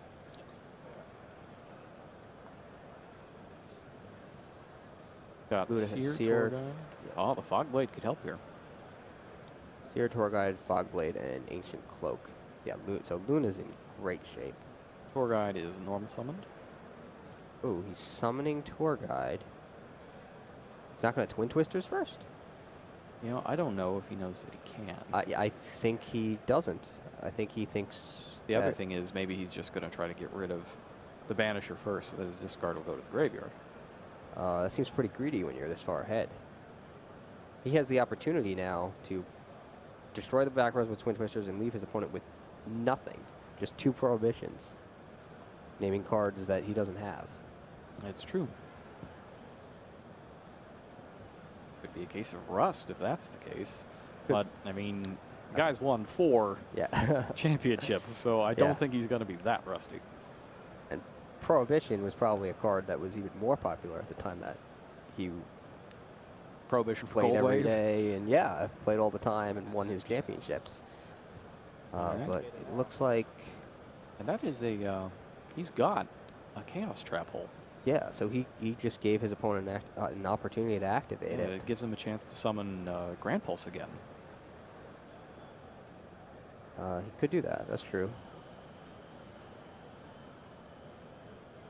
His Grand Pulse Can't attack though, right? It can attack. It can't attack if it has no Xyz material. No, so he summons in defense mode. That's a card face down. Yes, you're right. He just needs 1 Xyz material to attack. Decides against setting the Fog Blade. It's kind of weird. No, more and more I'm thinking you might be right. He might not realize that he can play his Twin Twister. Prohibition's an old card, and no, it's a mess. Yeah, every time Prohibition there's shows up, so many different rulings on it, and I think a lot of people liken it to Psyblocker, which stops on-field effects from activating. Looks like Orm's picked up a Fossil Dino. That could be helpful. Why do you think Luna didn't use the effect of his Grand Pulse? I think he wanted to get Another card face down. Yeah, So you're he definitely didn't actually know that know. he can twin twisters even while it's there. Over there. Wow, that is. So he's activating. He's destroying the prohibition, naming twin twisters, and I think now he's going to activate twin twisters. Yeah. I am really surprised. Yeah. I mean, it's a tough card with a lot of different rulings. So it's probably one of the most confusing cards in the game. I'm legit shocked. Turns Grand Pulse to attack position. 1800 attack is enough to beat the Banisher. Luna is still way ahead here.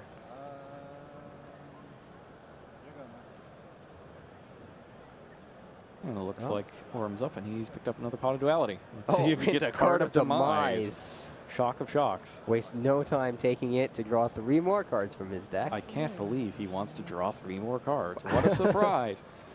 No, this is the whole reason to play a deck like this. Yes, is that you card of get demise card is of demise. incredible in here. Look at all the cards he's drawing. Activates card of demise. Here we go. 3 Another. more. But one's a Pot of Duality. Right, he he can't can- play. But he can set it Another and use it next is turn. a Banisher, which he can play. And he has a Fossil Dyna down, right? Yep. So that's the end of Grand Pulse. That should get negated by Fogblade, though. Ah.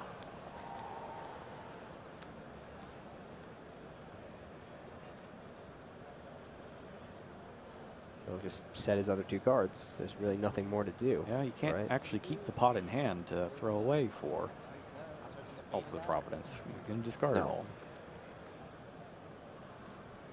Now, the interesting thing here is that we're getting a situation where Fogblade might actually stop Philly Luna from winning. Oh, that's because true. he can't attack the Dyna.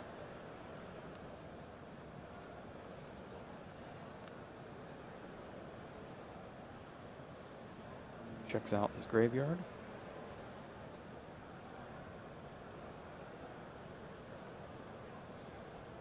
And he can't detach either, because that would stop the Grand Pulse from attacking at Yes. all. I mean, he could attack and then detach, giving up his Grand Pulse from attacking from there on. I think he'd still be getting enough value out of it.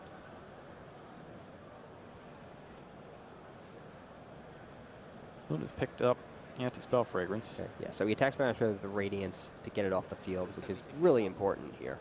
Yeah, otherwise the deck does nothing. Yeah. And then he tries to get rid of his Fogblade, but nope, it was on the Fossil I Dyna. forgot what it was on. Ooh, Flips Bountiful Anti-Spell Fragrance. Artemis. But it doesn't matter, because he already had set it. That's pretty funny. Ooh. Archfiend Upstart. Huh. I think the Archfiend now is more valuable than the Upstart you can play next turn. Oh, and if you summon it as a monster, you can play it, sure. Right, just to destroy the Grand Pulse. Oh, no, but there's Ultimate Providence face down, and he can't use it. He'll have nothing in his hand to discard, other than the Bountiful. He So does takes in the fact Upstart. take the Upstart. All right. Interesting. I think he might be thinking, well, they can't attack my Fossil Dyna, so maybe I will block a little bit with that. So yeah, that makes sense. Oh, he might actually be he might actually keep it in his hand so that he has a card to discard with Ultimate Providence. That makes sense. The problem being he's forced to discard the Artemis if Grand Pulse tries to destroy it. I think he's counting on his opponent to not detach it to keep the option to attack open. That seems likely, because that's the only way his play makes sense. Unfortunately for him, that is not what happened. Luna immediately detaches Graph, and now Orm must decide whether to activate Ultimate Providence and discard Bountiful Artemis to get rid of Grand Pulse, or just let the Ultimate Providence go away and keep the Artemis. I feel like he just let it go. I agree. I probably would not give up my Bountiful Artemis here, just to destroy a monster that can't attack. But he does. And now he's going to get to special summon Seer. Yeah, that made it. Yeah, I didn't even realize that. That makes it even worse, because if the Grand Pulse survived. Hang on, what was that beneath the Grand Pulse? 5. Check life at the end of the 5th turn. Whoever has the most wins this game. I don't think Seer I thought it was summoned a- Seer.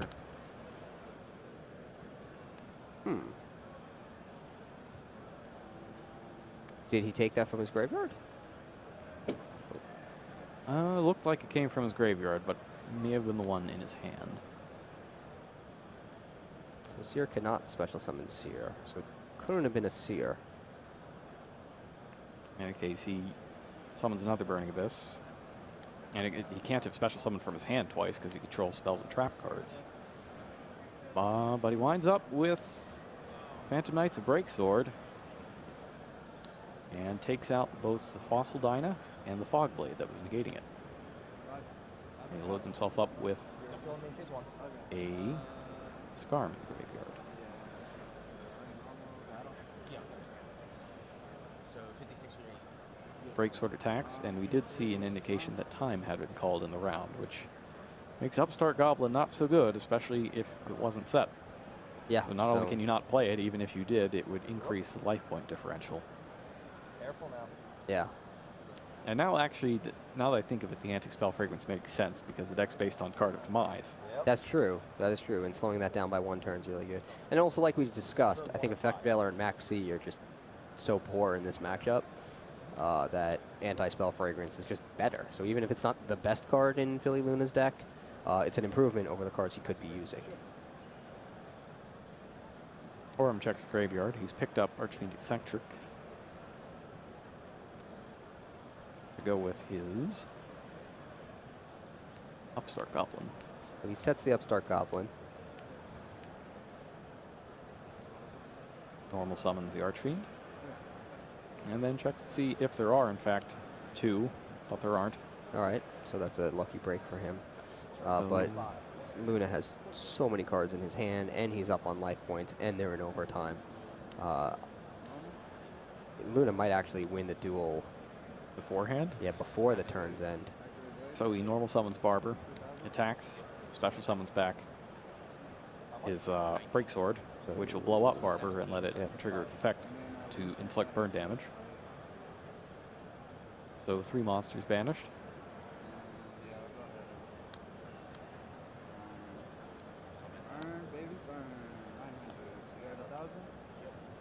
That'll do 900 damage total. And then this is still in the battle phase. Oh, it was still in the battle phase. And it does look like that monster attacked as well, which drops Orem down 2,000. So to increase the life point deficit even more. Yeah, now I can play self-destruct button. Yeah.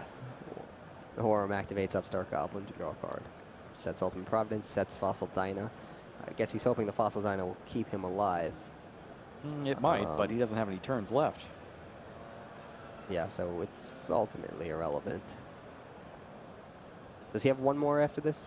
He may have 1 more, Yeah, but yeah, there's there's 4. no way he's going to draw 1 card 4. and deal 8,000 points of damage to tie it. Nope. There's not a single card he can draw that would do that. Yeah, self-destruct is forbidden. Yep. But even then, he couldn't play it because the game would end before Philly's turn. That's true. If we're going to use forbidden cards, we might as well throw Makiura in there. Yep. Activates it. Activates Ancient Cloak to pump up. Breaksword. Breaksword runs into Fossil Dyna and explodes. Last turn. And 1 last chance. But he cannot It's play over. Guiding Ariadne, and that'll do it. So Philly Luna takes the win and advances 2-0 with his Burning Abyss Phantom Knight deck. But Louis Orem is not out of the tournament with his Counter Fairy deck. He is now 1-1, so he can still win out, still secure a spot in the top 64, and still compete. I think you can definitely in at least Worlds. take another loss. Yeah. Even in that case, because he only won Even 1. Yeah, you're correct. Based on the top 64 cut, it's likely that he could. What an odd match, though. I don't think I've ever seen a match quite like that. Yeah, it was interesting. It was interesting to see, especially the first duel where it was just Orem's hand was amazing if he was going first. It's a case of, if the coin flip had gone a little Yeah. different at the start of this one, we might be talking about an entirely different duel. Yeah, who but the knows one what could thing that really bothered me was, how is he going to get past all these really high defense monsters? Yeah. Because one of the tactics in high-level competition is, you put your big monsters in defense at first. This started about last year when Silent Honor Arc, which preys on attack position monsters, was released.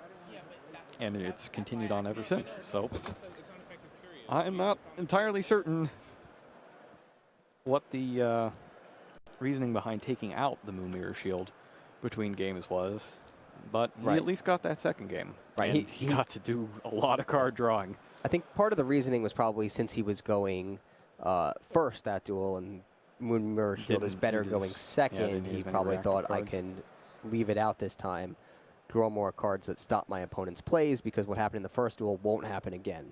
Philly Luna won't have the opportunity to just swarm the field, and all my trap cards that could have stopped it won't be stuck either on the field or in my hand.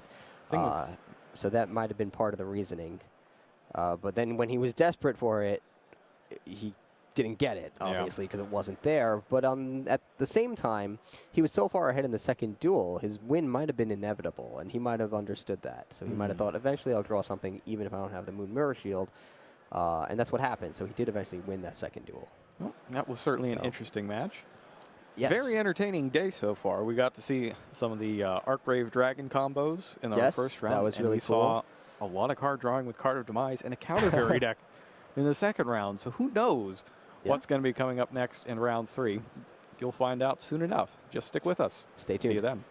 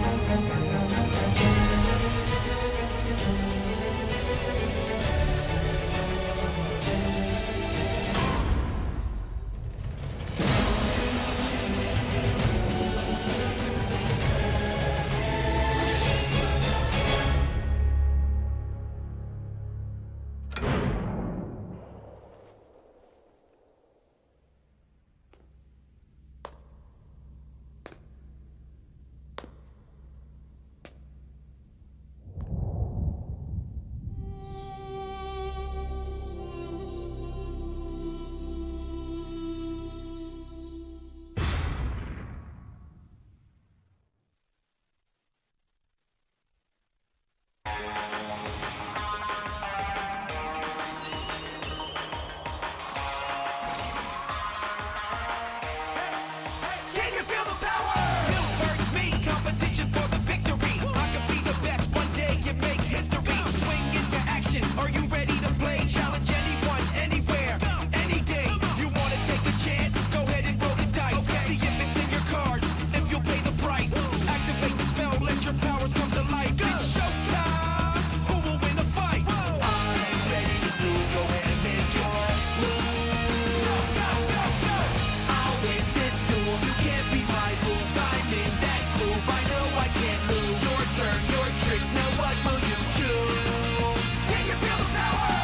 I'll win this duel. You can't beat my rules. I'm in that groove. I know I can't lose. Your turn, your tricks. Now what will you choose? Can you feel the power? Yu-Gi-Oh! Millennium Pack. Relive the most epic duels from the Yu-Gi-Oh! TV show with awesome cards played by Yugi, Kaiba, Joey, and Merrick. Millennium Pack. 5 cards per pack, each pack sold separately.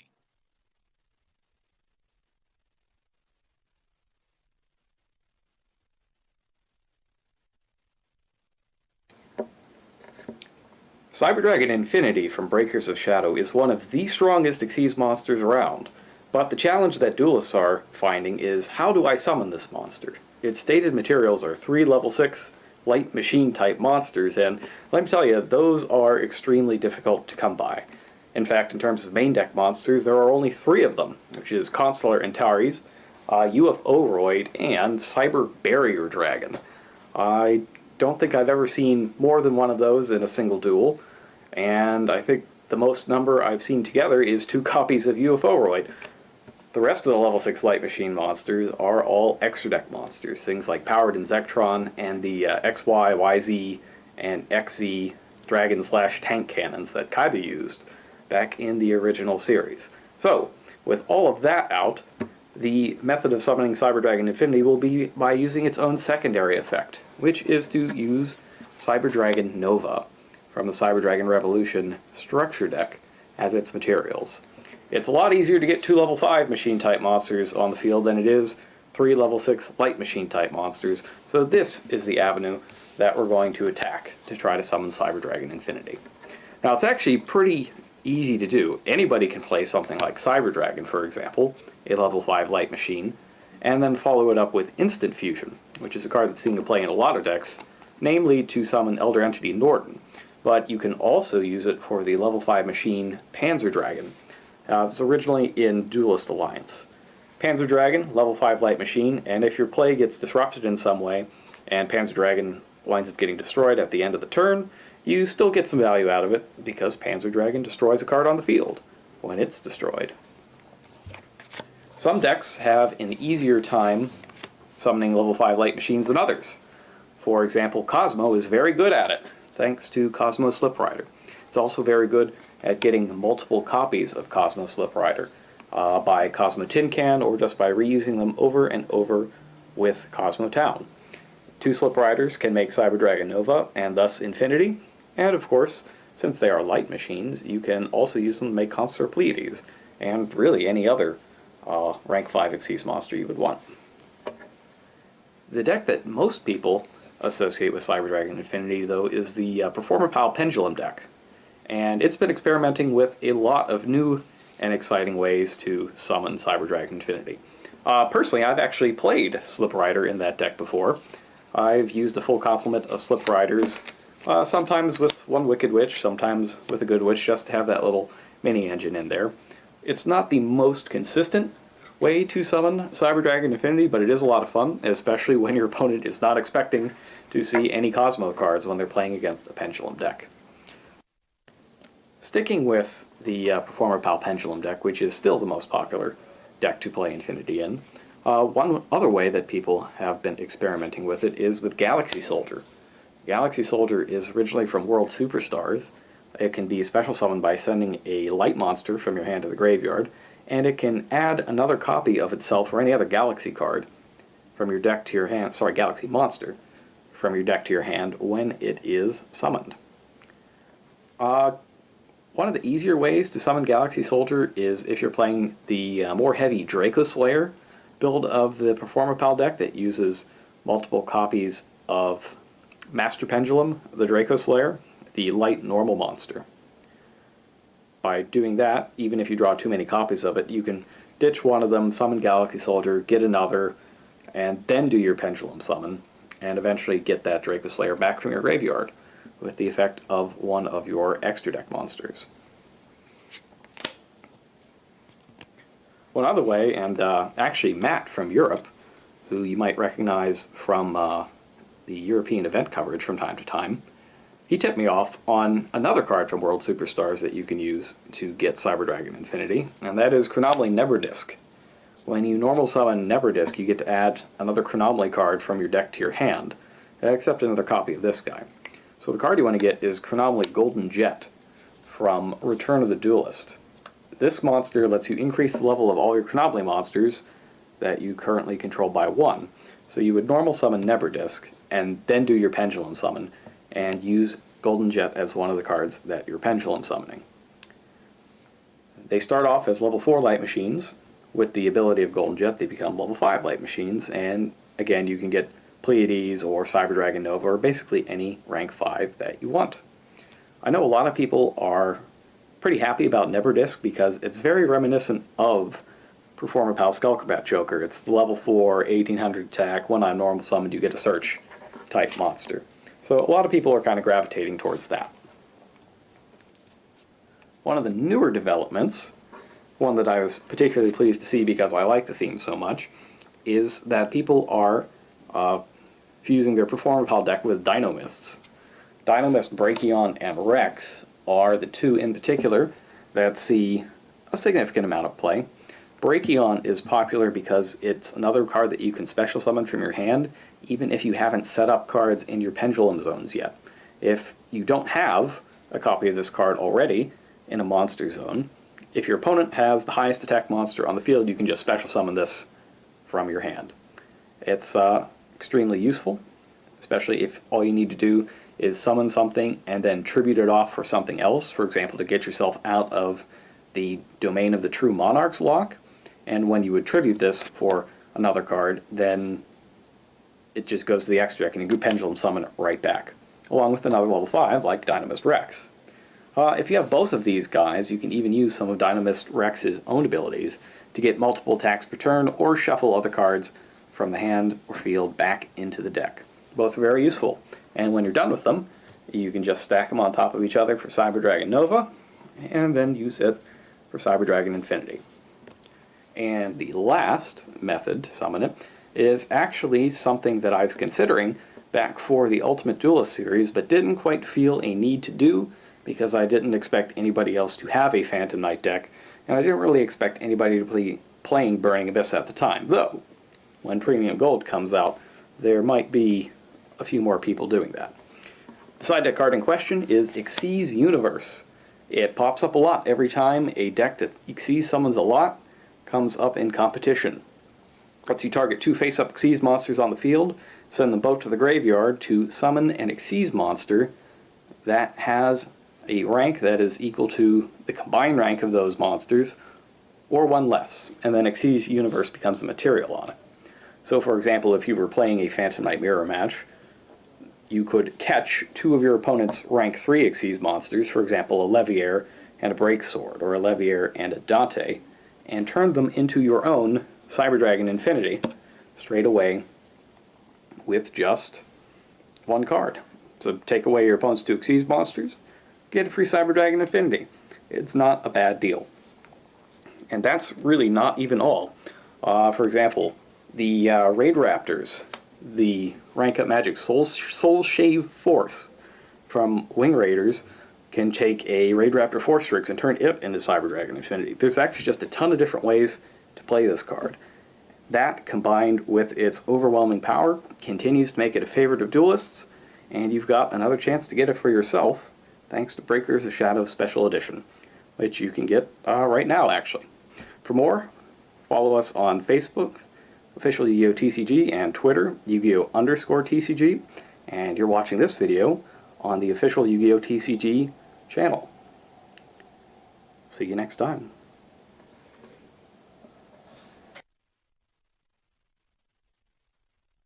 Yu-Gi-Oh! Shining Victories! The Blue Eye Saga continues with a whole new army of high-level dragons you can add to your deck! Yu-Gi-Oh! Shining Victories! 9 cards per pack, each pack sold separately. Yu-Gi-Oh! Master of Pendulum! Fusion, Synchro, and Xyz summons! Now you can unleash the potential of Pendulum summoning and special summon as many monsters as you want! Master of Pendulum Structure Deck! 43 cards per deck, each deck sold separately. For 10 years, the Monarchs have ruled Yu-Gi-Oh! Duels. Now these powerful Monarchs return with the Emperor of Darkness Structure Deck. May your deck reign supreme! Emperor of Darkness! 42 cards per box, each box sold separately. Powerful monsters from the Yu-Gi-Oh! Trading Card game are gleaming in gold foil technology as Gold Rare and Gold Secret cards. Premium Gold, Infinite Gold. 15 golden cards per box, each box sold separately.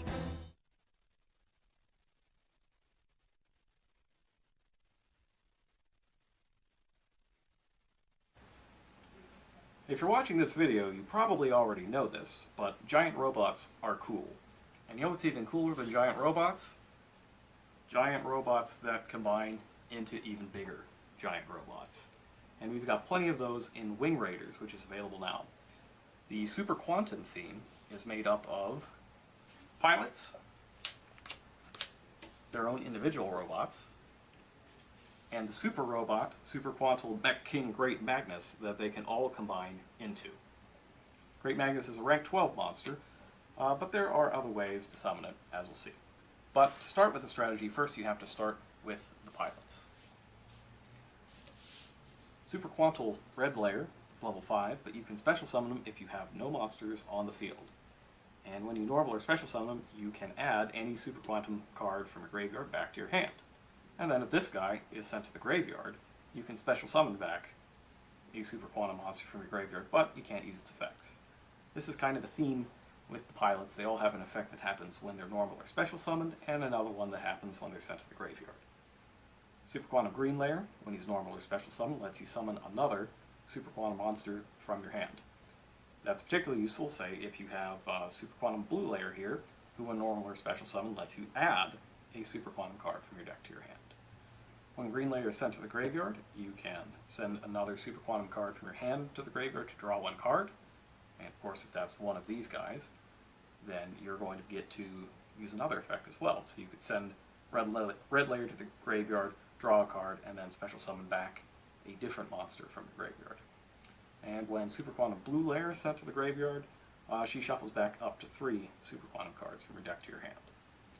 Now the eventual goal for this deck is to get all 3 of these cards together while you have this field spell, Super Quantum Mech Ship Magna Carrier, on the field.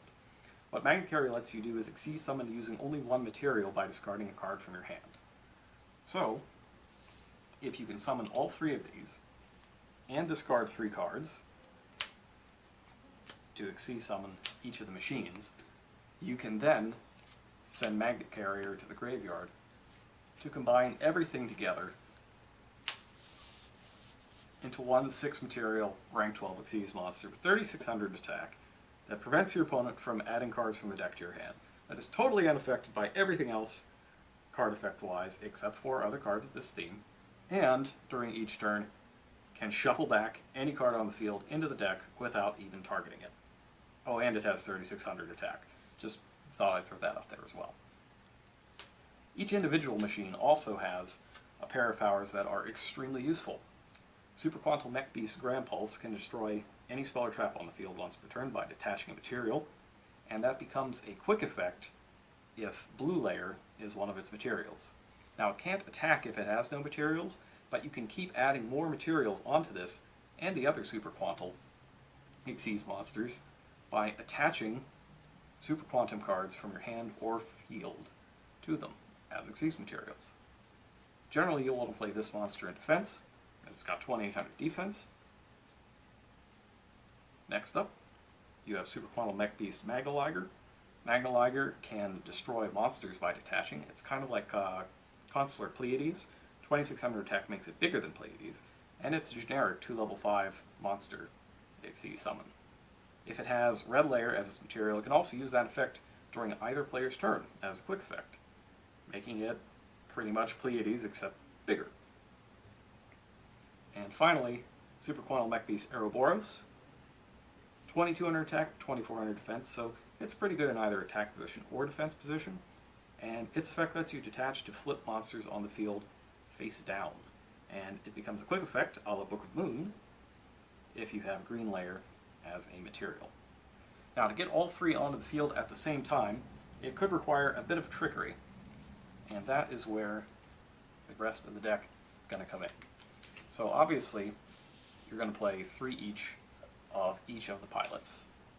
Red Layer, who incidentally, Red Layer and Blue Layer, you might be seeing these cards in a Monarch deck very soon. We found that they're actually pretty useful as a tribute engine, in addition to being used for Xyz summons. So you have 3 of each of the pilots. You're also going to use 3 of their animal companions, Super Quantum Fairy Alphan, which has 2 abilities of its own.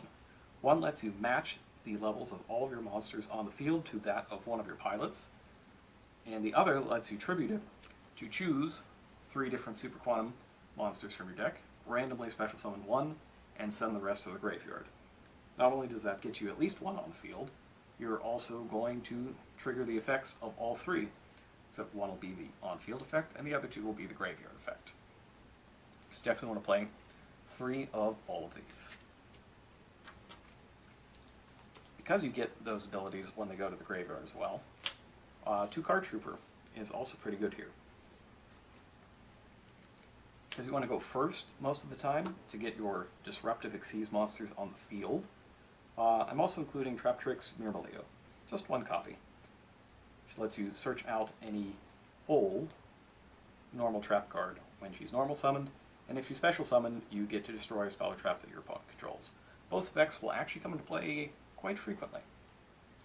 Also including Electromagnetic Turtle.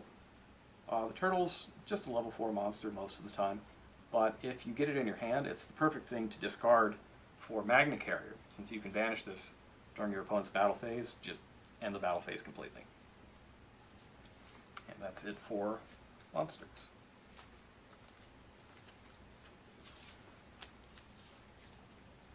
Next up, spells. We're definitely going to run 3 copies of the field spell, Magna Carrier. Super Quantum Blue Lair is a level 3 Psychic type monster, and he's also the one that searches a Super Quantum card when summoned. So we're going to play 3 copies of Emergency Teleport. That lets you summon her straight from the deck, or hand if you absolutely have to, and that'll trigger the search effect. Adding a little bit of unpredictability, but also a lot more summoning power, is Reasoning. Reasoning forces your opponent to choose a level, and then you start flipping cards from the top of your deck, excavating them. Actually, this card has been updated, it now excavates. You excavate cards until you hit a monster you can normal summon. If it's the same level as the one your opponent declared, all the cards go to the graveyard, which would set off the ability of your pilots.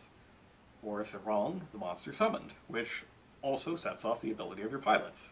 So either way, the result's going to be pretty good.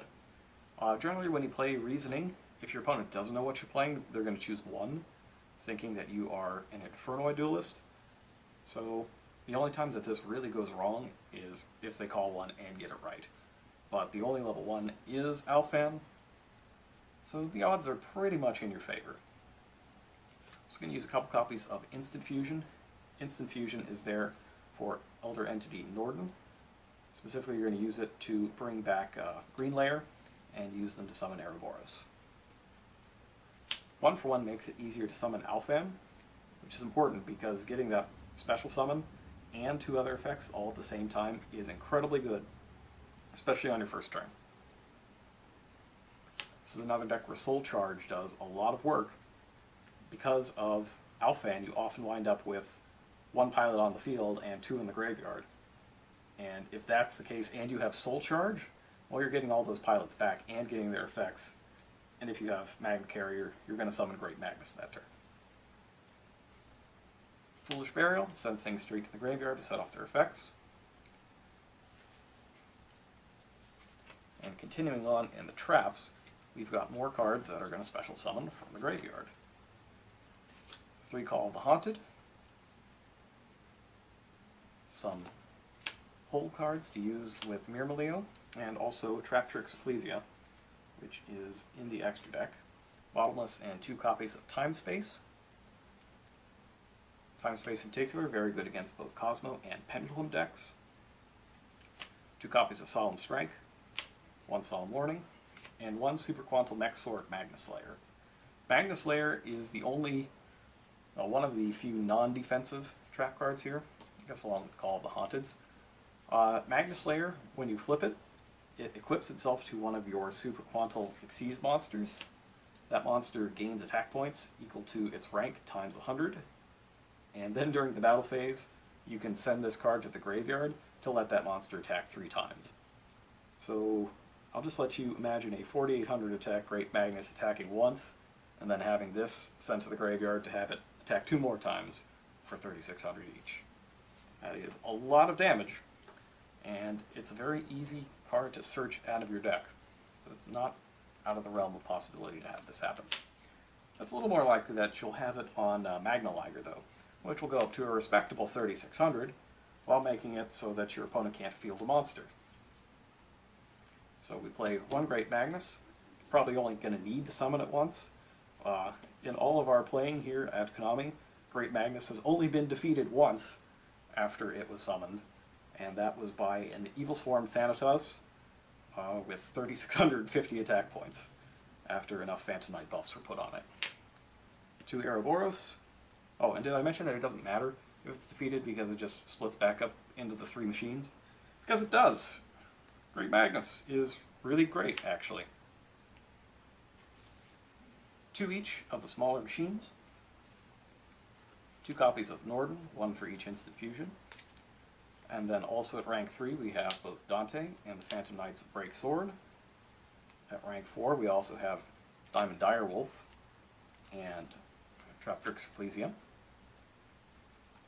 At rank 5 we also have Volcasaurus, which seems like it might be a little redundant with Magna Liger, but don't forget that Volcasaurus does damage equal to the attack points of the monster that it destroys. But it can't attack directly afterwards, so you'll want to upgrade it to Gaia Dragon the Thunder Charger, which can. There's your extra deck. There's a lot of places that you could tweak this. I know that some people like to play only one copy of the smaller machines, or at least only one copy of Ouroboros. I think that's justifiable, but the only one that I think I'd remain pat on is Magnaliger. Magnaliger is incredibly powerful with the ability to destroy monsters during either player's turn. I don't see myself going less than 2 on that. That about does it. If you think that this is the kind of deck that you want to play, definitely check out Wing Raiders. All of the Super Quantum cards are in there. If you want to see more, subscribe to us on YouTube, Official Yu-Gi-Oh! TCG. Follow us on Facebook, also Official Yu-Gi-Oh! TCG. Or on Twitter at Yu-Gi-Oh!_TCG. We also have a strategy site at Yu-Gi-Oh! Card.com. Have fun, guys.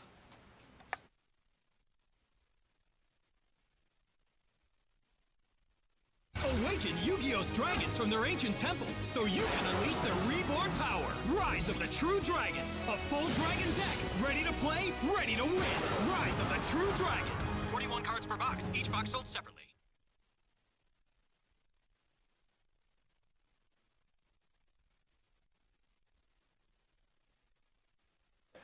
Hello again, duelists. As you may be aware, the Winter Ultimate Duelist Series Invitational took place very recently, right here in Los Angeles, California. And because it was so close to our office, we decided to hold a special bounty tournament at the event, where myself and some of my co-workers stepped into the fray to duel against you guys. And the deck I chose for that event was Phantom Knights. You might find it a little odd that we did a video on Super Quantum a couple weeks back, but not one on Phantom Knights. And that's because I wanted to save the surprise for the event itself. But now that it's over, I've got 10 things that you should think about and know when you're building or playing a Phantom Knight deck. And the first one, and this is where a lot of people get tripped up right away, is that you really need to max out on your level 3 Phantom Knights. That's Ancient Cloak, Ragged Gloves, and Silent Boots. And you really ought to max out on all of the traps as well.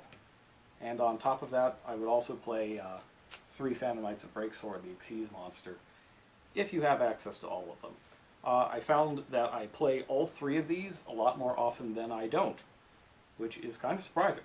But this deck spits out level 3 monsters like it's its job, mainly because that is its job. And in order for it to do that as efficiently and as often as possible, you need to max out on all of these. I know it's really tempting to maybe shave off a wing here or there, or a sword, or maybe one of these guys since they can't be special summoned without a card effect, but don't do it. It is very important to the math of the deck that you have all of these cards active, because one of your most ideal turn 1 plays is to Xyz summon Dante, Traveler with the Burning Abyss, to start sending cards from your deck to the graveyard. And if things are going particularly well, you might even be able to get Dante with Card Trooper, or Dante with Mathematician, or even summon Card Trooper and then use it as a material if you have something like a Soul Charge in your deck. You want to get as many cards into your graveyard as possible because it gives you the most chances to hit these traps and these monsters. A lot of your plays come from special summoning back monsters from your graveyard with the Phantom Knight trap cards, and that is why you want to put up a big defender that also happens to have the effect of Card Trooper on it. Dante is also a good first turn play if you're going second, as well as first, because he does rise all the way up to 2,500 attack when you use his ability. So he's a great offensive and defensive weapon. Now, these are a lot of level 3 monsters and a lot of methods to summon them, but even with these 18 cards, you're not going to be able to summon enough level 3 monsters to do what you need to do as often as you need to do it. Fortunately, there are a lot of fantastic level 3 monsters in all of Yu-Gi-Oh! Oh, Scott Foolish and Reinforcement of the Army there, those are great, because they can count as any of these. But there are a ton of other great level 3 monsters. I'll show you what I used. I used the Speedroids, Speedroid Terror Top, along with the Cannonborg and Triide dice. You can special summon Terror Top if you have no monsters on the field, which makes it a really great play, both early in the game and late in the game. And when it's summoned, you get to search for another Speedroid. Tekettenborg is usually the first one you'll search because you can special summon it if you have a wind monster, and that gives you 2 level 3 monsters without using your normal summon. Tri-Dice is important because you want to incorporate synchro monsters into the deck if at all possible, and actually that's thing 4 on my list of things that you should know about Phantom Knights, that you should not skip out on synchros. I'll get back to that in a second because I also used Emergency Teleport, which you're seeing more and more these days in Monarch decks, actually, along with Super Quantum Blue Layer. Monarchs use this as a tribute material. I use it for Xyz material because even when you detach it from an Xyz monster, you still get to shuffle it back into the deck. So I only need 1 copy of this, and it's almost like having 4 copies, 3 of which you can special summon by Emergency Teleport. And I've also used 1 copy of Ghost Ogre and Snow Rabbit. Being able to special summon a tuner directly from your deck is incredibly good. And even if you draw this monster, you can use it for its quick effect to destroy a card that's just activated its own effect. So all of these are pretty great. I'm happy every time I start with Terror Top in my opening hand. I would highly recommend both of these. Now, as for synchro monsters, I played a few. Played 3 of them in my extra deck. The most important one is Trishula, Dragon of the Ice Barrier. Summon this, and you get to banish a card from your opponent's hand, field, and graveyard, which is absolutely devastating against everything. And that is part of why it's so important to have tuner monsters. It's really easy to get 2 or 3 level 3 monsters on the field, and if one of them's a tuner, could be Trishula. Even if you can't get 3 monsters on the field, there are some pretty good options at level 6 as well. I kind of took a trip to the future to bring back Stardust Charge Warrior for the Bounty Tournament. Stardust Charge Warrior, you'll actually see it in Premium Gold 3 for the first time. It's a level 6 Wind Warrior Synchro. Generic, you can make it with a tuner and any non-tuners, and when you Synchro Summon it, you get to draw a card. Pretty good. But it can also attack all of your opponent's special summon monsters once each, which is absolutely devastating against a Pendulum-based deck. Nearly all of their monsters are special summoned, and what's normally a boon for them, being able to put a giant wall in the way from you, in the way of your monsters every single turn so that they can draw the cards they need to actually win, doesn't work so well when you've got Stardust Charge Warrior attacking all of them. If you can pop this up with your Phantom Knight traps, it can even just attack all the way down the line of Kozmo monsters, or just beat up everything that a Burning Abyss player can throw on the field in a single turn. So Stardust Charge Warrior is extremely cool, and definitely check it out when Premium Gold launches in March. And I also played HTS Psyhemoth. Psyhemoth never really saw a lot of play back when it first came out in Judgment of the Light, but I liked it as an easy 2-material option that lets me get rid of a Kozmo ship like Dark Destroyer or Dark Eclipser that I can't target. It does banish it, which makes it a little easier for the Kozmo player to get it back, but sometimes you just need it out of the way. So for example, if your opponent has 2 Kozmo Dark Destroyers out, if you can crash into one of them with HTS Psyhemoth and then steal away the other one with number F0, you can get in direct attacks that way. And that happens a lot more than you think it would. Thing number 5 goes back to these traps. And one of the important things to remember with them is that because they are traps and they don't have an except during the turn this card was sent to the graveyard clause on their revival effects, that means you can use those revival effects at any time. You can use it during your own battle phase to field extra attackers and possibly win a game that your opponent thought that you couldn't win that turn. But most importantly, you can use them during your opponent's turn. Many times, I will use the effects to special summon during my opponent's end phase, because not only does that wreak havoc with them if they have max C, they can choose to use max C during their own end phase, knowing that they can't play the cards that turn, or they can let me get multiple free special summons on their turn, and then can only use max C on my turn preemptively before I start Xyz summoning. But the most important thing is that you can only use each of these revival effects once per turn, so if you have multiples in the graveyard, which is very possible between sending cards to the graveyard with Dante, Card Trooper, etc., and just playing the trap cards as normal, you can use the duplicates at the end of your opponent's turn and that leaves you your full complement of special summon effects to use during your own turn.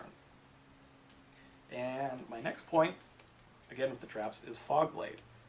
Fogblade is most known for its Fiendish Chain type effect that negates the effects of the monster that it's targeting. However, its other effect to prevent that monster from attacking or being attacked is also extremely important. You got to remember that you can't attack your opponent's monster if you target it with the Fogblade. But you should also remember that if you target your own monster,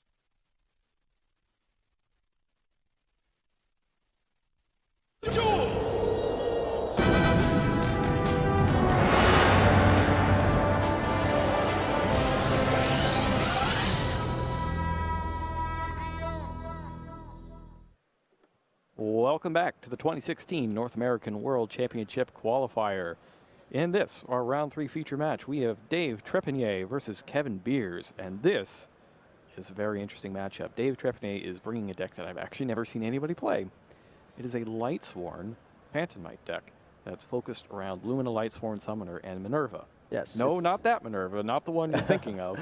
Not the prize card. No, it's the other one, the level 3 tuner from the Realm of Light structure deck. Yes, a lot of players were throwing around the idea of using the Phantom Knights with Lightsworn cards when the Phantom Knights were first released, but it didn't really materialize into much. Most people found that the Burning Abyss cards were a better companion for them, and that's been most of the metagame that we've seen. But Dave Trepanier is using Lumina and Minerva, the 2 Lightsworn monsters, to send his Phantom Knight cards from his deck to his graveyard, capitalize on their effects, and so far he's off to a 2-0 start. Kevin Beers is as well, and he starts off with Reinforcement of the Army, gets him one of the pieces of his Ragged Gloves and Silent Boots combo, and after the Silent Boots is special summoned, Trepanier goes ahead and activates a Max C to try and ward off any further special summoning. Beers keeps on going though. He Xyz summons Dante in defense position. Attaches Silent Boots to send 3 to the graveyard. There's Anti-Spell Fragrance Effect Veiler and Uskarm. Not bad. Uskarm's going to be pretty good in the end phase. Go ahead and get him his tour guide or anything else he might want. And you know what, though? Trepanier's hand is pretty excellent as well. He's going to have a lot of potential plays when his turn rolls around. Silent Boots is banished. He's going to go ahead and get another Phantom Knight Spell or Trap card. The only one he's playing is Fogblade, though, so that's that the is one the he'll choice. take. Beers is also using 3 copies of Anti-Spell Fragrance in his deck, which generally isn't that useful against the Phantom Knights, typically because it's paired with a Burning Abyss deck, but Trepanier is actually using a lot of spell cards, 14 spell cards, including 2 Lore of Darkness, 2 Charge of Light Brigade, 2 Solar Recharge, Soul Charge, Foolish Burial, 3 Instant Fusion, 3 Twin Twisters. So the Anti-Spell Fragrances in Beer's deck can actually slow him down. He's drawn none of that, though. He did draw a Terror Top, which meets an immediate Fogblade. So he special summons it, loses out on its effect to the Fogblade, and then normal summons Ragged Gloves to the field. It's an interesting trap lineups in this deck. In both decks, Beers has 3 Fogblade, 3 Fragrance, and a Warning. But Trepanier is only using Phantom Knight traps, and he's running all 3. Yeah, and like Philly Luna, he's using 3 Fogblade, and then 1 copy of Wing and 1 copy of Sword. Phantom Knight of Silent Boots is special summoned, and now Dante hits the field, and he sends the Sword along with Lure of Darkness and another card to the graveyard. Looks like a monster. It is the Phantom Knights of Ancient Cloak. He's maxed out on all of those Phantom Knights, and this is another case of Phantom Knight splash decks going a bit back closer to the original Phantom Knight decks. Looks like he's also got a Lumina in his hand. No help there yet. He does not yet have a second Lightsworn. Yes, so he'll need to get a Minerva or a Lumina in there, since those are the only 2 Lightsworn monsters that he uses. Goes and banishes his Fogblade. It's interesting that he's running 2 copies of Solar Recharge with only 5 Lightsworn monsters in his main deck. We've seen people run it with less. Yeah, it's just totally true. Totally true. Xyz summons with his 2 monsters. He's got Ragged Gloves and Silent Boots, which become Phantom Knights of Breaksword with 3,000 attack points. Thanks to the effect of Ragged Gloves. And that attack boost is permanent, is that correct? It's as long as it stays face up on the field. Well, let's see what he does with this effect. First, he goes ahead and attacks Dante.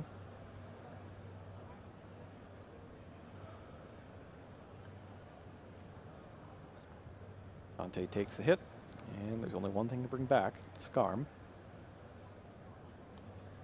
And Kevin Beers goes back up to 4 cards in hand. He's got double Scarm, Farfa, and that Tour Guide. All of the Malabranch could be a little bit of a problem if Trepanier can negate the Tour Guide. Alternatively, he can use his other maxi to try to draw a bunch of cards off of it. Trepanier uses his Breaksword's effect. He tries to destroy his own Dante as well as Beers' face down. It looks like he is considering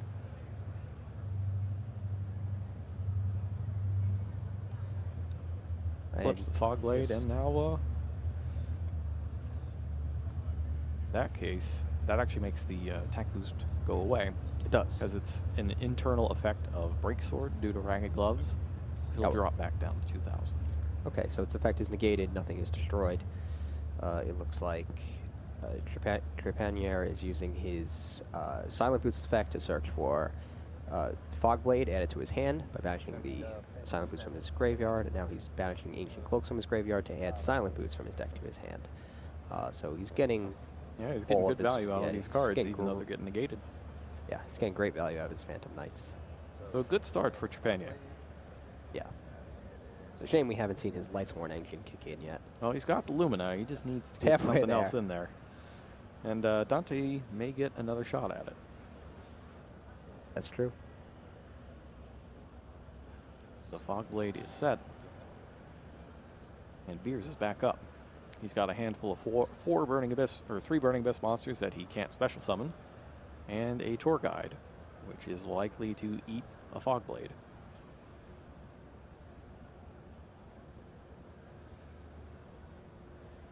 Beers goes ahead and takes a close look at his Ragged Gloves and the graveyard. He's thinking about what he might want to send to the graveyard with it. His Phantom Knight package is a bit looser. He only has that 1 Ragged Gloves. And to go with it, 2 Cloaks and 3 Boots. Trepanier has 3 Ragged Gloves, 3 Boots, and 3 Cloaks. Oh, he is maxed out. Beer sets a monster, which is one of those things that you don't really want to see if you are a Burning Abyss player. Trepanier uses Dante's effect. He sends the Phantom Knight's Wing to the graveyard with its effect plus 2 spell cards that won't be relevant. 2 spell cards they would rather draw on. Hey, Soul Jar and Instant Fusion, 2 pretty good ones. For sure. He's actually playing the Dragoness, the Wicked Knight tech that we talked about earlier. Oh, yeah? To help him get Kedenborg out of his hand. Normal summons, Ragged Gloves, special summons. The Silent Boots. He's looking pretty good here. Yeah, I'm liking his chances. He can't quite take Beers out, though. No, he's at 8,000. So, Giga Brilliant. Corbage is... Yeah, he's going to do Corbage to take out the defensive card. Yeah. Let's go ahead and bring that up, because it's not a card that you see actually on the field very often. Here it is. Yeah. Did he also get to use Giga Brilliant's effect? You have to detach. Oh, no, so probably no. No, so then he had you have to 2 detach materials. 2 materials. And then 1 more to use Corbage's effect. Okay. Yep. So that'll shuffle the monster back into the deck. That's what it does. You detach material, target defense position monster your opponent controls, shuffle it into the deck, and you can keep getting back Xyz materials if the battle position of monsters on the field are changed. So by shifting that Dante to attack position, he gets his Giga Brilliant right back as a material. And its stack is 2,200. So between all of that, you have 22 plus 25, 47 for now, because the Breaksword is still fog-bladed.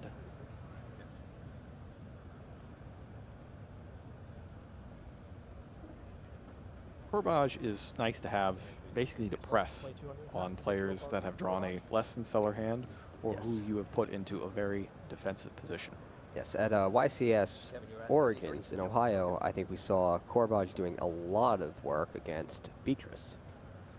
Defense position Beatrice, that card has been just coming in and crushing it. So, you know, hitting a face-down monster that could be anything is not quite as good as hitting the Beatrice that gives you access to your entire deck and summons a Pilgrim with a Burning Abyss. No, you're not going to get any, not going to set off any effects by setting that face-down card back. Has no Dante's beneath it. Yes, so, but yes, still good. Any time your opponent has a face-down monster, you can keep an eye out for a rank 3 Exceed Summon into Giga Brilliant and an upgrade into Corbage. And that apparently is enough for Kevin Beers to concede the first game. Yeah, so he got a rough hand of all monsters, and Corbage kept him down when he was trying to defend himself. So, yeah, the other problem was he was stuck with the Fog Blade. Because of the Exceed Summon, taking that Terror Top out, there was no way he was going to get rid of that Fog Blade. Oh, that's true, and be able to special summon his Burning Abyss monsters freely again. Yeah, so that's true too. Well, it looks like Trepanier does have Lila in his side deck. He does. I actually like Trepanier's side deck quite a bit. He's running the Kaiju package that we talked about earlier as well, with Kaiju Slumbers, along with 4 different Kaiju. So the thing with Interrupted Kaiju Slumber is that you have to summon 2 different Kaijus with it. And if you double up on Gamasiel, for example, which is what the original Kaiju engines did, you would run into situations where you would draw the 1 copy of whatever other Kaiju you were playing and then not be able to play any of your cards. Yeah. It wasn't very good. So the Kaiju package is cool, but I don't think we're going to see that coming in this matchup. Not particularly likely, I don't think. We could see Xyz Universe, I think we will definitely see Xyz Universe. That's a very cool card. I really like that card. And I think in this matchup it would be very good. It combines the ranks of 2 Xyz monsters to summon a monster with an equal rank to the sum of the 2 monsters combined. Or rather, you get a little bit of leeway on it as well. It is, let's just take a look at this. Equal to or 1 less than the combined original ranks. So it's interesting, you could take 2 rank 3s, for example, and make Corbage out of it. That's true. Does he have anything else he can summon with it? Any other 6s or 5s for getting rank 3s off the board? Let's see, he's got an 8 for Duodon King Kali Yuga. Oh, for an 8 for Beatrice and Dante. Yeah, Beatrice and Dante. Since it sends to the graveyard, they don't get to use Beatrice's effect. So that's cool, too. I like this tech in this matchup. I always forget exactly what Beatrice's trigger is, if she's just sent to the graveyard or destroyed. I think it has to be destroyed. Has to be destroyed. Right. Yes, destroyed by your opponent's card. So yeah, that would eat it there, and that'd make it really good in this particular matchup, because Kali Yuga is a really nasty card if it ever gets summoned.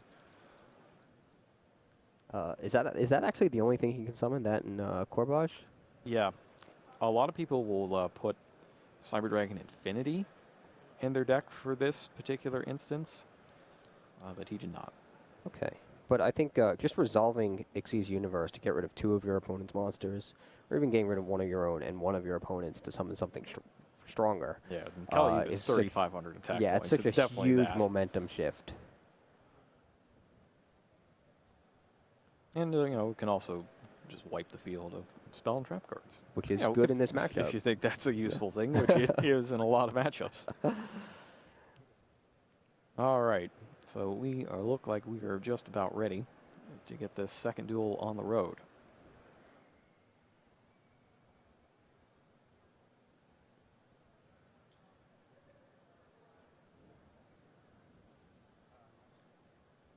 Looks like Kevin Beers is up first. He's starting with the Phantom Knights of Ancient Cloak. And he's got a pair of Malabranch in his hand, in addition to Silent Boots and a Foolish Burial. It's a pretty strong start if your goal is to summon as many monsters as possible. Yeah, he special summons the Silent Boots to join the Ancient Cloak, and then combines his 2 monsters to summon Dante, Traveler of the Burning Abyss. Detaches Boots, sends Terror Top, Lure of Darkness, and Twin Twisters. 3 Not cards the best. he probably would have rather had to draw. Maybe not the Twisters. Twisters not super good in this matchup. He discards a Graph next. That's going to go ahead and turn Dante into Beatrice. Beatrice in defense position. We'll see if we have Corbage do its thing. Ooh, is that Xyz Universe in Trepanier's hand? It is. This can be devastating. Graph special summons Skarm, which is immediately destroyed. And then Silent Boots is banished to search out a Fogblade. In the end phase, Tour Guide from the Underworld is chosen from the deck with Skarm's effect. Okay, so Beers does not Xyz summon a second monster, so he's not yet vulnerable to that Xyz Universe. Nope, not yet. Trepanier is up, and immediately on the draw, Phantom Knight's Ancient Cloak is detached to send Mischief of the Gnomes to the graveyard, and he's going to use that. Actually, I'm going to go ahead and bring that up. Mischief of the Gnomes can be banished from the graveyard to mess with the levels of monsters. Here it is. All monsters in each player's hand by one, even after they are summoned or set. And it does it twice. It does it once when you activate it, and once from the graveyard. And that is, he plays one copy of that in his side deck. It is extremely useful here. Okay, so Trepanier activates Solar Recharge. He discards Illumina to draw 2 cards, and then sends Silent Boots and Twin Twisters from the top of his deck to his graveyard. Interesting note, it does not affect things that are summoned from the graveyard. Yes, or things on the field already. Did he activate the Mischief of the Gnomes? I believe or he did. Just sent it there. Oh, he Yeah, did I activate it don't already. see it in his graveyard. Okay. So it lasts for the whole turn. Right, right. So anything he summons is now one level lower than it was. Most of them will be level 2. Yep. And now Trepanier is thinking about how he wants to get around this, and he's going with another Solar Recharge. That could be very interesting. Gamma-Seal. He gets Gamma-Seal.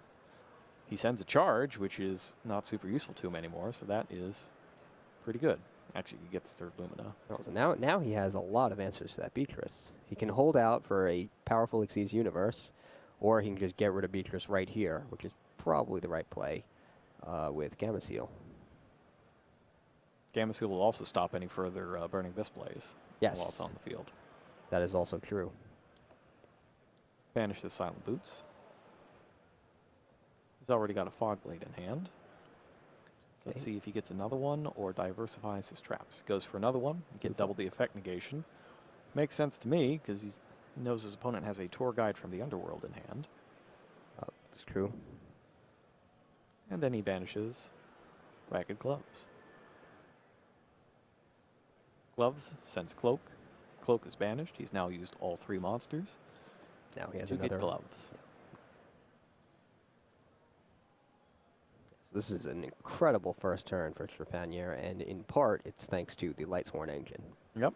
So Solar Recharge has really set him off. And Beers played extremely well in his first turn as well, because if he had not immediately dropped that Mischief of the Gnomes into the graveyard and used it right then, all sorts of bad things would be happening right now. Yeah. That's true. That's true. So monster face down and 3 spell or trap cards.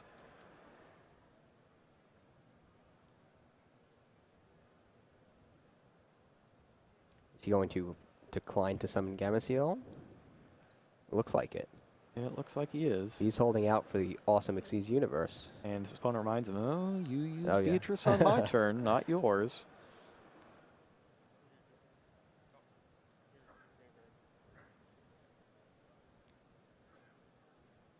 And then the play area is tidied up and play continues.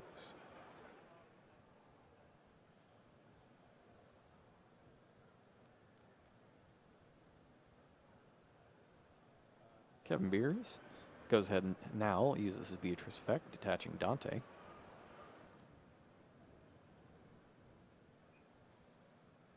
Takes a quick look through his graveyard. And Trepanier declines to negate it. It's pretty smart. I don't know what exactly you're going to send with Beatrice. That is super damaging here. Yeah. I mean, if he sends Seer and brings back Dante, he's in trouble.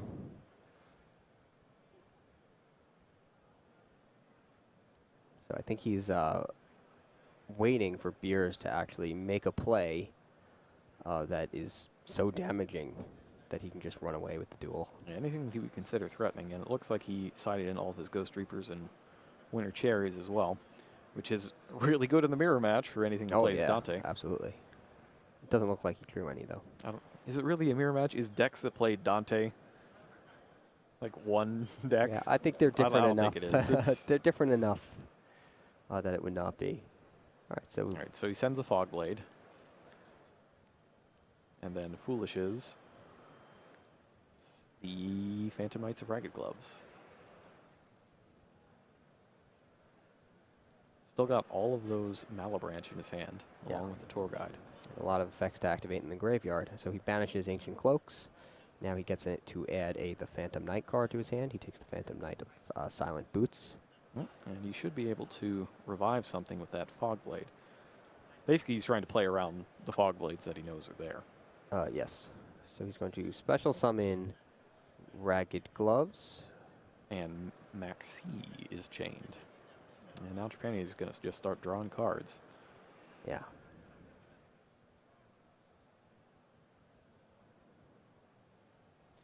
Yours is in a tight spot now. Yeah, he's got a lot of cards, but not a lot of ways to play them without really damaging his future chances. So now he summons Silent Boots. Looks like he normal summoned that to save the draw. Combines it with Ragged Gloves, so now he's going to get the draw. And I don't know what Beers' face down card is, but if it's not something that can stop an Ixie's... Fog Blade. Yeah, okay, so it's not something that can stop Ixie's universe. No. It looks like this is going to be a blowout.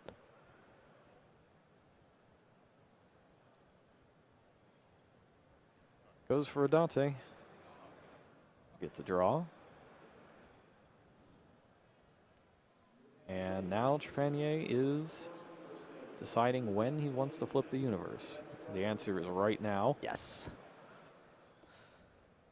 So this is really powerful, and I feel like the entire duel Trepanier was playing into this play. He was trying to get this to happen, and now he did. He got Beers to summon a rank 6 and a rank 3 monster, and now he can trade in both of Beers' monsters to summon his own rank 8. And he gets the Xyz universe as a material, so he can even clear out the field of spells and traps if he needed to. Here he is, DDD, Duo, Dawn King, Kali Yuga. Right, so the Fog Blade can negate its effect and can stop it from attacking, but it's really the momentum shift that he was after, just taking Beers' entire field down with the flip of a card and then making Beers answer for the card that he summoned in their place. It's utterly brutal. Yes. And now that Mystery of the Gnomes is out of effect, even if Kali Yuga's effect is negated and he's stopped from attacking, Trepanier has a handful of monsters that are going to let him special summon. Yeah. And he does, since he held onto the Gamma Seal, he does still have that for in case Beers does manage to summon another Beatrice or some other strong monster that would otherwise be tough to get through. So Trepanier really conserved his cards before summoning the DDD Duo Dawn King. Another card face down for Kevin Beers. And it looks like that's all he's got. So he goes ahead and activates Kali Yuga's effect. And you can do that. It is a quick effect to detach material and destroy all spelled and trap cards on the field. So he forces out that Fog Blade right away.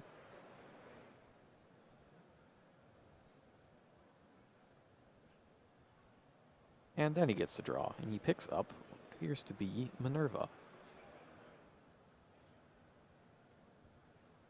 It's interesting, he doesn't really have a whole lot of synchro monsters in his extra deck to take advantage of the fact that Minerva's a tuner, but one of the ones he does have is Trishula.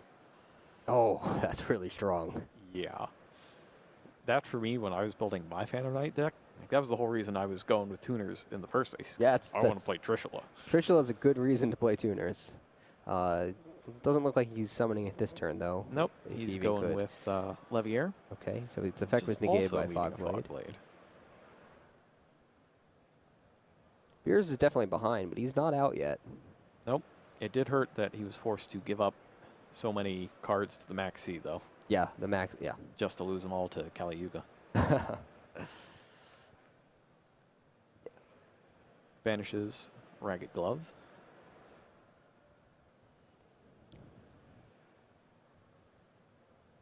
And he sends, checking his graveyard to see if he has any Phantom Knights to summon. He does not. So he sends Ancient Cloak and banishes that to special summon, or to add Silent Boots to his hand.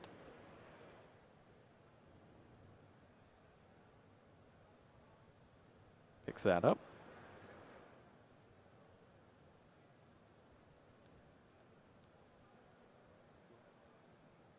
And barring anything particularly spectacular, that should do it for Trepani's turn. Yours picks up a Twin Twisters. That seems really good against 2 back rows. Well, here's the interesting thing. He might have to use them against his own cards if he wants to summon any Burning Abyss monsters. But that said, the Twin Twister will take out the Fog Blades that would otherwise negate his tour guide.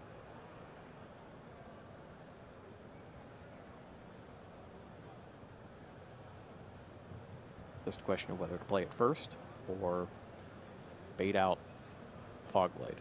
What would be the benefit of baiting out the Fogblade? Nothing, because you risk getting blown up by someone. Something other than Fogblade. Yes. Yeah. So it seems like an easy decision to just activate the Twin Twisters and then do everything you were planning to do.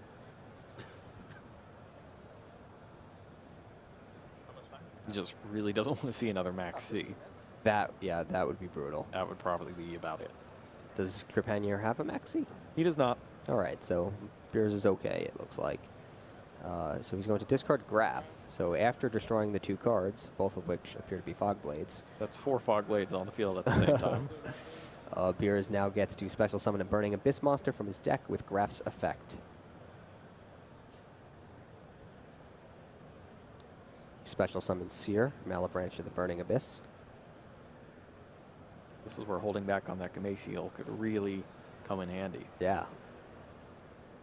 So now Beers can't attack now because both of those monsters are Fog Bladed. Correct. He normal summons Tour Guide, which destroys Seer. That's bizarre.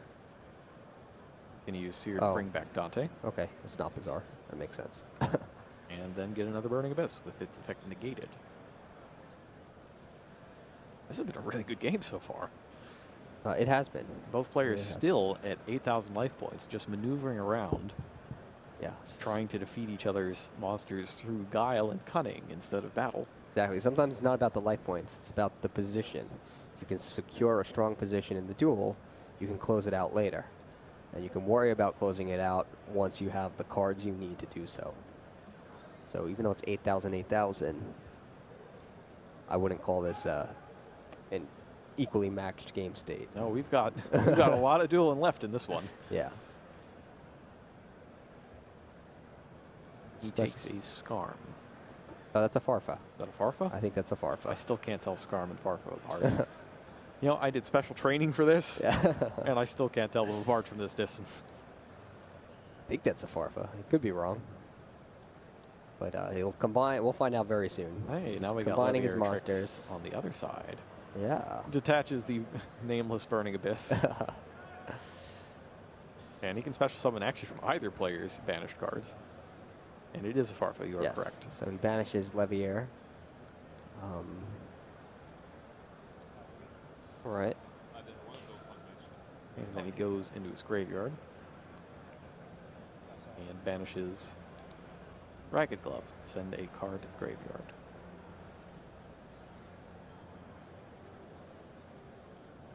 He's going with Ancient Cloak, banishes that, gets Silent Boots, and now he's got another summon coming to him. Yes, so I think we'll see him special summon that.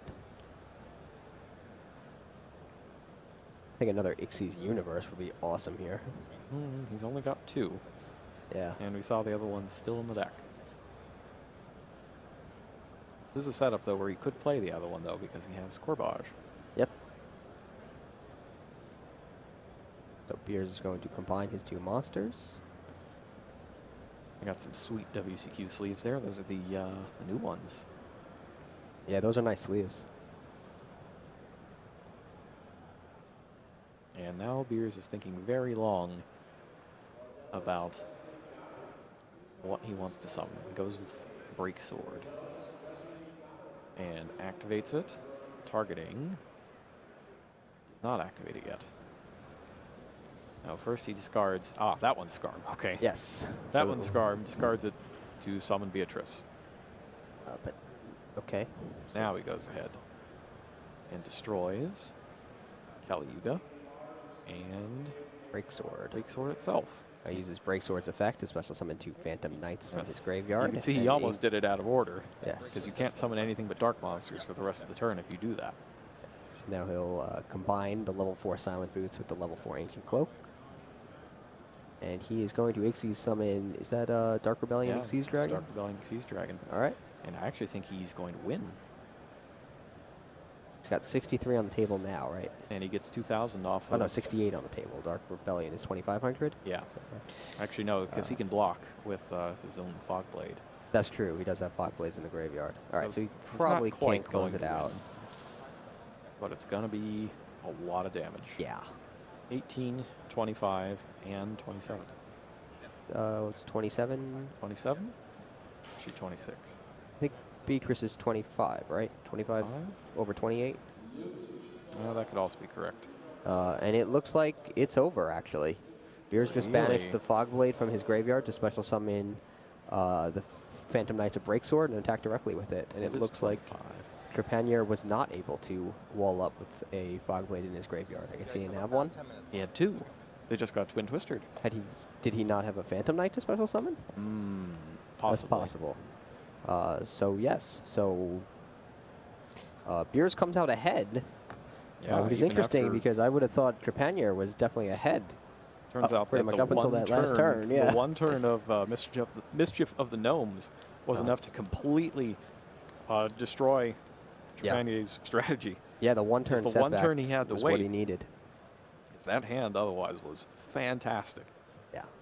But unfortunately, he could not play it out to its full extent because all of his monsters were level 2 for a turn. Unfortunate. But that was a very good duel, and lucky for us, now we get to see a third duel. Yeah, I'm actually pretty happy about that. I was going to be a little sad if we didn't get to do Game 3 in this particular match.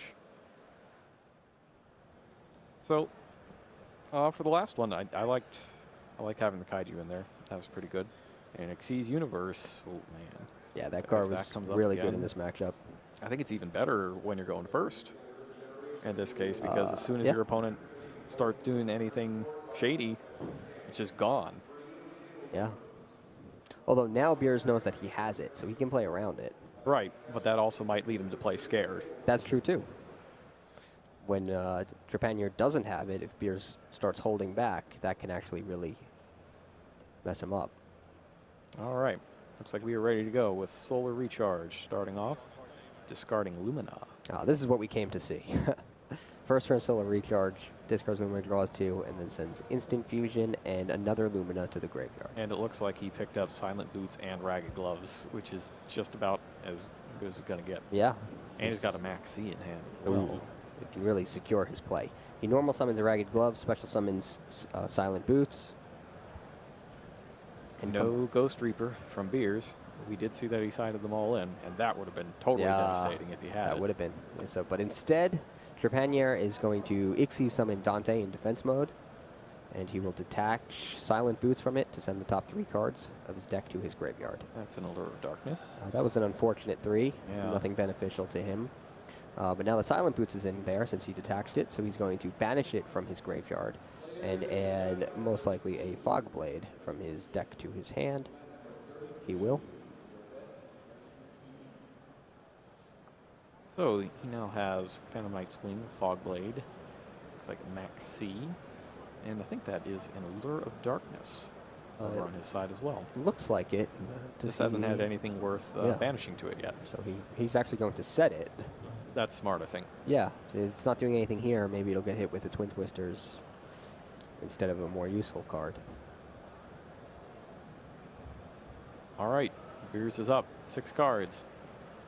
He's got 1 Burning Abyss monster. He's got a Vanity's Fiend. That could be very interesting. Yes. Allure of Darkness, which he plays now. Foolish Burial, Fog Blade, Ancient Cloak. He activates a Now lore. he draws into triple Fog Blade. Saw a lot of Fog Blade last duel, but I think we're man. going to see even more of it in this one. That's a really hard choice to make. I mean, it is very easy to get to Fog Blade. You can draw it naturally. You can banish Basically, any of the Phantom Knight cards will get you to Fogblade. He banishes Vanity's Fiend, which may not do him a whole lot of good now that special summoning has already occurred. Foolish Burial sends Ancient Cloak, which searches out Silent Boots. And the question is, when is Maxi getting played? Going to play it on the normal summon, or after Silent Boots is played? Yep, he plays it on the normal summon to try to freeze the rest of the special summons. And now he's handless. Kevin Beers decides not to continue. He is content to sit on 3 Fogblades. I think that is sense to me. And since Ancient Cloak's effect can switch it into defense position, he's also not vulnerable to an attack over it. So, Trephinate picks up Charge of the Light Brigade and plays that, sending Humongous Terror Top into Fogblade. More Fogblades. Graveyard. Have you had enough Fogblade yet? Probably not. Lumina, not something you want to get hit by a Fogblade, though. That is true, especially since there is and there are 2 Luminas in the graveyard, so getting its effect would be nice. Still no other cards in hand. Okay, so he uses Dante's effect, sends Minerva. Okay, good. So yeah, this is interesting. Sends Minerva, Ragged Gloves, and Clerk Light Brigade to the graveyard. Minerva's effect, when sent from the deck to the graveyard, lets him send an additional card from the deck to the graveyard. So it's kind of like an upstart goblin for cards that are sent from the deck to the graveyard. It's just a filler. It's next card out. Yeah. So next up, Ancient Cloak got to the graveyard through Ragged Gloves effect, and then Ancient Cloak was banished to get Silent Boots. And he does in fact have things to banish now. Draws 2 with Allure of Darkness. He hits another Max C, which could be extremely useful. Yeah, that could be good. The only problem is it's going to be tough for him to get through the 3 Fogblades. So he might end up just using his Max Cs to basically keep Beers from doing anything for a turn. But it's costing him a card to do it, and he's not able to capitalize on that because his turns don't have much going on while there are 3 Fogblades lying in wait to stop whatever play he tries to make. Ancient Cloak is banished to complete the effect of Allure of Darkness, and now we're going to see Lumina get tossed into a pile of Fogblades. Yeah. Discards Silent Boots. And Fogblade number 1 hits the field, negates Lumina's effect. Shock of shocks. Yeah, there's no surprise there. And now he's going to stick him with that Fogblade again by banishing his own Fogblade and special summoning back a Phantom Knight. Okay, looks like it's going to be Ragged Gloves, and he will combine Ragged Gloves with Lumina. All right, we've got an Xyz summon. Let's see what he takes here. It looks like he's considering Giga Brilliant to go for that Corbage play. But then he changes his mind and goes with the Phantom Knights of Breaksword, which immediately gets him with another Fogblade. He doesn't even wait for it to use its effect or try to attack. So he switches Dante into attack position and takes out Ancient Cloak. At the end of the battle phase, Dante shifts back. And in main phase 2, Silent Boots is banished. Or, I've got to guess here, it's going to be a Fogblade. As if we don't have enough Fogblades on the table already. That card is so easy to access. So good, too. Yeah. I love Fogblade. I mean, it's just Fiendish Chain with more effects. And Fiendish Chain was a fantastic card. And personally, I think it looks cooler than Fiendish Chain. Yeah. You could never search Fiendish Chain. Yeah. It wasn't searchable by every Phantom Knights card. All right, so play is back to Beers, and he's going to go ahead and banish his Ancient Cloak. Let's take a look at his hand. He's already got Silent Boots in there. So he goes and gets Ragged Gloves this time, and he's going to face the Maxi challenge one more time. Yeah, that's not going to go well for him.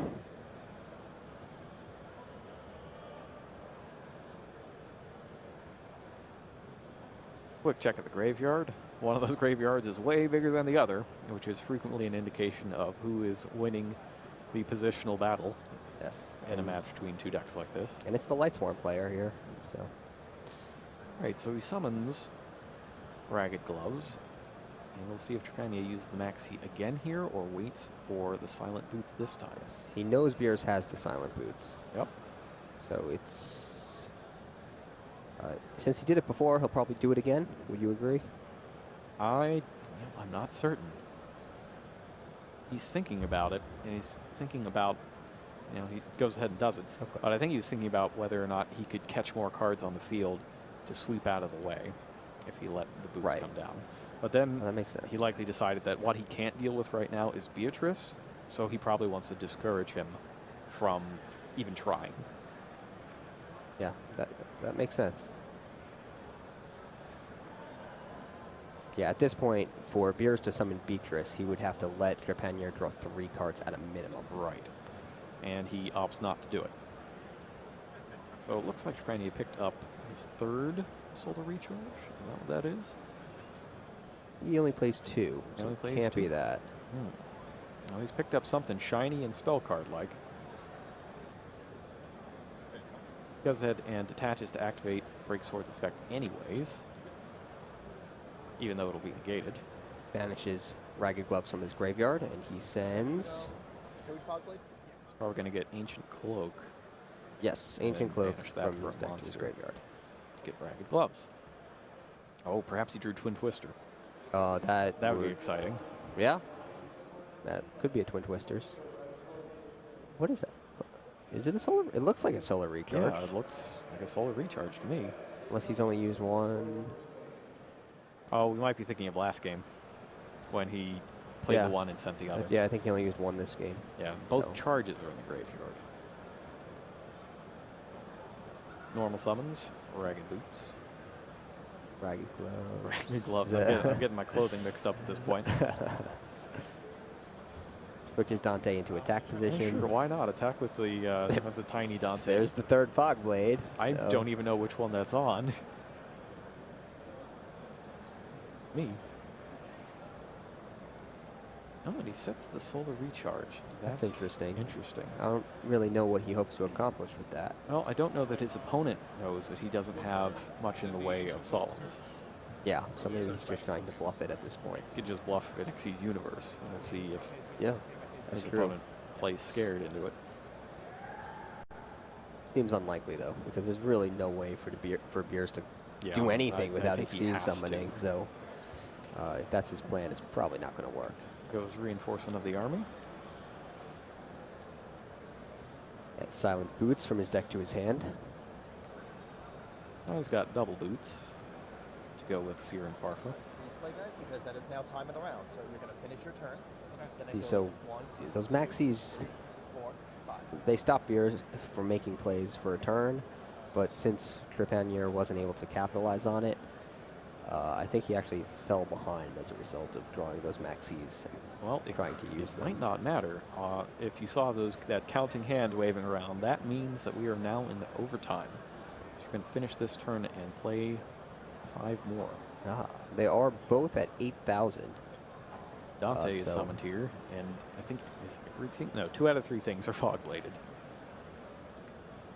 Interesting. What is it? Oh, that's Ghost Reaper, right? Ghost Reaper, Farfa, and what's the middle card?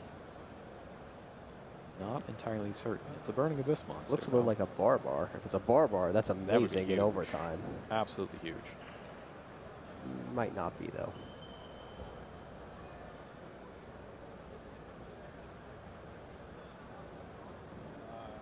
And Beers is thinking.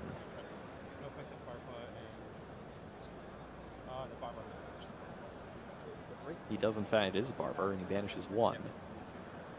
Do 300 damage. That's interesting. Might be all he needs. Does he have anything else in there to banish? Is that why he did that? Was there only 1? Oh, yeah, that could be it. Yeah. I would imagine he would want to do as much damage as possible, given the few turns remaining in the duel. And the fact that life points are going to become hugely important now. Yes. I'm checking to see if Trepanier plays Nightmare Shark, which he does not. But Beers does. Yes, which could also come into play if all the monsters can't be attacked for whatever reason.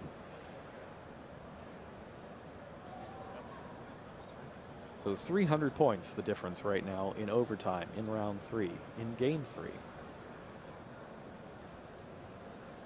So Dante attacks Ragged Gloves. Hmm. I would imagine Trepanier will stop the attack. He He will does so Fog with Blade it. Fog Blade. Interesting thing will be to see what happens in the way of Beatrice. Yeah. Because he cannot use the effect the turn it is summoned this way. Right. So Trepanier gets a chance to lock it down with another Fog Blade. And I think number F0 might come into play here. Now that all of the Fog Blades are out of the way. So F0 take the Beatrice and score a direct attack. To get Yeah, ahead. with the gloves. Yeah, so that makes sense. Then can he defend himself? Interesting thing is that he could use the Beatrice. Is that a Teketenborg he just drew? Yes. That is the Kenneborg. We'll see if he remembers that he has F0. A lot of people forget about F0 even if they play with it. Does he have F0? Yeah, he does. He absolutely does. So that It's one of the seems best like a cards you good can play here. I think he does remember, though. Actually, he could also, even possibly, no. Well, this is tough, though, because Beers can still use Beatrice's effect. Yes. So he can probably Farfa the F0, right?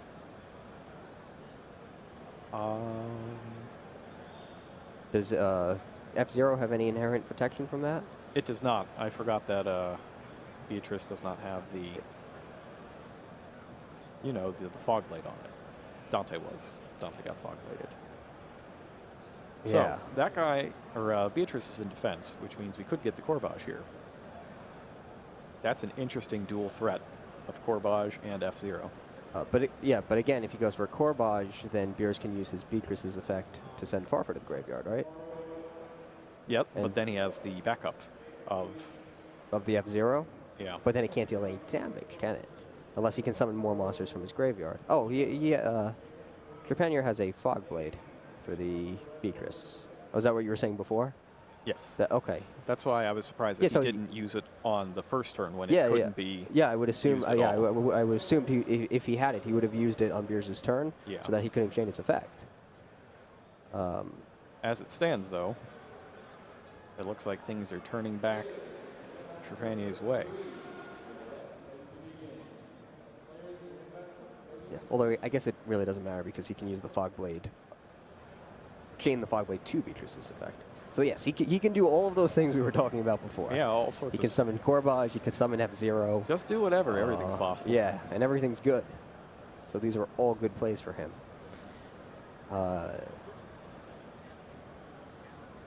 Is that what he's going to do? It seems likely. Well, he has to do Corbage now because he can't attack the Beatrice currently due to the Fog Blade. Well, he can F0. He can't F0 because he has to attack it. Oh, you're right. I forgot about that. You're right. So he There's so many Fog Blades. Some of them, some of them affecting monsters. Some of them just there. If you take a close It's look at the getting field confusing. here, you can see all 6 Fog Blades between both decks because one of them is one's currently vanished on Trepanier's side. So yes, he can't F0 and attack. Yeah, he needs to get rid of that. So it's going to be a Corbage will be the best answer here. It's got to be. Ancient Cloak is back. Phantom Knight's Wing is flipped to clear space, make Leviair bigger, and also put a different Phantom Knight trap in the graveyard. And that's part of why I think it's important to play all 3 Yes. in decks like this, so that you can get those multiple special summons at the same time. There's Giga Now Brilliant. we got the Giga Okay, Brilliant. so he's going to detach 2 Xyz materials from it. Summon Corbage. And now he'll detach an Xyz material from Corbage to send Beatrice back into Beers' extra deck. All right, so that puts 23 plus 22 is 4,500 attack points that are actually relevant here. And it knocks a Fog Blade into the graveyard where another special summon could possibly take place. Whereas Beers is stuck with all of his Fog Blades because they are all there on either monsters that are still there or were on monsters that were used as Xyz material. So now which of Trepanier's monsters are Fog Bladed? The Break Sword is Fog Bladed, right? Break Sword is Fog Bladed. Is Dante? Dante is Fog Dante Bladed. is. Because it looks like he has 2 upside down. So. Yes. No, Actually, Dante might not was be. not fog I bladed. It looks guess. like Ragged Gloves was the fog bladed one. So 2 that were on monsters that are no longer on the Okay. field. I guess that makes sense. I guess he thought it would be even easier to get rid of Dante than it is Ragged Gloves, because he would need any level 3 to make an Xyz monster to get rid of Ragged Gloves, but any Burning Abyss monster would turn Dante into Beatrice. So we've got So I guess 22 and that's why it made 23 is sense. 45 plus 1,000 more, so 5,500. And it looks like he's contemplating a mid-battle phase summon, but decides against it. And at the end of the battle phase, Dante switches to defense. And that allows Corbage to add an Xyz material to it using Giga Brilliant from the graveyard. Goes and banishes Ancient Cloak again to search out, I don't even know what at this point. I guess he's got another Boots in there that we haven't seen yet. We've seen nearly everything in his deck. You can tell there's not many cards left. But the score is now very heavily in Trepannier's favor.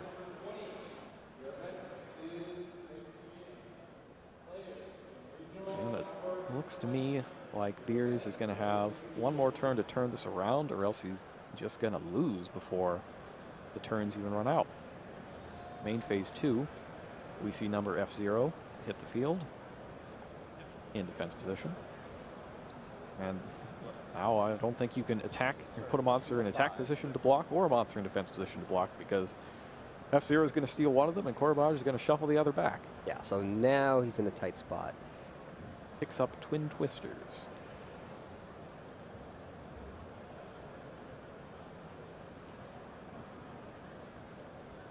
One Fog Blade attached to Phantom Knights of Breaksword. 2 attached to nothing, but still there.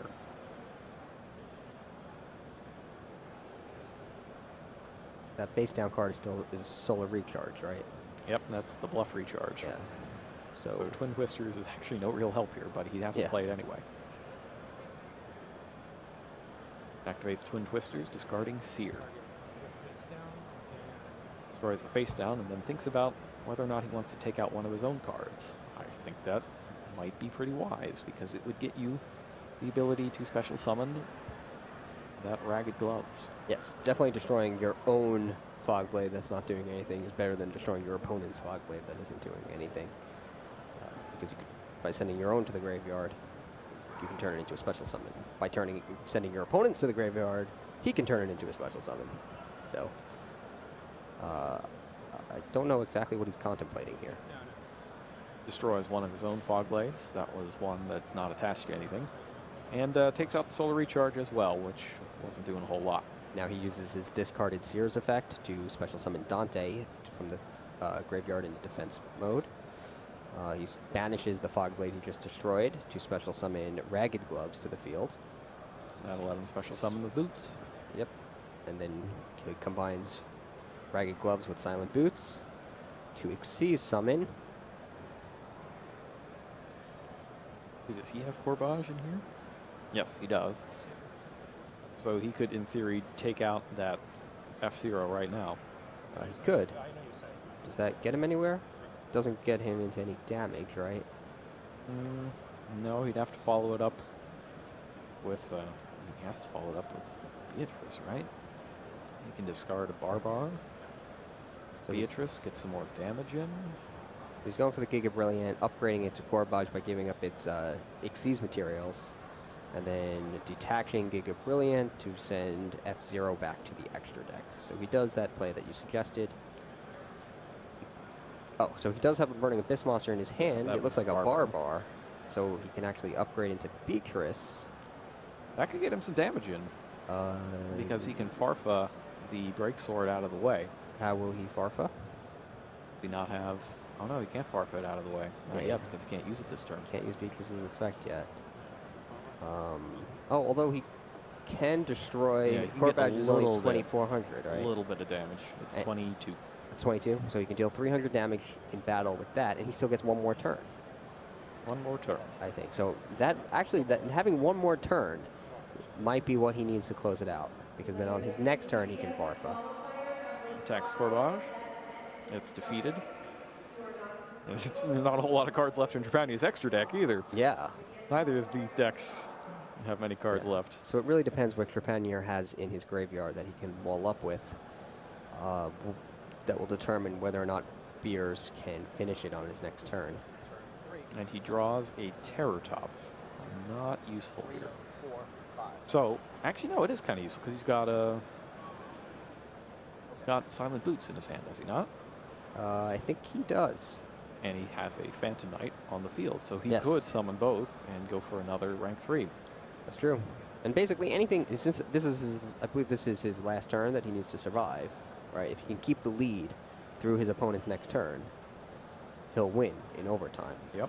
So I think anything that just puts monsters on the field is pretty good here. Interesting that he does not special summon in defense position. Yes, he absolutely should have. He only set the one monster, and yeah, that card in his hand is doing nothing. We'll see if that costs him. Yeah. Because Skarm is going to go and get Tour Guide. I don't think he has a way to add an Ixie's material to Corbage. Well, yeah, not an effective way to add an Ixie's material to Corbage.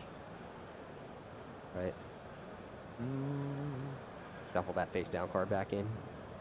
Yeah, I don't think so, but either way, I think Trepanier should have brought out Silent Boots as well. Yeah, I agree he should have, but I am less certain that it will cost him. And it's 25 to 77, is that right? All right, so one last turn. Kevin Beer's last chance to make up a significant life point differential. He's at 7,400 after the 300 from Beatrice's attack and the 300 from that Barber earlier.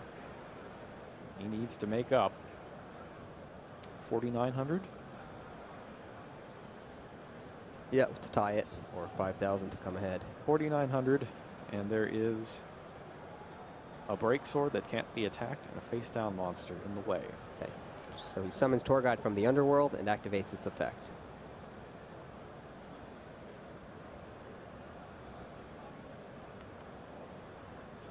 Beatrice sent Skarm at the end of Trepanier's turn, which will stop it from knocking the break sword out of the way with a Farfa.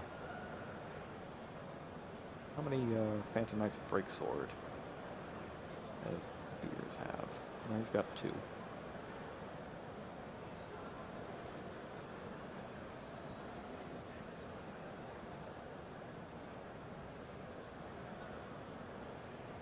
And Beers is taking quite some time to decide what he wants. It's a very difficult decision here, because I think the game will either be won or lost right here. And there's a lot of things to consider, actually. The thing he has to watch out for is that even though they're out of time, you might take a penalty here. And that might disrupt his thought process and lead to a wrong decision. That's true. This is tough. He can... Whatever he uses, he's got to exceed someone with it. Right.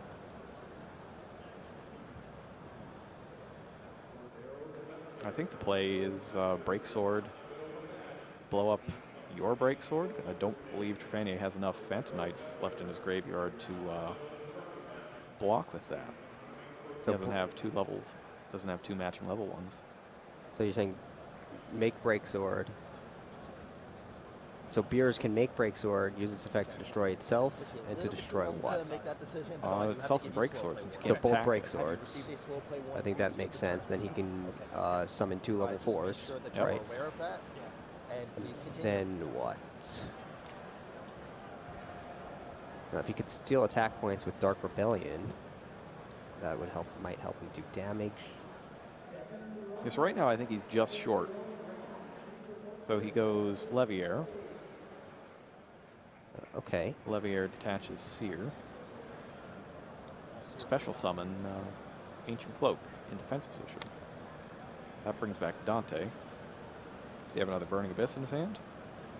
Yeah, he's got Maxi Farfa. and something. Oh, Farfa's a great one to have in his hand. So it may cost him not putting down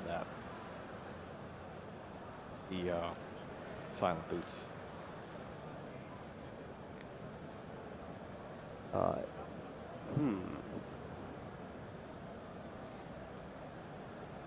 Has he summoned yet? Tour guide, yeah. Oh, he summoned the tour guide. All right. So he's going to upgrade. Does Trepanier get one more turn? I think that's an important question now. He does get one more turn. Okay. So he can F0. That was the active one, yep.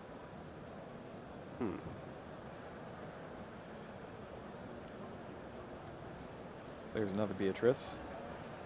Farfa's out of, or Breaksword's out of the way. Did have to put. He's gonna Switches Beatrice to defense. and an Nixie's material. So he's going to give up the attack from Beatrice to attack Giga Brilliant to Corbage. Then he can use Corbage's effect to shuffle the face-down monster back into the deck.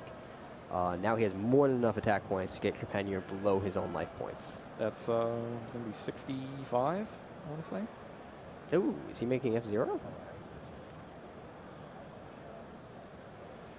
It looks like he did, but I didn't see any attacks being declared. Maybe he attacked with everything, then made F0? Oh no, he's just taking a different approach. Just going to keep going. Goes for 3,000 Breaksword. 3,000 and 4,000 is 7,000. Let's go for Dante instead. Dante. It's Alec. I see Dante and Ragged Gloves. I mean, he still has more than enough damage on the table. 47 and 18 is pretty good. Does it? Let's see.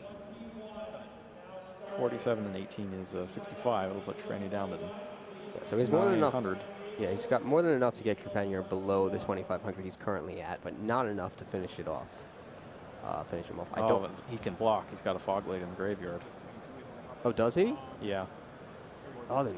Oh, he should have put Utopia in. Well, I guess it wouldn't matter if he put it in attack position, because he would just summon the monster in defense. Well, he'd still get it out of the way for everybody else, but it would cause a replay. Yeah, I feel like it'll get out of the way anyway. Well, I guess it depends what he special summons. He's got to block something, though, to keep his life points ahead.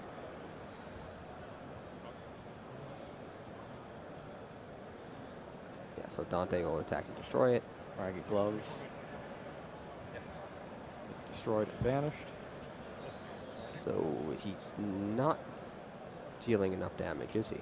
Don't think he's got it. Oh, Barbar is going to come in. Get him down to exactly 2,500. From 39, he's going to burn for 900, it looks like.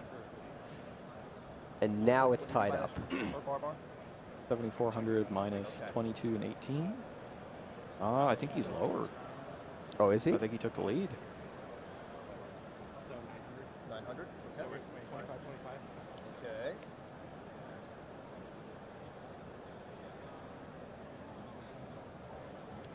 All right. And he did have enough Burning Abyss monsters. He had plenty of Burning Abyss monsters. They're, according to the scoreboard, they are tied at 2,500 each. 2,500 each. But Beers also has Beatrice on the field, and it's still able to activate its effect. So he just needs to attack an Xyz material from it, send Seer to the graveyard on his opponent's turn, and he can Barbar his opponent on his opponent's turn. So really, it's as if he's up by 900. So Trepanier will need to deal damage to stay in the duel, either come out ahead or tie it back up.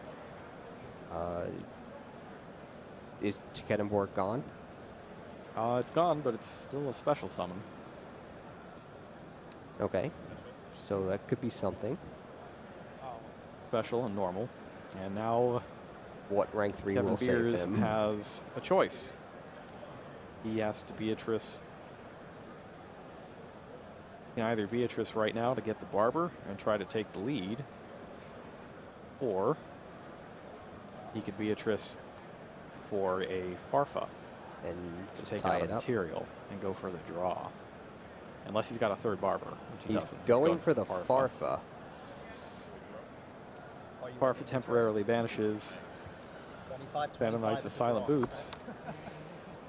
And with that, we have a draw. Interesting. Did he have this year in his graveyard? He had I mean, plenty of in his deck to send to the graveyard? You know, I don't To think he bring did. back Barbar?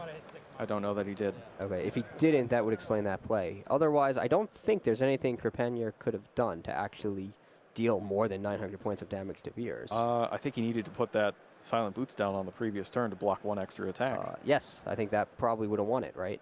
Yeah. Since he didn't need to have any sort of position beyond that turn, since that was the last turn of the duel. What a fascinating match, though. Yeah, and it was very interesting. Both players seemed to have a pretty good field. They maintained a steady field, and it was very back and forth. And they kept their 8,000 life points. It was a struggle for position. Yeah, it was struggle for position until the clock ran out. And then it's like, okay, throw all that out the window. Let's go crazy. Yeah, and then it's very interesting. We saw some interesting impact from Trepanier's Lightsworn engine. We didn't see any synchro summons with Minerva. Nope. But we did see Solar Recharge in charge of the Light Brigade fuel the deck the way Trepanier tries to do so, the way he hopes to do so. Yeah, it was I actually think it's a really well-built deck. Yeah, it's like a cool deck. We might see more Lightsworn strategies implemented in the future and integrated into Burning Abyss or Phantom Knight decks. Well, speaking of Burning Abyss, we have a new couple world premiere card themes coming out in the Dark Illusion. And I promised a little earlier today that we were going to take a look at one of those after round 3. Well. And you might not be able to know from looking at the clock, but it's after round 3. So we have a special treat for you, a special preview of the Subterror theme from the Dark Illusion launching in August. Please enjoy.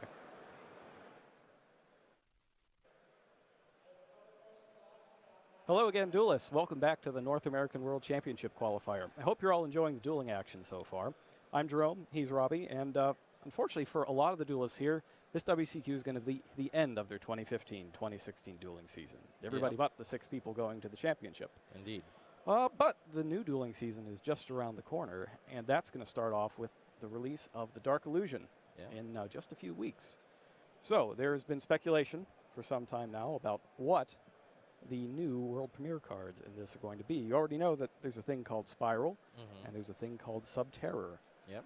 And today we're going to take a look at a couple of the cards from the Subterror theme for the first time ever. Now this first card you might have already seen the art for. Our friends over in Europe have this tournament series called the Local Legend Dueling Series, and one of the prize mats for that series uses the art of the first card we're going to look at, which is the Hidden City. So let's go ahead and bring up the first card, the Hidden City. There it is. It's a field spell. Now take a look at that, Robbie. Robbie hasn't seen these cards either, so this is a first for everybody involved, except for me. So take a look at that. When you activate this card and resolve it, you get to add a Subterror monster from your deck to your hand, and you can also change a face-down defense position Subterror monster you control to face-up attack or defense position. And also, once per turn, if your opponent's monster declares an attack, you can flip one of your face-down Subterror monsters face-up to negate the attack. You can only use one, the Hidden City, per turn. So you can use all 3 effects if you need to. So, it seems like a pretty good bit of text there. What kind of monsters do you think would take advantage of this card? Well, I know rocks have to do usually with a lot of flip effects. Is that right? Yeah, Rocks so that's do the a lot of first flipping. place that would go, especially with the Subterror theme. Makes sense. Other than that, I don't even know. It seems like pretty open-ended what the cards could be. This is a we lot see of flip this effects. That's what I assume. So like Shadal-esque, but not quite. That seems kind of close. Okay. There are flip effect monsters indeed. We see this card as something of an Oracle of Zephyra for the Subterror theme, where it's incredibly advantageous if you do draw it, but you're not completely sunk if you don't. Yeah, I mean, it seems like a strong card on the surface. Like, it does a lot, Yes, this is definitely a card that you want to see as early and often as possible. So keep those terraformings ready. So, flip effects, rock guys. Yeah. I've got a flip effect rock guy for you. Ooh, if you're ready for that. Yeah, I'm so ready. So let's go ahead and bring out our second card. This is Subterror Behemoth Stalagmo. He is, in fact, a big rock dude. There he is. Oh, he's a huge rock dude. He's huge. He's a level 10 flip effect monster. Rock, of course, 2,800 attack points, 2,100 defense points. And his flip effect is you can discard a Subterror monster, and if you do, it's not a cost, and if you do, draw 2 cards.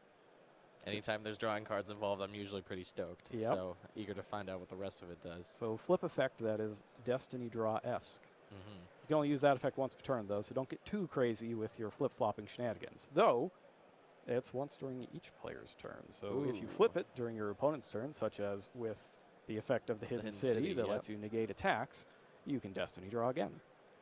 And his other effect lets you get him out of your hand a lot easier, because you might be thinking, this level 10 flip effect guy, kind of hard to play. Well, when a face-up monster you control is flipped face down, if you have no face-up monsters at that point, you can special summon this guy from your hand in face-up defense position. And he can also flip himself face down, like all those old school cards. Yeah, just like Gear Armor. That's the first one that comes to mind. But I know there's older ones. There's all the like the Swarm of Locust and Deslakuta, those kinds of cards. Yep. Yeah. This is kind of a hybrid of all those things together, packed onto a giant level 10 rock dude. Yeah, I mean, this deck has a powerful field spell that lets me search for cards and enable all my monsters. And a monster that just straight up says, discard a card, draw 2 cards. I can use that once during my turn, once during my opponent's turn. And he's huge, very easy to get into play. I'm really excited to eventually see the rest of these cards, because these are 2 huge ones. Yep. So actually, just with these 2 cards, there's a couple things we can talk about. Easier ways to get these guys into play. So these are flip effect monsters, and you discard a lot of them to the graveyard. So things like Shallow Grave. Ooh, that is a good work one. out. But one that I'm kind of excited for, this is a level 10 monster, right? Mound of the Bound Creator? Is that what we're talking about? Or not quite. Okay. So there's a card in Shining Victories that is extremely popular right now, but nobody has quite found a deck to put it in yet. That card is Pre-Preparation of Rites. Okay. It lets you get a ritual spell and the monster whose name is printed on it. And I would use it in this case to get Prediction Princess Tarot Ray along with Prediction Ritual. Because you can immediately tribute this card to special summon out Tarot Ray, then use Tarot Ray to summon this card back, and then flip it back down. Yeah, that's really cool. Right in the same turn. That's super cool. And it also means you get to use Pre-Preparation of Rites, which is really good to begin with. Yeah, very powerful card. And you can throw in your Manjus and all that stuff as well. But that's not even the only Subterror card in the set. There are a couple more. There's 2 more. There is another one of these gigantic rock dudes. And if you read the product page, you'll know that these rock dudes are actually attacking the city. So the remaining card is the guy who's trying to defend it. Okay. And you'll be able to see all of that on the strategy site at yu-gi-oh-card.com in the coming weeks. We'll be sure to get to that. But for now, Subterrors. First look at it. Overall thoughts? Good? Excited to see more? Yeah, I'm super excited. That field spell is really strong. It has large monsters that come into play easily. Draws cards. I like the interaction of being able to do things during my opponent's turn, too. I can flip them up and down. So that means, like, if I have a monster that has like a more trap-like effect, right, that might destroy a monster, do something to an opposing monster, I can trigger that during my opponent's turn, which means like anytime my monsters can interact with my opponents, that's always just that's one of the keys to this whole theme, is that when you think flip effects, you don't really think being able to play during your opponent's turn, but having them here is really nice. Yeah. So that is going to do it for our first look at the Subterror theme. We hope you enjoy the rest of the World Championship qualifiers, so stay tuned. More dueling is coming up next.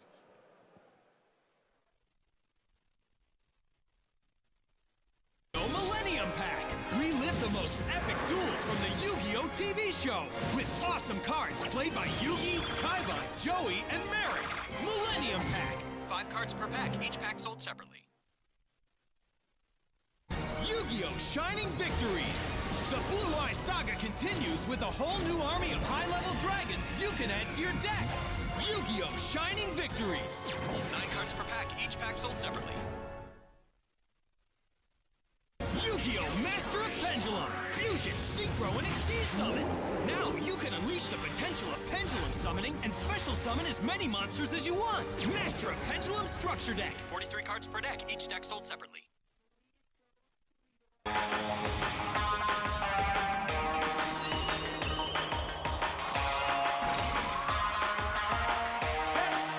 Can you feel the power? Two birds meet competition for the victory. I could be the best one day and make history. Swing into action. Are you ready to play? Challenge anyone, anywhere, any day. You want to take a chance? Go ahead and roll the dice. See if it's in your cards, if you'll pay the price. Activate the spell, let your powers come to life. It's showtime.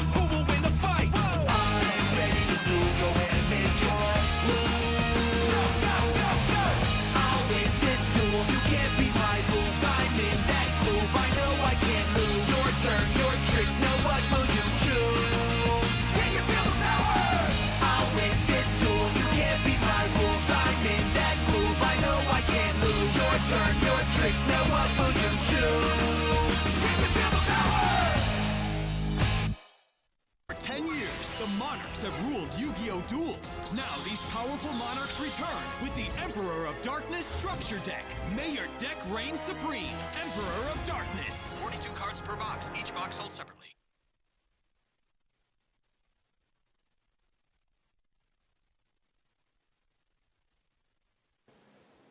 Shining Victories is the last booster set of the 2015-2016 dueling season, but it is by no means the least. Actually, to tell you the truth, Shining Victories is my favorite of the 4 main boosters that we put out this season, and I'll show you why.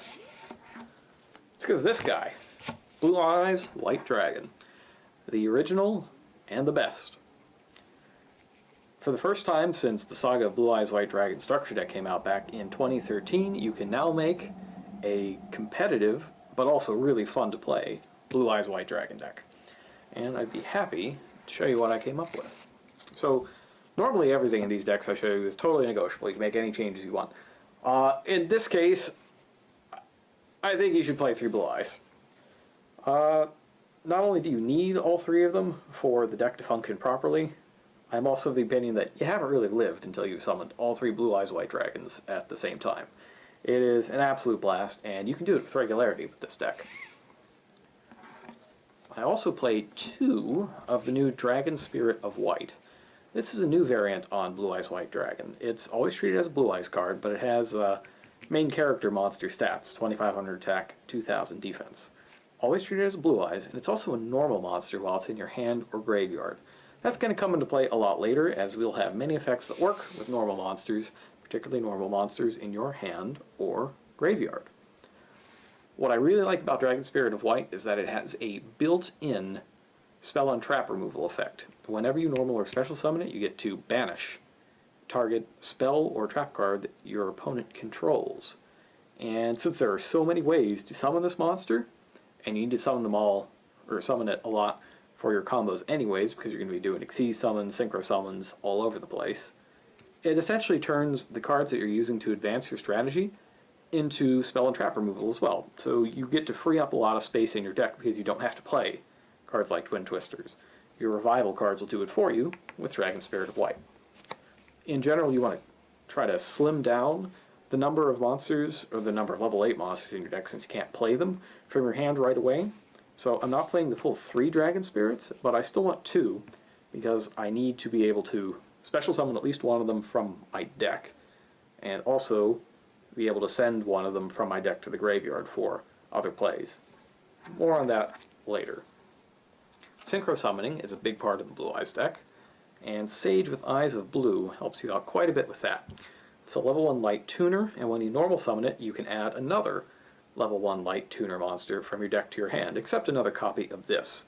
The obvious choice is to use this with Maiden, which I also run a full 3 copies of. Now, Sage also has a secondary effect. Lets you send it from your hand to the graveyard to target one of your effect monsters, send it to the graveyard, and if you do, you get to special summon a Blue Eyes from your deck. This is, actually, it works with Maiden with Eyes of Blue very well. You can target Maiden with this effect, chain her ability to summon Blue Eyes White Dragon from your hand deck or graveyard, and then send her to the graveyard to summon the other Blue Eyes monster from your deck. Maiden, as I just mentioned, if she's targeted by an attack, you can switch her battle position, negate the attack, and then summon the Blue Eyes from hand deck or graveyard. And also if she's targeted with a card effect, you can do the same thing. Or rather, you can special summon a Blue Eyes from your hand deck or graveyard, not switch her battle position. This effect is critical to the way that I've built the deck, because I've added a lot of different ways for you to target your own monster without having to play cards like Wonder Wand, which don't always work out for you.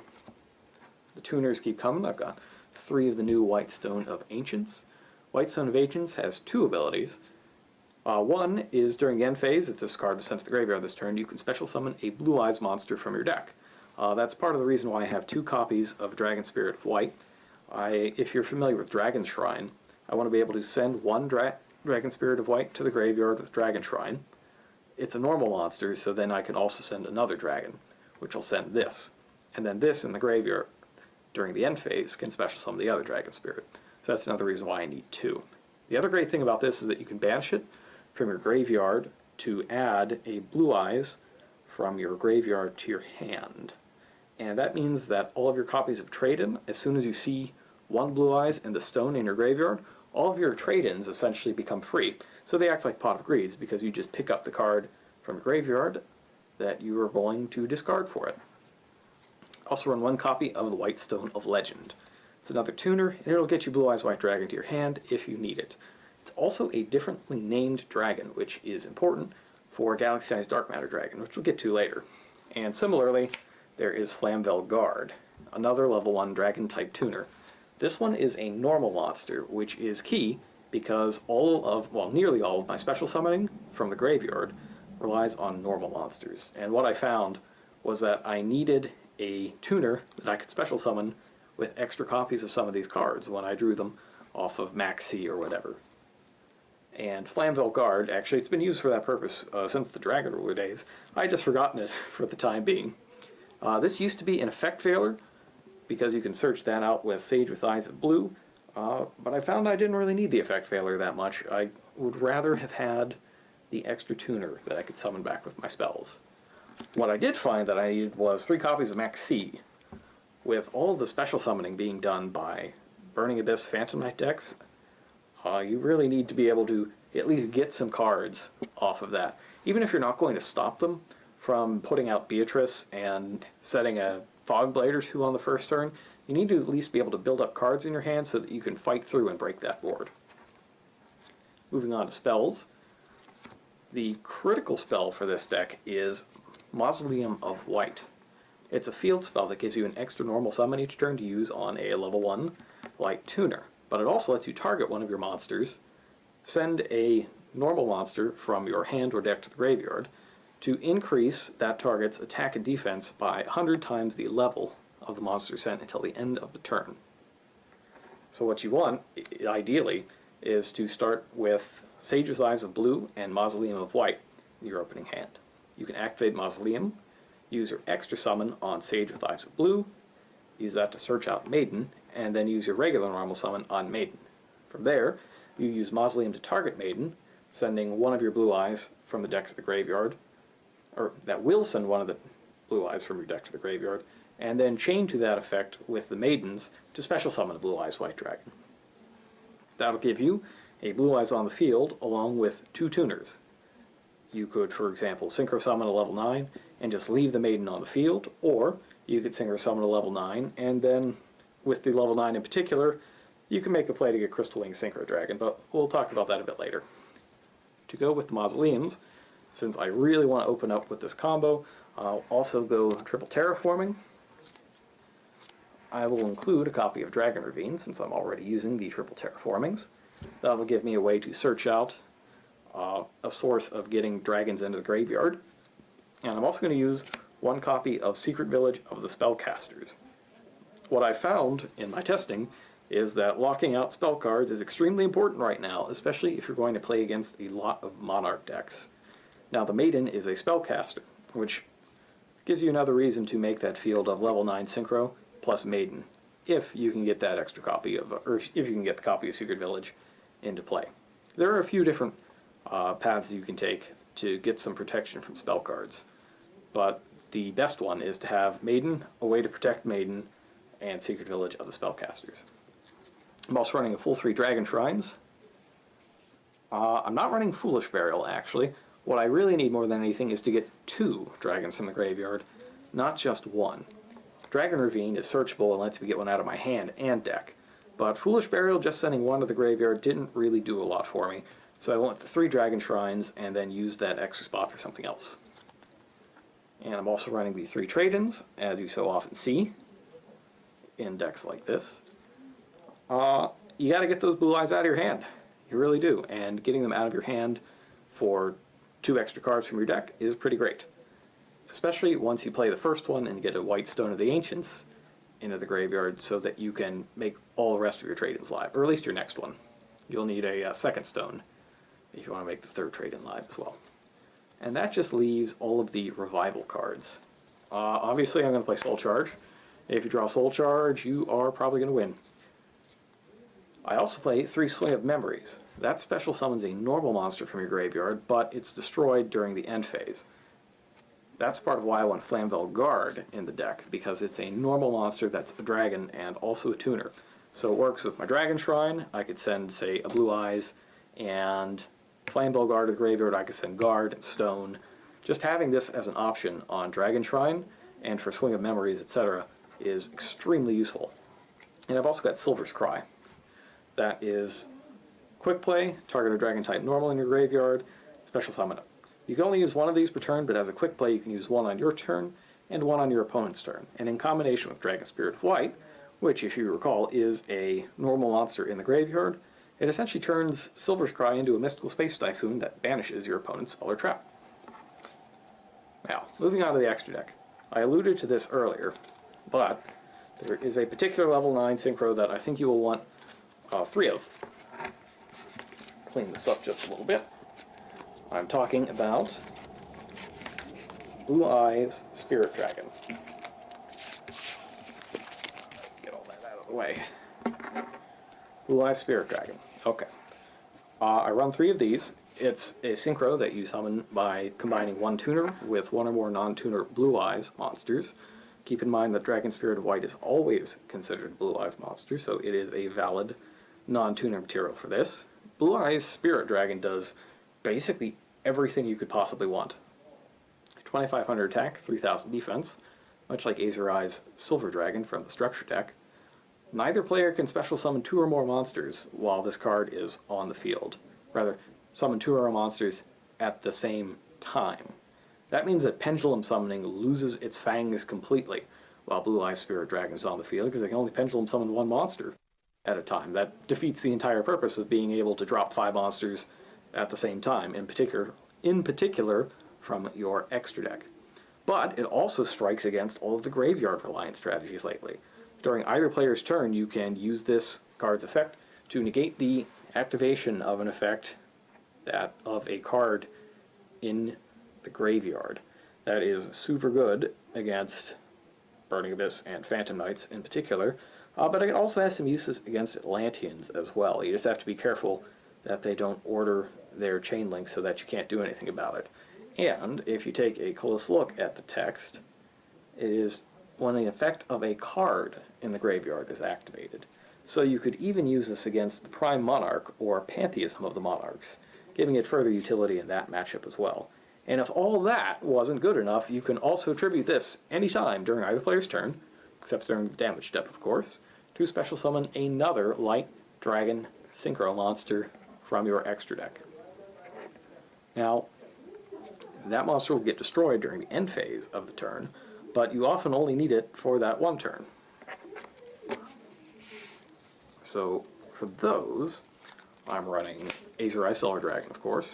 You can Synchro Summon this regularly, though you have to keep in mind you can't use Dragon Spirit of White on this one, because it's only a Blue Eyes monster on the field. It's not a normal monster. So you need to use regular Blue Eyes White Dragon for this. But it can revive a Spirit Dragon from your graveyard during your standby phase. Also, until the end of the next turn after this card is special summoned, not just Synchro summoned, Dragon-type monsters you control, the ones you control when this is summoned, can't be targeted or destroyed by card effects. And that'll include Azure Eyes itself. So if you summon it off of Blue Eye Spirit Dragon, you get to keep it. I'm also using Stardust Spark Dragon. Stardust Spark Dragon is a great way to keep your Maiden around, especially if you have her alongside Secret Village of the Spellcasters.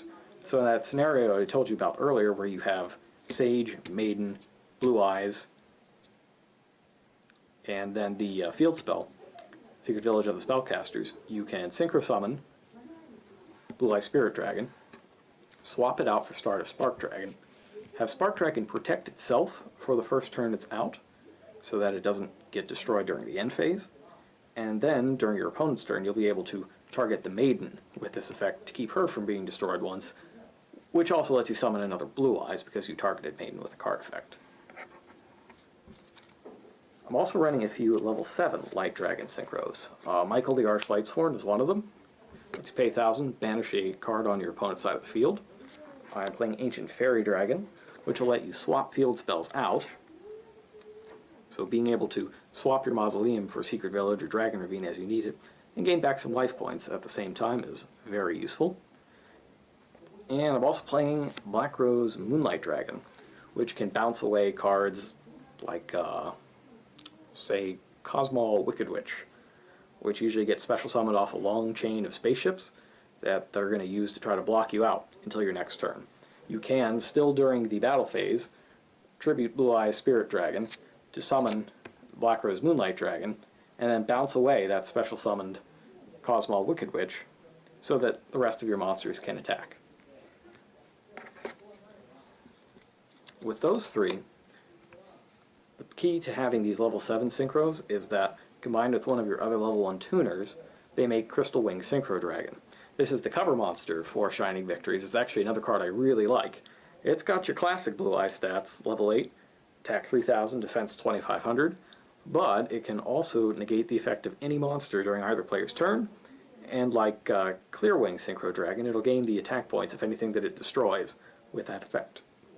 Also, if it's battling a level 5 or higher monster, like, I don't know, a Dark Destroyer or Dinosaur Power, it can gain attack equal to the attack of that opponent's monster, making it essentially, it basically just wins any fight against any other big monster. And any level 4 or lower monster probably can't beat it anyways.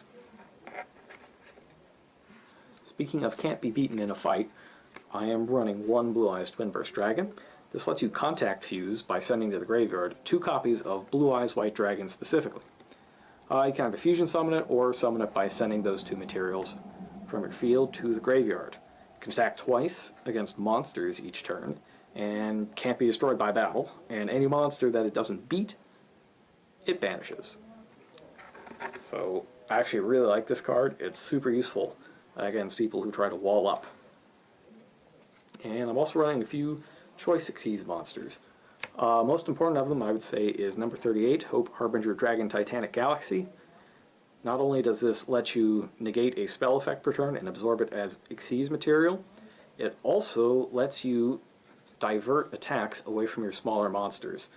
So having, for example, this and Maiden out, even if you don't have Secret Village of the Spellcasters, as long as you know what spell you need to negate, usually the Monarch Stormforth, I'd say that's a pretty good one to negate, you can keep your Maiden on the field, even past her own built-in method of deflecting attacks, rather negating attacks.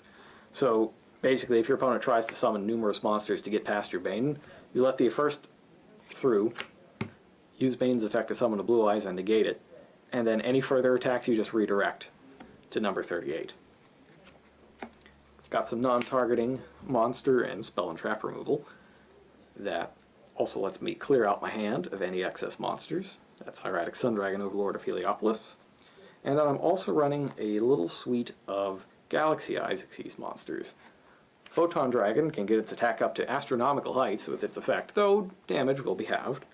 Or you could just immediately use it as Xyz material for Full Armor Photon Dragon.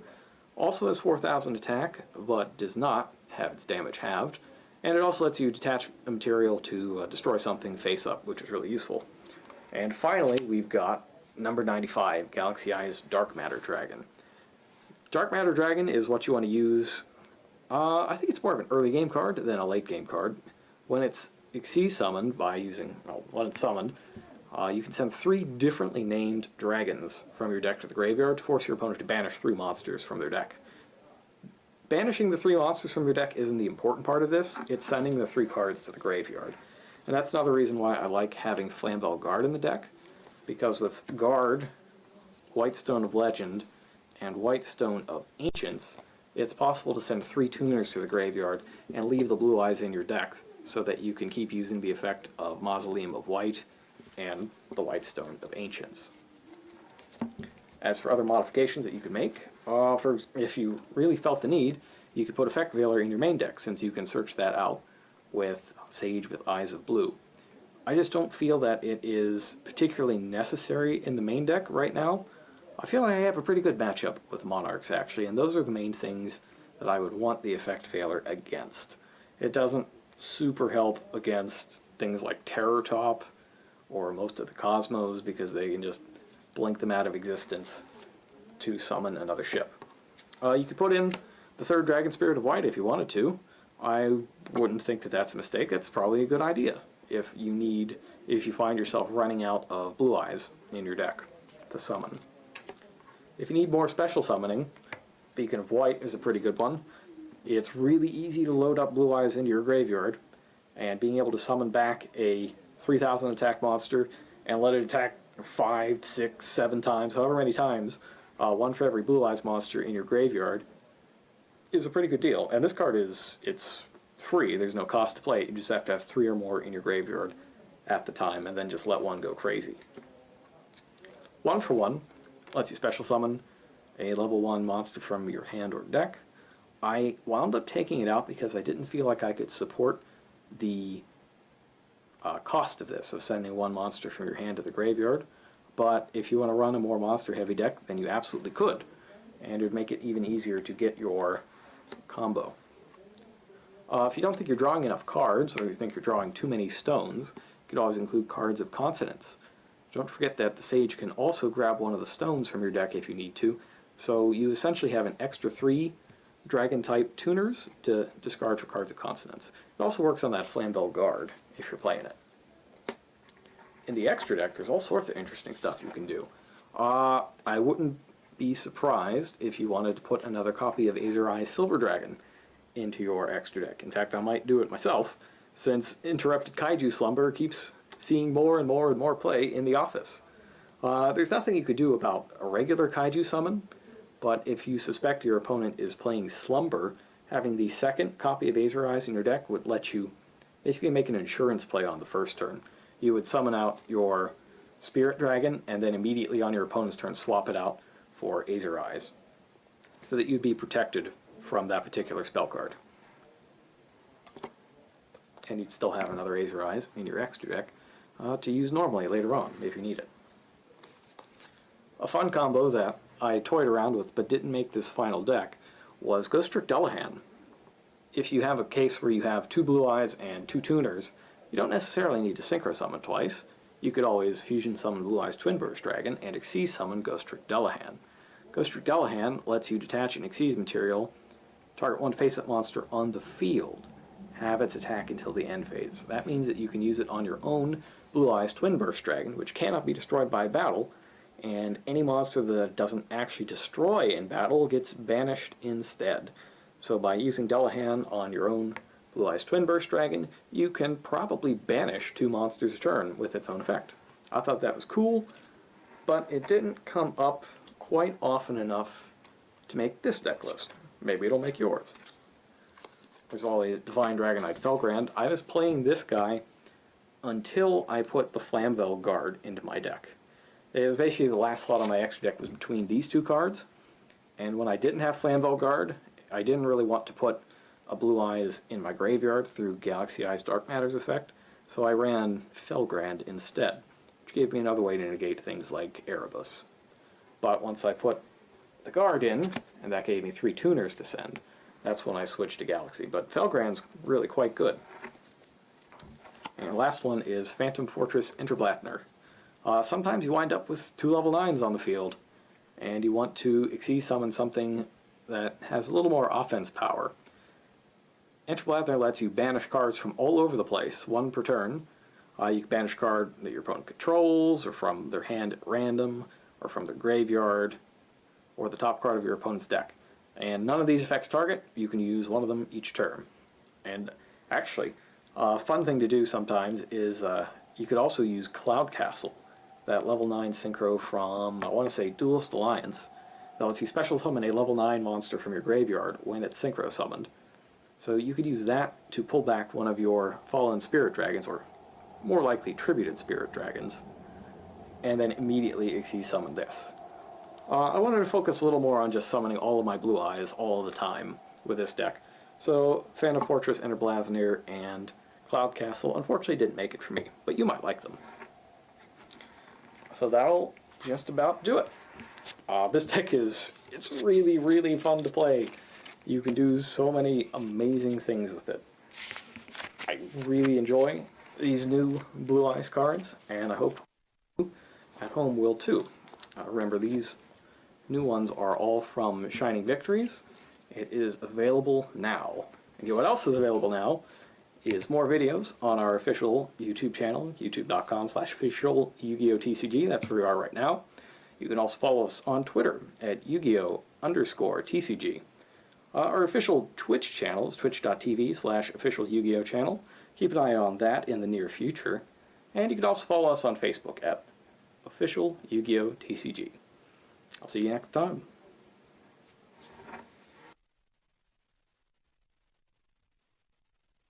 Powerful monsters from the Yu-Gi-Oh! Trading card game are gleaming in gold foil technology as gold rare and gold secret cards. Premium gold, infinite gold. 15 golden cards per box, each box sold separately.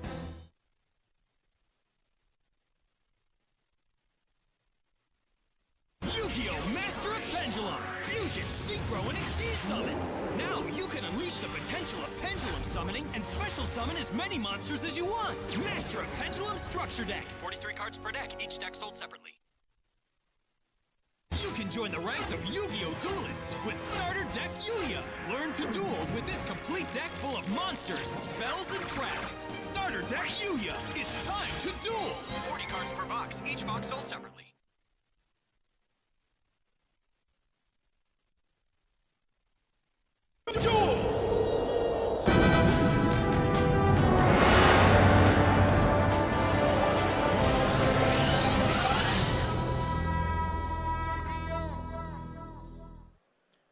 Hello and welcome back to the 2016 North American World Championship Qualifier. We are now in round 4, and I'm here with Robbie this time. We hope that you enjoyed our little preview of the Subterror cards in the Dark Illusion. But that's still in the future. Indeed. We live in the now, and right now we have Nicholas Giles versus Robert Martin. Matchup between Gravekeepers with the Card of Demise and those ever-lovable spaceships. Yep. No Card of Demise there, which is... it's different from what we saw from Fraser Smith in the first round. Yeah. The Card of Demise version has definitely been the more popular of the two. Like, there was also the Fire King version, but he's actually just got a straight-up Dark Planet version. Yeah, with Allure of Darkness and stuff like that. So I'm excited to see this because, you know, Card of Demise mirror match, maybe not the most fun, but this is at least a little bit different. Yeah, this is very interesting. I feel like Dark Planet could make a big difference here. Yeah. With 15 spells in Giles' deck. And we see Martin starting off with his one upstart goblin. Giles goes up to 9,000. The Lure of Darkness follows that up for Martin. I'm surprised to not see Allure in more of the normal Kozmo decks, just because it's a plus every time you use Kozmo Town, right? So you just get immediate value out of it rather than in other decks you're just trading cards all this time, 2 for 2. Exactly what we're seeing here. Banishes Wicked Witch and then brings it back with Town. Minus 400 life points for that, 100 for every star. And Martin's down to 7,600. Then it looks like he's going to shuffle it back for the effect of Town. Gets one draw out of that. Yep. Such a useful effect. Yeah, especially because he also only shuffled back one card. Right. So either his hand's very good or not the best. And we got to look at it here. He's got Maxi, Strawman, Dark Lady, Wicked Witch, Call of the Haunted, and he has just picked up a Good Witch. So he chose to keep all the other Kozmo monsters? Yeah, I don't know about that. Yeah. I feel like I'd want another chance at something that I could actually get some extra cards off of. Yeah, like Tin Can or something. Summons Good Witch, that's one. He still at least has the threat of Dark Destroyer available to him. Yeah. Regardless of whether or not he actually has it. Oh, Giles has just picked up Royal Tribute. Oh, that's a big one. Does he have the Necro Valley to go along with it? He does not. Oh, okay. And he does not have a Commandant either to search it out. That's 4 cards, a monster, 3 spells or traps. Looks like it's probably going to be the Spy. The Spy is usually the first set there, and it's big enough to deflect the attack of Good Witch. This time, shuffles back 2 with Town. Just taking for Dark Destroyer, right? Pretty much. Well, actually, he doesn't even know what his opponent's on necessarily, right? You just see a set monster and 3 back row cards. What do you think? A brick. Yeah. Or a Card of Demise deck. Yeah. But Kozmo's not really trying to set any cards, right? So that's the most popular card in Demise deck. And then I guess after that's like Cliff Orts and other things that just... Setting monsters is the weird part, right? No deck really wants to set monsters. And then he sees the Gravekeeper spy and is probably wondering, well, what have I gotten myself into? Definitely. But he found a tin can off of town. Yes. So that is a step one in the right direction. Gravekeeper's recruiter comes down on Giles' side of the field. Let's go and bring up recruiter. Yeah, that's the card that gave the deck basically its big time in the spotlight, right? Was that release in the YCS Atlanta? Yep. That's also Fraser Smith, who we saw earlier today. Yep. Normal tin can? Tin Can joins Good Witch. Don't think he's going to want to use that Good Witch to flip Spy back down. That would not be so good. Yep, definitely not. Ooh. Giles has rivalry. Everything's okay for now. What it does mean is that Martin will have to banish both of his pilots, right, if he wants to special summoning spaceships? Correct. Yeah. He would have to somehow activate both abilities, which would mean he would need a Psychic in his hand. Yes. And he would more than likely lose out on one of the abilities. And we see Dark Lady, Slip Rider, and Dark Destroyer. Well, if he activates both in response to each other, right? Yep. And since he doesn't have a field then, is he able to special summon a machine even if he had a Psychic in his hand and then the second one can special summon a machine? Right. It's like the old Gladiator beast. Yeah, that's what I assumed. Rivalry of Warlords. So all he needs is a Psychic and 2 machines, and it's still fine. Which is it's also a lot of cards, but it looks like he got Slip Rider there. Ooh. I believe it was Slip Rider. Nothing in standby. Giles drew Kaiser Coliseum. It was Dark Destroyer. A little bit better than Slip Rider. Okay. So he plays Kaiser Coliseum and then adds a third monster to the field. That is Gravekeeper's Descendant, which can tribute monsters to destroy cards. Yep, that was released alongside Recruiter, right? Both in Absolute Power Force, I think? Or, oh no, was it? No, I think Recruiter was a little later. Star Strike Blast? It was, let's see, Descendant. Where are you from? That one looks like Absolute Power Force. Yeah, it is Absolute Power Force. Recruiter might be different. It would make sense to me if we put them in the same set. Yeah, that's why I said, but that Recruiter image is a Legendary Collection, so not quite. Foiled. Foiled by the foil memory. Recruiter. All right, so he's tributed 1 to... find the Commandant, finally. He's piecing it together. Getting there eventually. Yeah. Commandant will find the Necro Valley, and then he's able to activate his Royal Tribute, which will probably prompt Martin to start special summoning from his hand if he has enough to do it. So the interesting thing with Recruiter is that it has a when effect, however, it is a mandatory effect, like Sangan, not a when you can effect. Yep. Necro Valley activated. With only a Recruiter in hand, he's weighing whether or not he wants to use the Royal Tribute, because he already normal summoned the Descendant. So it's going to cost him a card. Looks like he's going to do it, though. Yep. Royal Tribute. Royal Tribute. You can at least get something out of like a Max C this way. But he does not activate one of the Max Cs. So it's Spy versus Can. Yeah, but Tin Can usually wins that fight, right? Tin Can usually wins any fight against just a single monster. Yeah, I mean, Necro Valley just seems really well positioned for this tournament. Yeah, especially with all of the Call of the Haunteds and Oasises flying around. Yeah, well, specifically in this deck, but then you look at Monarchs, right? They just want to banish so many cards. And you want to target a lot of things in the graveyard with Burning Abyss as well. Yeah, like the only deck that doesn't get hurt is Pendulums, right? Maybe Necro Valley is just such a good choice. Well, we've seen it before, right, in other carded Mind strategies. Like, this isn't the first time we've seen Necro Valley just as a card, but this is the first time we've seen the Necro Valley deck, right? Right. Yeah. It's the first time it's shown up where it belongs. Yeah. All right, so Martin is given a Slip Rider off of his Tin Can effect in the end phase that he cannot summon. In fact, he double cannot summon it. Tin can to defense. Yes. Reveal 1 for count. Sends it back to the deck for 1 draw to go with his third Maxi, which he's just picked up. Yeah, unfortunately, the one matchup you draw all 3 of your Maxis is going to be this one.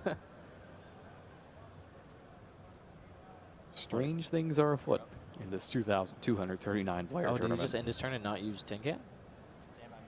It looks like he did, and he's shaking his head like, oh, I can't believe I forgot. But he doesn't do it again, so perhaps he is conserving life points just in case things go horribly wrong. I think he actually might be conserving monsters or resources rather than life points, right? Because like at one point, if Tin Can is dumping 2 monsters and finding 1 every time, at one point you're just going to run out of threats, which might be relevant against Gravekeepers because they have stuff like Necro Valley, so you can't be using Call the Han to get stuff back. But I don't know how right that is. But it looks like he's just decided to stop using it at all. Does he need a mojo? Is that what he's looking for? He's got to be looking for something because he hasn't got any spell and trap removal in his main deck other than those Forerunners. Slip Rider, right? If not the Forerunner Slip Riders. Yeah. It does. I know Slip Rider gets this effect when it's normal summon, right? Will technically tribute summon. Does Dark Destroyer? I believe it does, but we can pull that up and check. Doesn't happen particularly often. No, but when there's a rivalry. Oh, they can't even do it with rivalry, right? You can't tribute summon? Oh, man. Nope. This combination of rivalry and Kaiser Coliseum is extremely nasty. Oh. Let's go ahead and bring it up. Normal or special summon, just not flip summon. All right. Well, Assailant did a little bit of work there, switching Tin Can to attack mode, so the Gravekeeper Spy could clear it. Good job pushing through damage here. Yeah. During the end phase. Can't activate Call of the Haunted, though. You cannot activate Call of the Haunted because of Necro Valley. Martin may be realizing this matchup is a little worse than he initially thought. And he activates it anyways because he actually can activate it. It's just Necro Valley negates it. Yo, wow. Looks like, is that Kozmojo that he drew? Kind of looked like it. So he's got strike, though. 2 calls face down. Ah, okay. And I don't know what the third card is. It Oh, appears it's to be Torrential Tribute. That's a good one. So hopefully, best case scenario, Counts finds a monster and wants to summon it, but no, found a strike instead. Yeah, this is, so Gravekeeper's Assailant, let me go ahead and bring that up. Gravekeeper's Assailant makes it so you can't really hide. Not only does it get huge off of Necro Valley, having Necro Valley also lets you use its ability to change the battle position of monsters.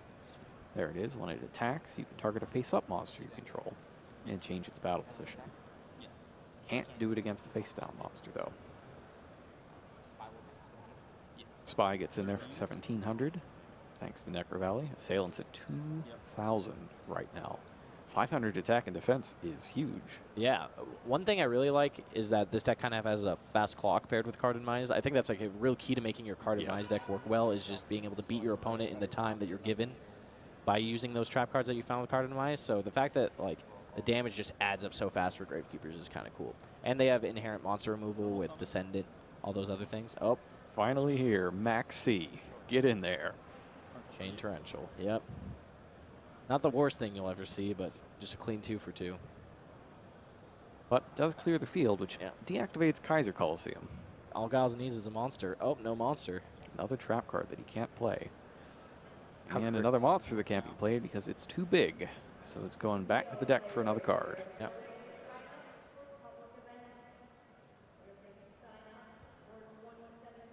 Score is 9,000 to 1,300. Oh, Card and Mise off the top. Or no, is that not Card and Mise? That's a town. Yeah. Oh, man. And then we got Raigeki and Torrential on the other side. Cards there to remove problems that don't exist. And speaking of Raigeki, that is a theme. Mirror Force. Jeez. This whole time, Giles is just one monster away from ending the game. I'm so glad that monsters aren't going to be a threat to either of these duelists right now. There we go. Best one. He drew a Recruiter. Picks up a Recruiter. This is more than likely it. It is. That's it. Jeez. So Gravekeeper's Recruiter gets in there. Ooh, Giles shows his face down. Yeah, I don't know why he's doing that. Here's all of my Mirror Forces. Now you know not to attack me. Yeah. I don't know. I would not do that. I mean, sometimes the rub-ins are better than the strategical advantage, I guess. But yeah, no, probably not the best thing. Also, how good is Mirror Force right now compared to the other Mirror Forces? Yeah, that's really interesting. Regular Mirror Force, I think it's there because he needed another one that he could play with a monster on the field. Yeah, he didn't want to use Drowning yeah. because he has so few monsters. He only got 12 monsters total, and he tributes a bunch of them off anyways for Ascendant. Yeah, so he's just going to run out of monsters. How many stealth does he play? Just 2. Nice, nice. I can't remember the last time I even talked about Estelle, let alone all these other Yeah. Gravekeeper cards. This is crazy. Or even regular Mirror Force. Yeah. Like once Storming Mirror Force came out, that was kind of it for regular Mirror Force. Yeah, I mean, And there's even crazier cards in this deck. He has Lose One Turn and Dark Bribe. Yep. I haven't seen half of these cards. none of the Imperial Tombs of Necro Valley, though. Yeah, that's interesting. And I suspect that's part of the whole low monster count thing, is that he's worried that his monsters might get wiped out, and he won't be able to fulfill the condition of having both Yeah, Necro Valley that and makes the sense. Gravekeeper face up. Dark Bribe is an interesting choice, though. It's actually been on an upswing as of late. Really. It just seems like compared to Starlight Road, it might be worse because a lot of the times you want to be Dark Bribing exactly that, right? Like Twin Twister. Yeah. So I feel like Starlight Road might be the better choice, but at the same time, I guess like trading a Dark Bribe for like a very key spell might not be the worst in a lot of Or situations. trading, remember, it can negate traps, too. Yeah, so you so can it trade a can bribe solve for strike. 1,500 life points Yeah. and a strike. Like that's solid too. But I guess like Dark Bribing a Monarch Stormforce, for example, on like a very key turn might be worthwhile, like during your turn more so. Yeah, So then they if you're can't answer you. absolutely just going to lose, Yeah. sometimes I it's kind worth of like the card. that. How do you feel about Dark Bribing a card of demise? Yeah, I think you better. Yeah, right? It's one card or three. There's no real choice there. All right, looks like we are ready for our second duel. Looks like Martin has a Wicked Witch that he can't wait to put onto the field. Yeah. Giles also has Royal Tribute once again, but I don't think he has Necro Valley. Is that a Demise or is it a Stele? I think it's Stell. Yeah, it is. And then a Dark Hole with Recruiter and Spy.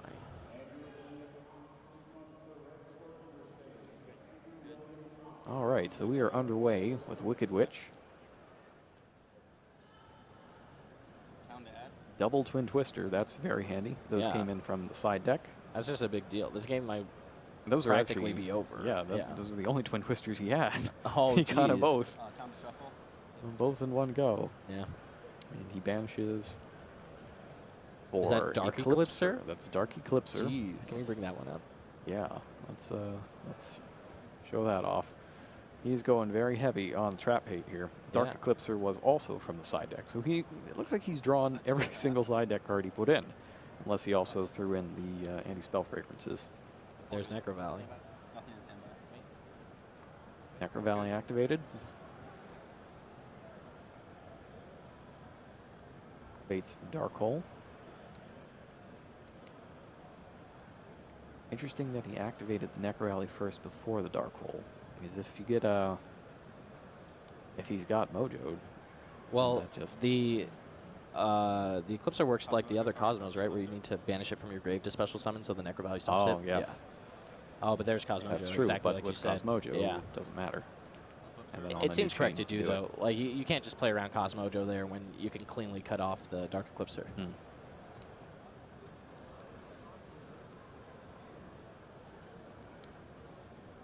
Unfortunately, he also loses the Necro Valley, so he can't force the discard. Yeah, that's a huge deal.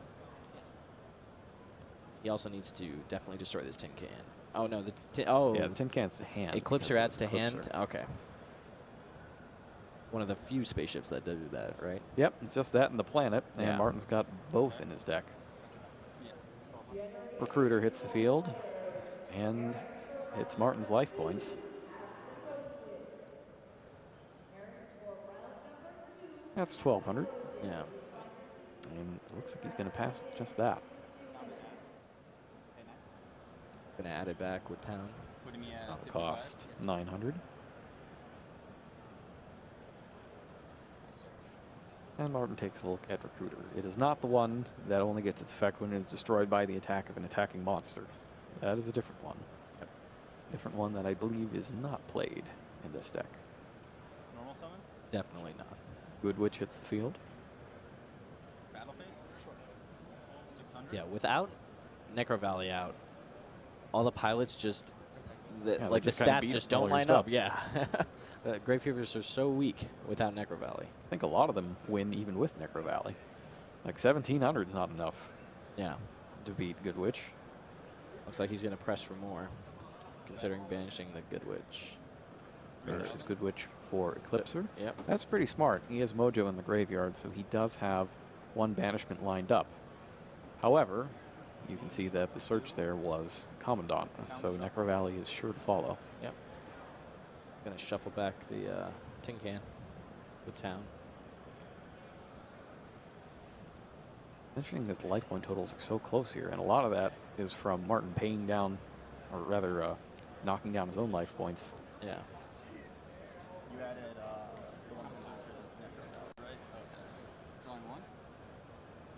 Finds lure. All right, and that looks like that is it. Nothing. One turn the draw for Joss. First, he drops the Commandant for a Necro Valley, and he can get both of those Gravekeepers back now. Which is solid. That Stell was just not doing anything, so Yep. the fact that Recruiter can basically fill the all you need to happen for one Stell is nice. Sets a card face down, sets another to go with it, and another to go with that, and then activates Royal Tribute. But he's got nothing but Twin Twisters and Allure of Darkness. And he still has the other Twin Twister set, is that right? So in phase he That's gets the to ditch one. that Allure? Then he or not. He flips Stella. Oh yeah, I guess he can just destroy the Necro Valley. That's fine too. Yeah. I was gonna say That'd be maybe pretty good, it's right? yeah, maybe it's like, but in that situation when they set 2 and go Royal Tribute, you're supposed to just shotgun the Twin Twister there because of stealth. Especially if you have another If you had monster a in your monster, hand, you yeah, absolutely 100%. would, yeah. And now it looks like he's deciding. Yep. On the end phase, everything chooses explodes. to discard the other Twin Twister. He's probably keeping the Allure in case he draws a dark monster he doesn't want. Yeah, it just feels like that if you draw a monster, it's probably going to be good enough because you already have Town online with the Good Witch coming back. So maybe keeping an Allure there is just a little greedy. The allure of keeping that card in your hand is Yeah, you can't a bit resist. too much. Good Witch hits the field. And he slides it over to being banished. Gonna destroy his town. Slip Rider. Effect. That was one of those tentative banishings of Yeah. a Good Witch I've ever seen. Definitely. Destroys his own Kozmo town and picks up Dark Destroyer.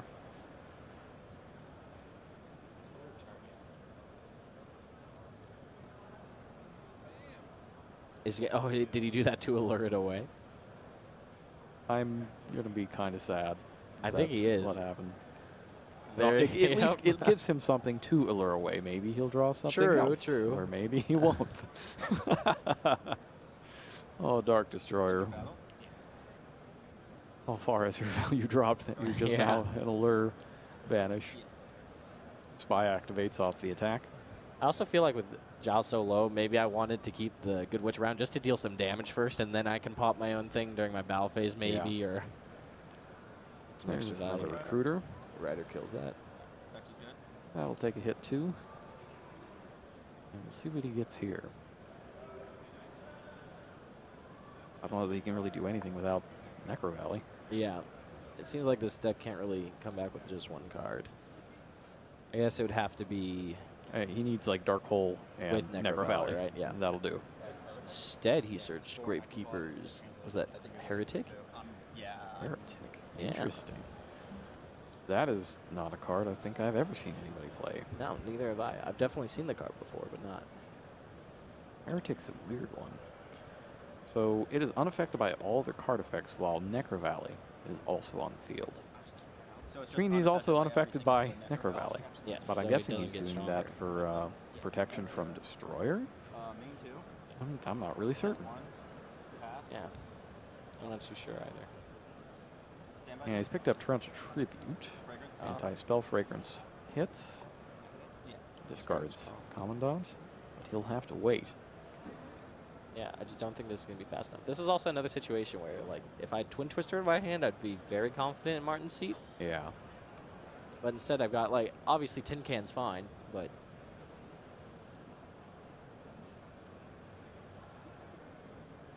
And without the Necro Valley online, he will be free to negate Torrential if need be. indeed. Yep. So that's what appears to be another Descendant. No.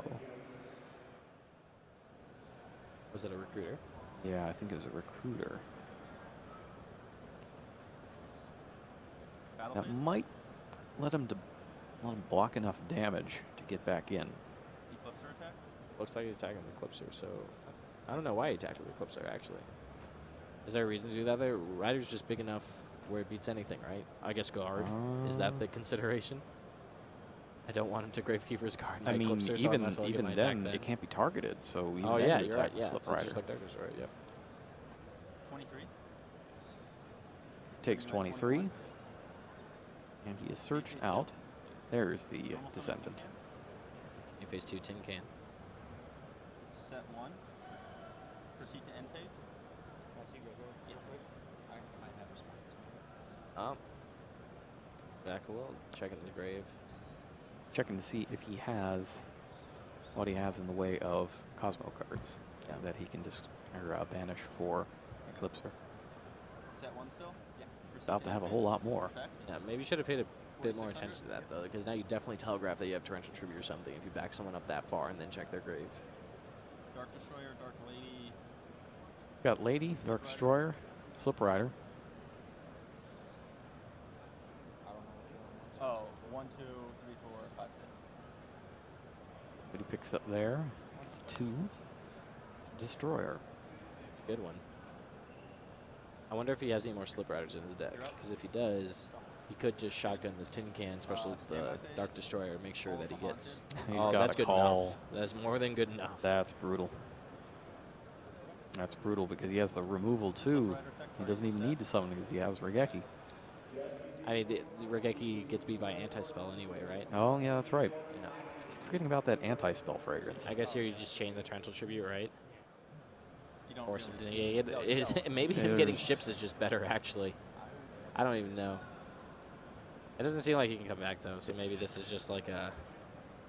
Did you target the Necro Valley or the face down? Target the face down. Really? Yeah. Dark Eclipser effect. It's the only one.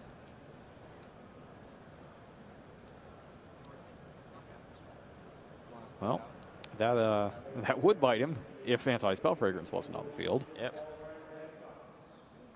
But instead it doesn't. Giles has seen enough to know that he's not going to survive this next turn. We're going to go to game 3. Yep, more side deck action. How... So, those anti-spells were brought in by Martin. Yes. They were not main deck. Correct. How good do you think anti-spell is? Against decks like this that are chock full of spells, Yeah. pretty good. I don't know. Because it feels like their spells are all pretty low impact outside of Card of Demise. But I Yeah. mean, Card of Demise is so high impact, That and you- so is Necro Valley in this case as well. If you can keep either of those off the table for a turn, you might just then beat you can them do in that enough. one Yeah, turn. no, that's actually a really good point. That like that one turn could be enough for you to combo off with Call of the Haunted or whatever that you really just want anti-spell that badly. We actually saw this in the last round as well, where one turn of nonsense from Mischief of the Gnomes was enough to turn Trepannier's incredibly good opening hand into, well, I lost next turn. Oh, man. So a lot of times it's just that one turn you need, not any actual change in which cards are where, just which ones are allowed to be played. Yeah. And that's been the story of this match. It's not so much what has been played, but what each player was not allowed to do. Yeah, that's very true. I guess that you also have such a fast clock again with like the spaceships and the pilots. Yeah. Like a Farm Girl into Dark Destroyer can just win the game so quickly that that one turn does matter, whereas like in other matchups, I wouldn't think that one turn would matter that much. It's a little less apparent Yeah. in some other matchups. This is just so weird. Some of the cards they're both using are so interesting. I've never seen Mirror Force and Necro Valley interact against a this bunch deck, of ships. Yeah, it's crazy. And speaking of, there's Gravekeepers Commandant and Mirror Force. And a natural Necro Valley. So he plays the Necro Valley, plays 3 face-down cards as well. Started with Farm Girl, though, so that's a good one. Farm Girl attacks, and I guess you better at least try. You gonna respond? Yep. Farm Girl is activated. Special summons a Slip Rider in defense. We'll see if that effect gets through. Targets the middle card. It's Mystical Space Typhoon. And then sets a call to can't play face down. And ooh. How do you feel about using Slip Rider on the random face down rather than Necro Valley. I don't like it. Yeah, I don't like it either. Necro Especially because his Valley back is- row is called a haunted, Yeah, right? like you have the call and you know your monster is going to get beat down. It's rough. I guess as long as he can assemble pilot plus ship, right? That's all he really needs, though. And he drew Dark Destroyer, so he has Sword Trooper and Wicked Witch. All right, so Wicked Witch Oh, did he? Oh, never immediately mind. Sword Trooper. banished. Yeah. And Lose the one chain is turn. lose a turn. That is brutal. Yeah, that's really going rough. to. Let's go ahead and bring up lose a turn because we haven't seen that in competition It's probably the last WCQ, actually. in quite some time. Lose one turn is a very unpleasant card Yep. to play against. Here it is. If you have no special summon monsters, which he does not, you can, just negate the effects of all effect monsters that are special summoned during the turn of summon and shift him to defense. And let me tell you about the defense points of Dark Destroyer. They're not big enough. Oh, not for this. Yeah. Not with the boost from Necro Valley. It's only 1,800 versus the 2,100 each from those commandants. Yeah. And all of a sudden, the card that is normally used as discard fodder to get Necro Valley has suddenly taken center stage. I mean, 2100 is nothing to laugh at when you're staring down Necro Valley and a bunch of cards that don't do anything. Goes ahead and picks up Wicked Witch from his pile of banished cards. Well, that could keep him in long enough to get something good going. It looks like he might have just shuffled it back, though. I think he took out the Lady and the Sword Troopers. Okay. He's probably going to keep the Witch because she can block a whole host of attacks for just 1,000 points each. Yeah. I mean, Joust has that extra deck, right? Just in case he somehow draws a way to beat him in a single turn. Like he has yes, outs. Yeah. he does. I don't know that he wants to use it thanks to his own no. lose a turn. Oh, that's also true. And he picks up Can, and is that Dark Planet? Well, there is Tin Can.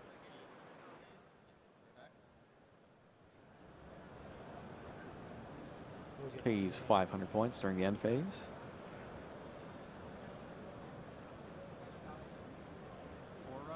Forerunner. Eclipser.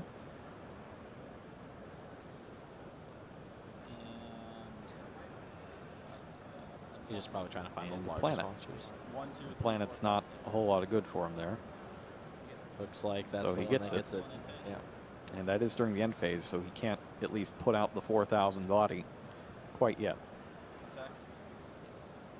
Put something out. Wicked Witch. Puts out the Witch in defense. Her effect's only negated for this turn. Yeah, so now you can use it. So it'll be, oh my goodness, that is, Yep. ugh, I feel dirty just watching it. Picks up Card of Demise to go with what appears to be his third, a Gravekeepers Commandant. Yeah. You got to just run it, right? Yeah, you didn't throw it in there. I guess the question is whether or not you want to activate the Commandant and just play like a Valley over a Valley, right? Whether you want to use your normal summon. Right. It looks like he decided he did. But he's considering not activating Card Demise just yet. He's going to see, he's basically going to force the 1,000 points out here. And then activate the card? Right, because let's say he activates the card first. He could technically let Wicked Witch go and just not take any damage for the rest of the turn. He wouldn't, I don't think, but technically that could happen. Right there, I almost thought he was just going to hold it. Like try to get another turn, so then if he draws a monster, he can normal summon it, but no. Yeah. It looked like he contemplated playing it after he attacked the Wicked Witch. So that's the only reason I say that, but Set 3. yeah. And one of them is a Raigeki, and 2 more are going to help keep the very strong tribe of Gravekeepers Commandants. All 3 on the field, all 3 ultimate rares. There's a Cosmojo. That could help. Definitely a step in the right direction, at the very least. That's a big help. Another 100 points off of Martin. Take back Tin Can. Shuffle it back. And then puts it back for a different card.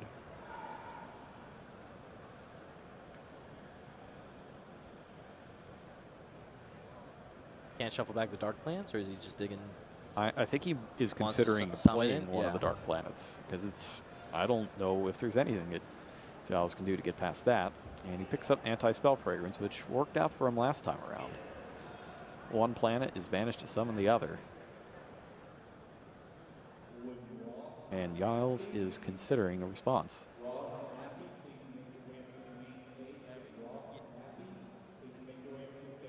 knows. Now he takes Dark a Planet read. Yeah, he takes a look at it. That'll have its effect back online next turn. However, it has to banish from the graveyard to negate spells. Yep, definitely. And that's not going to help with bested by Necro Valley Necro on the Valley. field. So with the Raigeki face down,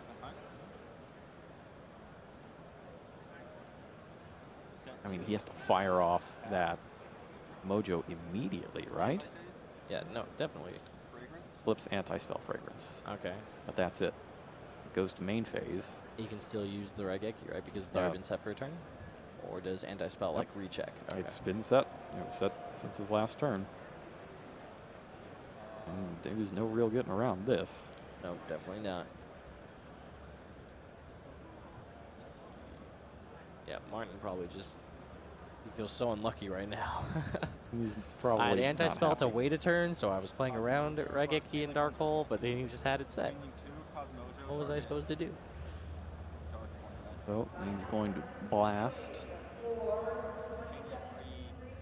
his witch.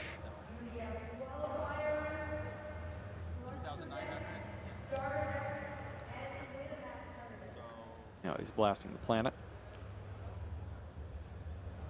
If I banish Necro Valley, Planet will banish I can't use that, yeah. Necro Valley. Yeah, I think I'm he's gonna trying to banish see Necro whether or Valley, not and it will be able to. Plan still triggers, and the answer is definitely yes, right? Yep, it's a new chain afterwards. Now he activates the effective planet, and that'll get him a pretty big ship. He can get a Dark Destroyer with that. Not that it would do a whole lot of good in defense position with this effect negated, but he could. May just be the best card available. And he takes it.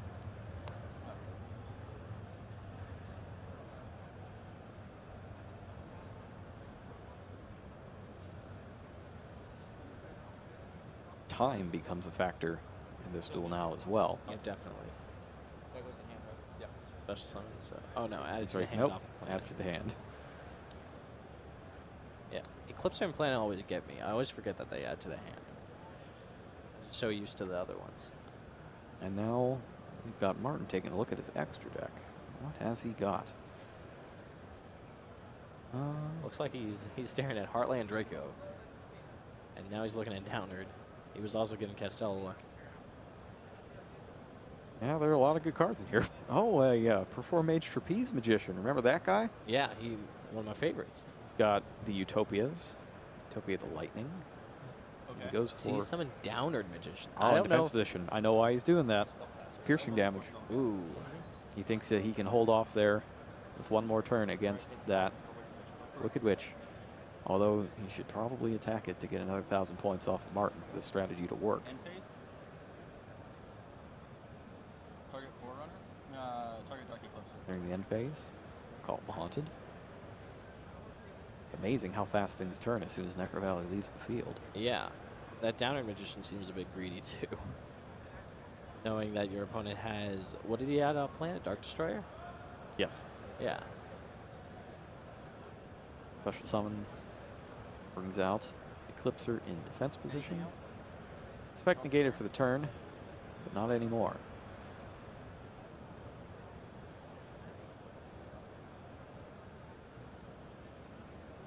Switch to attack. Eclipser goes to attack. He should be pretty fearless here, right? Attack Downer. Yeah. Yep. Downard goes down.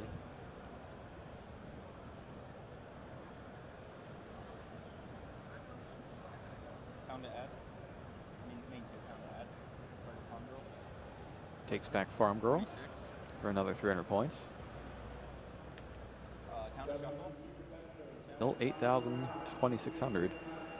And we are just hearing an announcement right now that time has been called in the round. Although these two duelists likely have a minute or two of an extension to be used here due to the time taken to get to the feature match table. Yep.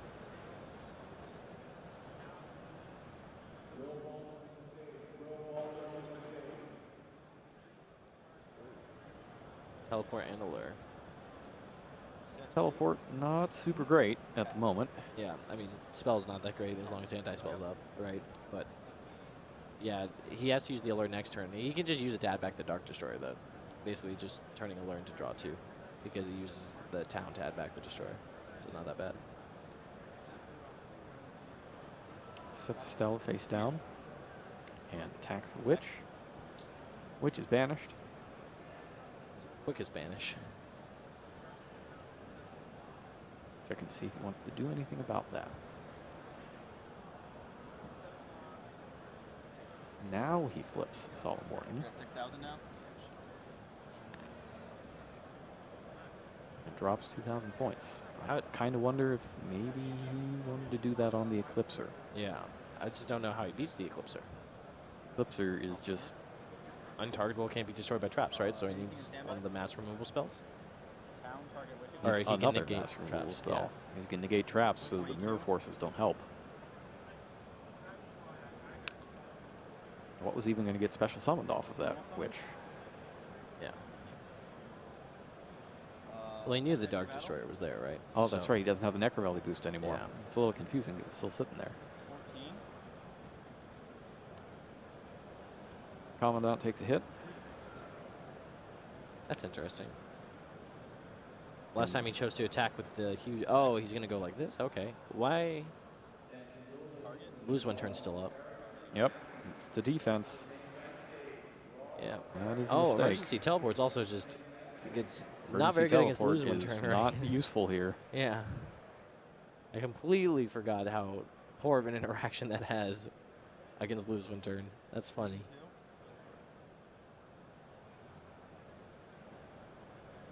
It's like he might activate the alert. now. Interesting. Flips the lure. Oh, jeez. He's got a dark, though. It's a sword trooper. So Yep. he gets to keep the rest of it. Especially Twin Twister, the big one. And I'm he almost thinking sets- that... oh, he sets both cards. Interesting.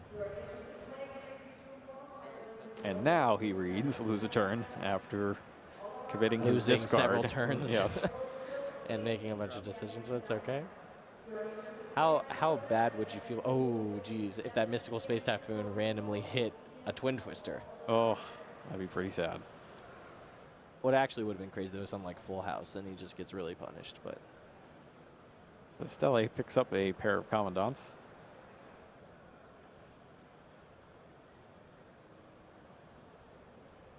and now it looks like he's considering activating those to try to find Necro Valley, but you might as well just wait. Yeah. Effect is good. Just the one. Yeah, he can still just let all that resolve until he actually plays the physical Necro Valley, right? And then before that's resolved, just do all of his stuff. Yep. I guess if he wanted to do something crazy, though, like call the Haunted Dark Destroyer to destroy his Dark Destroyer, to do something like that, he would have had to do it before the Necro Valley, right? I mean, he still needs to get rid of. Oh, it's also lose a turn. anti-spell. Yeah, all these things.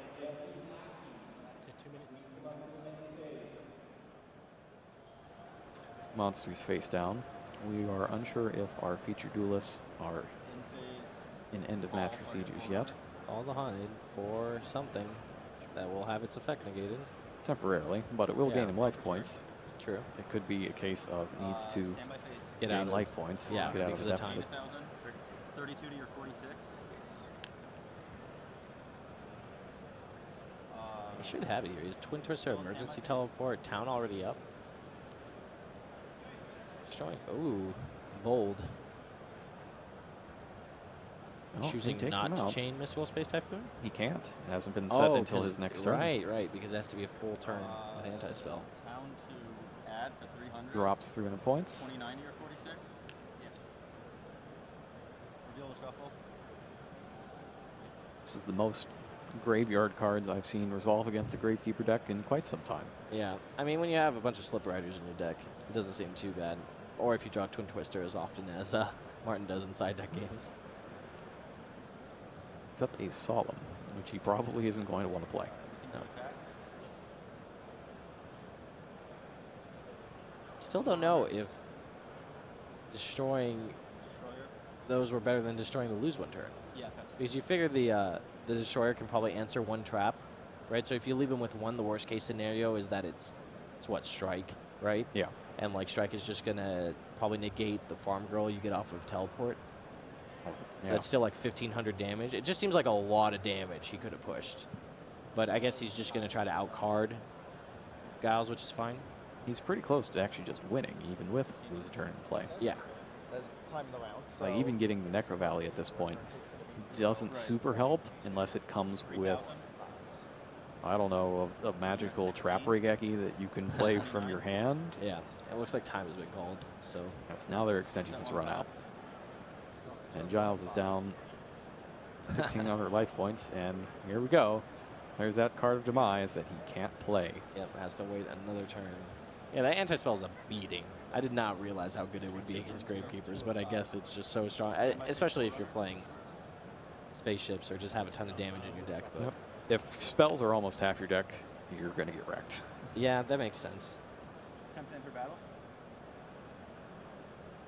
Did Martin go second this game, though? And he still kept an anti-spell? How do you feel about that?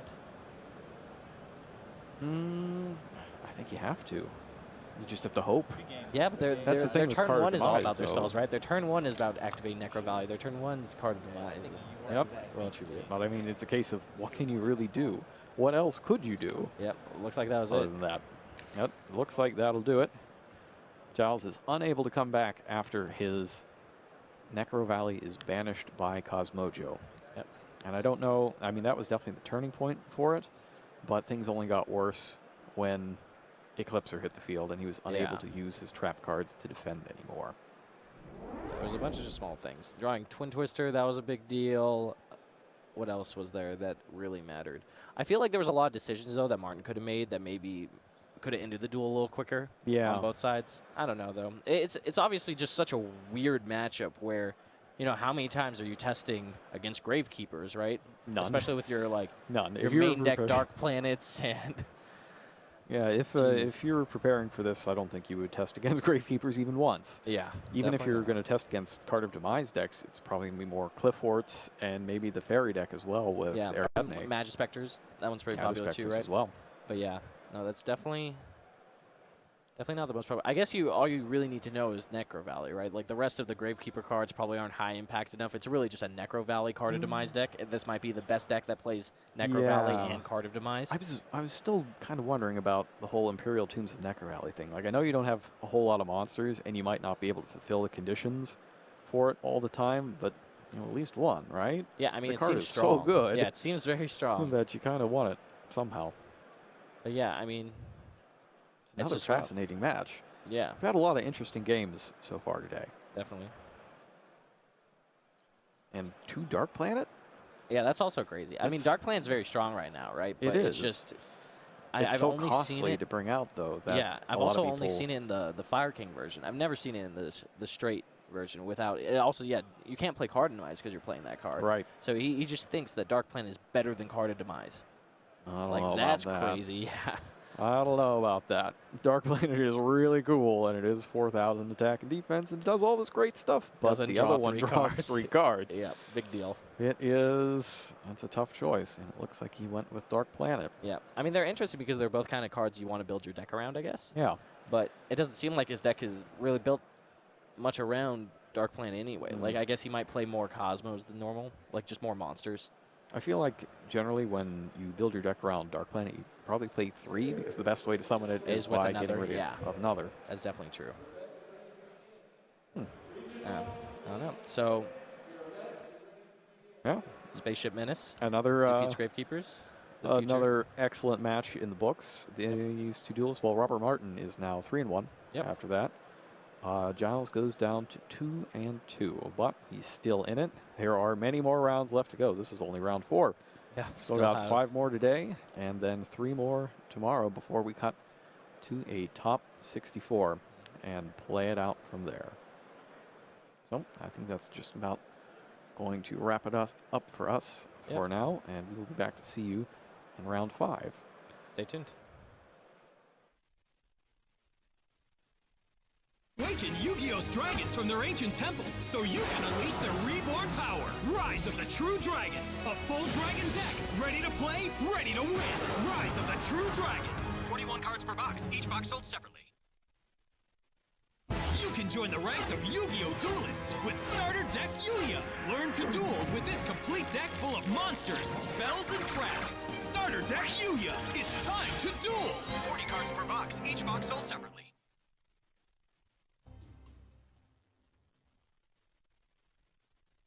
Welcome back to the coverage of YCS Prague, where we're now ready to start the top 16 match. Yeah. There was a little bit of a vote on the Twitch chat, and you guys could decide which match you wanted to see. That almost caused us a headache because the judges were a little bit getting ahead of themselves. Yeah, super eager. Yeah. Which is understandable, of course. They also want to wrap things up today. And then they already started the round, and we were like, wait a second, we still need a feature match. But we were still able to get the two guys that you requested, or, well, one of the two matches I offered you to vote on. And that is Kenny Doibelbeis from Switzerland going up against James Broderick from Ireland. Yeah. That's two countries that you don't see that often. Let's take a quick look at our top 16 bracket, where you should be able to see all the countries of the remaining players. A little bit easier to see now, now that we have gotten rid of 16 players, of course. And these two guys are playing in the bottom left corner. Yeah. So another interesting information, of course, Kenny Doibelbeis is playing Burning Abyss. James Broderick is playing Draco Performal. Let's look at all the matches on the left-hand side. We got, for starters, Michael Roche versus Collins Ami Kame. Michael Roche we had in the last round. He's not playing Monarchs. Nope. He's playing Magical Explosion. Magical Explosion, yes. Collins is playing Kozmo. Then we got Jake Quincy versus Manuel Bayer. That is Monarch versus Kozmo. Marvin Weber versus Peter Kiergaard. That is Kozmo versus Draco Performal. No mirror matches to be found here. No, I don't understand. It's kind of strange. Yeah. On the right-hand side, at the very top, we got Peter Warnecke with Kozmo going up against Simon Turner with Monarch. And then Ur Kovacic with Draco Performal versus Niklas Leichnitz. That's a Draco Performal mirror match. There is one. Then Shinna Yanya Prayot. We should really have him in the feature match just because of his cool name. Going up against Valon Leturtre, that is Monarch versus Burning Abyss. And to wrap things up, the last match is Dave Grabert versus Georgios Georgiakakis, that is Draco Performal versus Kozmo. Now, if you were a little bit too lazy to crunch numbers right now, this is the metagame at the start of the day. Let's have another look at the beginning of the top 16, so the same trend. We said it before, Burning Abyss was a great choice for the event because out of the 33 players that started, 4 made it to the top 32. Yeah, and then top 16. Top 16, let's see. Suddenly, Draco Performal and Kozmo are going toe-to-toe. And again, Burning Abyss, well, they halved their numbers, but that's fine. Going from 4 to 2. Yeah. And now, these are the 4 decks that we have remaining in the field, and we're going to see 2 of those. We had 1 mirror match between Draco Performal, so there's at least 1 in the next round. Guaranteed. I think that was the only mirror match we had. Yeah, and obviously one of those Monarch numbers is actually the Magical Explosion deck. Another thing we can quickly highlight is the country breakdown. Again, this is, let me check, this is top 16. Yes, these are the last 16 players. You have 4 Germans, 2 UK players, 2 Austrians. Italy down to 1 player, which is surprising considering how well they did before. Let's bring that up. That's the start of day 2. Italy, 61 players, which is a lot because they just had 110 going into the tournament.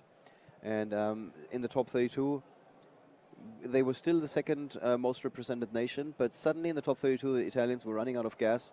Austria, on the other hand, doing quite well, actually. Yeah. And also here, very, very diverse field in terms of countries. Very diverse. All right, that's it for statistics. Let's take a closer look at those two guys' decks. We got the Swiss champion, Kenny Doibelbeis, playing Burning Abyss. Nothing super out of the ordinary here. Nope, seems pretty standard. He's just playing a lot of trap cards. Right, well, that's to be expected in Burning Abyss. Yeah, Burning Abyss, to be like, they went through a stage where they didn't play very many trap cards. But I think nowadays it's all about the trap cards, really having to control the Draco Pals decks. Right. Speaking of the Draco Pals, anything interesting we see there? I think, again, this is very, very standard. He's playing the Ariadne build, like we've seen a lot of.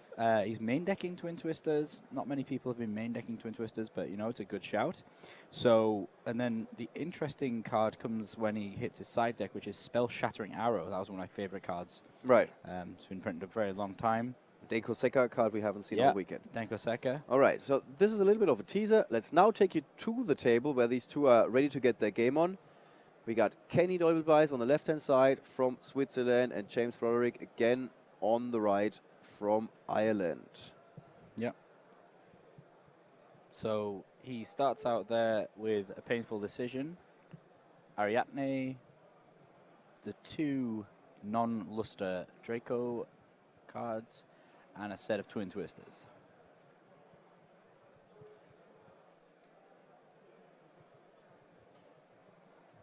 How high do you think the chances are that Valon Leturtre will win again?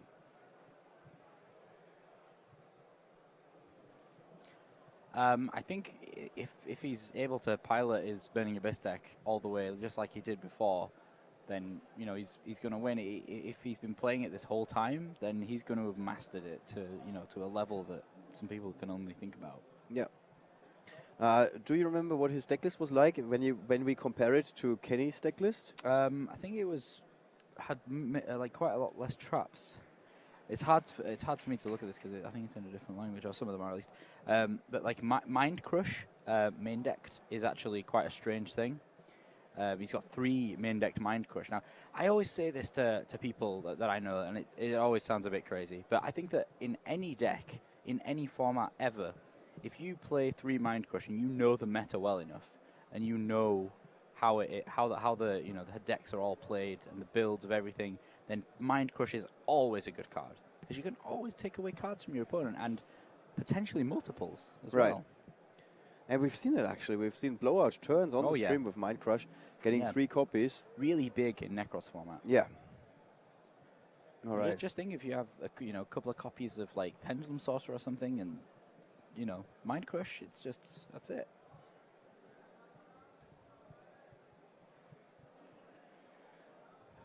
Okay, so he's going to set his Twin Twisters and Psalm Strike, I can only assume.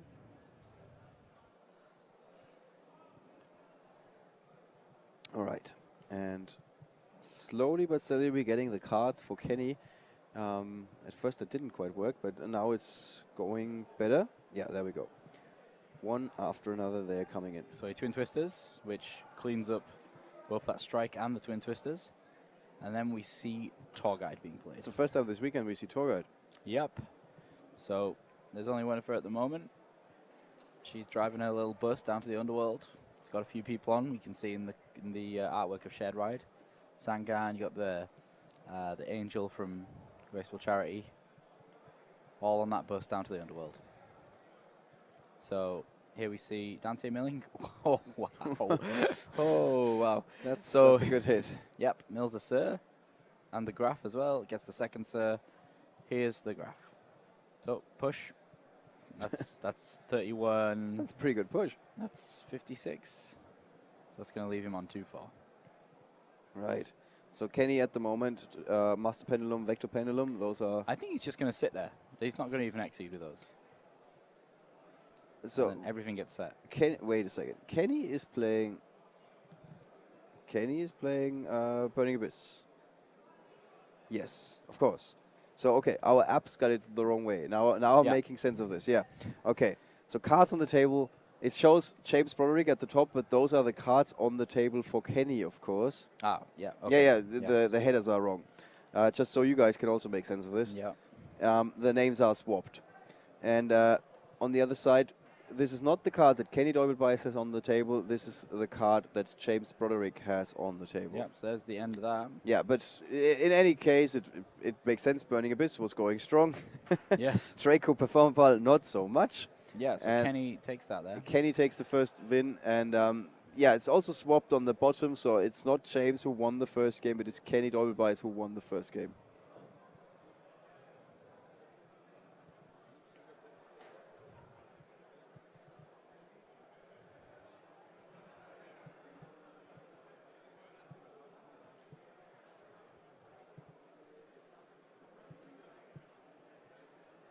All right, now the side decks are playing a major role. You were hinting at that spell shattering arrow. Yeah, I think that's only going to be relevant against other pendulum decks. So not in this particular matchup. Yeah. So the side deck here for Kenny I don't understand some of these cards because they're in a different language. But let's Mask see of if we Restrict. can.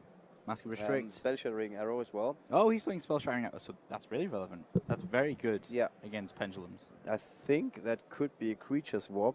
It's kind of confusing because he's spelled it with a K. Like yeah. And Is that Flying C? Yeah. I think Flying E. Flying. It C. should be a It's a C. C, yeah. There is an E on it, but yeah. And then what's the one below? It's Divine Judgment. What's it called? Divine Wrath. Divine Wrath. Yeah. And I cannot just complain about the translation because I'm doing those.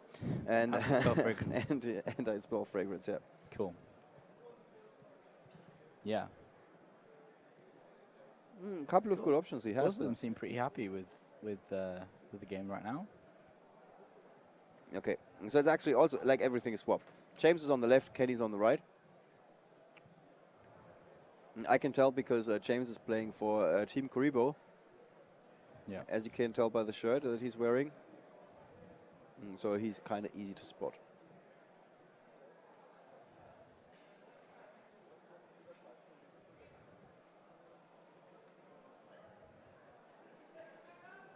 And Kenny seems to be like super relaxed here. Already done side decking, didn't really take him long. Yeah, so I think we've removed the name tags. I think we're just going to get those sorted out for you. Yeah, we're just going to refresh them in a second. Yeah.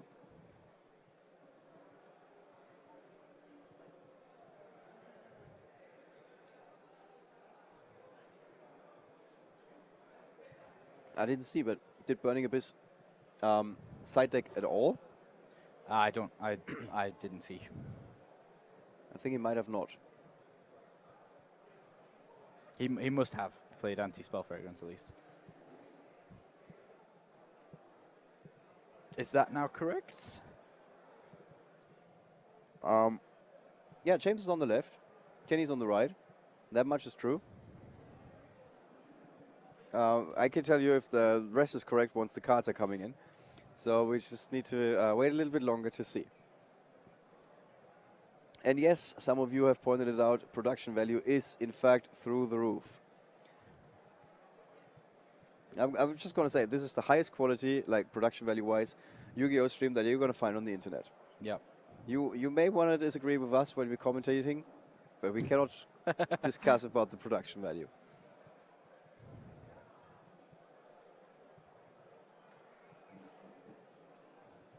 All right.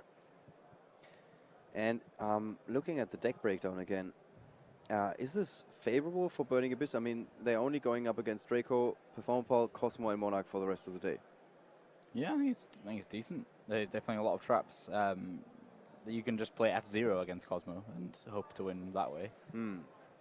So, yeah, there's no issue. All right, second. Okay, yes, we're the correct way around now. Everything works now, yes.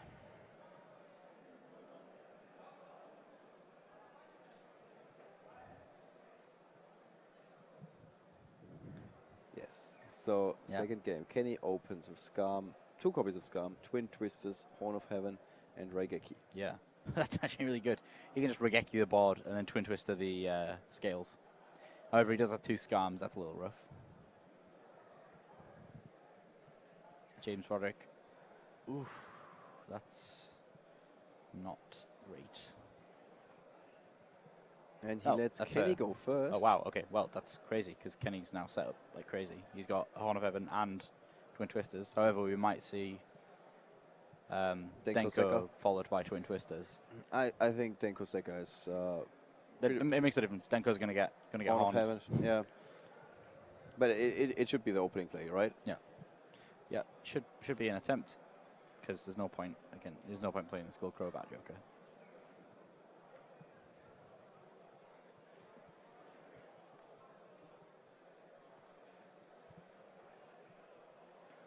And what is James thinking about it? I mean, he's got a couple of options here, but really, it should be Denko Seka.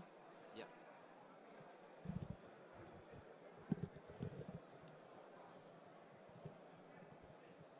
Yeah. So he's going to start out with the Twin Twisters instead.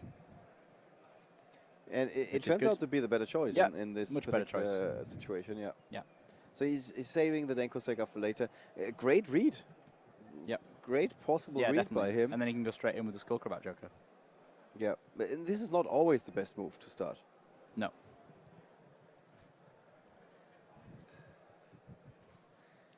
All right.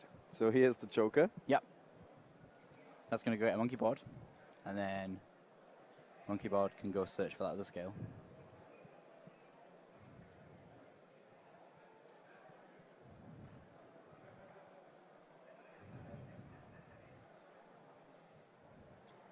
There's a poke.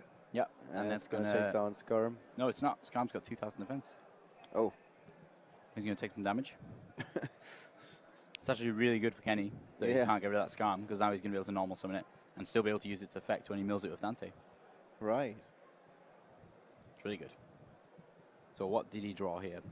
He Kenny did drew draw into a Barbar. Yeah. Yeah, so he could just use Barbar's special summon effect instead. All right. James is left with Denko Sega, Performal, Silver Claw, and Monkey Board. Yeah. Seems a little unintuitive that he would Twin Twisters instead of trying to play Denko. Yeah. Purely because now Denko's useless. Because it will take it will take a little while until Kenny will draw into enough face down back row cards again. Yeah, for Denko to be useful. I don't know if he didn't want to give it away for some reason, but yeah, maybe this is maybe it wasn't worth it right now for that to work. Yeah. So Dante goes to the graveyard, and you may have seen Kenny pick up one of his monsters there. That's just because of Dante's effect. Right.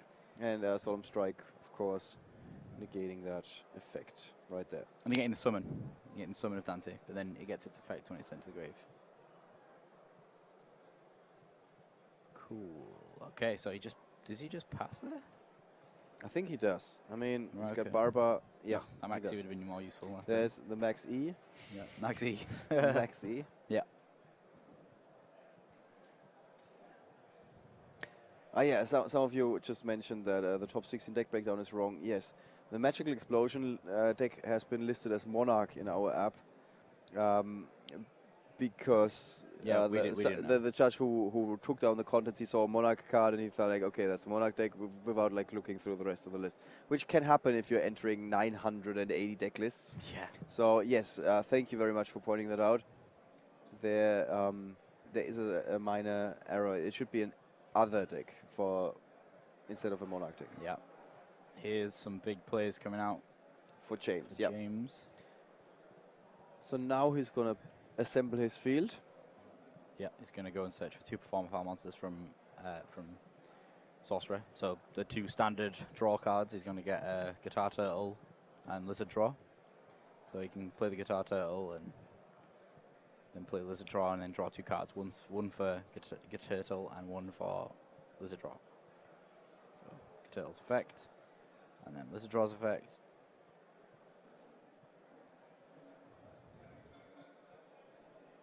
Perfect. Yeah, and there's a question popping up. Why didn't James go for Abyss Dweller in the first turn?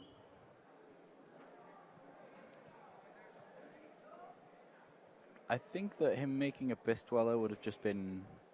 He would have had to overextend a little bit, maybe? Yeah, I think it would have been a bit of a waste if his opponent would have had any kind of removal for it. There was no backup.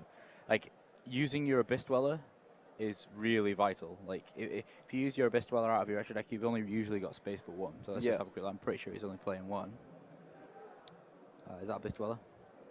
I'm not sure. No, this is actually Wind Up Send Mains. Oh, okay, hold on. No, completely wrong. Yeah, just 1 Abyss Dweller. Yep. So, yeah, so he's only playing 1 Abyss Dweller, and using that quite early would have been reckless. Yeah, and then there's also the question, why didn't he search with Scarm? That was... I think he... Oh, he must have just forgotten. I think he didn't, right? Yeah, he didn't.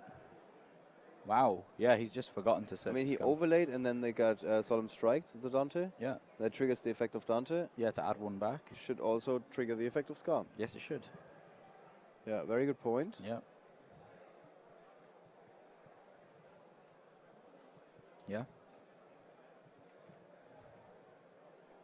Unless we're missing something. Yeah, to be honest, looking at his cards, it doesn't look like he searched with Scam. I thought he'd had, but no, by the looks of it, he hasn't. All right. So let's see. Is he playing...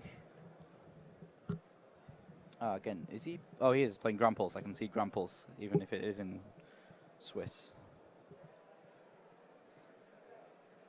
Yeah, so he could try a Gramples here to try and get rid of the other scale, or he's just going to sit there. I think Gramples is generic. For sure it's generic. So the Fiendish Rhino Warrior, one of the tech cards that we talked about yesterday when we had the first feature match with Valor Le Tertre on our very first feature match of the day. Yeah, very important. Yep, cool new piece.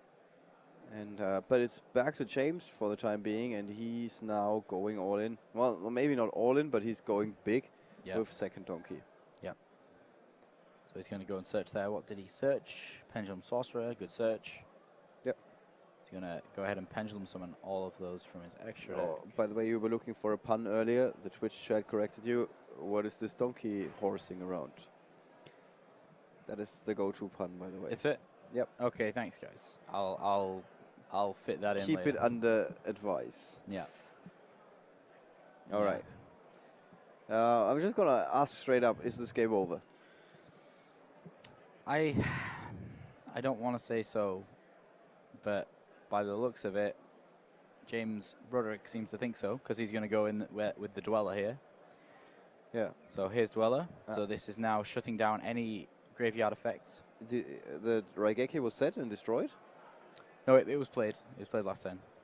Oh, okay, yeah. There we go. Okay, there we go. Good prediction. Yeah. By now we've seen it a couple of times. Yeah. So we're going into the third game here, 1-1. Yes, the game is tied between those two. At the moment we got 23 minutes remaining on the clock. So they got enough time for their third game.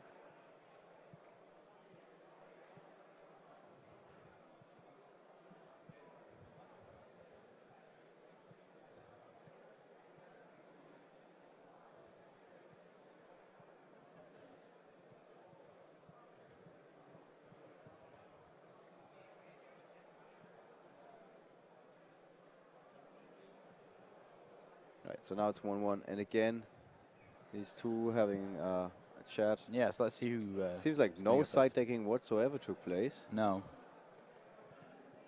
And sometimes I've seen that that a player would just like straight start shuffling again to make his opponent do the same.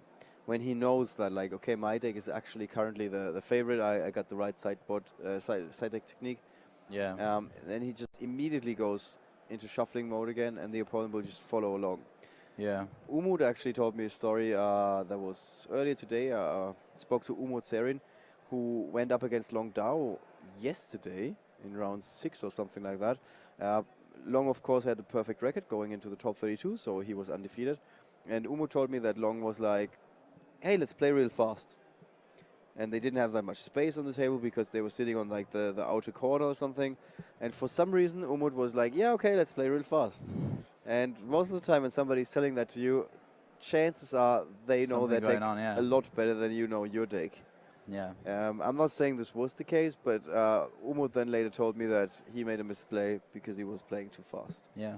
So, yeah, you really should be just going for everything that your opponent is offering. Yeah. No, I think it's not a good idea to listen to the person who's trying to win the game. Yeah. Most of the time, they don't have your best interest in mind. No, not at all. So, I'm going to start out with Draco face-off.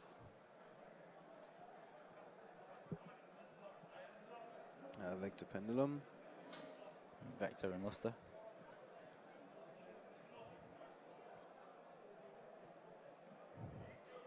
So let's see which one got picked.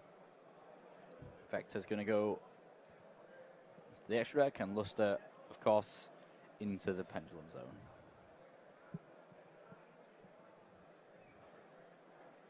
As a Pendulum Wizard, yeah, so he's going to be able to use Luster's effect to destroy that Pendulum Wizard and go and get another one from his deck.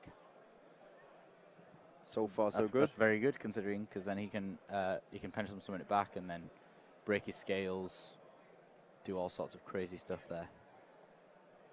Making Majester and summoning back the Draco Slayer. So you could probably end with quite a big board here. if he chooses to.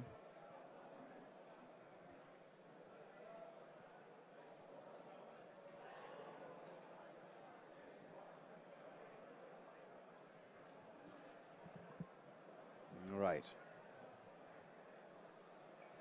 Pendulum summon. Yep. Bring back those two guys. Yeah, so Pendulum, Sorcerer, and Vector from hand as well. Any more from hand? I don't think so. So Sorcerer is going to destroy the 2 Pendulum Scales, go get Monkey Board and Joker, most likely. Or the Turtle and the Lizard. Right. What's the better option out of those two? I think in this particular situation, getting a Turtle and Lizard would be quite good, because then you can just draw more cards. Yep. Oh, but obviously he goes for the other one. One of the questions was, is James playing the Dark Engine? He is not. No, just pure Performal Pals. Yeah. He's playing Ariadne. Ariadne instead, yeah.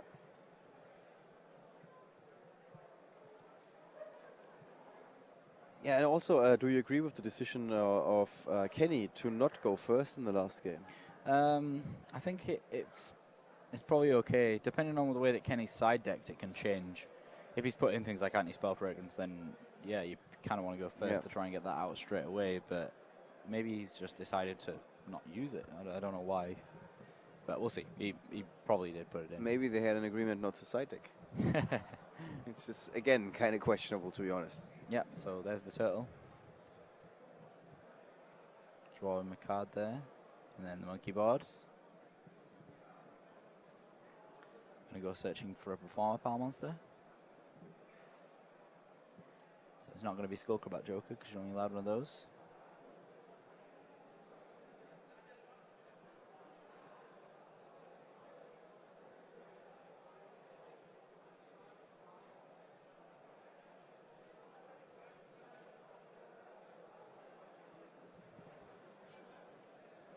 And this is such an advantage of for James Broderick.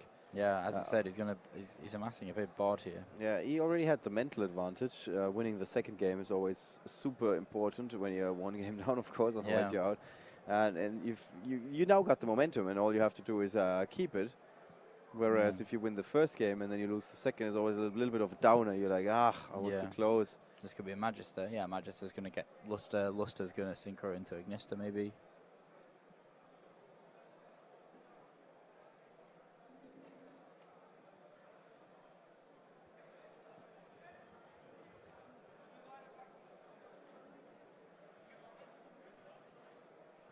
Let's just see how James decides to play this out. What about Kenny's hand? He does have a Raigeki again. He does have a Raigeki, so that's going to deal pretty well with this board. And it's going to be all about breaking those scales. But he doesn't have anything to do that just yet.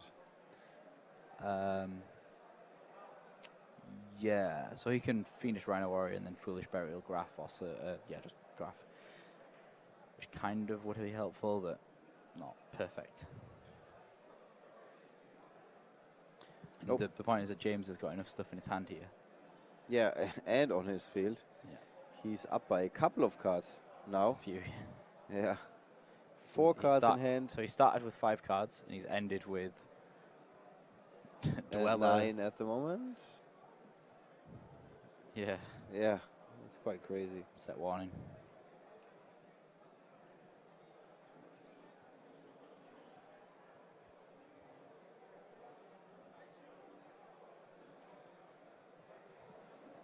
Yep, so somebody in chat just said that, asking about the amount of Silver Claws that is played. He actually plays the full 3 Silver Claws. All right. It's quite strange. Yeah, it's quite a few choices are slightly out of the ordinary. Yeah, maybe these little quirks have been helpful. And there's the Raigeki. So all Kenny's hard work goes in the bin. But still, he's ahead with the amount of cards that he has in his hand and extra deck. So he's going to summon the Rhino Warrior, just have a little push.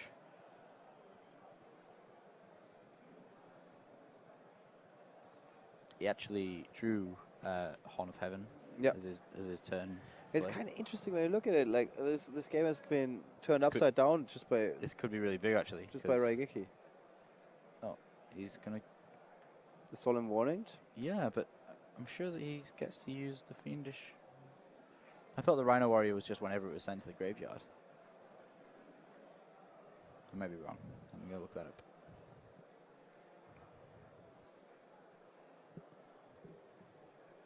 All right, so 4 face downs for Kenny Doibelweiss. Not the greatest of news. Oh. And there it is, Denko Seka. Well, looking at it from that perspective, it was the correct play to not play it in his second game. So for those who don't know what Denko Seka looks holding like. it back. And now in the third game, he does have the element of surprise when he plays that card, and it completely shuts down the back row of Kenny Doibelweiss. Absolutely. What a huge, huge play. Wow. And now James Rorick doesn't need to be afraid of anything that's going to be thrown in his way. That's going to be it. And that is going to be game. Wow. What an excellent, like now, in hindsight, it was correct to not play Denko Seka in the second game. Of course, there's no way to tell that James was aware of that there might be a situation like that arising. I think in the second game he was just like, yeah, I don't think this is the right time. And now it completely wreaks havoc on Kenny Doibelweiss's dreams of advancing to the top 8. Yeah. Wow, masterful execution by James Rorick. Draco Performal Pal advancing, and Burning Abyss, one of the 2 that remain in the field, are out. Yeah, I don't understand why he didn't get to use Rhino's effect when it got warninged. I'm a little confused, because it just says if this card is sent to the graveyard. Does it need to be sent from the field to the graveyard? Nope, just if it's sent to the graveyard. graveyard. To the graveyard, yeah. But also in the second game, there was some players have pointed out that he didn't draw for his one of the Pendulum Monsters. When he played it, he didn't draw right away, which didn't matter ultimately because maybe he knew that he had game. I don't know if that was the reason. Yeah. But in any case, it seems like there have been some minor mistakes been made in those games. But in any case, James Rorick moving on to the top 8. Congratulations on that. Yeah. All right. What was the key takeaway for you from this match? Yeah, there was just a few strange things, and I guess I don't know whether it was the pressure or just these guys were on another level. I don't know. Like yesterday, when we saw Burning Abyss, they really seemed to be having complete control over the game. Yeah, whereas in this case, it just wasn't. No, it really wasn't. But then again, Kenny Doibelweiss made some interesting choices, like letting your opponent go first, for example. Yeah. Which might really not be the best. Yeah, it probably would, like, he's playing anti-spell fragrance. He's playing a lot of trap cards. Generally, you want to go first to try and get those trap cards on the board. Like, yeah, before your opponent can do anything about them. Yeah, exactly. Right. So that's strange, very strange. But it'd be nice. Yeah, like, it's one of those situations where I'd like to interview the loser. yeah, we've had that a couple of times. Yeah. Yeah. All right. Speaking of interviews, we are going to conduct an interview with James. Yeah. For that, we need to prepare a little bit, so we're going to be back in, I don't know, a minute, something like that, and we're going to take a very short break. Hello again, duelists. Welcome back to the North American World Championship Qualifier. I hope you're all enjoying the dueling action so far. I'm Jerome, he's Robbie, and unfortunately for a lot of the duelists here, this WCQ is going to be the end of their 2015-2016 dueling season. Everybody but the 6 people going to the championship. Indeed. But the new dueling season is just around the corner, and that's going to start off with the release of the Dark Illusion in just a few weeks. So there's been speculation for some time now about what the new world premiere cards in this are going to be. You already know that there's a thing called Spiral, and there's a thing called Subterror. Yep. And today we're going to take a look at a couple of the cards from the Subterror theme for the first time ever. Now this first card you might have already seen the art for. Our friends over in Europe have this tournament series called the Local Legend Dueling Series, and one of the prize mats for that series uses the art of the first card we're going to look at, which is the Hidden City. So let's go ahead and bring up the first card, the Hidden City. There it is. It's a field spell. Now take a look at that, Robbie. Robbie hasn't seen these cards either, so this is a first for everybody involved, except for me. So take a look at that. When you activate this card and resolve it, you get to add a Subterror monster from your deck to your hand. And you can also change a face-down defense position Subterror monster you control to face-up attack or defense position. And also, once per turn, if your opponent's monster declares an attack, you can flip one of your face-down Subterror monsters face-up to negate the attack. You can only use one the Hidden City per turn, so you can use all 3 effects if you need to. So, it seems like a pretty good bit of Yeah, that's bit of text there. What kind of monsters do you think would take advantage of this card? Well, I know rocks have to do usually with a lot of flip effects. Is that right? Yeah. Rocks So that's do the a lot of first flipping. place that would go, especially with the Subterror theme. Yep. Makes sense. Other than that, I don't even know. It seems like pretty open-ended what the cards could be. Mm-hmm. for This the is archetype. we a lot see of flip this. effects. Yeah. That's what I assume. So like Shadal-esque, but not quite. That seems kind of close. Okay. There are flip effect monsters indeed. We see this card as something of an Oracle of Zephyra Mhm. for the Subterror theme, where it's Okay. incredibly advantageous if you do draw it, but you're Uh-huh. not completely sunk If you don't. if you don't. Yeah. I mean, it seems like a strong card on the surface. Like Yes. it does a lot. Yeah. Yes, this is definitely a card that you want to see as early and often as Yeah. possible. So keep those terraformings ready. Hmm. So flip effects, rock guys. Yeah. I've got a flip effect rock guy for you. Ooh, if okay. You're ready for that. Yeah, I'm so ready. So let's go ahead and bring out our second card. This is Subterror Behemoth Stalagmo. He is, in fact, a big rock dude. There he is. Oh, he's a huge rock. He's dude. huge. He's a level 10 flip effect monster. Rock, of course. 2,800 attack points, 2,100 defense points. And his flip effect is you can discard a Subterror monster, and if you do, it's not a cost, it's an and if you do, draw 2 cards. Anytime there's drawing cards involved, I'm usually pretty stoked. Yep. So eager to find out what the rest of it does. So flip effect that is Destiny Draw-esque. Mm-hmm. You can only use that effect once per turn, though, so don't get too crazy with your flip-flopping shenanigans. Though, it's once during each player's turn. So if you flip it during your opponent's turn, such as with the effect of the Hidden City that yep. lets you negate attacks, you can Destiny Draw again. And his other effect lets you get him out of your hand a lot easier, because you might be thinking, this level 10 flip effect guy, kind of hard to play. Well, when a face-up monster you control is flipped face down, if you have no face-up monsters at that point, you can special summon this guy from your hand in face-up defense position. And he can also flip himself face down, Yeah. So like he's all those old school cards. yeah, just like Gear Armor. That's the first one that Gear comes to Armor, mind. yes. But I know there's older ones. There's all the like the Swarm of Locust Swarm and of Locust, Deslocuda, those kinds of Deslocuda. cards. Yep. Yeah. This is kind of a hybrid of all those things together, Yeah. packed onto a giant level 10 rock dude. Yeah. I mean, this deck has a powerful field spell that lets me search for cards and enable all my monsters. And a monster that just straight up says, discard a card, draw 2 cards. I can use that once during my turn, once during my opponent's turn. And he's huge, very easy to get into play. I'm really excited to eventually see the rest of these cards, because these are 2 huge ones. Yep. So actually, just with these 2 cards, there's a couple things we can talk about.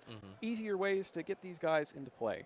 So these are flip effect monsters, and Yeah. you discard a lot of them to the graveyard. So things like Shallow Grave. Ooh, that is will a good work one. out. But one that I'm kind of excited for, this is a level 10 monster, right? Mound of the Bound Creator? Is that what we're talking about? Or Not quite. okay. So there's a card in Shining Victories that is extremely popular right now, but nobody has quite found a deck to put it in yet.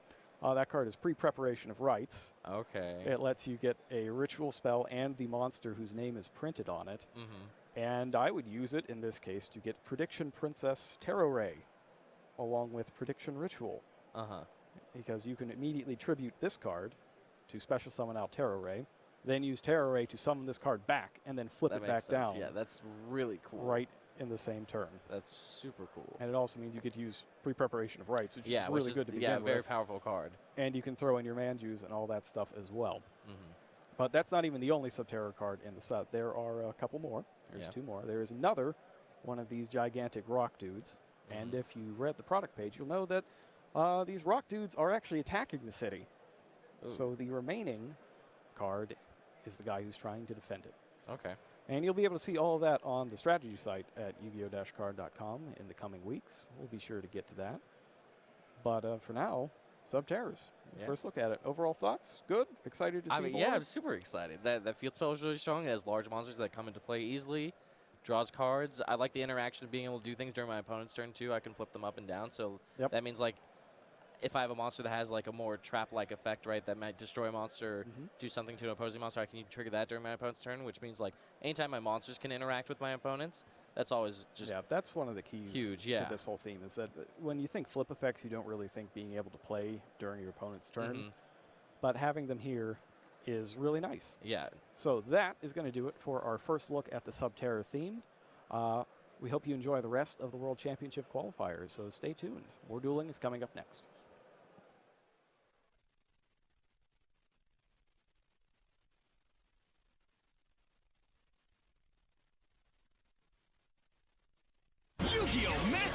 Pendulum, Fusion, Synchro, and Exceed summons. Now you can unleash the potential of Pendulum summoning and special summon as many monsters as you want. Master of Pendulum Structure Deck. 43 cards per deck, each deck sold separately. Yu-Gi-Oh! Millennium Pack. Relive the most epic duels from the Yu-Gi-Oh! TV show with awesome cards played by Yugi, Kaiba, Joey, and Merrick. Millennium Pack. 5 cards per pack, each pack sold separately. Yu-Gi-Oh! Shining Victories. The Blue Eye Saga continues with a whole new army of high-level dragons you can add to your deck. Yu-Gi-Oh! Shining Victories. 9 cards per pack, each pack sold separately.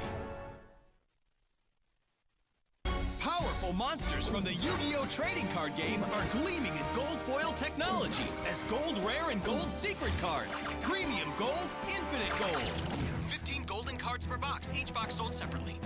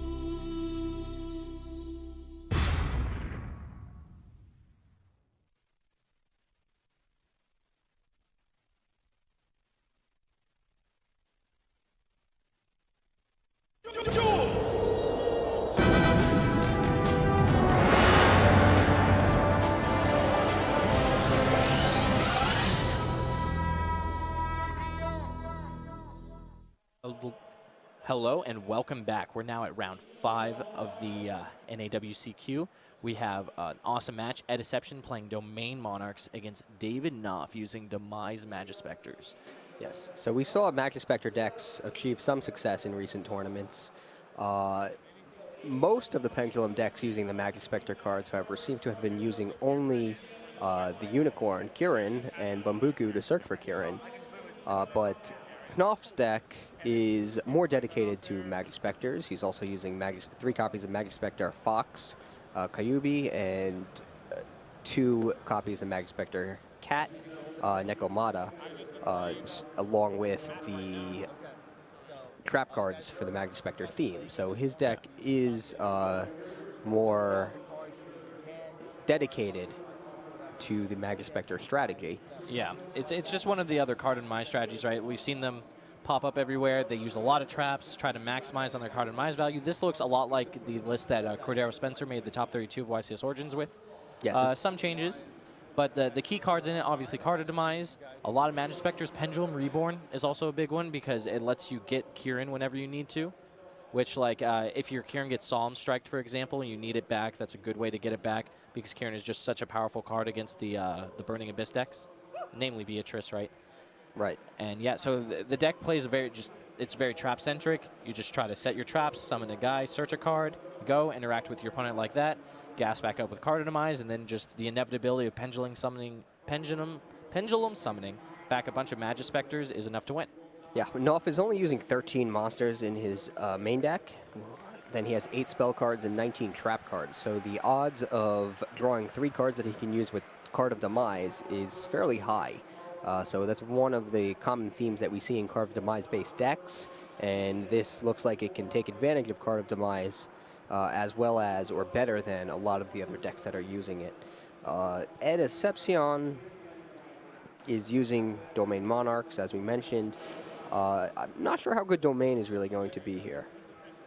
I mean, obviously not in this matchup. It's going to be the best, but against a lot of decks, Domain is just game over, right? You look at Pendulums, for example, they can't beat a Domain. Same with Burning Abyss, it's really hard for them to beat a Domain.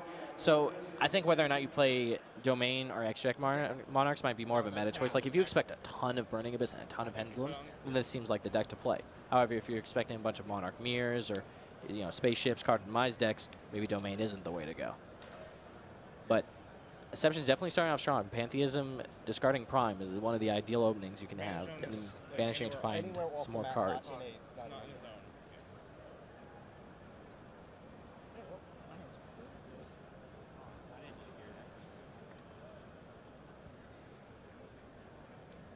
Searches his deck for 2 copies of the Pantheism of the Pantheism Monarchs, Monarchs and 1 copy of the Monarch Stormforth. Yep. It looks like his opponent will give him the Monarch Stormforth to add to his hand. Yep. Usually players are a little too scared to give the Monarch Duelist additional copies of Pantheism because it obviously does so much. It can be anything. It could even be the Monarch Stormforth. Indeed. Although he's searching for it now, so that means he wouldn't be able to use another copy, but yes. Looks like Asception just passes after that, so didn't draw a Monarch or a way to get to one. Yeah, he has Mithra and he has Return of the Monarchs, but he does not have the Monarch to summon. Asception's deck is actually fairly interesting. He's using Caius the Shadow Monarch, the level 6 monster that not a lot of players had used, are using right now. He's using Thestalos the Mega Monarch, which he can use to disrupt his opponent's hand. And he's also using 2 copies of Trade-In to accelerate his deck by discarding his Mega Monarchs, Erebus, and Aether to draw the cards he needs. Yeah, so Trade-In is especially sweet in this deck because you can use Erebus to discard a Monarch spell to add back Aether or Erebus. So basically it means once you have Erebus in the grave, all your Monarch spells are Trade-In targets. Yeah, so they're basically Tenacities. Yeah, so you can turn your super Trade-Ins strong. into Tenacity. Not Tenacity, sorry, Pantheism. Yeah. Yeah, so it's very cool. But he didn't get an opening hand that would allow him to capitalize on that type of play. Instead, he just set to and passed, off summoned. It looks like Magispector activates effect. Yep, searched Tornado, I believe. So yeah, normal summoned Magispector, Fox, Hubie. Luckily for Asception, Knopf's hand isn't the best either. Albeit a monster and trap cards might be enough to beat a Brick Monarch hand. And drawing Maxi definitely doesn't help anything. Yeah, not at this point. Oh, Yep. Asception Forced to is set it. setting it. It's a bad start.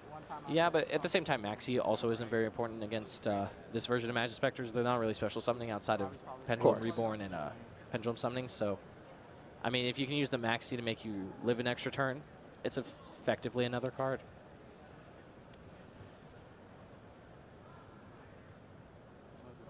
But yeah, not taking the aggressive approach, just tornadoing away the Maxi, and then Pendulum Reborning back to QB. Pendulum reborn? Okay, what's up? And special summon a pendulum from your extra deck or the graveyard. Also, just did they see you flip it and then pull it over? So then the QB's going to trigger. Yeah, the camera ends at this line, so. Okay, so he uses QB's effect. Now he Finds gets to another add a trap card from his deck to his hand. Yeah. He takes. I like this. It's aggressive. I like that he's just trying to put Asception on a clock as soon as he can. Because maybe Pendulum Reborn just doesn't do that much here, and basically what it was just, you know, get rid of the... it just effectively was a tornado, right? Yes.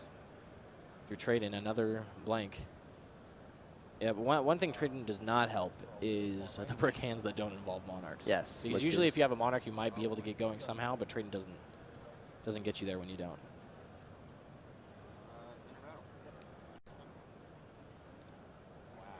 It's an interesting slow start to this duel. Oh, he finds an Erebus. Okay. So That's it's a big one. Yeah. Yeah, he draws another Erebus and an upstart Goblin with his trade-in. One thing I do like about trading for a second there, I was like, oh, well, now he doesn't have the Monarch in his hand anymore, but because it's Erebus, he can just discard a spell to get it back, so that's why he super strong. didn't hesitate to do it. Yeah. Otherwise, he might have to think twice. Yeah, if it was Aether, for example. Yeah. Do you really Like want they to trade- lose your yeah. one Monarch? I mean, but at the same time, I guess like the Aether can get an Erebus from your deck, and the Erebus returns to your hand during the end phase, so the next turn you can still use your trade-in. Like, that's not that bad. That's true. Assuming both monsters stay on the field. Yeah. Well, assuming the extra monsters. Oh, the extra monster, rather, yeah. But like at the same, yeah, I mean, it's not that hard for that to stay on the field, right? Especially if you do No. it during your own turn, then you're just Yeah. getting back during the end phase. Yeah, but 5 back rows on his opponent's field, so. So the combo of Domain to reduce its level with Monarch Storm 4th. That'll do it. So he uses Domain to bring Erebus down to a level 6 monster, and then tributes the Fox to tribute summon it. Yep. Drops a couple cards in the process, but not the biggest deal. So this is now where Monarchs hopefully get into a better position. Anytime they're summoning a Monarch, they're getting 2 spell or traps to the grave, which is the big deal because then they can start loading themselves up with Pantheism, the Prime Monarch, to keep going. Yeah, so that worked out great for Asepsion because by tributing the Fox to summon the Erebus, he got the Fox off of the field so that he can't use Magispector Tornado to get rid of Erebus. So that actually looks like it's just the break he needed. Yeah.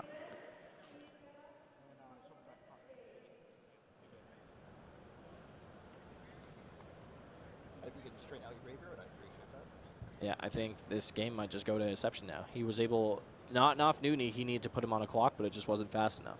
And Aseption got there, got his tribute summon, filled his grave with Pantheism, and he also got to return the Monarch's trigger to find Aether.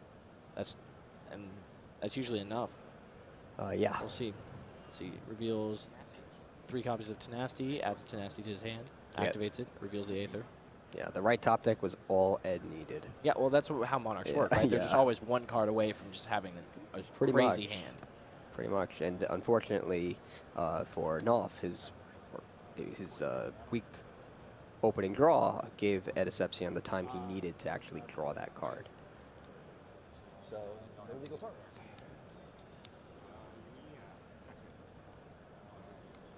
Yep, direct attack gets, which one was that? Is that Storming Mirror Force? Yes.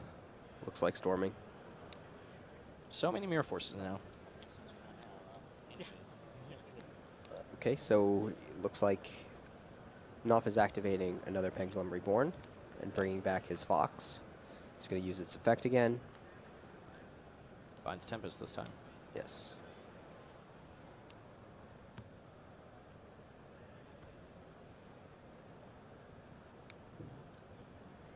His inability to Pendulum Summon, his ability to only keep 1 monster on the field is going to be very problematic throughout this duel.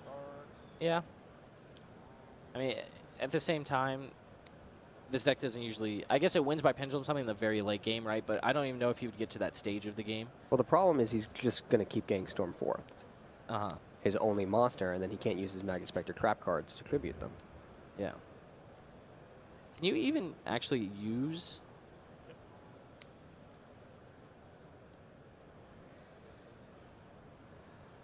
Oh, no, never mind.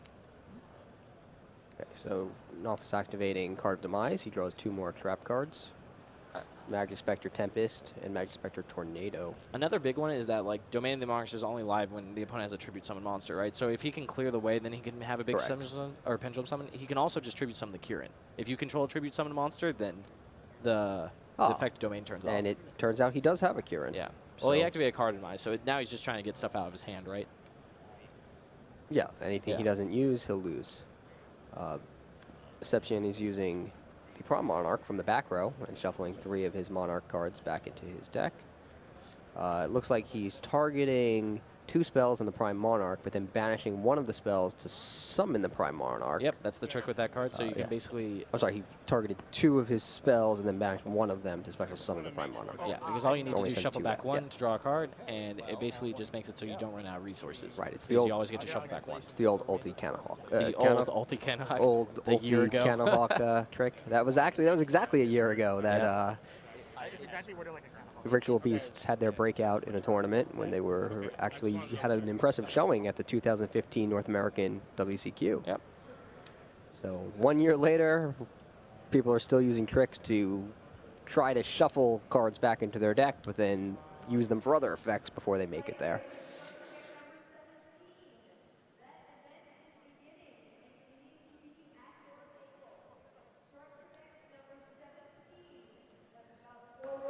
I don't see Knopf coming back from this. Like, if the more powerful decks can't come back from, you know, Monarchs doing their thing, then there's no way that something like Magispector can do it. Obviously, there's a lot of chances for Aseption to make, you know, a few missteps, but it seems like he's got it down. That trade-in really brought him back. Well, or the Erebus, actually, to allow him to yeah, it's it was Erebus. the same, just drawing a monster would have been crazy. Basically any Monarch would Finds Caius. That's cool. We don't see a lot of Caius anymore. No, definitely not. Telling you, though, I'm still a fan of the Mega Monarch. I think it's cool in this deck because there's obviously so many ways to search in. It's just such simple removal. You can also, you just summon it during your opponent's turn with Escalation. I guess that's the combo. Yeah, and he has Escalation on the field. So. Yeah, so it's like sort of a trap card. Yeah, it's kind of like Ether. I don't know if I would compare it to Ether, but... Well, when you get all the pieces working, it works like Ether. It's not as simple and doesn't have the built-in escalation. It doesn't summon a Monarch to the field. Doesn't let you kick cards to the graveyard, but it's disruption on your opponent's turn. Yeah. I don't know. Erebus is also just probably going to be better disruption most of the time during your opponent's turn, too. Yeah. But I guess that, like, just having a 1 tribute monster is appealing.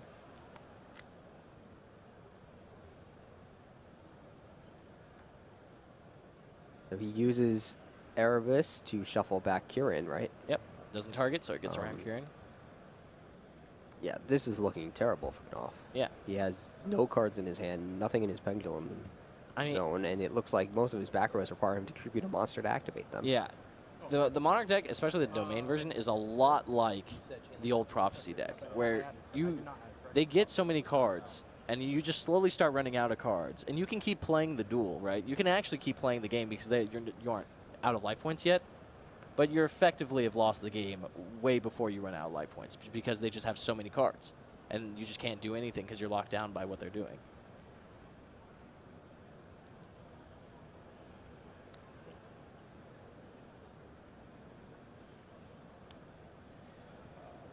Sepsian activates Foolish Burial, and he sends Adia to the graveyard from his deck. Gets to activate his effect to bring back one of his banished Monarch spells. He brings back Tenacity, uses it, reveals Caius, and adds Stormforth to his hand.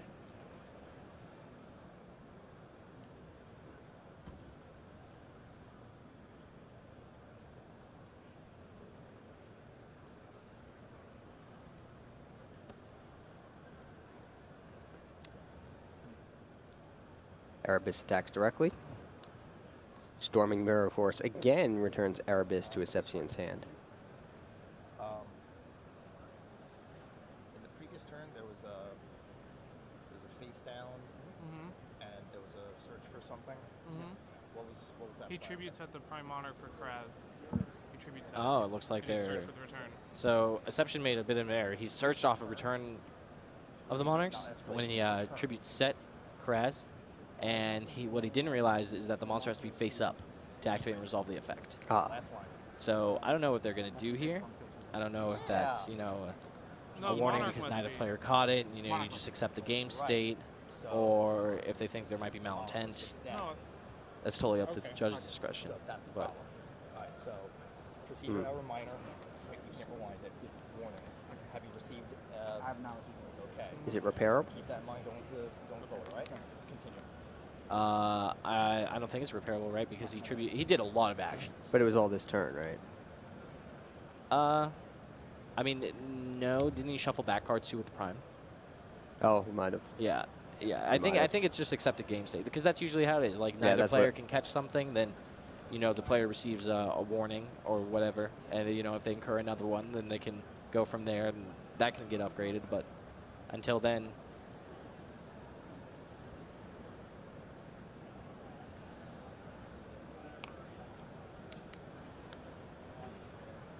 The game loss carries on for the entire event, right? The warning carries on for the tournament, which means if you get another warning for that same type of infraction, you have to answer yes. Looks like they're still talking over with the judge to figure out exactly. All the way until the end of Sunday. Yep, looks like plays are going to continue. I would assume he got a warning there. Yeah.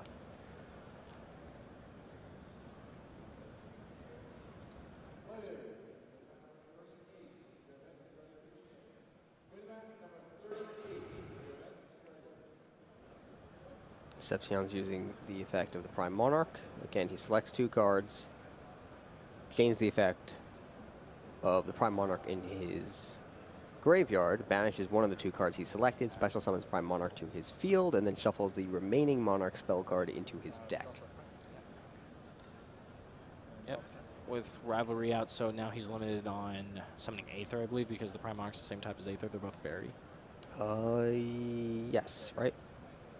Yeah, they're both fairies. I mean, the Prime Monarch has a picture of Aether on it, right? So I'd very much assume it's a fairy. We'll check.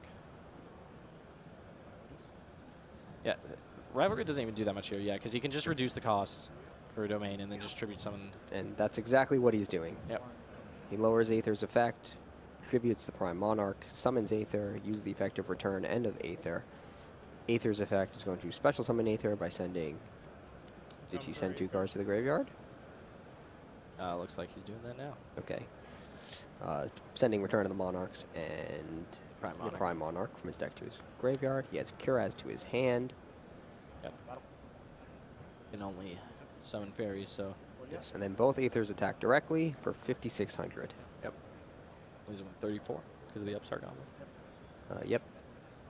So another attack like that, and that'll be it. Yeah, So- the issue is just accelerating all that back out, right? Like, you just have to stick on to Aether for the rest of the game. Yes, So it's just going to basically. be Prime reducing Aether and going from there.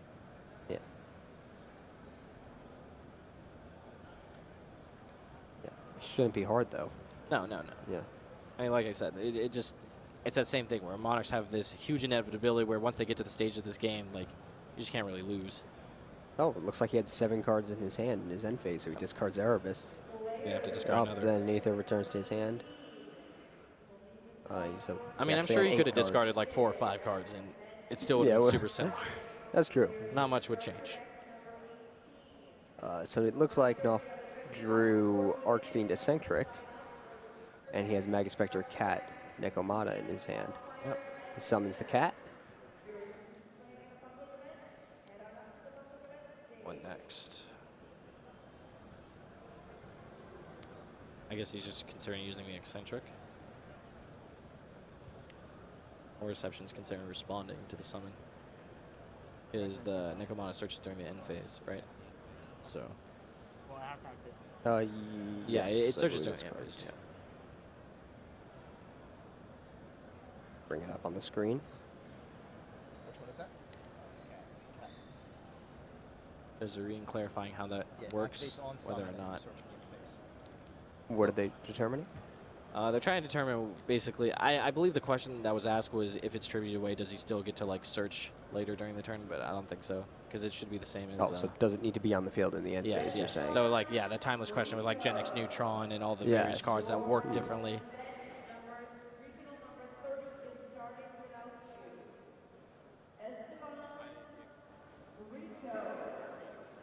Yeah, no, I still in main phase, still good.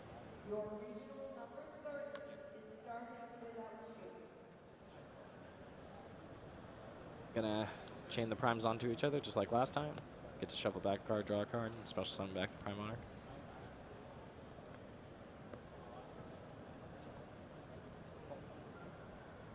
We can see 3 Aethers here. Does he still have one in the deck? Ooh. Should do it during the end phase. He gets to. Oh, actually, he still has Tempest set, doesn't he? He does still have Tempest set. So if he you can- activates Aether, can he negate that with Tempest? How But would then he just loses? If he... No, because the cat is going to be gone. It's going to Oh, be it does. attributed with the Monarch Storm 4th. Yes, but he has to activate the Aether first. But what I missed is he can just use the escalation. He doesn't even need to use Aether's effect. Yes, that is also true. Right? Because he can't summon it with Aether's effect in the end phase. That's also true. Has to be the main phase. Oh, but then there's a restriction on escalation too, though, on phases. Yep. Yeah, I need Oh yeah, that's also that's. Let's see. I'm pretty sure it's battle phase. Yeah, I think you're right. Oh, your opponent's main phase or battle phase. Yep. Main or so that's battle. fine. So it's just the same as Aether. Is not a tribute summon and a tribute set the same thing? Yeah, it looks like he used Tornado instead. Tornado in response to. Yep.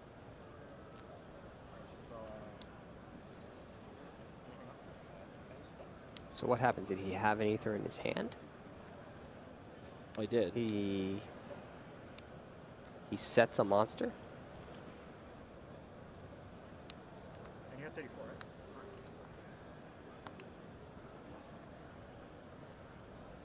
Yeah, I mean, I still just don't see why. It feels like Knopf is making a mistake here by keep playing because all you can do at this point is just lose in time, right? Like you're just giving up all the precious minutes for your game 2 and 3. Yeah, yeah, it's probably not likely he's going to win this duel.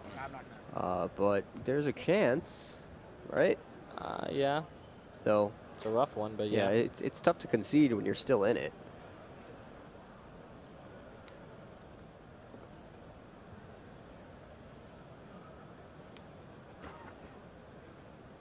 So Sepsion tributes his face down Kuraz to summon Caius, activates its effect, but loses out to Solemn Strike. Yep. Sepsion activates Tenacity of the Monarchs.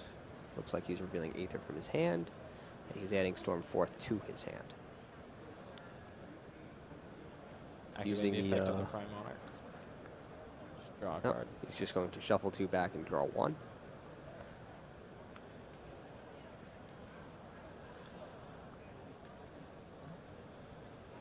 Drew an Aether from his deck, activates Pantheism.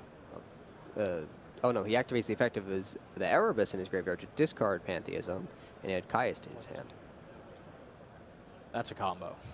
Yeah? If I've ever seen one. It's easy. That 1 Caius, now you can get it whenever you want. Yeah. Thanks, Erebus. I still don't know how strong that is, but yeah. It's cool. Definitely cool.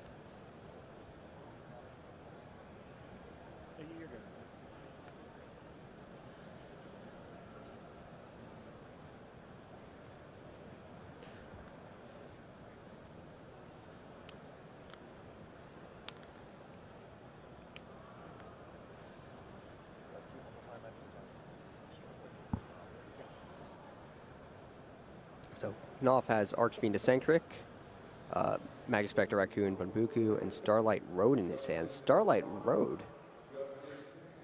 Yep. Starlight Road being one of the best cards against Twin Twister. Yeah, he's 1 copy in his deck.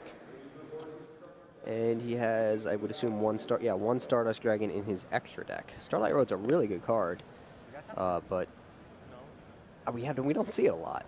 No, but just anything that can battle Twin Twister is what the trap decks need, right? Yeah. So like Starlight Road is obviously the most high impact. Yeah, it makes sense. They not only pay 2 cards for your 1 card, but you get a Stardust Dragon out of it. And the Stardust is easily worth another card, Yep. since it can negate 1. Yep. Any destruction effect, and has 2,500 attack points. So it is a huge swing in momentum when that happens. It looks like Knopf has had enough, though, and he concedes. Yeah. So I mean, going game 2 and 3, let's look at side decks. Stuff from Knopf's side. Chaos Trap Hole, that's obviously a big one. Necro Valley, that could also come in, just gives you more ways to cut off the inevitability that that deck has. You could, depending on how much Knopf wants to be Pendulum Summoning, it didn't even look like he could have Pendulum Summoned once that game. But if he did, he could be bringing in like Missile Space Typhoon to help deal with the domain.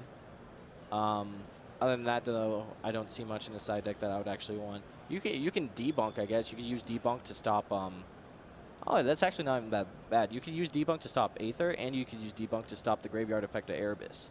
Debunk to stop what effect of Aether? His effect to summon him during your opponent's turn. Oh, that okay. Yeah, That's true. Which is that's pretty good. And then like, it also banishes the card. So when they activate Erebus, you can debunk that, and then the Erebus is gone forever, which is a big deal. Yeah, and they lose the card cool. as cost. That so is that's like a cool. 2-for-1 trade. So that's sort pretty of. cool. One of those cards comes from the graveyard, but it is powerful. Oh, right. Yes, actually. Yeah. No, you're completely right. But it's a 1-for-1, which is what matters. As yeah, long as you're trading for yeah. your card and then you get something else. And it's a momentum shift because your opponent might be relying on the Erebus in the graveyard to turn dead cards into live ones. Yep. Sort of rise from the underworld. Yeah. So yeah, we might definitely see debunk come in. Yeah. Can't say for sure, but it's certainly possible. Sepsion in his side deck has Zaborg the Mega Monarch, a Majesty Fiend, 2 Fog King, 2 Storm, regular Storm. Yeah, Storm is really powerful. 3 Twin Twisters, a March of the Monarch, Magic 2 Deflector, Magic Mirror Force, and Deflector, 2 Mystical Mirror Space Force, Typhoon. and yes, Mystical Space Yeah, Typhoon. so We'll probably see some spell and trap removal. Yeah, because come you in figure for that's the one pendulum way zones. that it interacts. Yeah. I mean, not even the pendulum zones, right? You're probably just gonna try to beat them before they do that, and your domain already cuts off the pendulum summoning. So like, what you want to be interacting with is their trap cards. Right. Yeah. And Right. then you want your domain want to hit just it. do the You want to rest. hit everything. Yeah. But I feel like Magispectors, they don't have like that 1 card scale that a lot of Yes. other decks do. So so your spell and Spell Destruction is more effective against Magispectors than some other Pendulum-based decks. That's true, but then my argument would be that like Domain fills that role. That's true as well. So like if Noph commits to scaling 2 monsters to Pendulum Summon, that Pendulum Summon must be big, because if Domain's just going to cut off in the rest of the game, then he lost 2 cards. That's true. But Magispectors can amass pretty big Pendulum Summons which because is true. all the monsters are Pendulum monsters, and anytime they're summoned, they get more cards. Yep. So really, when you're Pendulum summoning a Magispectors, you're getting twice as many cards as the number you're Pendulum summoning. Yep, that's one reason why this deck's able to play that kind of game, though. Like, none of the other card minds decks really try to outgrind the opponent to the last stage of the game, right? They're just trying to get there until they can win. Just deal enough damage really fast, like the other strategies we've seen. But Magispectors is one of the few ones that can just amass so many cards. Yeah. Oh, and Andy started with Necro Valley. Yeah. So Noph started out Duel 2 with Pot of Duality and activated Necro Valley in his Field Spell Zone. Yep. So he got Chaos Trap Hole off of the Pot of Duality, so Exception knows about that. But the rest of his hand is not the best with just double Kieran. So let's take a look at Exception's hand. He activates Tenacity of the Monarchs to search for the Prime Monarch. Adds it to his hand. He activates Trade-In to trade in his Erebus for 2 cards from his deck, drawing another Pantheism. And I can't tell what that monster is.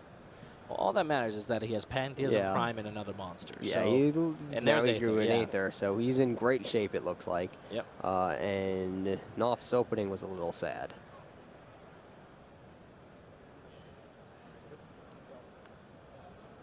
Yep. Next, another copy of Pantheism, ditching another Pantheism. So 2 more cards. This Found is an Adia. Incredible start. Yeah. Any hand to start involving multiple Pantheisms is just absurd. Usually. Sometimes you draw into a hand that still has no Monarchs or no way to get a Monarch. Yeah, but with this is not Pantheism, you one can of them. usually banish it to help you get going somehow, right? Hopefully. You'd be surprised. Go through 20 cards in your deck and still don't see a Monarch. It does happen. But that is certainly not the case here. Exception summons a Dia. He's going to activate its effect. Does he have a Banish Zone? No, he's activating its effect to summon another monster. No, I know, but now it's vulnerable now, right? Oh, you're saying he because should he have didn't banished the banish Pantheism first, so that if it got destroyed here, he would still be able to use its effect. True. So that might be a slight misstep, but We're 100% sure he didn't banish the Pantheism earlier because he had 3 it's in possible. his grave, right? It's possible he did, and I missed it. If he did, everything makes sense. So now he sets 2 of his own cards and activates Storm. Noph tries to negate it with Magic Drain, and Exception has the opportunity to discard a spell card, but he has none in his hand. Yep, thanks to the Storm. So the Storm is simply negated.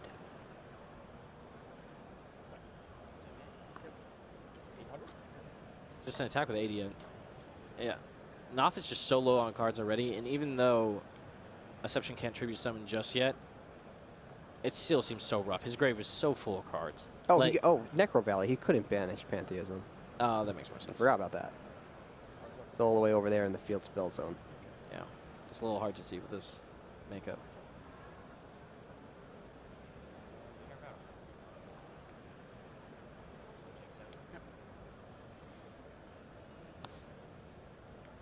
Yeah, this opening much worse facing down Necro Valley.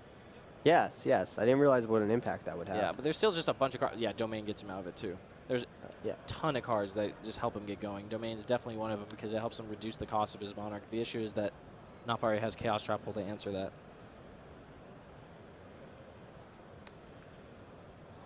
So he reveals Aether to activate Domain and reduce its level. Yep. Now he uses the Monarch Storm 4th. Oh, interesting. Tornado's a big blowout there. Yeah. He doesn't even need to use the Chaos Trap Hole, but now he normal summons Eidos. Still has the reduced Monarch in his hand. Gets an attack with Eidos.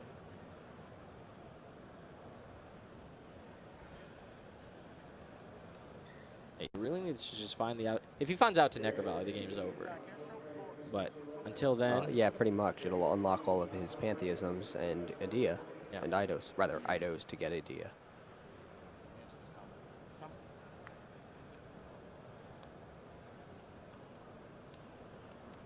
Tributes for Aether, but loses out to Chaos Trap Hole. Date 44. All right, so let's see what's in Knopf's hand now. Another Chaos at Trap Hole is what matters. He still just has 2 Kierans, so he's got nothing on in terms of clock or offense or anything proactive. 2 Kierans and a Chaos Trap Hole, is that correct? Well, he set the Chaos Trap Hole, so now he has Pod Duality. Pod Duality, Card of Demise. Not the best, though, great because here he has 2 monsters. Yeah, he's stuck with 2 Tribute monsters in his hand. And Bunbuku, which can get a 3rd Kieran. Yeah, well, he can just summon Bumbuku to find another scale. That's true. Yeah, and then he can scale Kieran and go like that. Like, that's probably his plan now. He just wants offense. He actually only has 2 Kierans in his deck. Yeah. So it cannot be a Kieran. So he's going to Bunbuku Bunbuku into Bunbuku.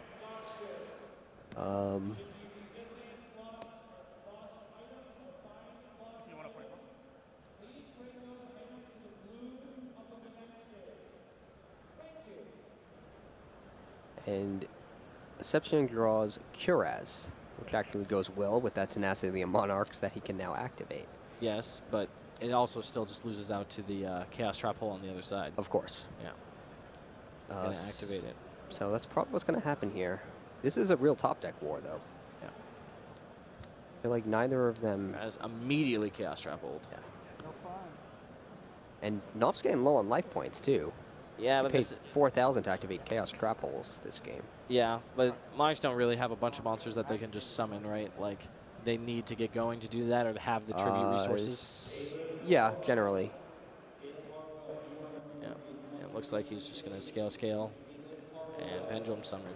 So this is where the game can go super in Knopf's favor. He gets 2 triggers, he gets a trap card and a monster. That's exactly what he needed, yeah. So Pendulum summons 2, each of the 2 get another 1. And that's enough for Asception. So that's one of the coolest things about Magispectors. Pendulum summons are really powerful. They let you summon a lot of monsters to the field at once from your extra deck. So from a place that isn't even considered, wasn't prior to Pendulum Summon, wasn't even considered a resource really.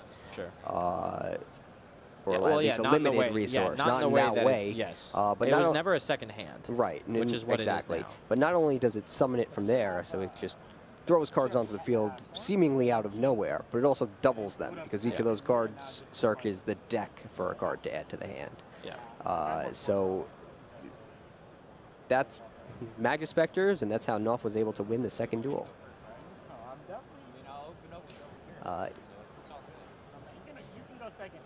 Asception's going to be looking for a good hand in Duel 3.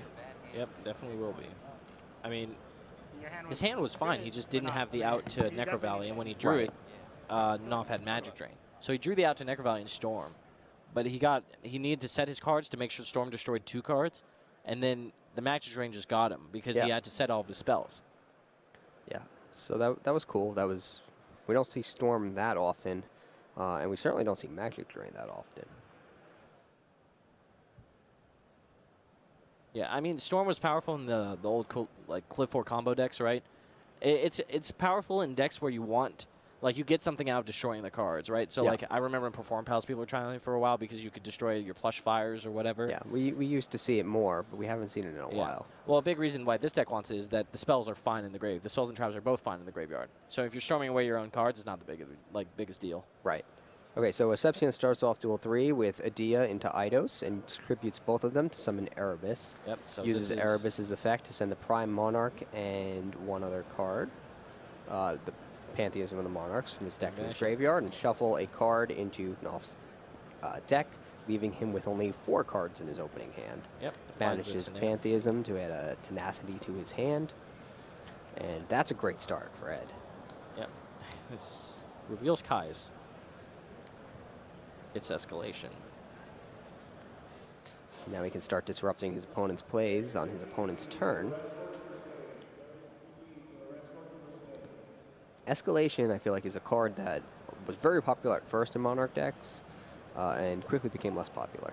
It has a lot to do with the switch from Domain to Extra Deck, right? Like, the Extra Deck Monarch doesn't really want that card, but Domain Monarch's, like, it just gives you another way to interact with your opponent, which is super strong. There's also, is Asception playing? Yeah, he's playing Thestalos. So this deck has a combo where they can Erebus you and then Thestalos you and then do it again during your turn with Escalation. So they basically just can get a bunch of cards out of your hand before you have a turn because of escalation, because he uses Thestalos alongside Erebus. So it looks like Deception special summon the Prime Monarch and Adia using it as this effect. Yep. So you get the Tribute Fodder. Knopf activated. What was that? Arching Eccentric. Oh, Arching Eccentric is Pendulum Zone, and Deception wasted no time to activate Escalation of the Monarch and tribute his Adia to summon Caius and banish it. If he knows it's going to go away anyway, there's no reason not Sure. to just... Because his main thing, like, yes, it was Disruption, and that's nice, but the AD also just got to add back a Tenacity. Yeah. So that's a big deal. Yeah, so Knopf is going to... he summons Bunbuku. What did he search for with it? Did you see? I did not, but... I'm going to assume it's Tornado. Because Tornado is definitely better here than Tempest is.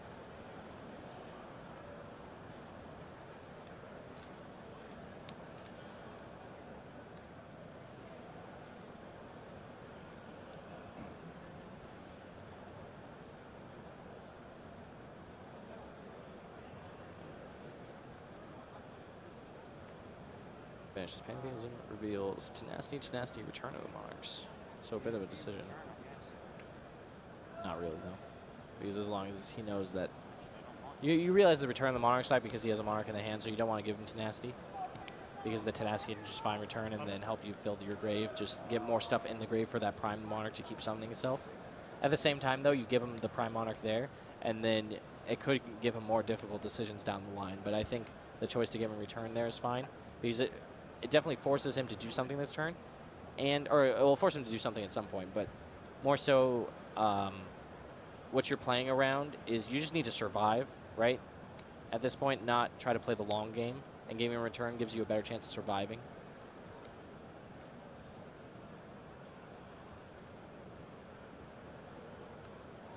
Yep, there's normal summon at Eidos. Let's affect triggers, additional summon. What's life at, guys? 4,008, right? Clarifying life points. Let's see. I don't know what's in Knopf's back row. But looks like he's in trouble. Oh, so Chaos Grapple was back there. He pays 2,000 life points. This is a very strong opening for Deception, as typically Monarch openings are either very strong or very weak. Yeah. Oh, he searched QB. That's the only card in his hand. I didn't realize that. Yeah, for whatever reason, I Okay, thought, yeah, no. Yeah, I saw Bamuka, I was like, oh, he's the trap one, but no, QB's the trap one. So he searched QB last turn, and then now he's getting another search off the Pendulum Reborn. He searched into the one Bamuku. that gets the trap one, so Yes. you made a leap in your head. Yep. So now he's going to Bunbuku for Bunbuku.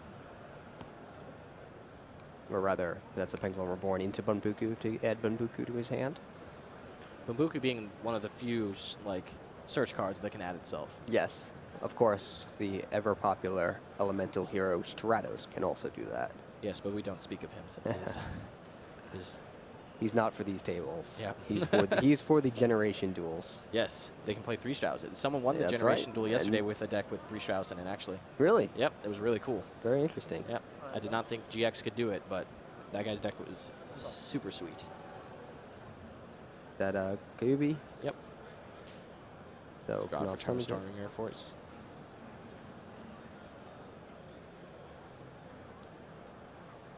Yep, finds Tornado now. Switches Bunbuku into defense position and attacks Adia with Kyubi to destroy Adia, and Deception is able to add the Pantheism of the Monarchs from his banished zone to his hand. These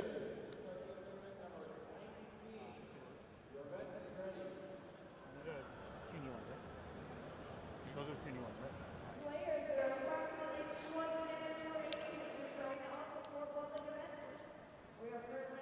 Yep, activates the effects of escalation. Tributes away Kai's for the Erebus he just got back. Both triggers. You'll get to dump 2 and shuffle back a card, in addition to, I assume, finding an Aether. Down. Yep. Yep, and then he has to shuffle back an opponent's card. Uses a random back row. Well, it's during the main phase 2, technically, I guess, close to end phase, right? Mm. So can't respond with that one. Right. Reception definitely in the driver's seat. Oh, for sure. Missile space time. He has been all game. Right, gives Nolf another 1,000 life points, which could actually be pretty impactful when he's as low as 2,000. Idea, the beatings continue. Yep. Does he have another Eidos left? Like it.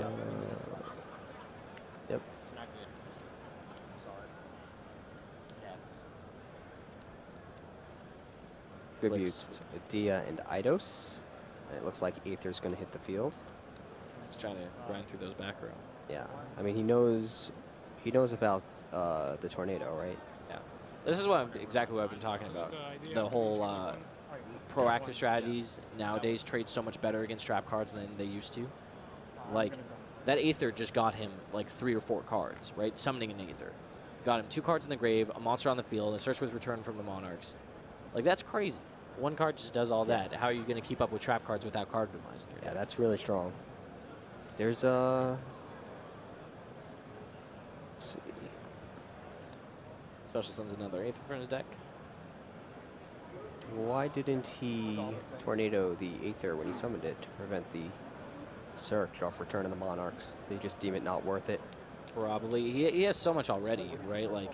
Yeah, I guess what's one more Monarch in a Sepsion's hand. Yeah. I mean, he's in big trouble, regardless. Oh, or that's a Storming Mirror Force face down? There was one. Oh, we don't know what back row got shuffled back. In addition to that, oh, the that's Erebus true could have too. shuffled back the tornado. Yeah, so these are all factors that would obviously affect Nolf's play. Yep. So domain. Looks like he still has the Storming Mirror Force. Oh Yep. yeah, then Ooh, that's huge. Then he doesn't care about an extra Monarch search because the Sepsion just added 3 more to his hand. Yep. And you're right, that is huge. I mean, it's huge in the way that Asception just got 3 monsters to his hand, right? But it's not huge in the way that those 3 monsters are Monarchs that he can immediately start summoning from his hand very soon. True. But it does buy Nolf another turn and force Asception to summon them to the field to close out the duel. Yep.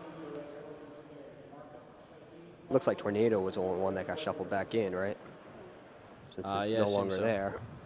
And Magic Drain was the last spell face down, which Asception destroyed with Mystical Space Typhoon.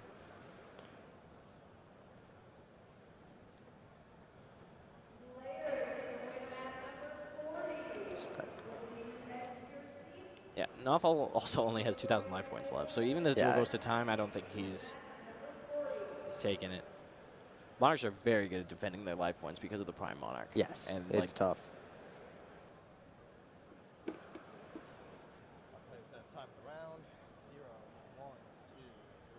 It looks like they are indeed in turns. Yep.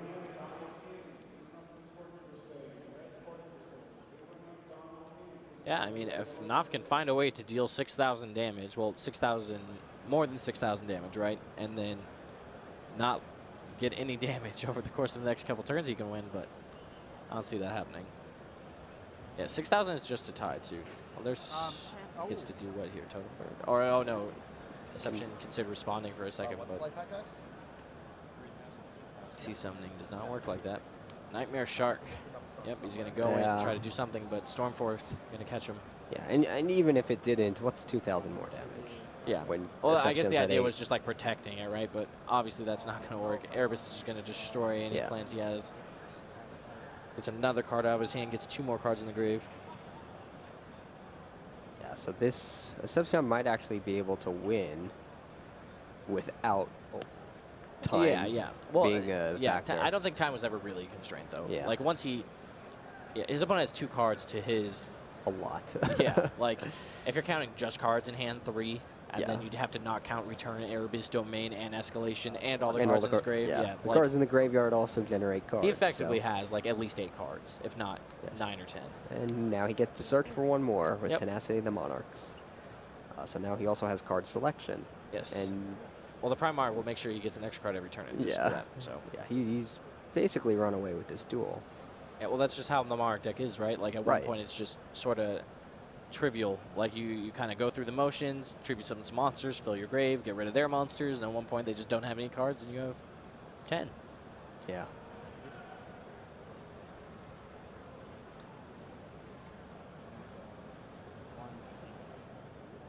Yep, that's it. So that's it. He extends the handshake and the match is over.